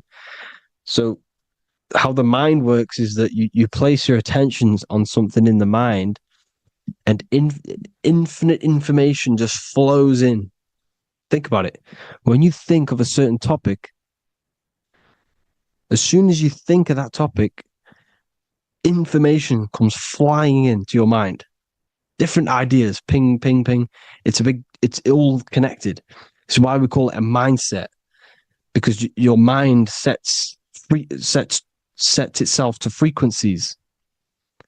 And when we think of something, we tap into that frequency, and just the universe, the mind, the mental plane just flows in information based on that frequency and that thought.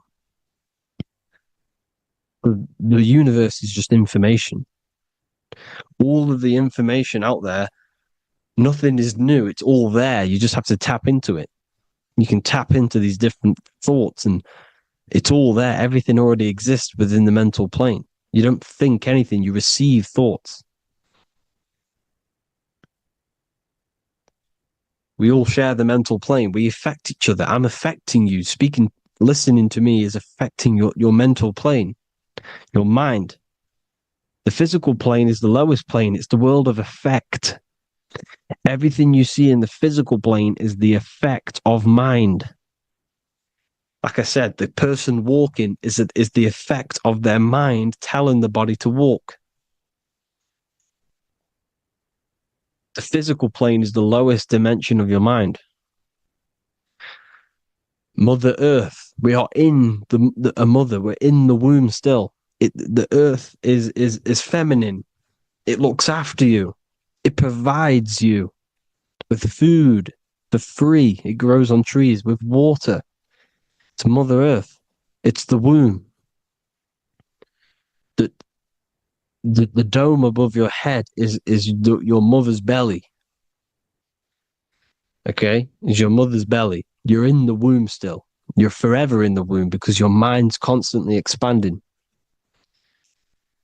Because when the baby's mind figures out that there is a reality outside of its mother, it starts to hear the people on outside of its mother, what does it do? It figures a way out of the mother.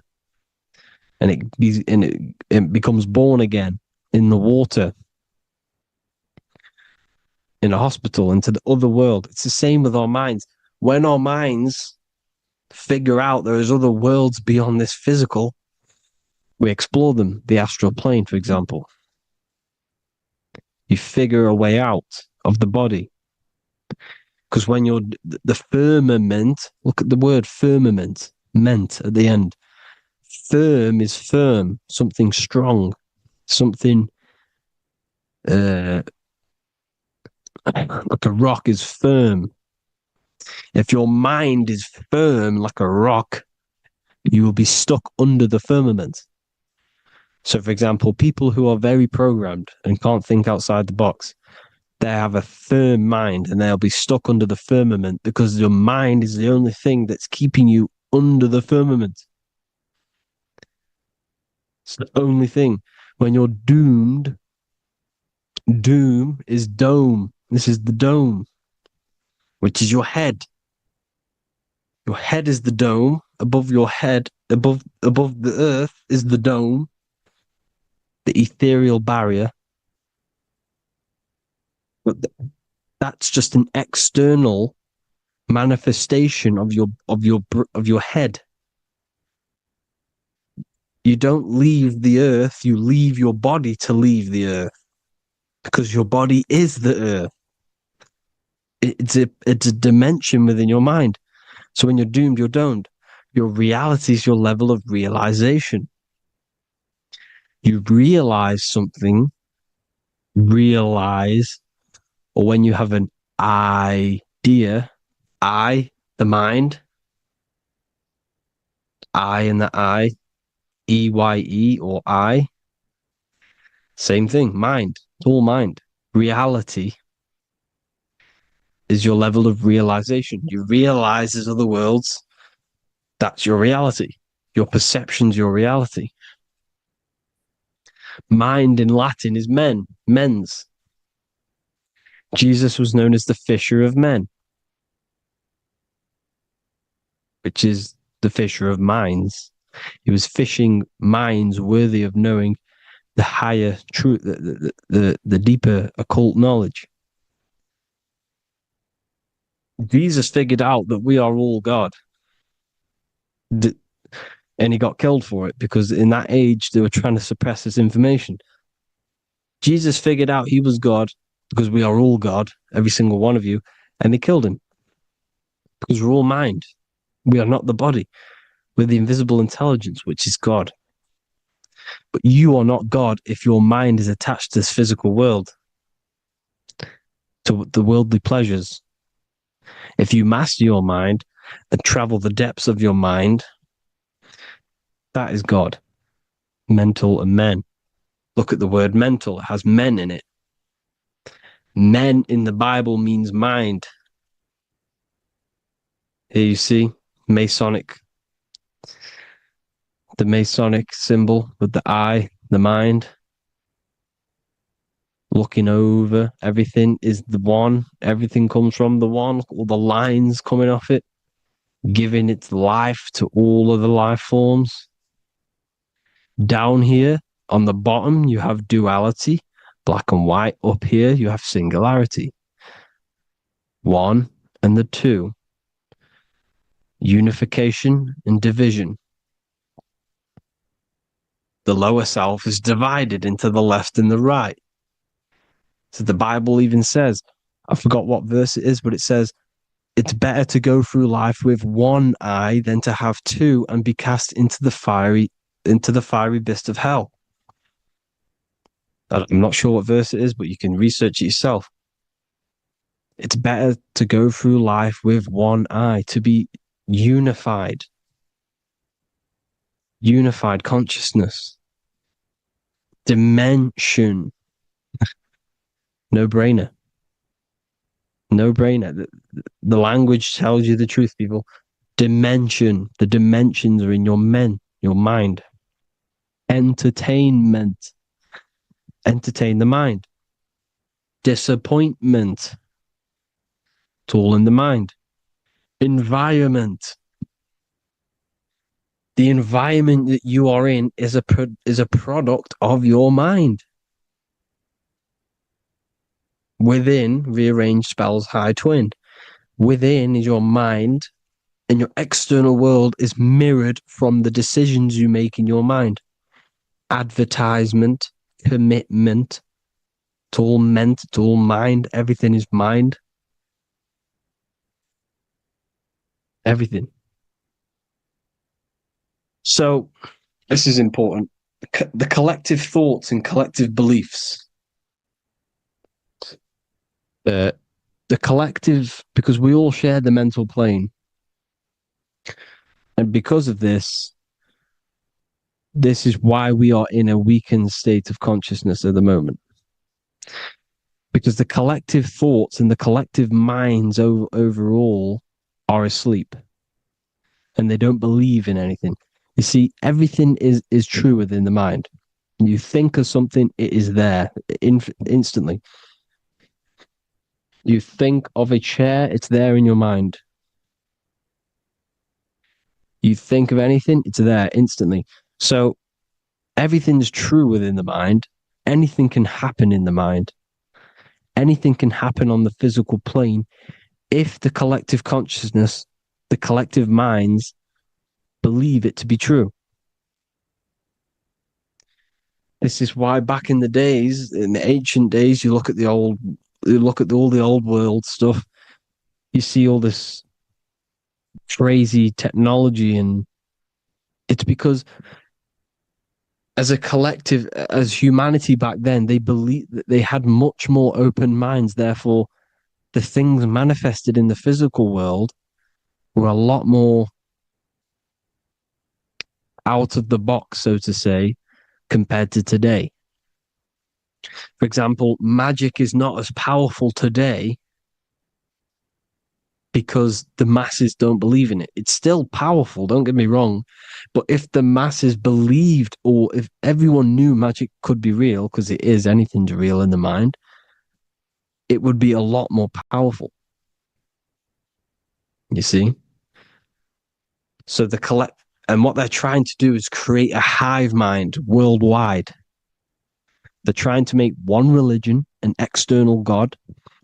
What happens when you worship something external? You give energy to it, because where attention goes, energy flows. Where your mind gives attention to, energy goes there. And when we all believe in external gods and give our worship and our power to these external things, we all give energy to it, which will manifest as a demon in the astral planes. It's a hive mind. They're trying to make a hive mind to summon our energy. Trying to summon our energy. And it through mind, through collective thoughts. The hive mind. They want one religion, one government, one currency, one belief system. And that will create a hive mind, which will limit our consciousness, which will limit what we can do in the physical world. Because if everyone doesn't believe in certain things, it cannot happen, because it's all in mind. Mind is so powerful. I am you and you are me. I hope you all enjoyed this video, people. If you haven't already, join the Wisdom Academy. The Wisdom Academy, we have many occult lectures just like this one. Also, we have just launched Mindwave Hub. If you want genuine frequencies, genuine binaural beats, because the ones on YouTube, the ones on Spotify, Apple Music, they're all tuned to A440 hertz, which shuts down the right hemisphere of the brain. If you want to gain access to your true consciousness, your mind, you need to balance the two hemispheres and balance the chakras. You can do that externally by listening to binaural beats. If you want true frequencies, true binaural beats to hemisync the chakras, hemisync the brain, to gain access to the different dimensions of your mind, well, you can gain access anyway, but it's going to help you if you're trying to learn this. Join Mindwave Hub. The link will be in the description. Listen to the binaural beats, meditate to them, listen to when you go to sleep. They'll massively benefit you. Thank you all, people. Hope you had an amazing, lesson. Hope you learned a lot. And please subscribe. God bless you all.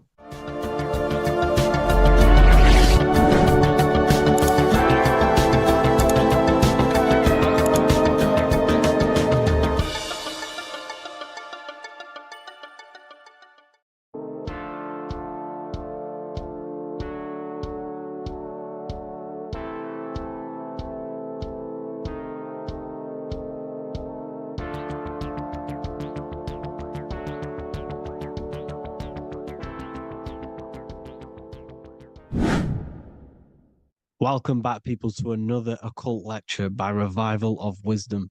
Today, we're going to be talking about magic and how it's being used on us for the New World Order. Magic has the word mag within it, which is magnetism. Magnetism is the force. Magic is influencing forces, natural or supernatural forces, and using it for a certain agenda to gain something out of it. Now, magic is not what everyone's being thought. It's not some sort of fantasy thing. It's actually very common, and we all do it, whether you believe it or not. Magic is all to do with the mind.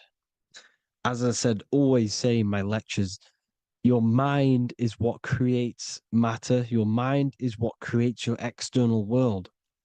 So it's all about manipulating and planting seeds within the mind, because your mind is a garden, and thoughts and words are seeds which are being planted in that garden. Your life, your physical life, the people you have in your life, your friends, your car you own, the job you have, is all a reflection of the thoughts that you've been thinking in the past.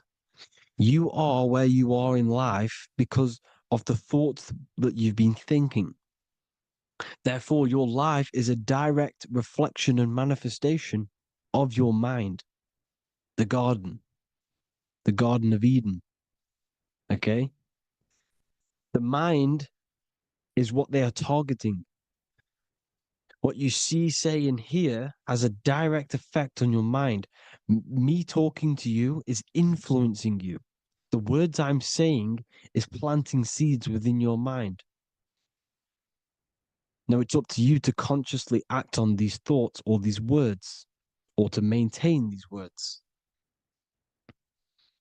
As above, so below. As within, so without.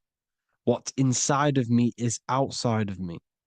What comes into the storehouse comes out of the storehouse. You have the left, you have the right, you have the up, and you have the down. As above, so below. Whatever is in your mind will be expressed in some sort of way, consciously or subconsciously, spiritually or physically. The mind is what manifests everything. And this is what we need to understand. We need to understand is that the mind is not physical. All things spiritual manifest physical. All things seen come from the unseen. The words you're thinking, that everything you have is coming from the unseen. The actions that you do come from the unseen mind. Another expression for as above, so below is you are the universe itself. You are a universe, a mini universe. But just because you are mini does not mean you are the whole thing. If I take a little piece of infinite, let's say there's an infinite light source. Let's say I take a little chunk of that infinite light source. That little chunk I took is still infinite because it's been taken from infinite. You are the universe. Your awareness, your mind is the universe. It's information. You are the universe experiencing itself. This is why we say we are all God. As above, so below. What is in me is outside of me. The sun, the physical manifestation of the sun is your soul. The 12 constellations are manifested in the physical body. The 5 elements are manifested in the physical body. They're manifested in the 5 fingers you have. As above, so below. This is manifested, well, this is a symbolized in Freemasonry and secret societies as the 2 pillars. The mirroring reflection, the reflection of reality, the mirror, as above, so below. What happens in the mind, what happens in the astral, happens in the physical. This is Aleister Crowley. This is all symbolism. This is the 2 pillars with the all-seeing eye and the triangle at the top. Aleister Crowley was a master magician, very powerful dark magician, black magician. There's 2 types of magic. You have white and black, just like the checkered board, the Masonic checkered board. You have white and black. You have good and evil. White magic is influencing natural forces to gain something that will help the collective consciousness, help the collective, help the earth, help other people. Black magic is something you manipulate something so you can get something personal out of it. Doesn't matter if it's good or bad. It's still considered as black magic because you're being selfish. Everything you do should be contributing towards the collective consciousness and helping others. And this is why the ancients lived in a system where everything was in unity.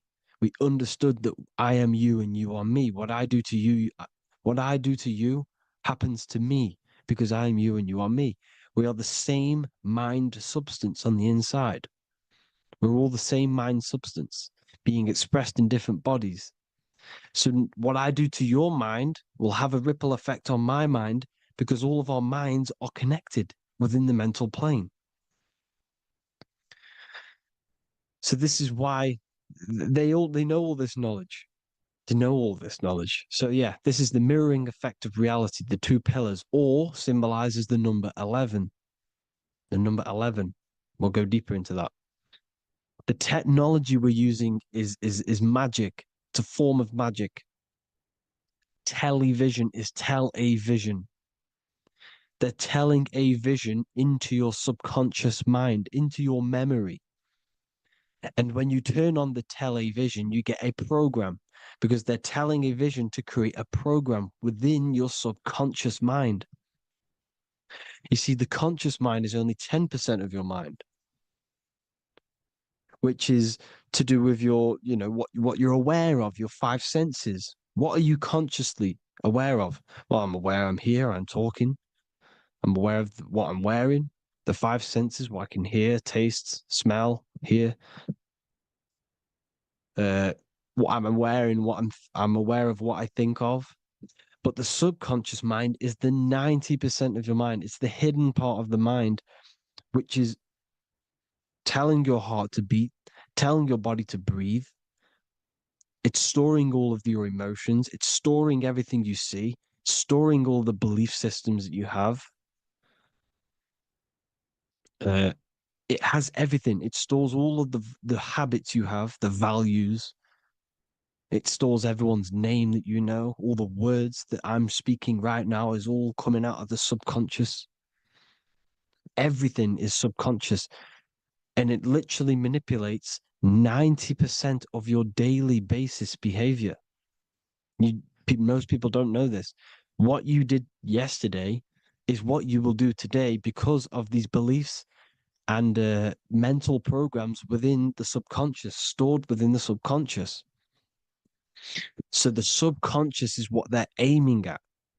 They're trying to create programs within the subconscious because the subconscious manifests 90% of your thought patterns, 90% of your actions and words. They know all this stuff. So the subconscious mind is the most powerful part of the mind. Another way the subconscious manifests and influences your life is, let's say you were in a car crash years and years ago, 10 years ago, let's say you're in this car crash, right? And you really hurt yourself. The emotion you felt in that time when you were injured in that car crash had a great impression on your subconscious mind. You see, the stronger you feel something emotionally, the stronger impact it has on the subconscious. You can remember and recall that moment and very vividly because of the impact it had on the subconscious. Another, for example, you become that terrified of cars that it manifests into your life today, that you are wary to go in certain cars. You don't want to go in cars at all, maybe, because of that moment that stored within the subconscious. And it will manifest into anxiety. It will manifest into not going into cars. It will manifest into depression, maybe. These things, these emotional, very emotional, traumatic events have a great impression on our subconscious and they control your life. This is why you need to meditate and let go go deep within yourself and let go of these internal, deep emotions that you may have repressed and keep pressing down and ignoring. But you need to address it and let go of these subconscious impressions you have, which are controlling your life, like anxiety, depression. All of these things are stemming from things that are stored within your subconscious years and years ago, more than likely. Broadcasting. They're casting spells to a broad audience, to news, north, east, west, and south. They're casting spells. No, if you watch the news, everything's red. Breaking news in red writing or the red background, everything's red. Why? Because red's the root chakra, which is all to do with survival. They want to stimulate this root chakra because they want you down there in survival mode. They want you in survival mode because you're easier to control. They control out of fear. And not only they're casting these spells as if, because most of the things they cast in the news hasn't already happened. They're constantly bombarding you with there might be a war breaking out, war this, war that, kill here, kill there, murders. It's impressing, it's casting spells on your subconscious mind. So when the event does turn up in real reality, in physical reality, you're less emotional, you're less surprised. You're not as surprised because you've already heard it before. Your subconscious has already heard it all before. If you never heard of a war and then a war broke out, you'd be going crazy. So they subtly program your subconscious mind through the words, because the words they say is impressing your mind. It has an effect on your mind, which will have an effect on your behavior, your words, your conversations you have with people.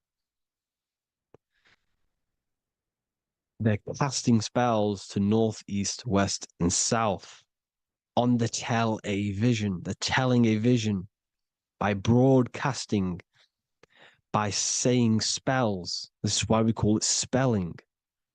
Even the word, listen, the words we say cast spells. Bless. Oh, bless you. That's be less. The subconscious mind only picks up literal things.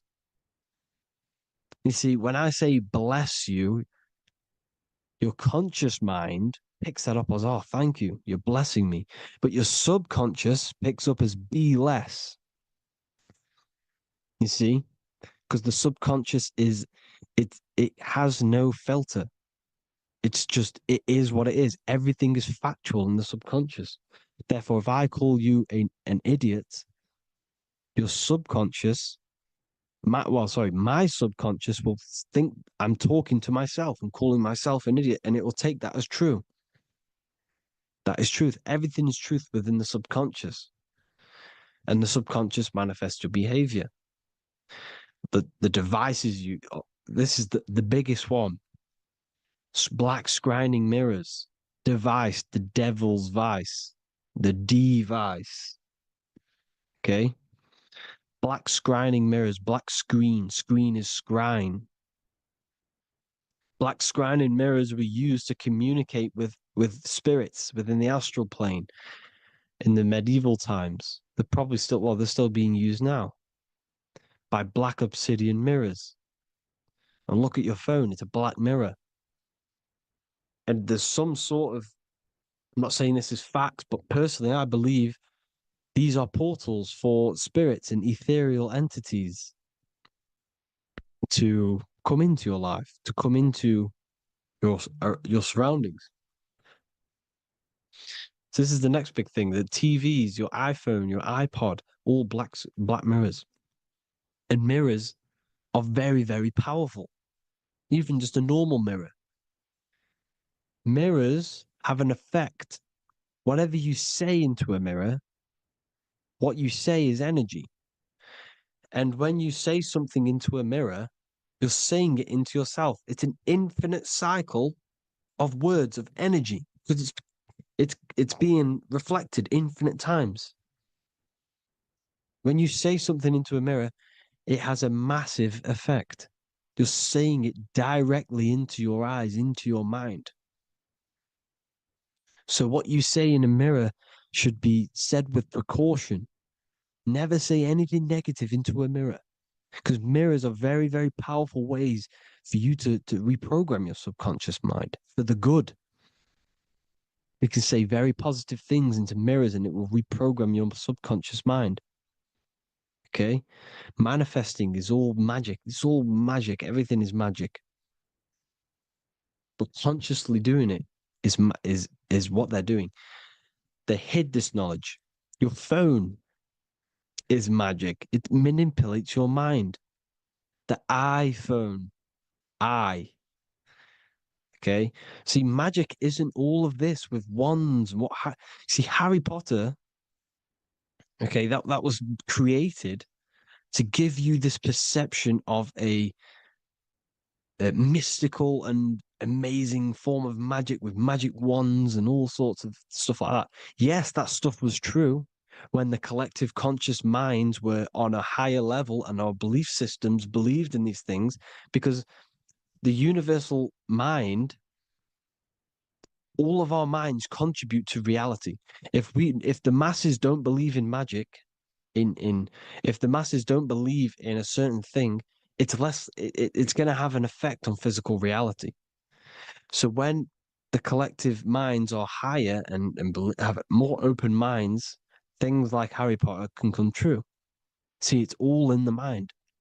The iPhone, the eye is the symbol for the mind, the invisible intelligence. The triangle is the ethereal plane. Okay, so the eye in the triangle is the eye that sees into the beyond the ethereal planes. The square is the physical plane. So the iPhone, your phone, is a black box, just like the Saturn black cube. It's a black mirror. It's taking photos of you every 2 seconds, and it's your mind. Your mind is in that phone. Everything you like, everything you text, everything you type in Google, everything you say to someone, every conversation is all recorded on the phone. Therefore, it is a direct reflection of your mind. Your mind is imprinted into your phone because your mind, everything you think in your mind, you're manifesting into typing, saying, taking pictures into the phone, and it's collecting it and storing it. And what they're doing, and this is for all forms of magic, it's manipulating the mind. It's all manipulating the mind. Reels, Instagram, TikTok, this is all dopamine. It's all controlling the mind. Every like you get, every follow you get, every share that you get is dopamine within your brain. They're literally targeting your brain and mind. It's all manipulating, because what they're pushing through the phones, through the media, through the news, through the televisions is visions and programs. You are the one manifesting the New World Order. They're not manifesting the New World Order. They're giving you the information so you can manifest the New World Order.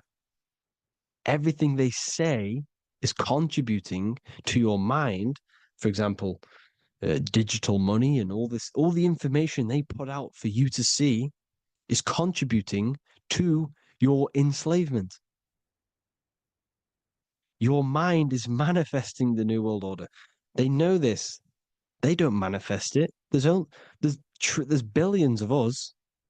We could easily run over them physically, but on a mental level, these people have the knowledge and they hide it from us, and they let us manifest reality because we are the collective. They give us the information which manifests their agenda. It's all magic through the phones, the media, the television. So your phone is a manifestation of your mind. It's a record of your mind. Hollywood, holly tree, holy tree. They used to make wands out of holy trees, because it was the most holiest wood, the best for casting and transmitting energy.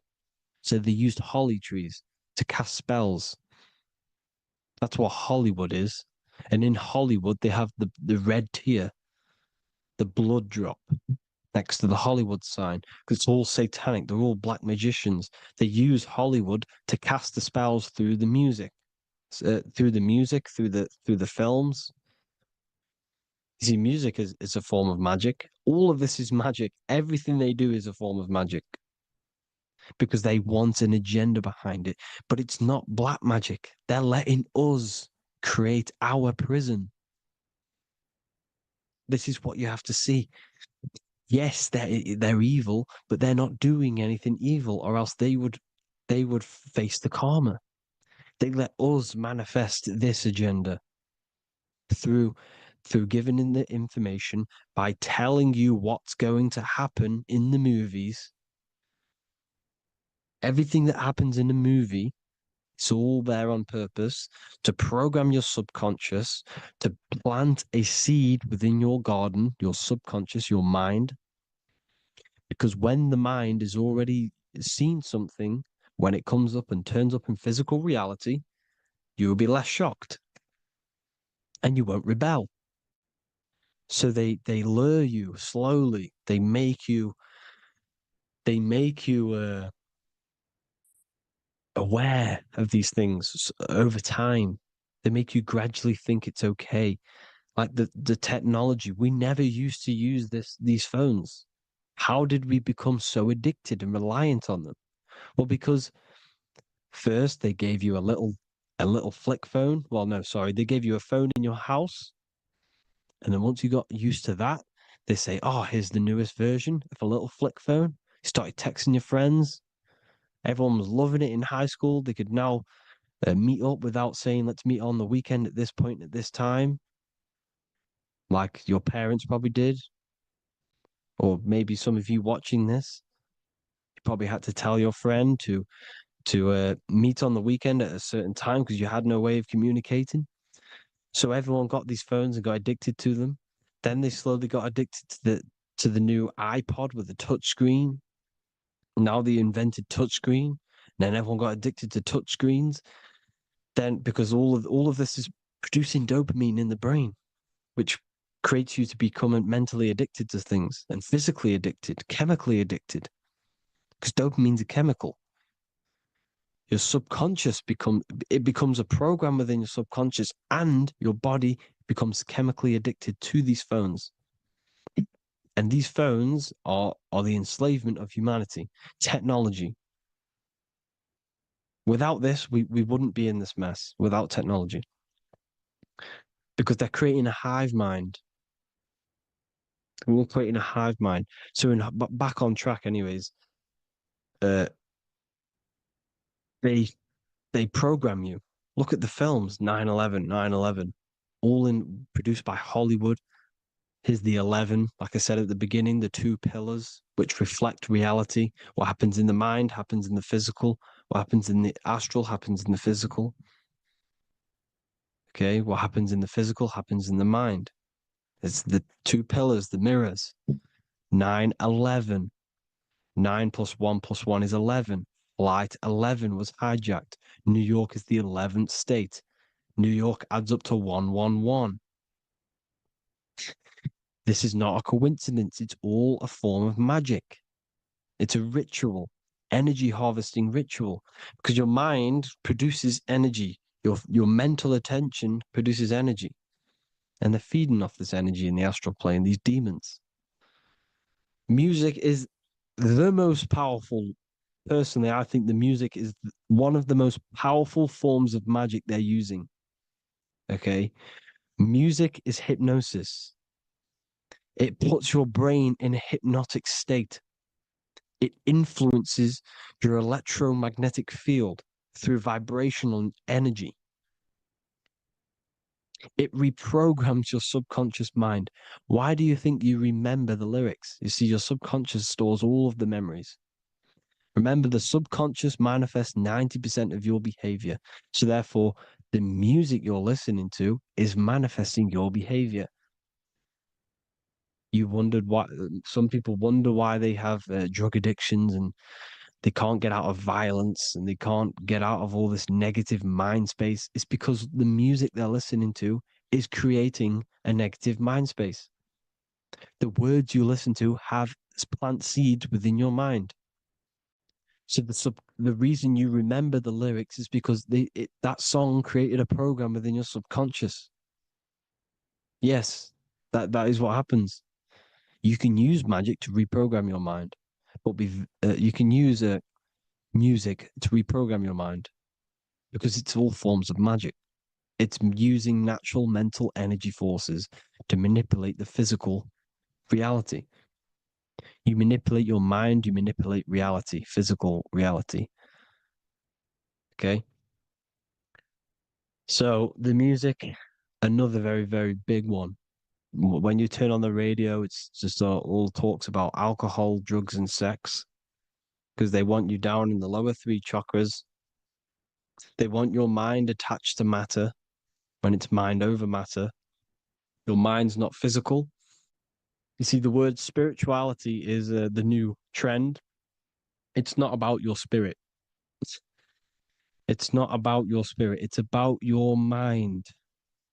It's not about, you know, uh, spirituality and looking after your spirit. And they've got you focused on your spirit.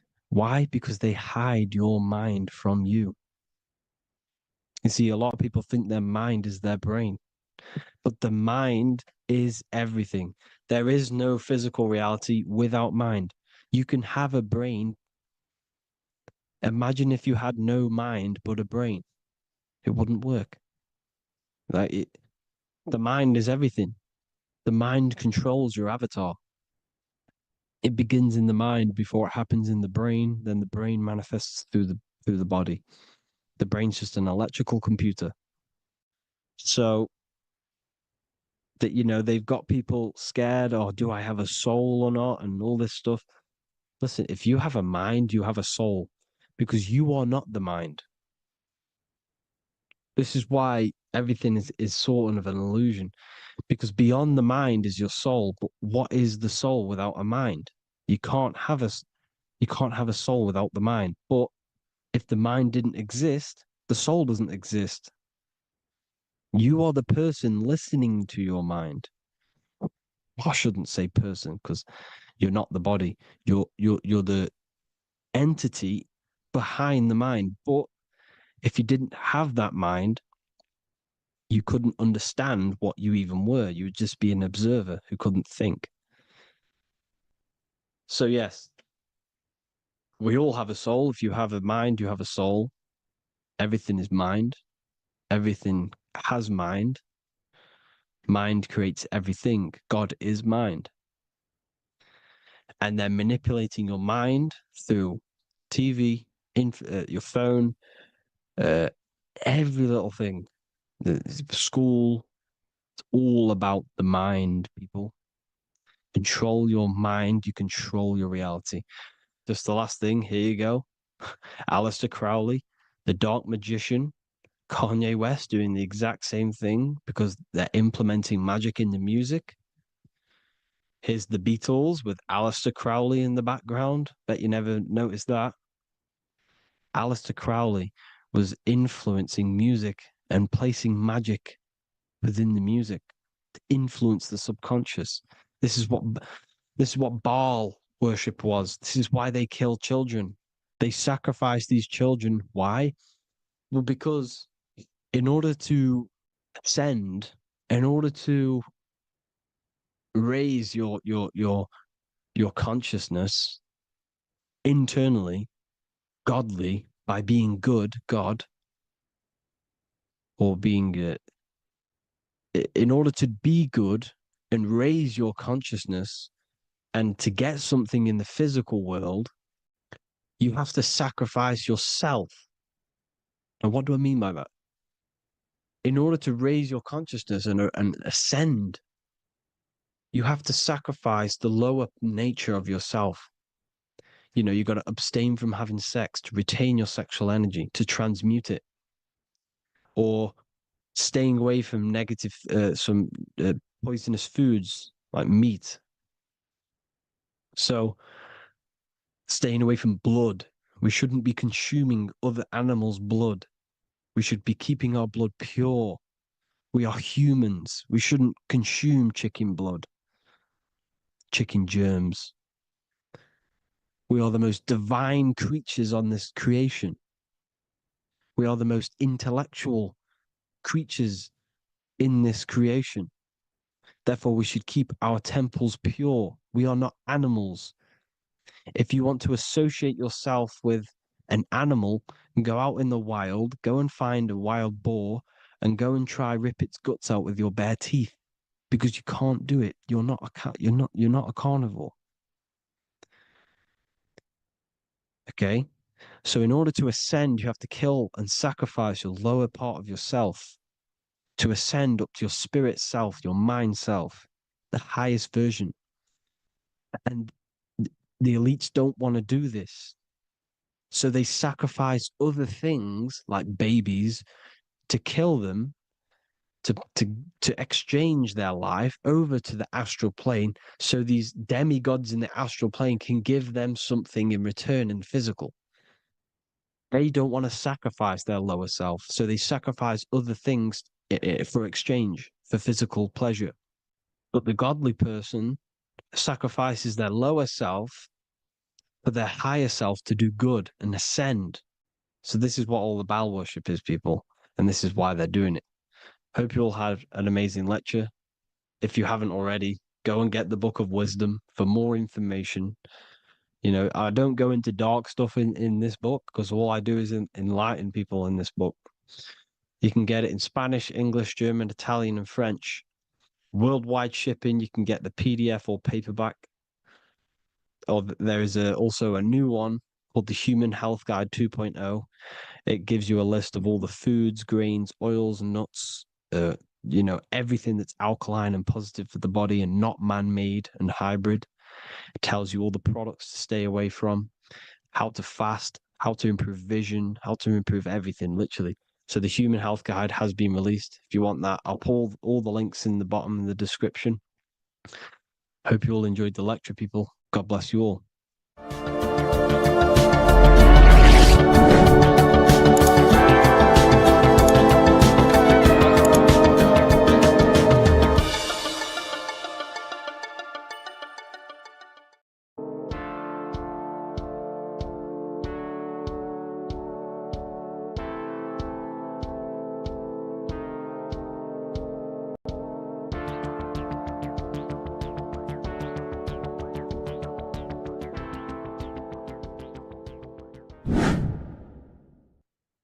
Left and right hemisphere, and what are they doing? How does it contribute towards your perception in this world? And this is what we're going to be talking about in today's video. We're going to be breaking down the two hemispheres of the brain and how they function in your life. So first, we have the left hemisphere.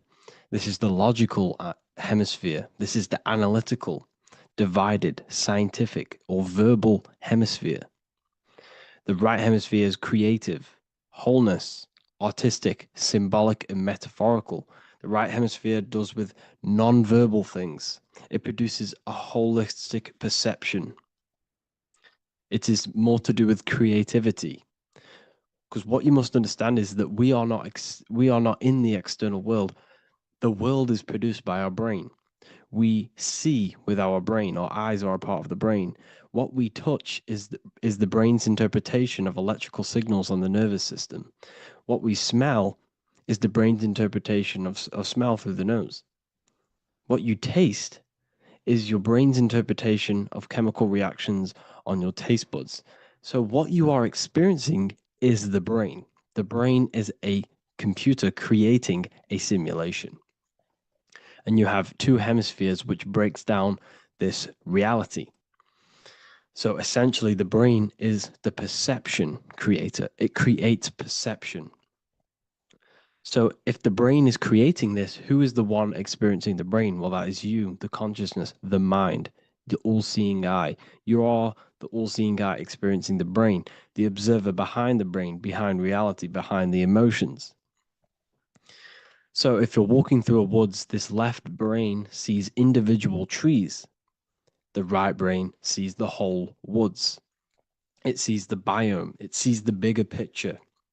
So when you are walking through this woods, the right brain picks up a holistic perception of reality. It creates the woods as one unified woods. The left brain's job is to break this down and analyze it so that we can see individual things. And this is also necessary for humans to have the ability to break things down and manipulate things in this world. So without this left hemisphere, we could not manipulate things and break things down. So this right hemisphere is important because it sees the whole woods. It sees humanity as one unified consciousness. However, the left hemisphere sees individual egos. So the left hemisphere is the place of the ego because it only understands it sees the world very divided. Okay. So, for example, here's another example of the left and right hemisphere. If someone pulls out in front of you in traffic, your left brain is going to start going crazy and analyzing them, calling them names. The right hemisphere, however, sees the bigger picture. Maybe he didn't see you. Maybe it's just a mistake. Maybe he's in a rush. You see how the two brains are very different. They do the same thing, but they function in different ways. The right hemisphere is feminine, the left hemisphere is masculine. So, like I said, this person pulls out in front of you, you start to think with the left. If you start to perceive that in the left brain, you're going to start analyzing them, you're going to start going crazy and calling them names because you're analyzing it. You're not seeing the bigger picture behind it. You're not seeing it from his perspective. So there is a crossover. So the left hemisphere of the brain controls the right side of the body, the right ear, the right eye. Everything to do with the right side of the body is connected to the left hemisphere, and the right hemisphere controls everything on the left side of the body, including your eyes, your arms, your legs. So everything is crossed over, and even your visual field is crossed over. So this is your visual field, as you can see here, and even the left side of your visual field goes to the right brain. There's a crossover. No one really knows. There's not really a reason for this. However, this is how the human body is designed. As we all know, the human body is the most advanced piece of technology on the face of the earth. They cannot replicate the human body. And they tell you it has no creator. This is crazy. People are that brainwashed, they can't even understand that their body is the most advanced piece of technology. Your body is so advanced, the computers that you use are mimicked of the body. Everything they create is mimicking nature, but they don't show you how intelligent nature is because they don't want you to understand you're in an intelligent design. So anyways, let's get back on track. There is a crossover in the brain, and this is why they teach you to write with your right hand. And I was speaking to someone who's in a nunnery, or whatever you want to call it. They were a nun, or they knew someone who was who was a nun, and they forced these people, these nuns, to write with their right hand. You had to write with your right hand. This is why, I'd say at least 70% of the world or 80% is right-handed and right-legged, because they taught us this to activate the left hemisphere more because of this crossover that happens in the body. So when we are using this right side more, we are using that left hemisphere more. Why? Why are they doing this? Well, they also called it writing. Writing is a spell, to cast a spell on you to use that right side of the body so that you use this left hemisphere, because they want you to see the world as a divided perception. They don't want you using the right hemisphere, using that left side of the body to activate the right hemisphere to see the bigger picture and see how everything is all one and everything is created. This left hemisphere domination keeps you from seeing the connections between everything, because that left hemisphere analyzes, it breaks things down. So when we are left hemisphere dominated by using the right side of the body, we are essentially seeing everything as divided. And this is why so many people will not understand my work, because my work connects dots and connects fields of knowledge, and makes you see the bigger picture. So people who are left hemisphere dominated will see my work and think this guy's crazy. But it's all about activating that right hemisphere. So they called it writing because every word you say is molding your mind in some sort of way. The things you see is molding your mind. Everything you take in through the five senses is molding your mind. And language is a massive spell, especially the English language. They called it writing so that you use that right side. It's a spell because your subconscious mind picks up everything you say. And 90% of your daily basis behavior and thought patterns is produced by these subconscious programs within the subconscious mind. Essentially, your conscious mind is only the 10% of you. The conscious mind is just what you're aware of, what you're wearing, how you're feeling, what you're thinking. That's your conscious mind. The subconscious mind is controlling every system in your body. It's telling your heart to beat without you being conscious of it.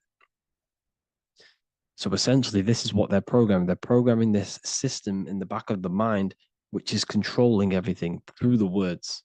And this is what spells are, because it's all about creating perception in the subconscious. So they want you to use that right side more. I truly believe the ancients, they were balanced. They used the left and the right side of the body. They didn't have a stronger side because they understood this science of the body and how the body works. So this is actually called phonetics. It's not etymology. Etymology is the study of root words.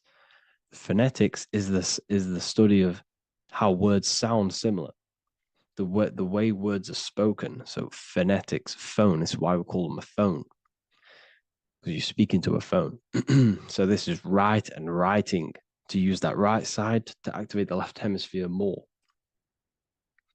So your hands are a manifestation of your brain.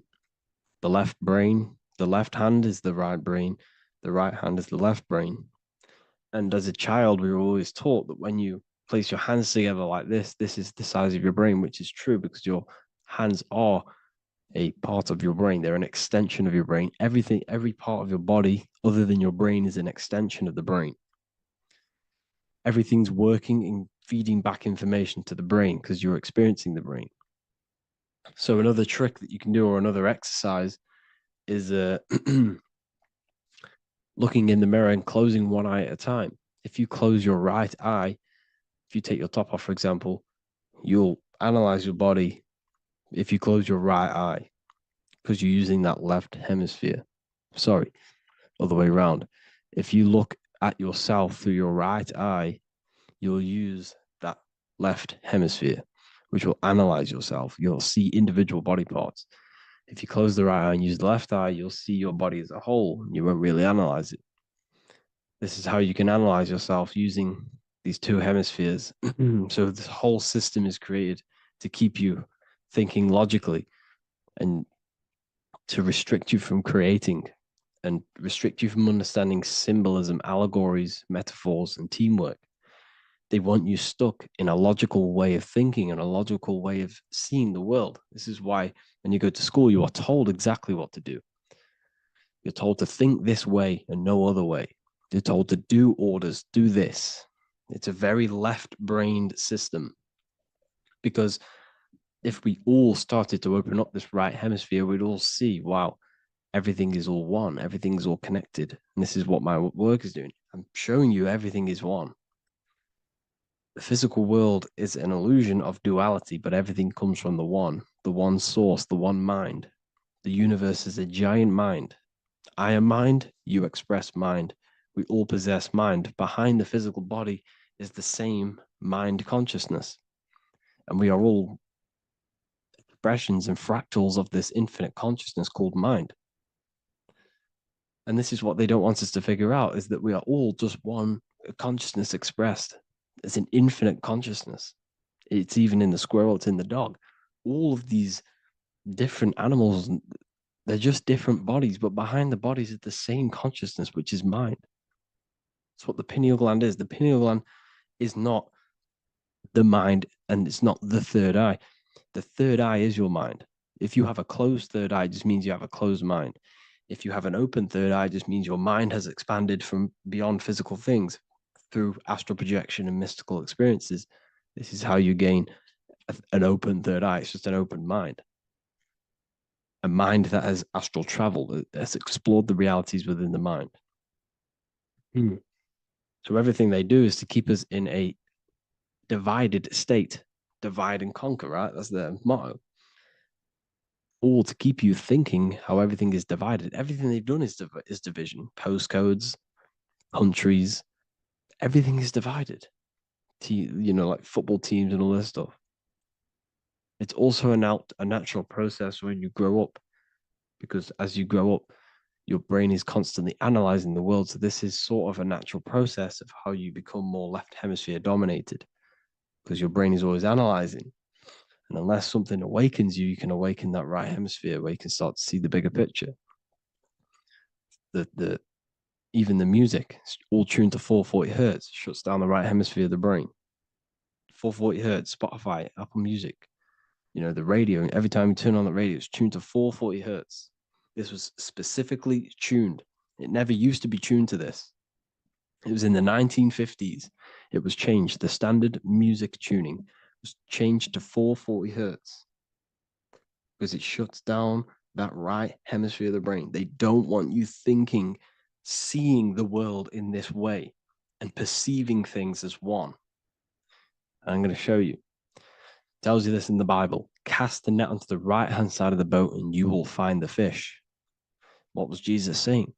This is, you see, people read the Bible and they don't understand it.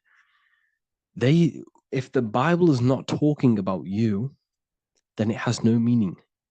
The Bible, everything you read in the Bible is about you and how it can better your life.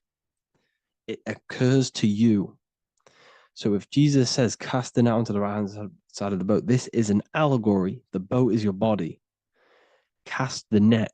It's the awareness, the perception onto the right hemisphere of the brain, and you will find the fish. What's fish? What do fish do? They swim deep in the ocean. It represents the knowledge, deep knowledge. Cast the net onto the right-hand side of the boat and you will find fish. You will find the wisdom. You will gain understanding when you cast that your awareness into that right hemisphere. You will see that I am you and you are me. We are all one consciousness. You will see everything. You'll see that the trees are the same patterns as the nerves in your body. You'll see everything is connected. Everything is a fractal of the one infinite consciousness. And how many fish did they catch? 153. That adds up to 9. This is now numerology. The Bible's filled with numerology. adds up to 9. What's 9? Human consciousness. It represents consciousness. You're in the womb for 9 months. Feminine, feminine. It's all about consciousness.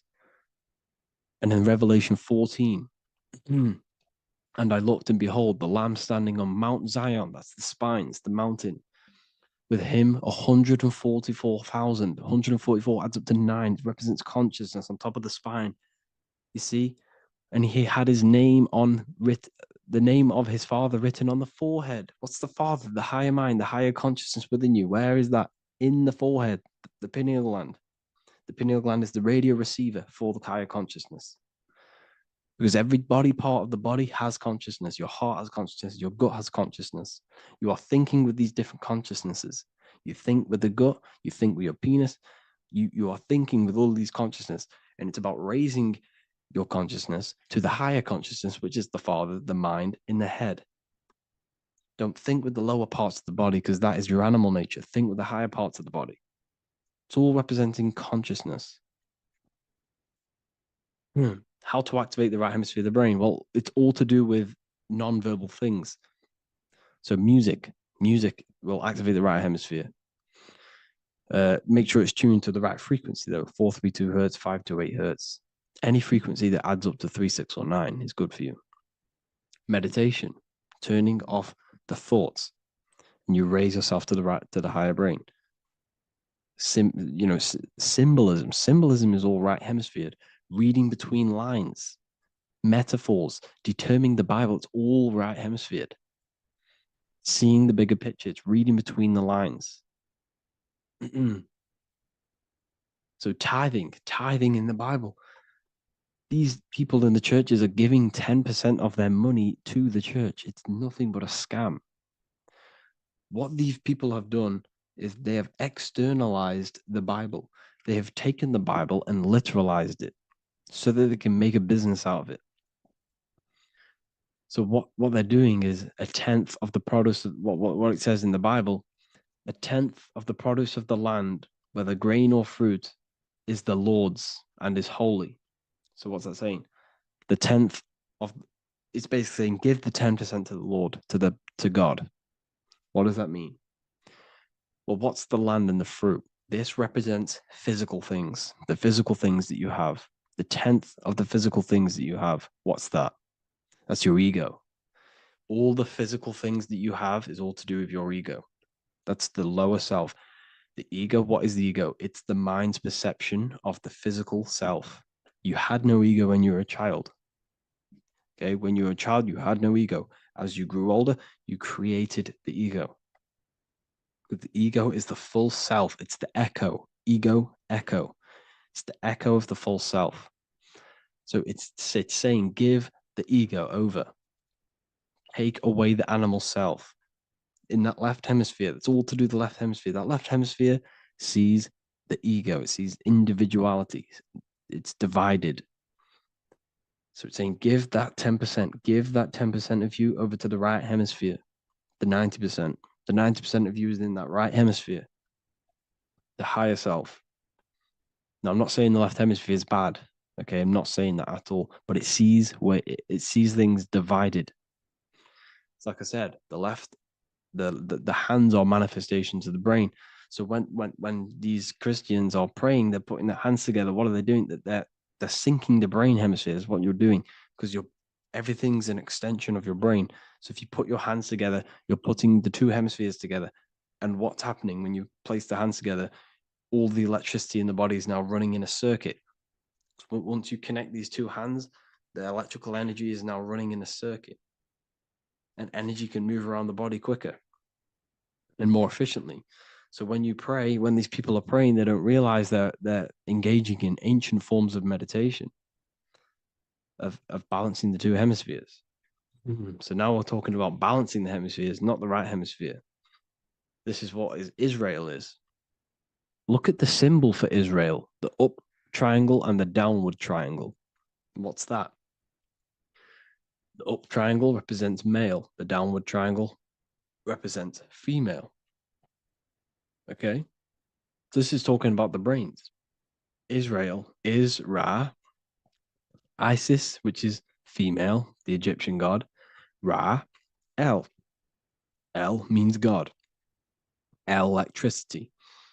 That's the force of the physical world. It's the force that runs this world, electricity. It's the force of God. El, consciousness. It means God. Is Ra, El. Isis, Ra, and El. It's the two hemispheres of the brain, the holy land of Israel. It's the holy land, it's the brain. Once these two hemispheres are synced, this is how you unlock your consciousness. This is the easiest way of astral projecting. Hemisphering, I forgot the word for it. Hemisphere synchronization, something like that. It's about syncing the hemispheres. This is how you unlock your consciousness. Once the brain is running as one electrical system, this is how you balance the two masculine and male opposing energies. Once these opposing energies are no longer in war with each other, the brain, they come together to work as one. You unlock your consciousness. You are born again. What happens when a male and female have sex? It creates a new child. It becomes one. You are born again. Once the two hemispheres of the brain, you are born again. You can then have an out-of-body experiences. So this is why the symbol of the Holy Land, Israel, is the up and down triangle back combined together, because it represents unification of the male and female, unification of the hemispheres. You're born again. You unlock consciousness. And you can get this for free. It's called the Gateway Tapes on my website. Basically, it's a audio track from the government, and they did this in the Gateway Experience. It's a CIA document, and what they do is there are different forms of meditations you go through. I think there's about 5 waves of meditations you do, half an hour each one, and it will teach you. It will sync your hemisphere, because what does it do? They understood that playing one frequency into one ear and another frequency into the other, they understood that the right ear is connected to the left hemisphere, the left ear is connected to the right hemisphere. So when you play 2 different frequencies into both ears, what happens? The brain picks this up, the 2 hemispheres of the brain picks this up, and it syncs it. It syncs these 2 hemispheres, these 2 frequencies together. So now the brain is working as one to sync this frequency. So this is how you can sync your hemispheres, through listening to these frequencies. Okay, you can get them for free and do the meditations yourself. This will definitely help you. This is an easy way to astral project. So it's all about syncing the hemisphere and seeing reality from a unified perception. We should all aim to get out of that left hemisphere. I'm not saying don't use it, but we should now start to see. We should not start to read between the lines of the Bible, read between the lines of the symbolism they're showing. Study symbolism, study allegories and myths. What are they trying to tell us through these allegories? And, this is how we start seeing things in a better way. Once we understand that we are all microcosms of an infinite consciousness, we can all come to one, because love is the unifying force of this infinite consciousness. We are all divided. We are all disconnected from our hearts. Once we all connect with our hearts and see that everything is one, we can all start to love and come together as one, because love is the unifying force of consciousness. So if you haven't already seen, I now have launched the Ethereal University. I will be doing lectures like this one, but even better, deeper, and even releasing knowledge that I can't talk about online, as they are censored. I'll be doing lectures every single week. I'll be doing live calls every single week. You also gain access to my library, which is filled with over 45 occult books, filled with knowledge. Okay, I'll show you now. Plus, you get my book, The Book of Wisdom, PDF form, and the Human Health Guide, PDF form. You also get all of this stuff, the health section, Q&As, ethereal meditations. We've got some celestial studies, cosmology, and numerology coming soon. You also get the brand new Manifestation Mastery course, plus the library. And there'll be new books, new lectures, new live calls every single week. Or you can get the Book of Wisdom, use the code WISDOM in all capital letters to gain 40% off. This sale will be ending very, very soon. So if you're watching this, be very quick to get yourself a physical version or a PDF of my book. You can get it in all these languages. Hope you enjoyed this video, people. I'll see you inside the Ethereal University, the real university. Have an amazing day.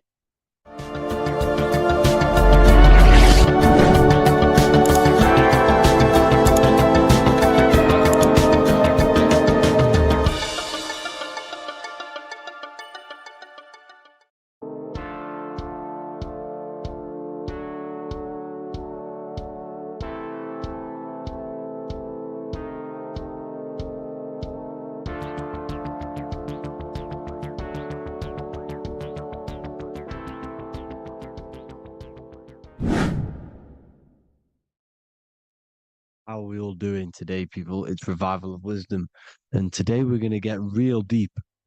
This video is going to get real deep. A lot of people are not going to be ready for this sort of knowledge. Okay, you really have to do is to really deprogram the mind, because everything we've been taught is a complete lie, is to keep us trapped. Okay, this is really advanced knowledge. Now, let's get straight into this. All of the ancients depicted other worlds, and they called this place Midgard. Midgard is the mid-garden, the middle garden.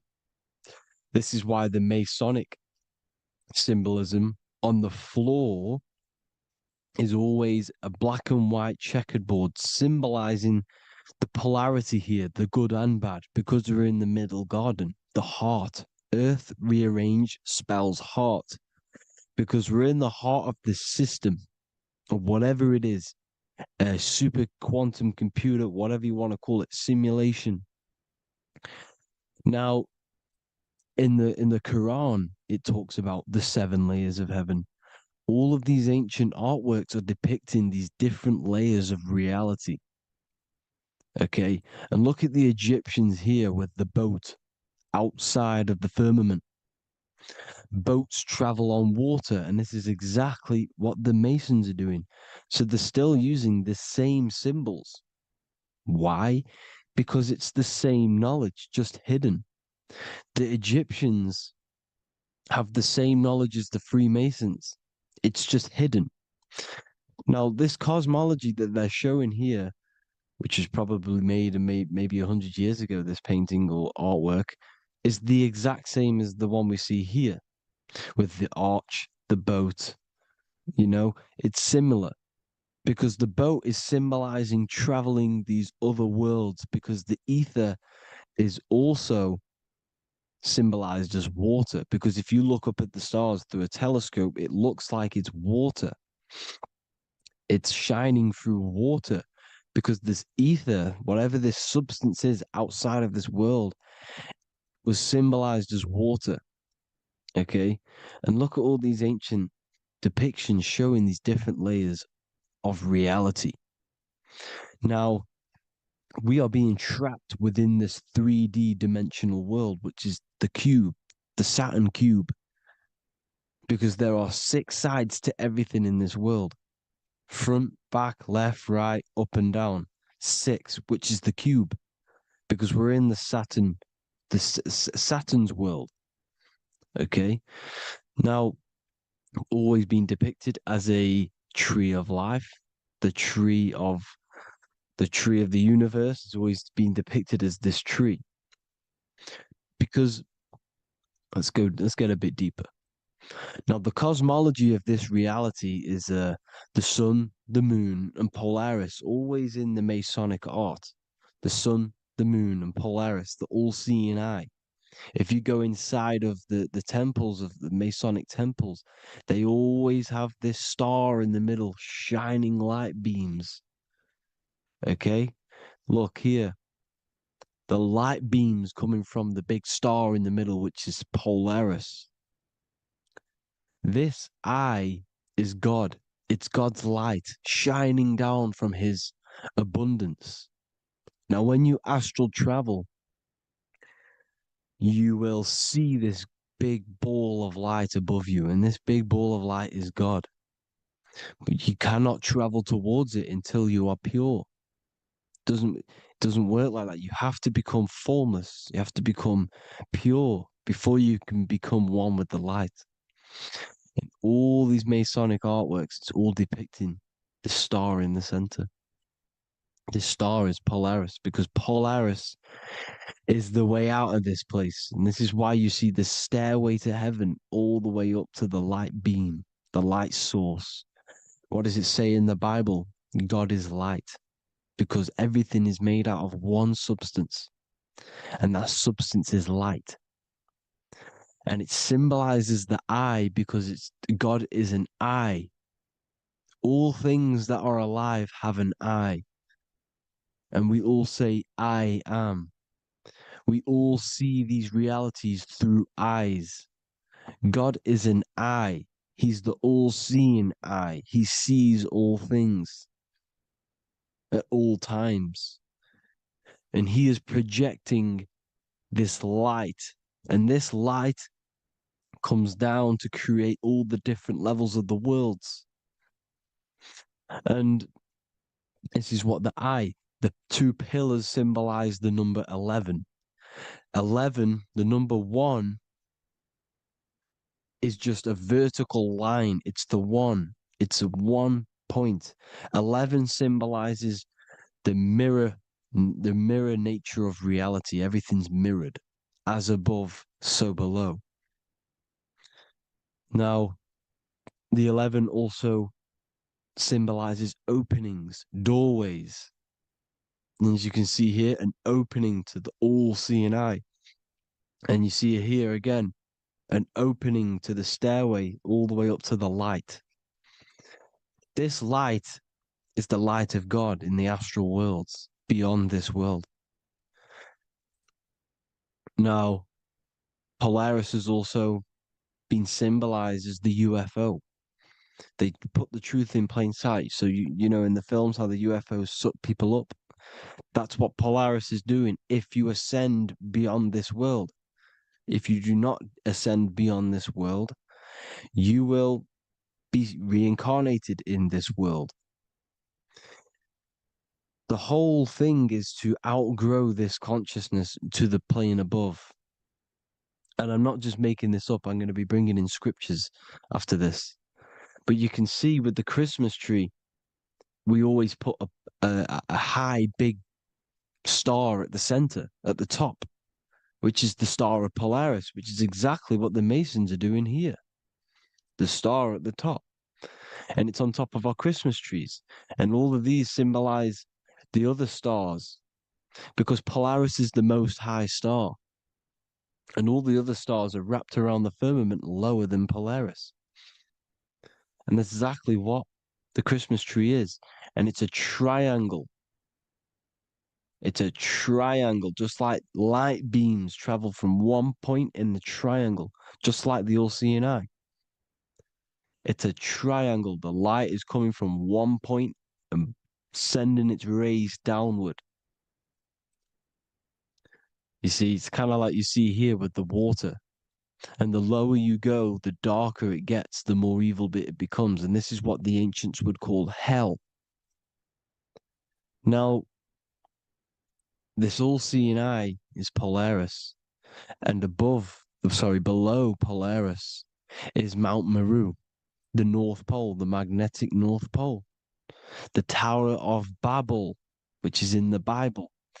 The etymology of the word Babel, Ba meaning spirit, which gives the ability to move the soul through the worlds, which is that's the ancient Egyptian description of the word Ba, meaning of the word Ba. You have the Ka, the Ba, the Ak, but the Ba is the one that gives the ability for the soul to move through the worlds. Your soul can't speak into a world without incarnating into it. Now, the Tower of Babel symbolizes Mount Meru because it's the word Ba is the spirit which gives the ability for the soul to move through the worlds. The Tower of Babel is the magnetic North Pole, Mount Meru, which gives the ability to move through these different worlds. And you can see the ancient Tibetans always showing this depiction of these different worlds coming from the center. Because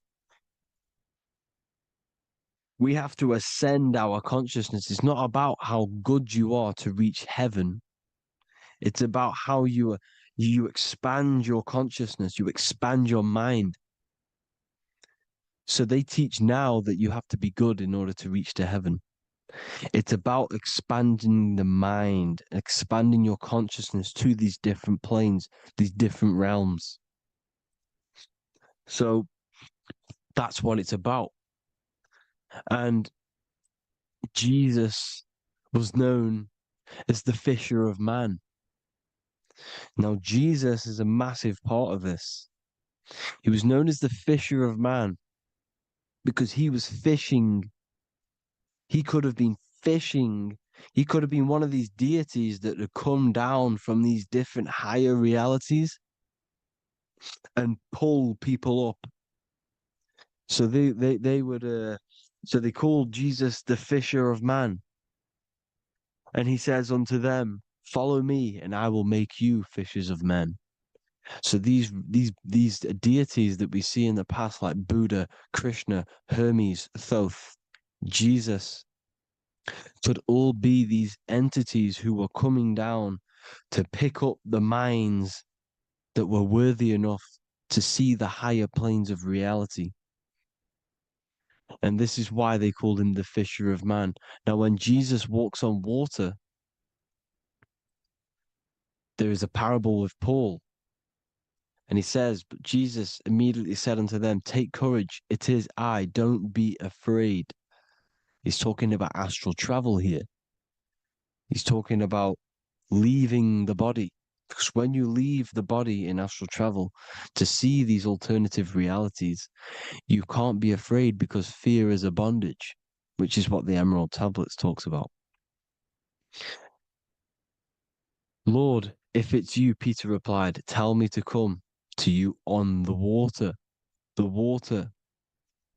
Come, he said. And Peter got down from the boat, walked on the water, and came towards Jesus. But when he saw the wind, he was afraid and began to sink. When you become afraid in astral travel, you sink back into your body.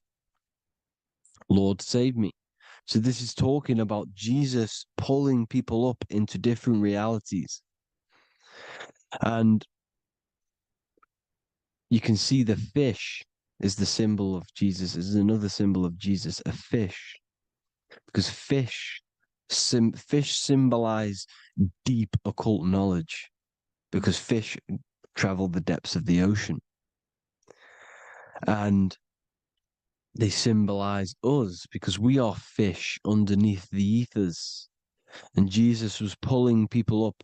You see, so the Bible is a people today believe the Bible is a book telling you how to reach to heaven, how to become godly and reach heaven. But you've got to become the Jesus Christ to see these alternative realities. Now look at the Emerald Tablets is a massive part, and it speaks so much about these different realities. Look what it says here. This is in Emerald Tablet 3. Then in my heart grew a great longing to conquer the pathway that led to the stars, which is exactly what the Masons depict in all of their art. Look, the ladder to the stars. And then he goes on to say, years after years, I sought after wisdom, seeking new knowledge, following the way, until at last my soul, in great travail, broke from its bondage and bounded away, broke from the bondage of the body. Free was I from the bondage of earth men. Free from the body, I flashed through the night, the stars. The stars are a massive part in the astral world. Each star is a different reality. And the true astrology is the star that you came from. You came through a star to reach this, to reach here. There is a reason why you are here. There's a reason why you have the personality traits, because your soul came from a specific star. This is why we call them stargates, because they are gates in and out of this reality. And Polaris is the way out to the higher worlds. Now look, far into space, my soul traveled freely into the infinite circles of light. Beyond knowledge were some planets and great gigantic beyond dreams of men. Then he goes to say, lift up your flame from out of the darkness, fly from the night and ye shall be free. Lift up your flame. Your flame is your soul, because it has to be lifted up out of the darkness. This is the darkness, this world, this body is the darkness. Because it's a bondage. You need to break free. You need to learn how to astral travel, people. You have to learn this. If you want to get out of this world, you have to learn how to astral travel and see the other realities. Traveled I through space-time, knowing my soul at last was set free, knowing that now I must pursue wisdom until at last I pass to a plane hidden from knowledge, known not to wisdom, extension beyond all that we know. So he's talking about he went to a place where we cannot even comprehend here, a place that is not even known to earth men. He's telling you he's ascended out of this world to the planes that are beyond. And it says here in the Emerald Tablets, man is in process of changing to forms that are not of this world. Grows he in time to the formless, a plane on the cycle above. Know ye must be one, ye must become formless before ye are one with the light. The light, the same light that I was talking about, the Masonic light, with the triangle, God, the one source. Ye must become formless before ye are with the light. Formless, you have to leave the body. You have to leave the body. You have to gain the ability to leave this body and travel to these other worlds. Now, it says here, not as man am I, for free have I become of dimensions and planes. In each I take on a new body. In each I change my form. Know I now that the formless is all there is of form. You see, all things created come from the things that, all things that you see come from the things that you cannot see. All of us have the same spark of consciousness, the same I am. Every dog, every animal, every human has this same I, this same thing which sees through the eye. It's formless. It takes this formless entity is the same entity of us. We are all the same entity in different bodies. And this entity it was represented as the flame, the cosmic flame, which is inside of all of us. And this is why the Masons depicted your spine as a candle or the Holy Grail. You would either see this or a candle with a flame on the top, because the Holy Grail is your consciousness, which is on top of your spine, which is the candle. Now, Jesus, Thoth, Buddha were all these deities which were coming down to lift people up because they were fishermen of men. And he would lift you up to the higher worlds, out of this world, to the ones above. Now, Thoth, you can see him here, he's leading the way. He's holding someone and he's leading the way with knowledge and power. He was leading the way to other worlds, out of this world. There's no point trying to change this world This world will stay the same. It will stay the same. You have to get out of this world. And that's what they're telling you. That's what they're keeping you from. They're keeping you stuck within this thin layer of reality. So what the Masons are doing, they have the ability to astral travel. They're living not stuck and bound to one reality, but living within the different layers of reality. And this is what Morpheus was doing in the Matrix.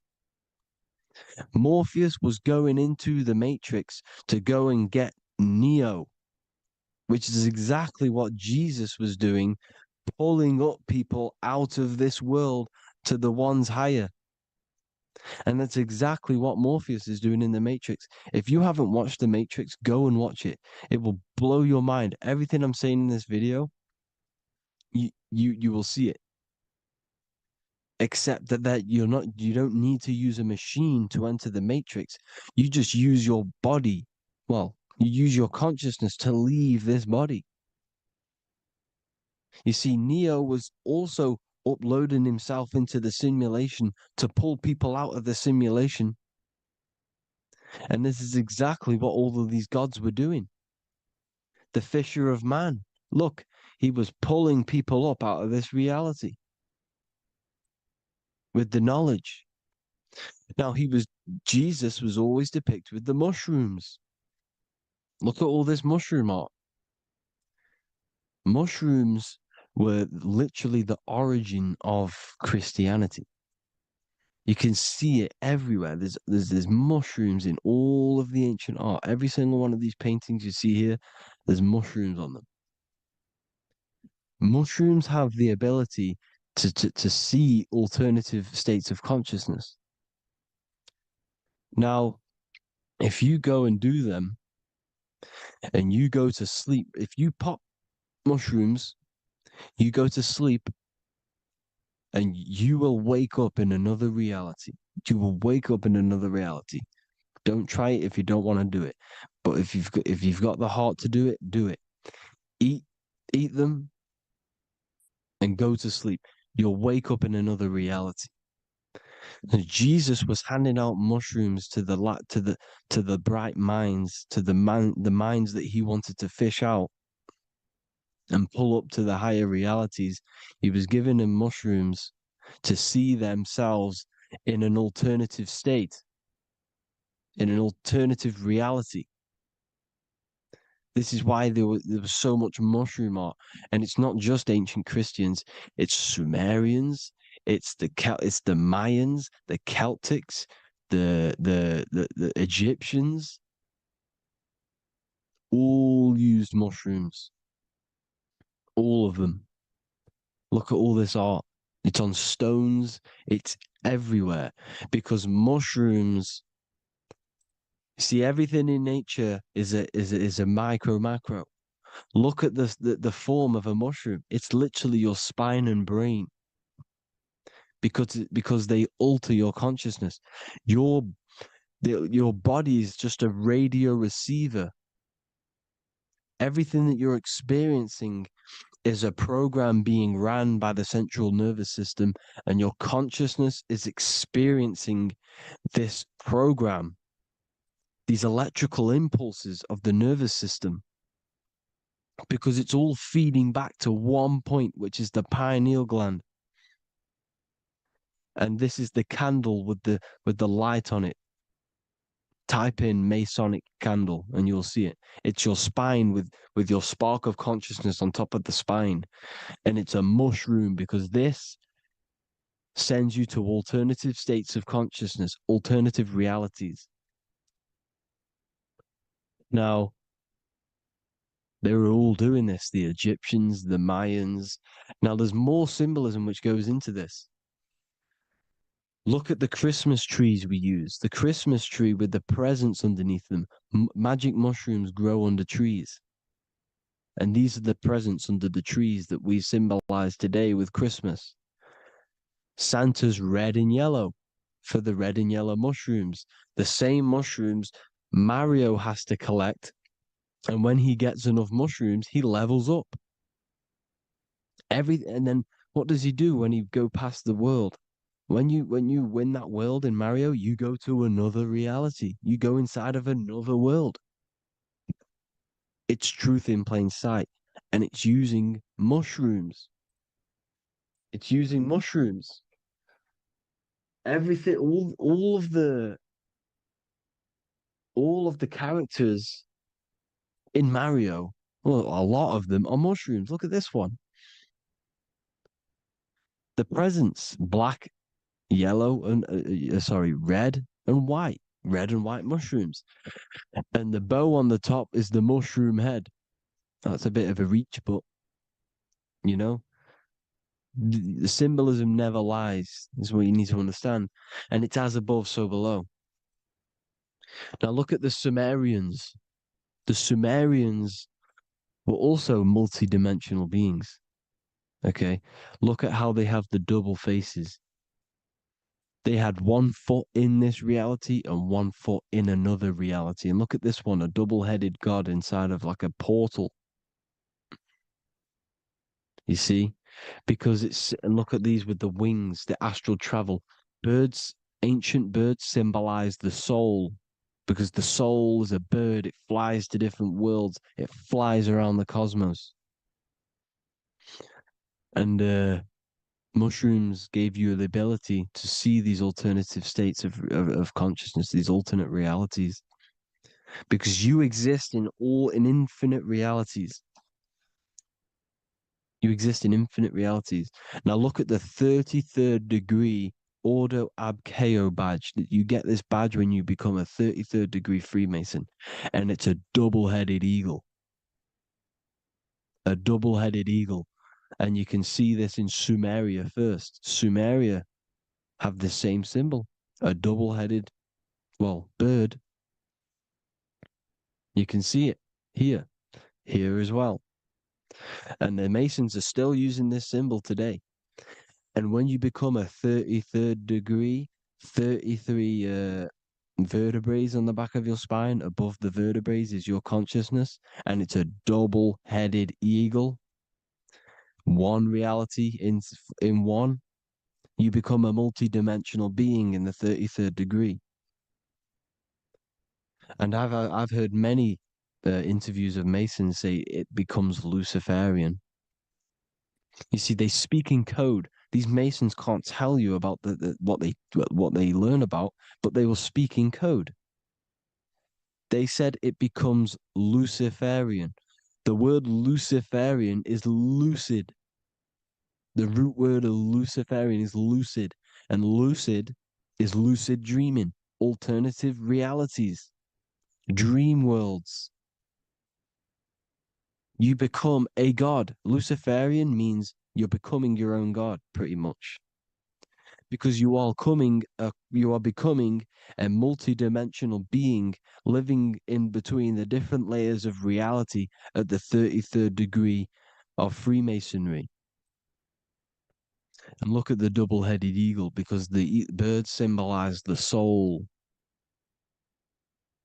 And they reach high, they fly high, just like the soul wants to fly high to the light, to become one with the light, like the Emerald Tablet says. Now look at Janus. Janus was another god, and he's known as the god of doorways. Janus always depicted with a double head. Janus is why we say janitor or January. And January is entering a new year. Janus is known as the god of doorways with keys, always got a key, because keys open doors. That's why the janitor holds all the keys. And Janus always has double heads, because he had 1 foot in this reality, 1 foot in another. He was a multi-dimensional being, a Luciferian, living between the different layers of reality, instead of being stuck in one like we are. Well, a lot of people. And that's the whole point. You see, all of this stuff is about like changing the world and stuff like that. This world will probably never ever change. It's probably been like this forever. Well, forever, for a long time. But it's about moving out of this reality to the higher states. And the Masons always depict the ladder to the luminaries, the stars, with a key, the same key of Janus. The Vatican is a key, and it's in charge of all the religions. Why is it a key? Because they're holding back the key. They're keeping you stuck within this reality, keeping you stuck as identifying yourself with the body, identifying yourself with this world. You are not in the world is within you. This is a program being ran by your central nervous system, and your consciousness is experiencing this reality. Now, this is going to be a mind-blowing video for some people. You have to have an open mind. You have to let go of all the programs. I'm repeating what the ancients are talking about and the ancient symbolism. Look at Janus with the double-headed god. He was just another god coming down, giving keys to people who had the worthy mind to be pulled up out of this reality, to be pulled up to heaven, just like Jesus was teaching how to reach heaven. But really, it's an encoded scripture. But anyways, hope you all gained some insight on this video. Have an amazing day. Please like, share, comment. All the links are in the bio for the PDF, for the Manifestation Mastery course, and all the other amazing stuff. And if you want to support the channel, I'd greatly appreciate if you became a Patreon member.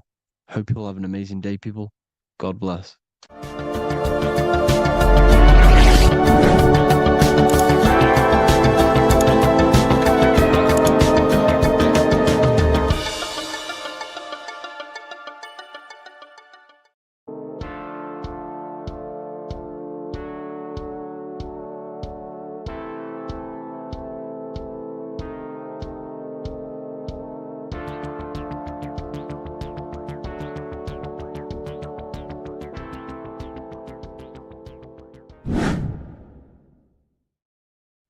What is up, people? How are we all doing? Today, we're talking about the flat earth cosmology. So let's jump straight into this. Please drop a follow and leave a like to help the algorithm. So we live in a Taurus field. Everything's made out of Taurus fields. And every Taurus field has motion. It's what it is. It's the motion of energy. And every Taurus field has a center, which is the black hole. It's a womb of creation. It's counter space. Now, this is why the North Pole is magnetic, because the center of this Taurus field is the most magnetic part, the strongest part of the field. So this is why all compasses will point you to the center. And the Earth's magnetic field is spread across the whole of the Earth. And it's spinning, as you can see here. It's like a tornado at the center. And this tornado is the force which is spinning the sun and the moon around us. You got the sun, the moon, Polaris, just like in the Masonic cosmos here. The sun, the moon, Polaris, the all-seeing eye. Now we'll get into Polaris a bit later, but the sun is the magnetic force. Is the electric force. Because every field is electromagnetic. Now, the sun is electric. It's positively charged. It's going to give you energy. It's feeding energy. The moon is more magnetic energy, which is taking your energy away from you. And this is why you become sleepy when the moon comes out. Because it's taking away your energy. So, these two forces is the balance. It's the yin and yang. It's the balance. Everything in this creation is balanced. Because the Taurus field is the Earth is the plane of inertia, the 0 point within the field. Because physical matter is a result of two opposing forces equalized on the plane of inertia. And that is where matter crystallizes into physical results. And this physical plane is the plane of inertia, planet Earth. And at the center of this plane is the black hole, the womb of creation. And outside of this black hole gives birth to light. So the Taurus field is constantly rotating, going into counter space, the black hole, and then out of counter space gives birth to the white hole, white light. You see? So it's going around, black hole, birth again, black hole, birth again. And it just keeps going around. It's an infinite cycle of energy. And this is where the infinity sign comes from. This is the motion, this is the force which is creating everything to spin inside of this circle. Okay? And it's making the stars spin. It's making the sun and moon spin around us, around this center point. Now here you see Horus and Set putting their feet inside of this dome. This is the royal arch, the arch of the dome above us, which like you see in the Masonic cosmos, the royal arch of Freemasonry. This is the dome above us, the firmament that the Bible talks about. You see, they're putting their feet in because Set symbolizes the moon and Horus is the sun. Horizon, Horus. Horus is rising, the sun. So they're both putting their feet around this center magnetic pole, which is the pole, North Pole. And above the North Pole, you have Polaris, the pole of electromagnetic energy. You see? And this is how we get the sun and the seasons. Because the sun, for us, when it becomes summer, it's on the Tropic of Cancer. Then it spirals outwards, going out and out and out, then goes to the Tropic of Capricorn. That's winter for us. Then it comes back in and creates summer again. So it's constantly spiraling around this center magnetic North Pole. You see? So this roof above our heads is the firmament, and this is what they've taken off of us. They haven't physically taken it, but mentally they have taken this away from you. It's a female energy, and this is what the Egyptians called Nut, the sky god Nut. And this is the womb. We are inside God's creation, God's womb, and the woman's womb when she has a baby is a microcosm of this, because everything inside of this creation is micro, macro. It's a reflection of the bigger things, as above, so below. So the dome above our heads is the dome we are in when we are a baby. And you can see the sacred geometry of it is the exact same. It's the dome. And when we are inside of the womb, the woman, the sacred maker, which is the M, the Masonic M, this is the G male symbol. The Masonic M is maker, mason, matter, male. She delivers the male, you see. She delivers the male because it's the maker, the female, the magnetic. The woman is magnetic in nature. The male is electric in nature.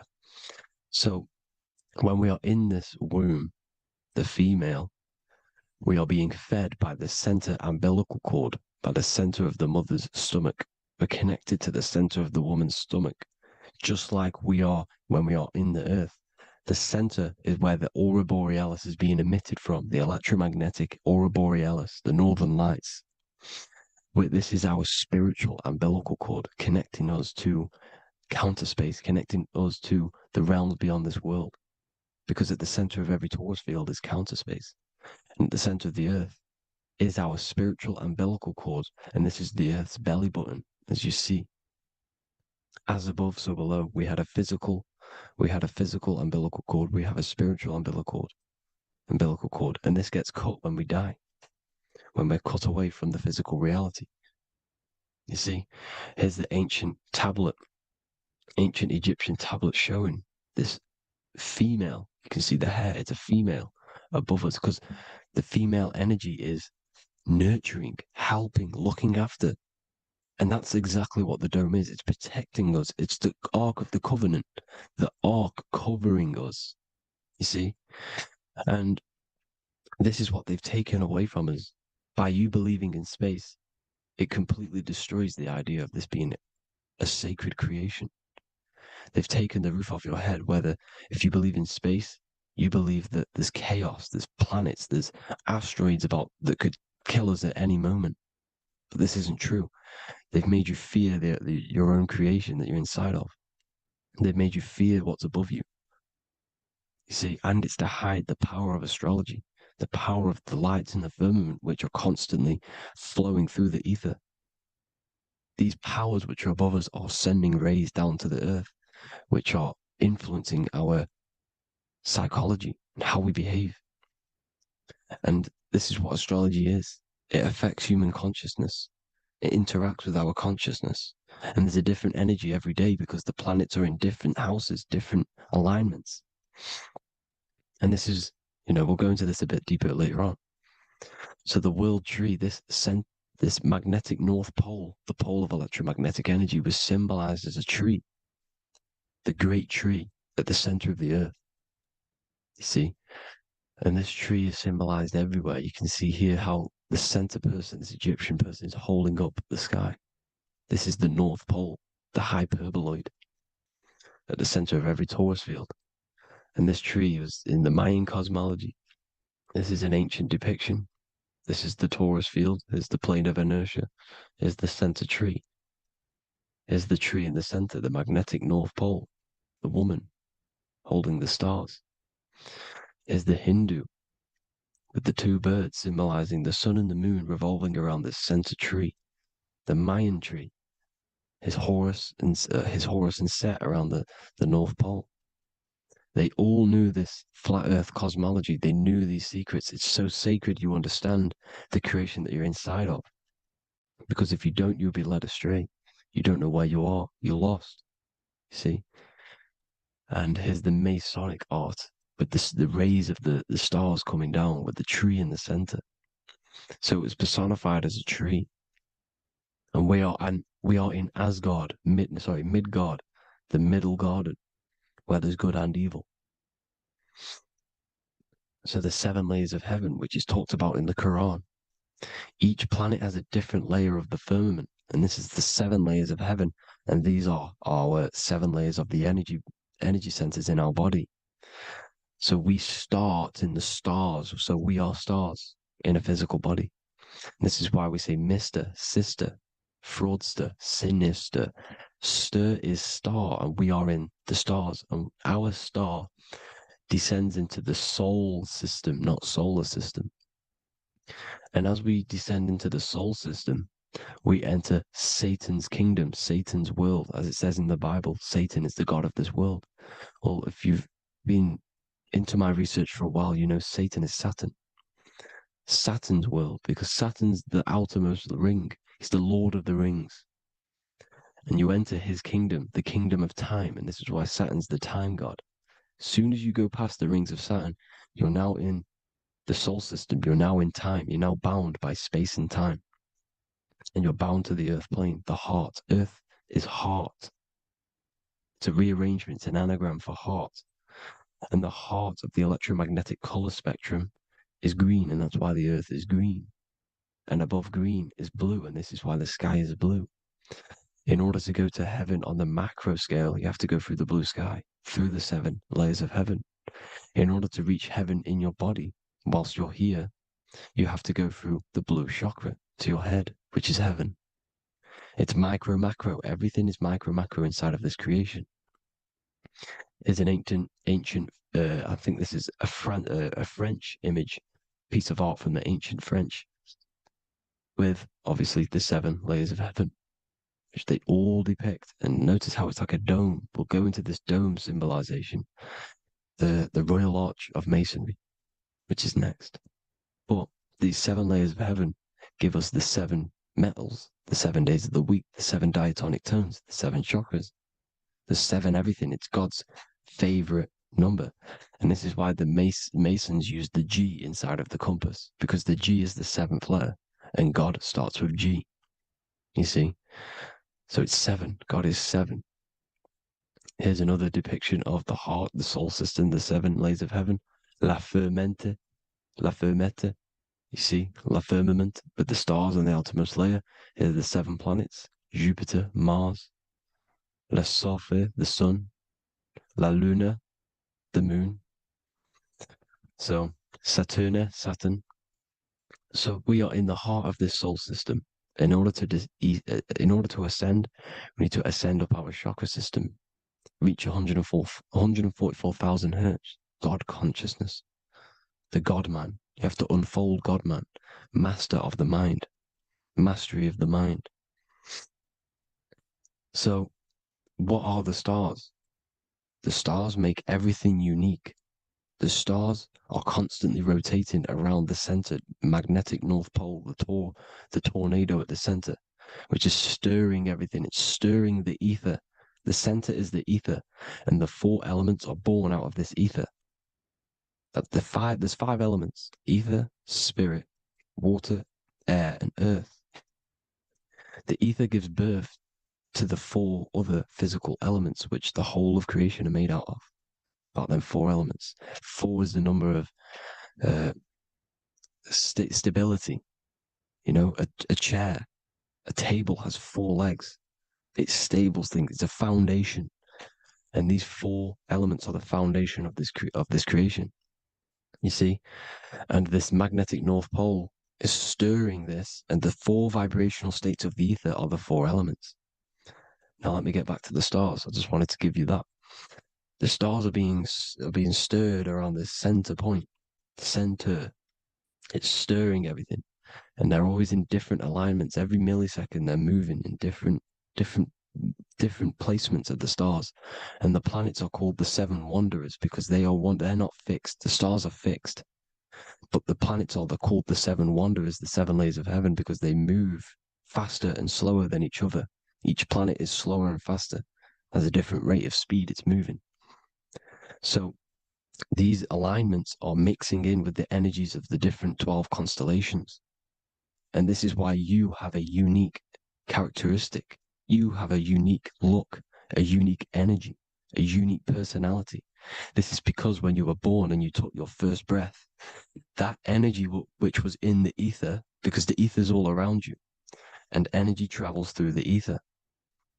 The energy that the stars were casting down and the energy that the planets was mixing in with the 12 constellations was in the ether. So when you came out of the womb and your first breath, because breath is spirit, okay? So that first breath you took, that is the energy that is imprinted within your DNA, your soul. And you reflect that energy, you emit that energy. That's the energy that is with you forever until you die. Till this physical body dies off. And that's what the stars are. The stars are giving a unique energy, characteristic, personality to every living thing. Every dog, every cat, every animal has a unique personality because it was born at a different time and place in the sky. Okay? The stars are your destiny. Now, the stars are constantly changing as well. If you look at stars through a telescope, they're constantly changing and forming different forms. You can see here, it looks like water. It looks like light through water because it's the ether above us, a sea of ether. And this light is being emitted through it, and it's just constantly changing, giving different energies, each star. So this is why this is what the zodiac is. It's the expression of energy. It's the expression of the stars. And each constellation has many different personality, different energies, different traits. Each planet has different traits, depending where your planets are, depending what energies you hold. No two person have the same energy. There's no one. It could be similar, but no one's the exact same. It's because of the stars. The stars are never in the exact same split place. The planets are always in different houses. So here's some Royal Arch symbolism. Here's the Royal Arch of Masonry, as it says here. The sun and the moon, the constellations. Here's Cancer, the 7 planets, the 7 stars. Here's the Royal Arch. This is the firmament. Here's the duality. Black and white, duality, good and evil, rest and motion, dielectricity, magnetism. See? So this is what the Royal Arch is. It's symbolizing the cosmic dome above us. The womb we're in. We're inside God's womb. And here's George Washington, the Freemason, inside of the Royal Arch. You see? With the G, the Masonic G, God, 7. Here you see another depiction of George Washington with the stars in the dome above his head, his Polaris, the sky vault, Polaris. We'll get into that later. Go inside of all of your ancient churches, you will see the dome. Go to the Vatican, you'll see the dome. All of your ancient churches have this dome because it's the dome above your head. The ancients knew this. This was known. We did not live in space. It was known back then. They all knew. This is Crown Court, which is one of the most important courts in the UK. You can see it's clearly so much Masonic symbolism. You've got the 4 pillars of Masonry. The Royal Arch is like an arrow pointing upwards to Polaris. His Disney World is under a dome. In his Polaris, the sky vault. You see? And also 666 in the symbol. Here's more 7 layers of heaven. Here's an ancient depiction. The firmament. Here's the astral plane outside of the firmament. The Royal Arch. You see? It's everywhere. Here's Polaris, the 8-pointed star. Polaris is in between the sun and the moon. It's at the center of the Taurus field. And Polaris corresponds with the pineal gland as well because it's the all-seeing eye. See? So, is Polaris, the 8-pointed star, which is at the very top. It's the very center. It's on top of the North Pole. And it's an 8-pointed star that's always symbolized as an 8-pointed star. Here you see the Vatican. The Vatican is a giant key with an 8-pointed star. See, it's a key. Here's the dome. Here's the space delta, the USA space delta logos. Here you see the Egyptian god looking from the center of the North Pole, looking upward to an 8-pointed star, Polaris. An arrow pointing up to Polaris. Here's another, the bear holding a key with an arrow up to Polaris. 7 holds the key to Polaris. Here's an eagle holding a key above the North Pole to Polaris. Polaris, and here's another one. There's another bird, like a dragon, holding a key to Polaris. Because Polaris is definitely something to do with leaving this creation. Okay, maybe, I can't say for sure, but maybe it's to do with Ascension, and this is why the Vatican hold the key to the 8-pointed star. And this is why the space, well, we all know space is a lie, but they're showing Polaris and its sacred symbology. Maybe it's to do with something leaving this creation, going to another. Here's some North Pole symbolism. As above, so below. See the four seasons of the Big Dipper constellation going around Polaris. This is Polaris, this is the Big Dipper constellation, and this is the swastika. This image gives us the swastika, because all the symbols we use are created in nature. They're created somehow in nature. This is how we get them. As above, so below. This is the map of the North Pole with the 4 rivers, looking like the Big Dipper constellation. It's the Masonic, here's the ancient cosmology with the 4, you see the 4 islands, Mayan cosmology, 4 islands. This is the alchemical symbol for Earth, 4 sections. The windows, because the center of the North Pole is a window to another dimension. The 4 lucky 4-leaf clover, which is supposed to be lucky. It's just, it's truth in plain sight. And here's Hitler looking at 2 flat Earth maps. So this swastika has been used for thousands of years, thousands and thousands of years. And it's symbolic for the most sacred land on this plane, the North Pole. Shambhala. Do some research on Shambhala, people. It's a it's a Hindu mythology about the sacred lands at the center of the earth. And it's known to be full of enlightened beings. And it's all symbolized at the center. You can see their paintings of Shambhala. It's all at the center, the North Pole. And it's known to be the most godly place ever, because it takes you to a portal to the higher places. And maybe this is something to do with Polaris, connecting you to this sacred land at the very center. But anyways, people, thank you all for tapping in. Hope you all learned something. Have an amazing day. Please follow subscribe, like, all the links in the description for the courses, the PDF. Please have an amazing day. God bless.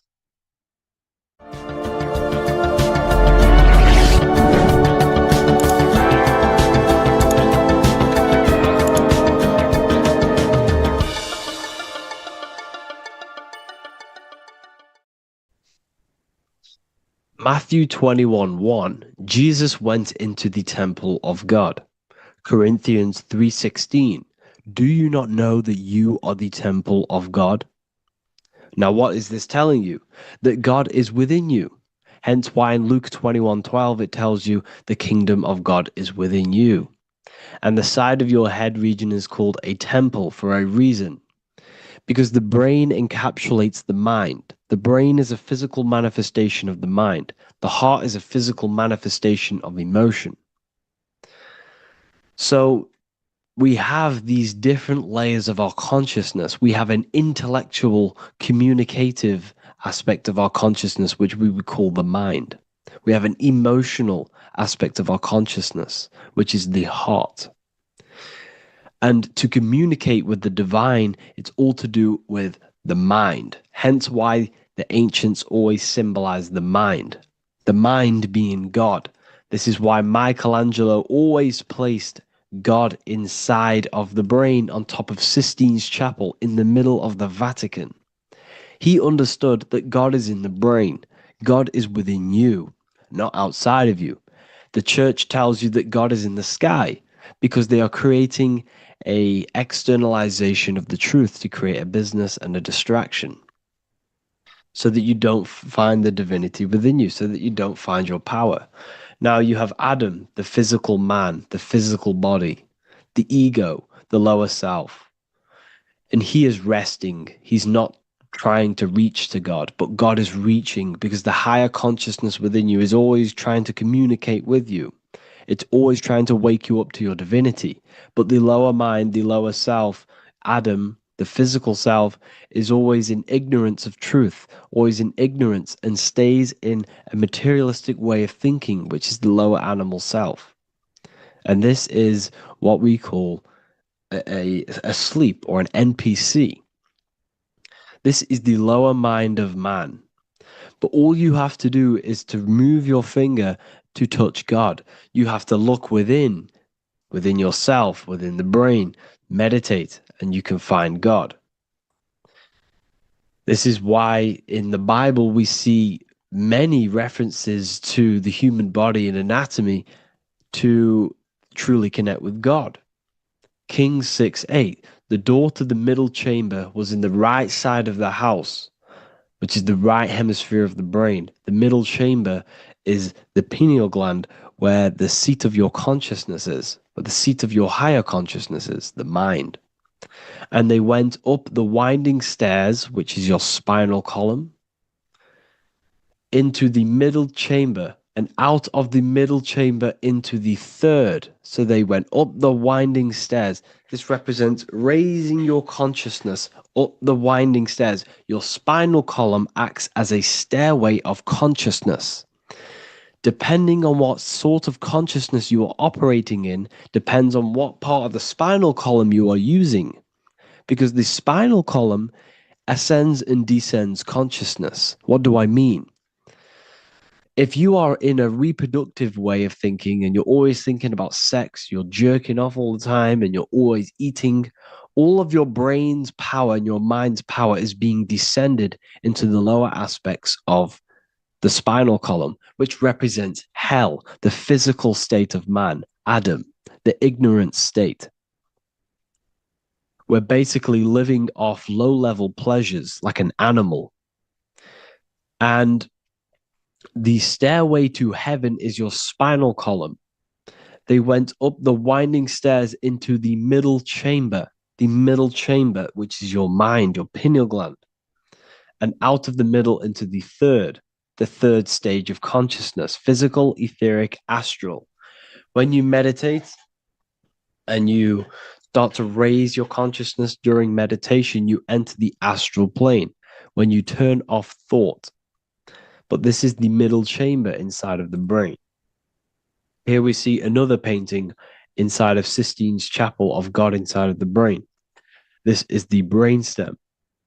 This is the brain. This is the frontal lobe. This is the back lobe. This is the back lobe. This is the cerebellum. Here's the reptilian brainstem. Here's the claustrum. This is what we are seeing here. Anatomy. Here is another one in Sistine's chapel in the middle of the Vatican. This is depicting the brainstem. God's neck looks exactly like the brainstem. Here we see a real brain compared to God's neck, because the neck is just below the brainstem. And this is what they are symbolizing, because they knew that God is within you. God is a part of the human body.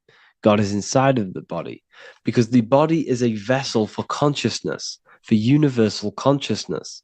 Inside of you, inside of me, is the same spark of consciousness.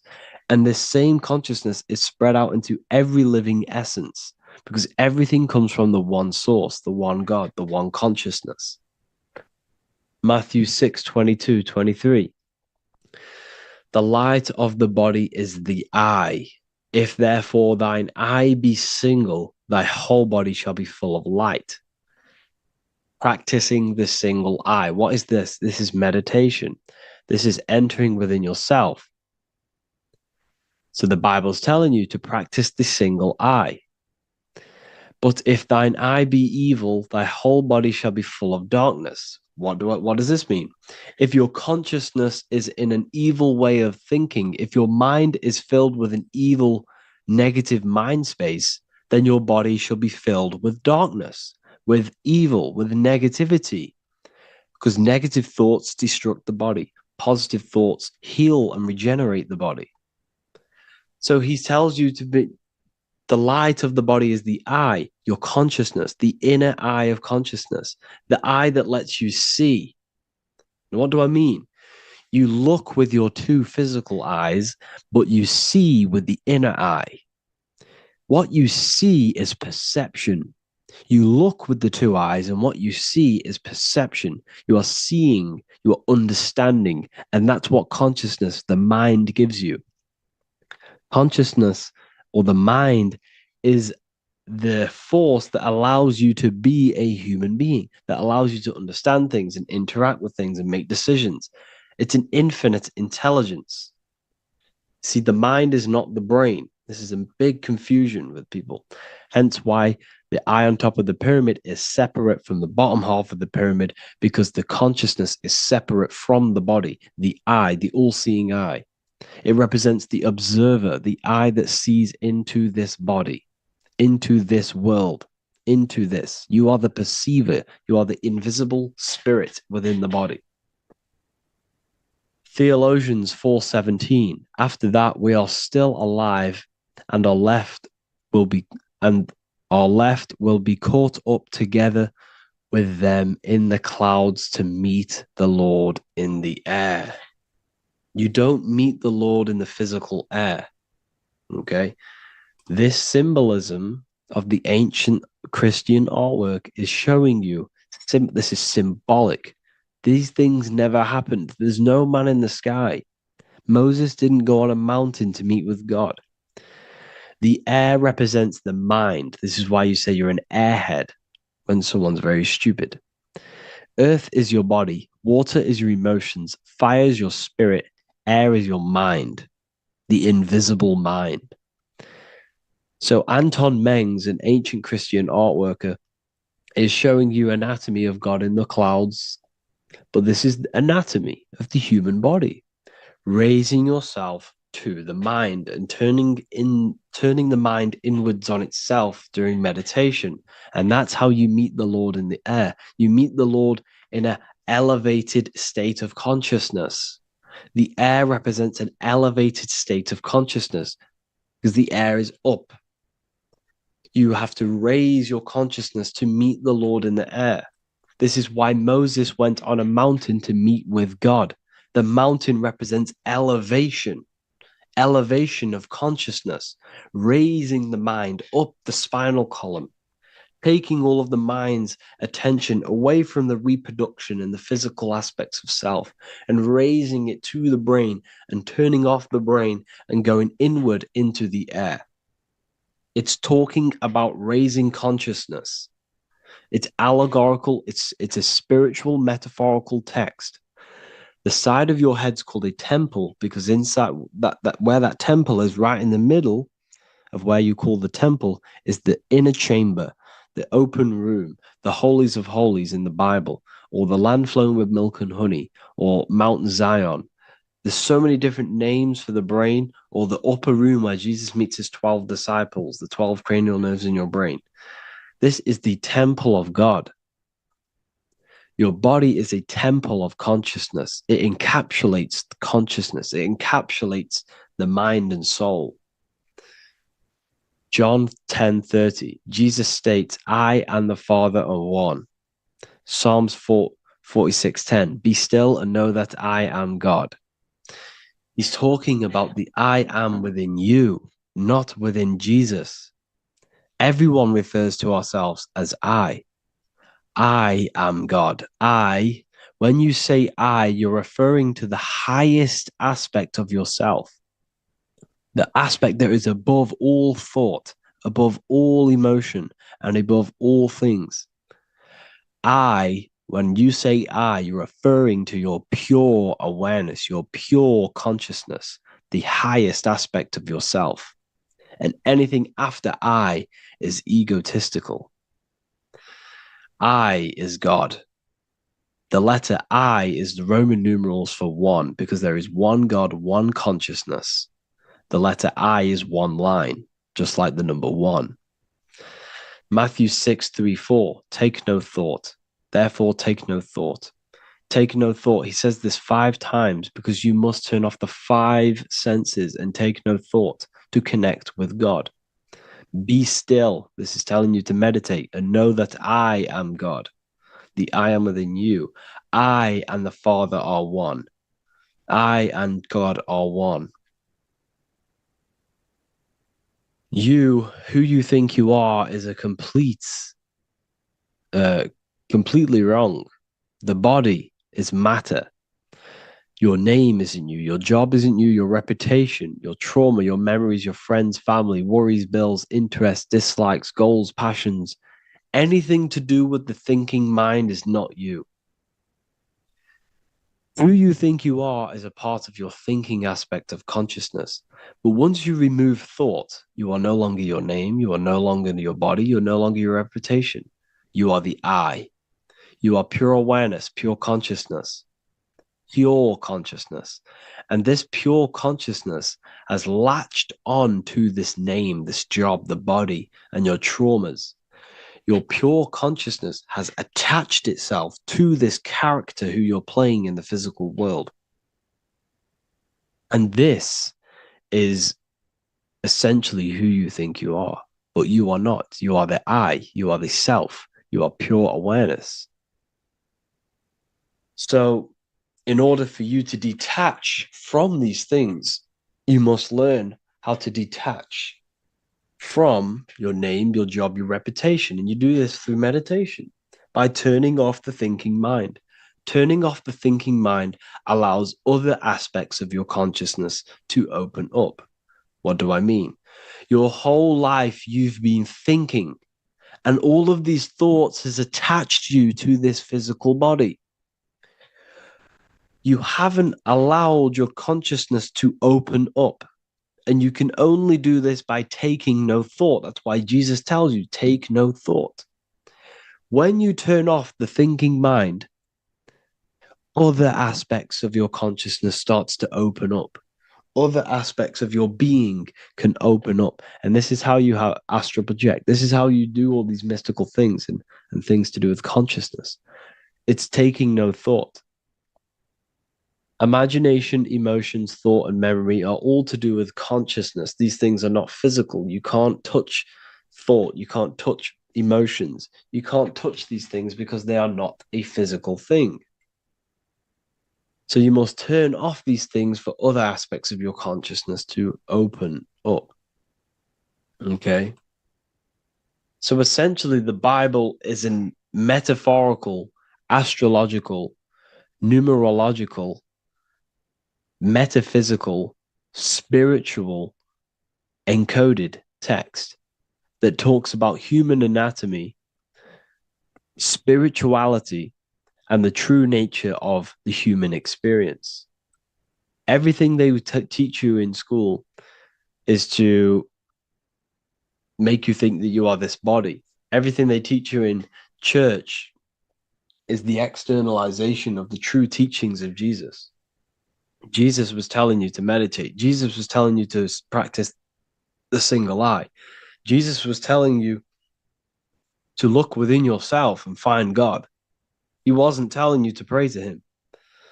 Mark 16:19, he was taken up to heaven and sat at the right hand of God, the right hemisphere of your brain. John 21:6, cast the net onto the right hand side of the boat and you shall find fish. Fish is understanding. The boat is your body, your brain. Cast your awareness into the right side of your brain and you will find understanding, because the right side of your brain is all to do with the creative aspect and the intuition and the spiritual sides of your consciousness. This is why God is here. This is why Michelangelo depicted God in the right hemisphere of your brain, because this is all human anatomy. And I speak about all of this in the brand new Book of Wisdom, Volume 2, which is now available. The start of the revolution has begun. This book is truly going to change the way people see the world. It's got so many more topics than the last one. It's truly a revolution. It's written in so much detail. It's very practical. I cannot wait to share this one with you. I just want to say thank you for the opportunity for me to create this book, because without you, I couldn't have created this. And I just love sharing my work with you. And I thank every single one of you for the support, the watch, like the views and the likes, everything, especially the people who have joined the university and stuff like that. And for people who have joined the university, you do get a free Book of Wisdom paperback if you just go to the general chat and follow the description, follow what the instructions that I gave you in the chat, and you'll be able to order a free Book of Wisdom if you are inside of the university. Plus, you get all of my other books, 2 books, and over 45 occult books on occult and esoteric things. You get lectures, live calls, a community, a manifestation mastery course, and a whole library and reoccurring updates every month, every week. So yeah, I hope you all enjoyed this video. Thank you all. Please leave a comment to help the algorithm, and leave a comment on what videos I should make. And yeah, I'll get to uploading on the YouTube a lot more now. The second book is now released. I have a lot more time on my hands. No longer using my energy to create the book. I'm now going to redirect this mental energy into the YouTube. So there will be a lot more content coming. So I need some content ideas. So feel free to comment some ideas, some YouTube videos that I can create. Thank you all, people. Have an amazing day. In this video, we're going to be talking about the evolution of consciousness. You are born human. However, you possess consciousness, which is the awareness behind your being, the awareness behind your thoughts, the experiencer behind your 5 senses, the experiencer, the observer behind your thought, emotions, and senses. You are an eye, an invisible consciousness looking through a lens, which is your body. Your body produces this physical world that you experience. Your brain produces this world. Your brain and body is a technological computer. However, you are an infinite, ever-expanding consciousness behind this physical body. And there is an evolution of consciousness, a cosmic journey of expansion. And this is why we see so much pyramid symbolism in the occult and esoteric world, and especially within Freemasonry. Because the pyramid represents climbing, an evolution, a raising state of consciousness, a journey. Steps symbolize a journey upwards. This is the raising and the evolution of consciousness, our inner world, the transmutation of our inner selves, of our souls and consciousness and our minds. So when we see this pyramid, we're seeing a evolution, a way up to source consciousness. And the eye in the pyramid represents your source consciousness. It represents illumination. It represents divine guidance through this evolution of consciousness. This is why we see the ladder. Consciousness is ever expanding on an infinite journey of evolution. Each individual is a part of this cosmic process, contributing towards the ongoing expansion of both mind and awareness. As we evolve, we collectively explore deeper levels of existence, expanding the boundaries of thought and consciousness. The mind has the ability to expand infinitely into new realms of thought, into new dimensions of mind. The mind cannot be filled up. It is not a physical substance. The body can be filled up because it is a physical thing, but you cannot fill the mind. Therefore, the mind is constantly expanding, ever expanding into new fields of thought. So what we see in Freemasonry, the ladder, is again a journey, an elevation of consciousness. When we are born with an infant consciousness, and as we gain older, we gain an adult consciousness. Our inner world, our inner mind, and our emotional intellect changes and evolves. We are significantly different from when we were very young as an infant. It's because our consciousness evolutes, it changes, it alters like water. So, just like this evolution of your own consciousness as growing up, there is consciousness of beings existing in cycles beyond our own. And their consciousness is unimaginably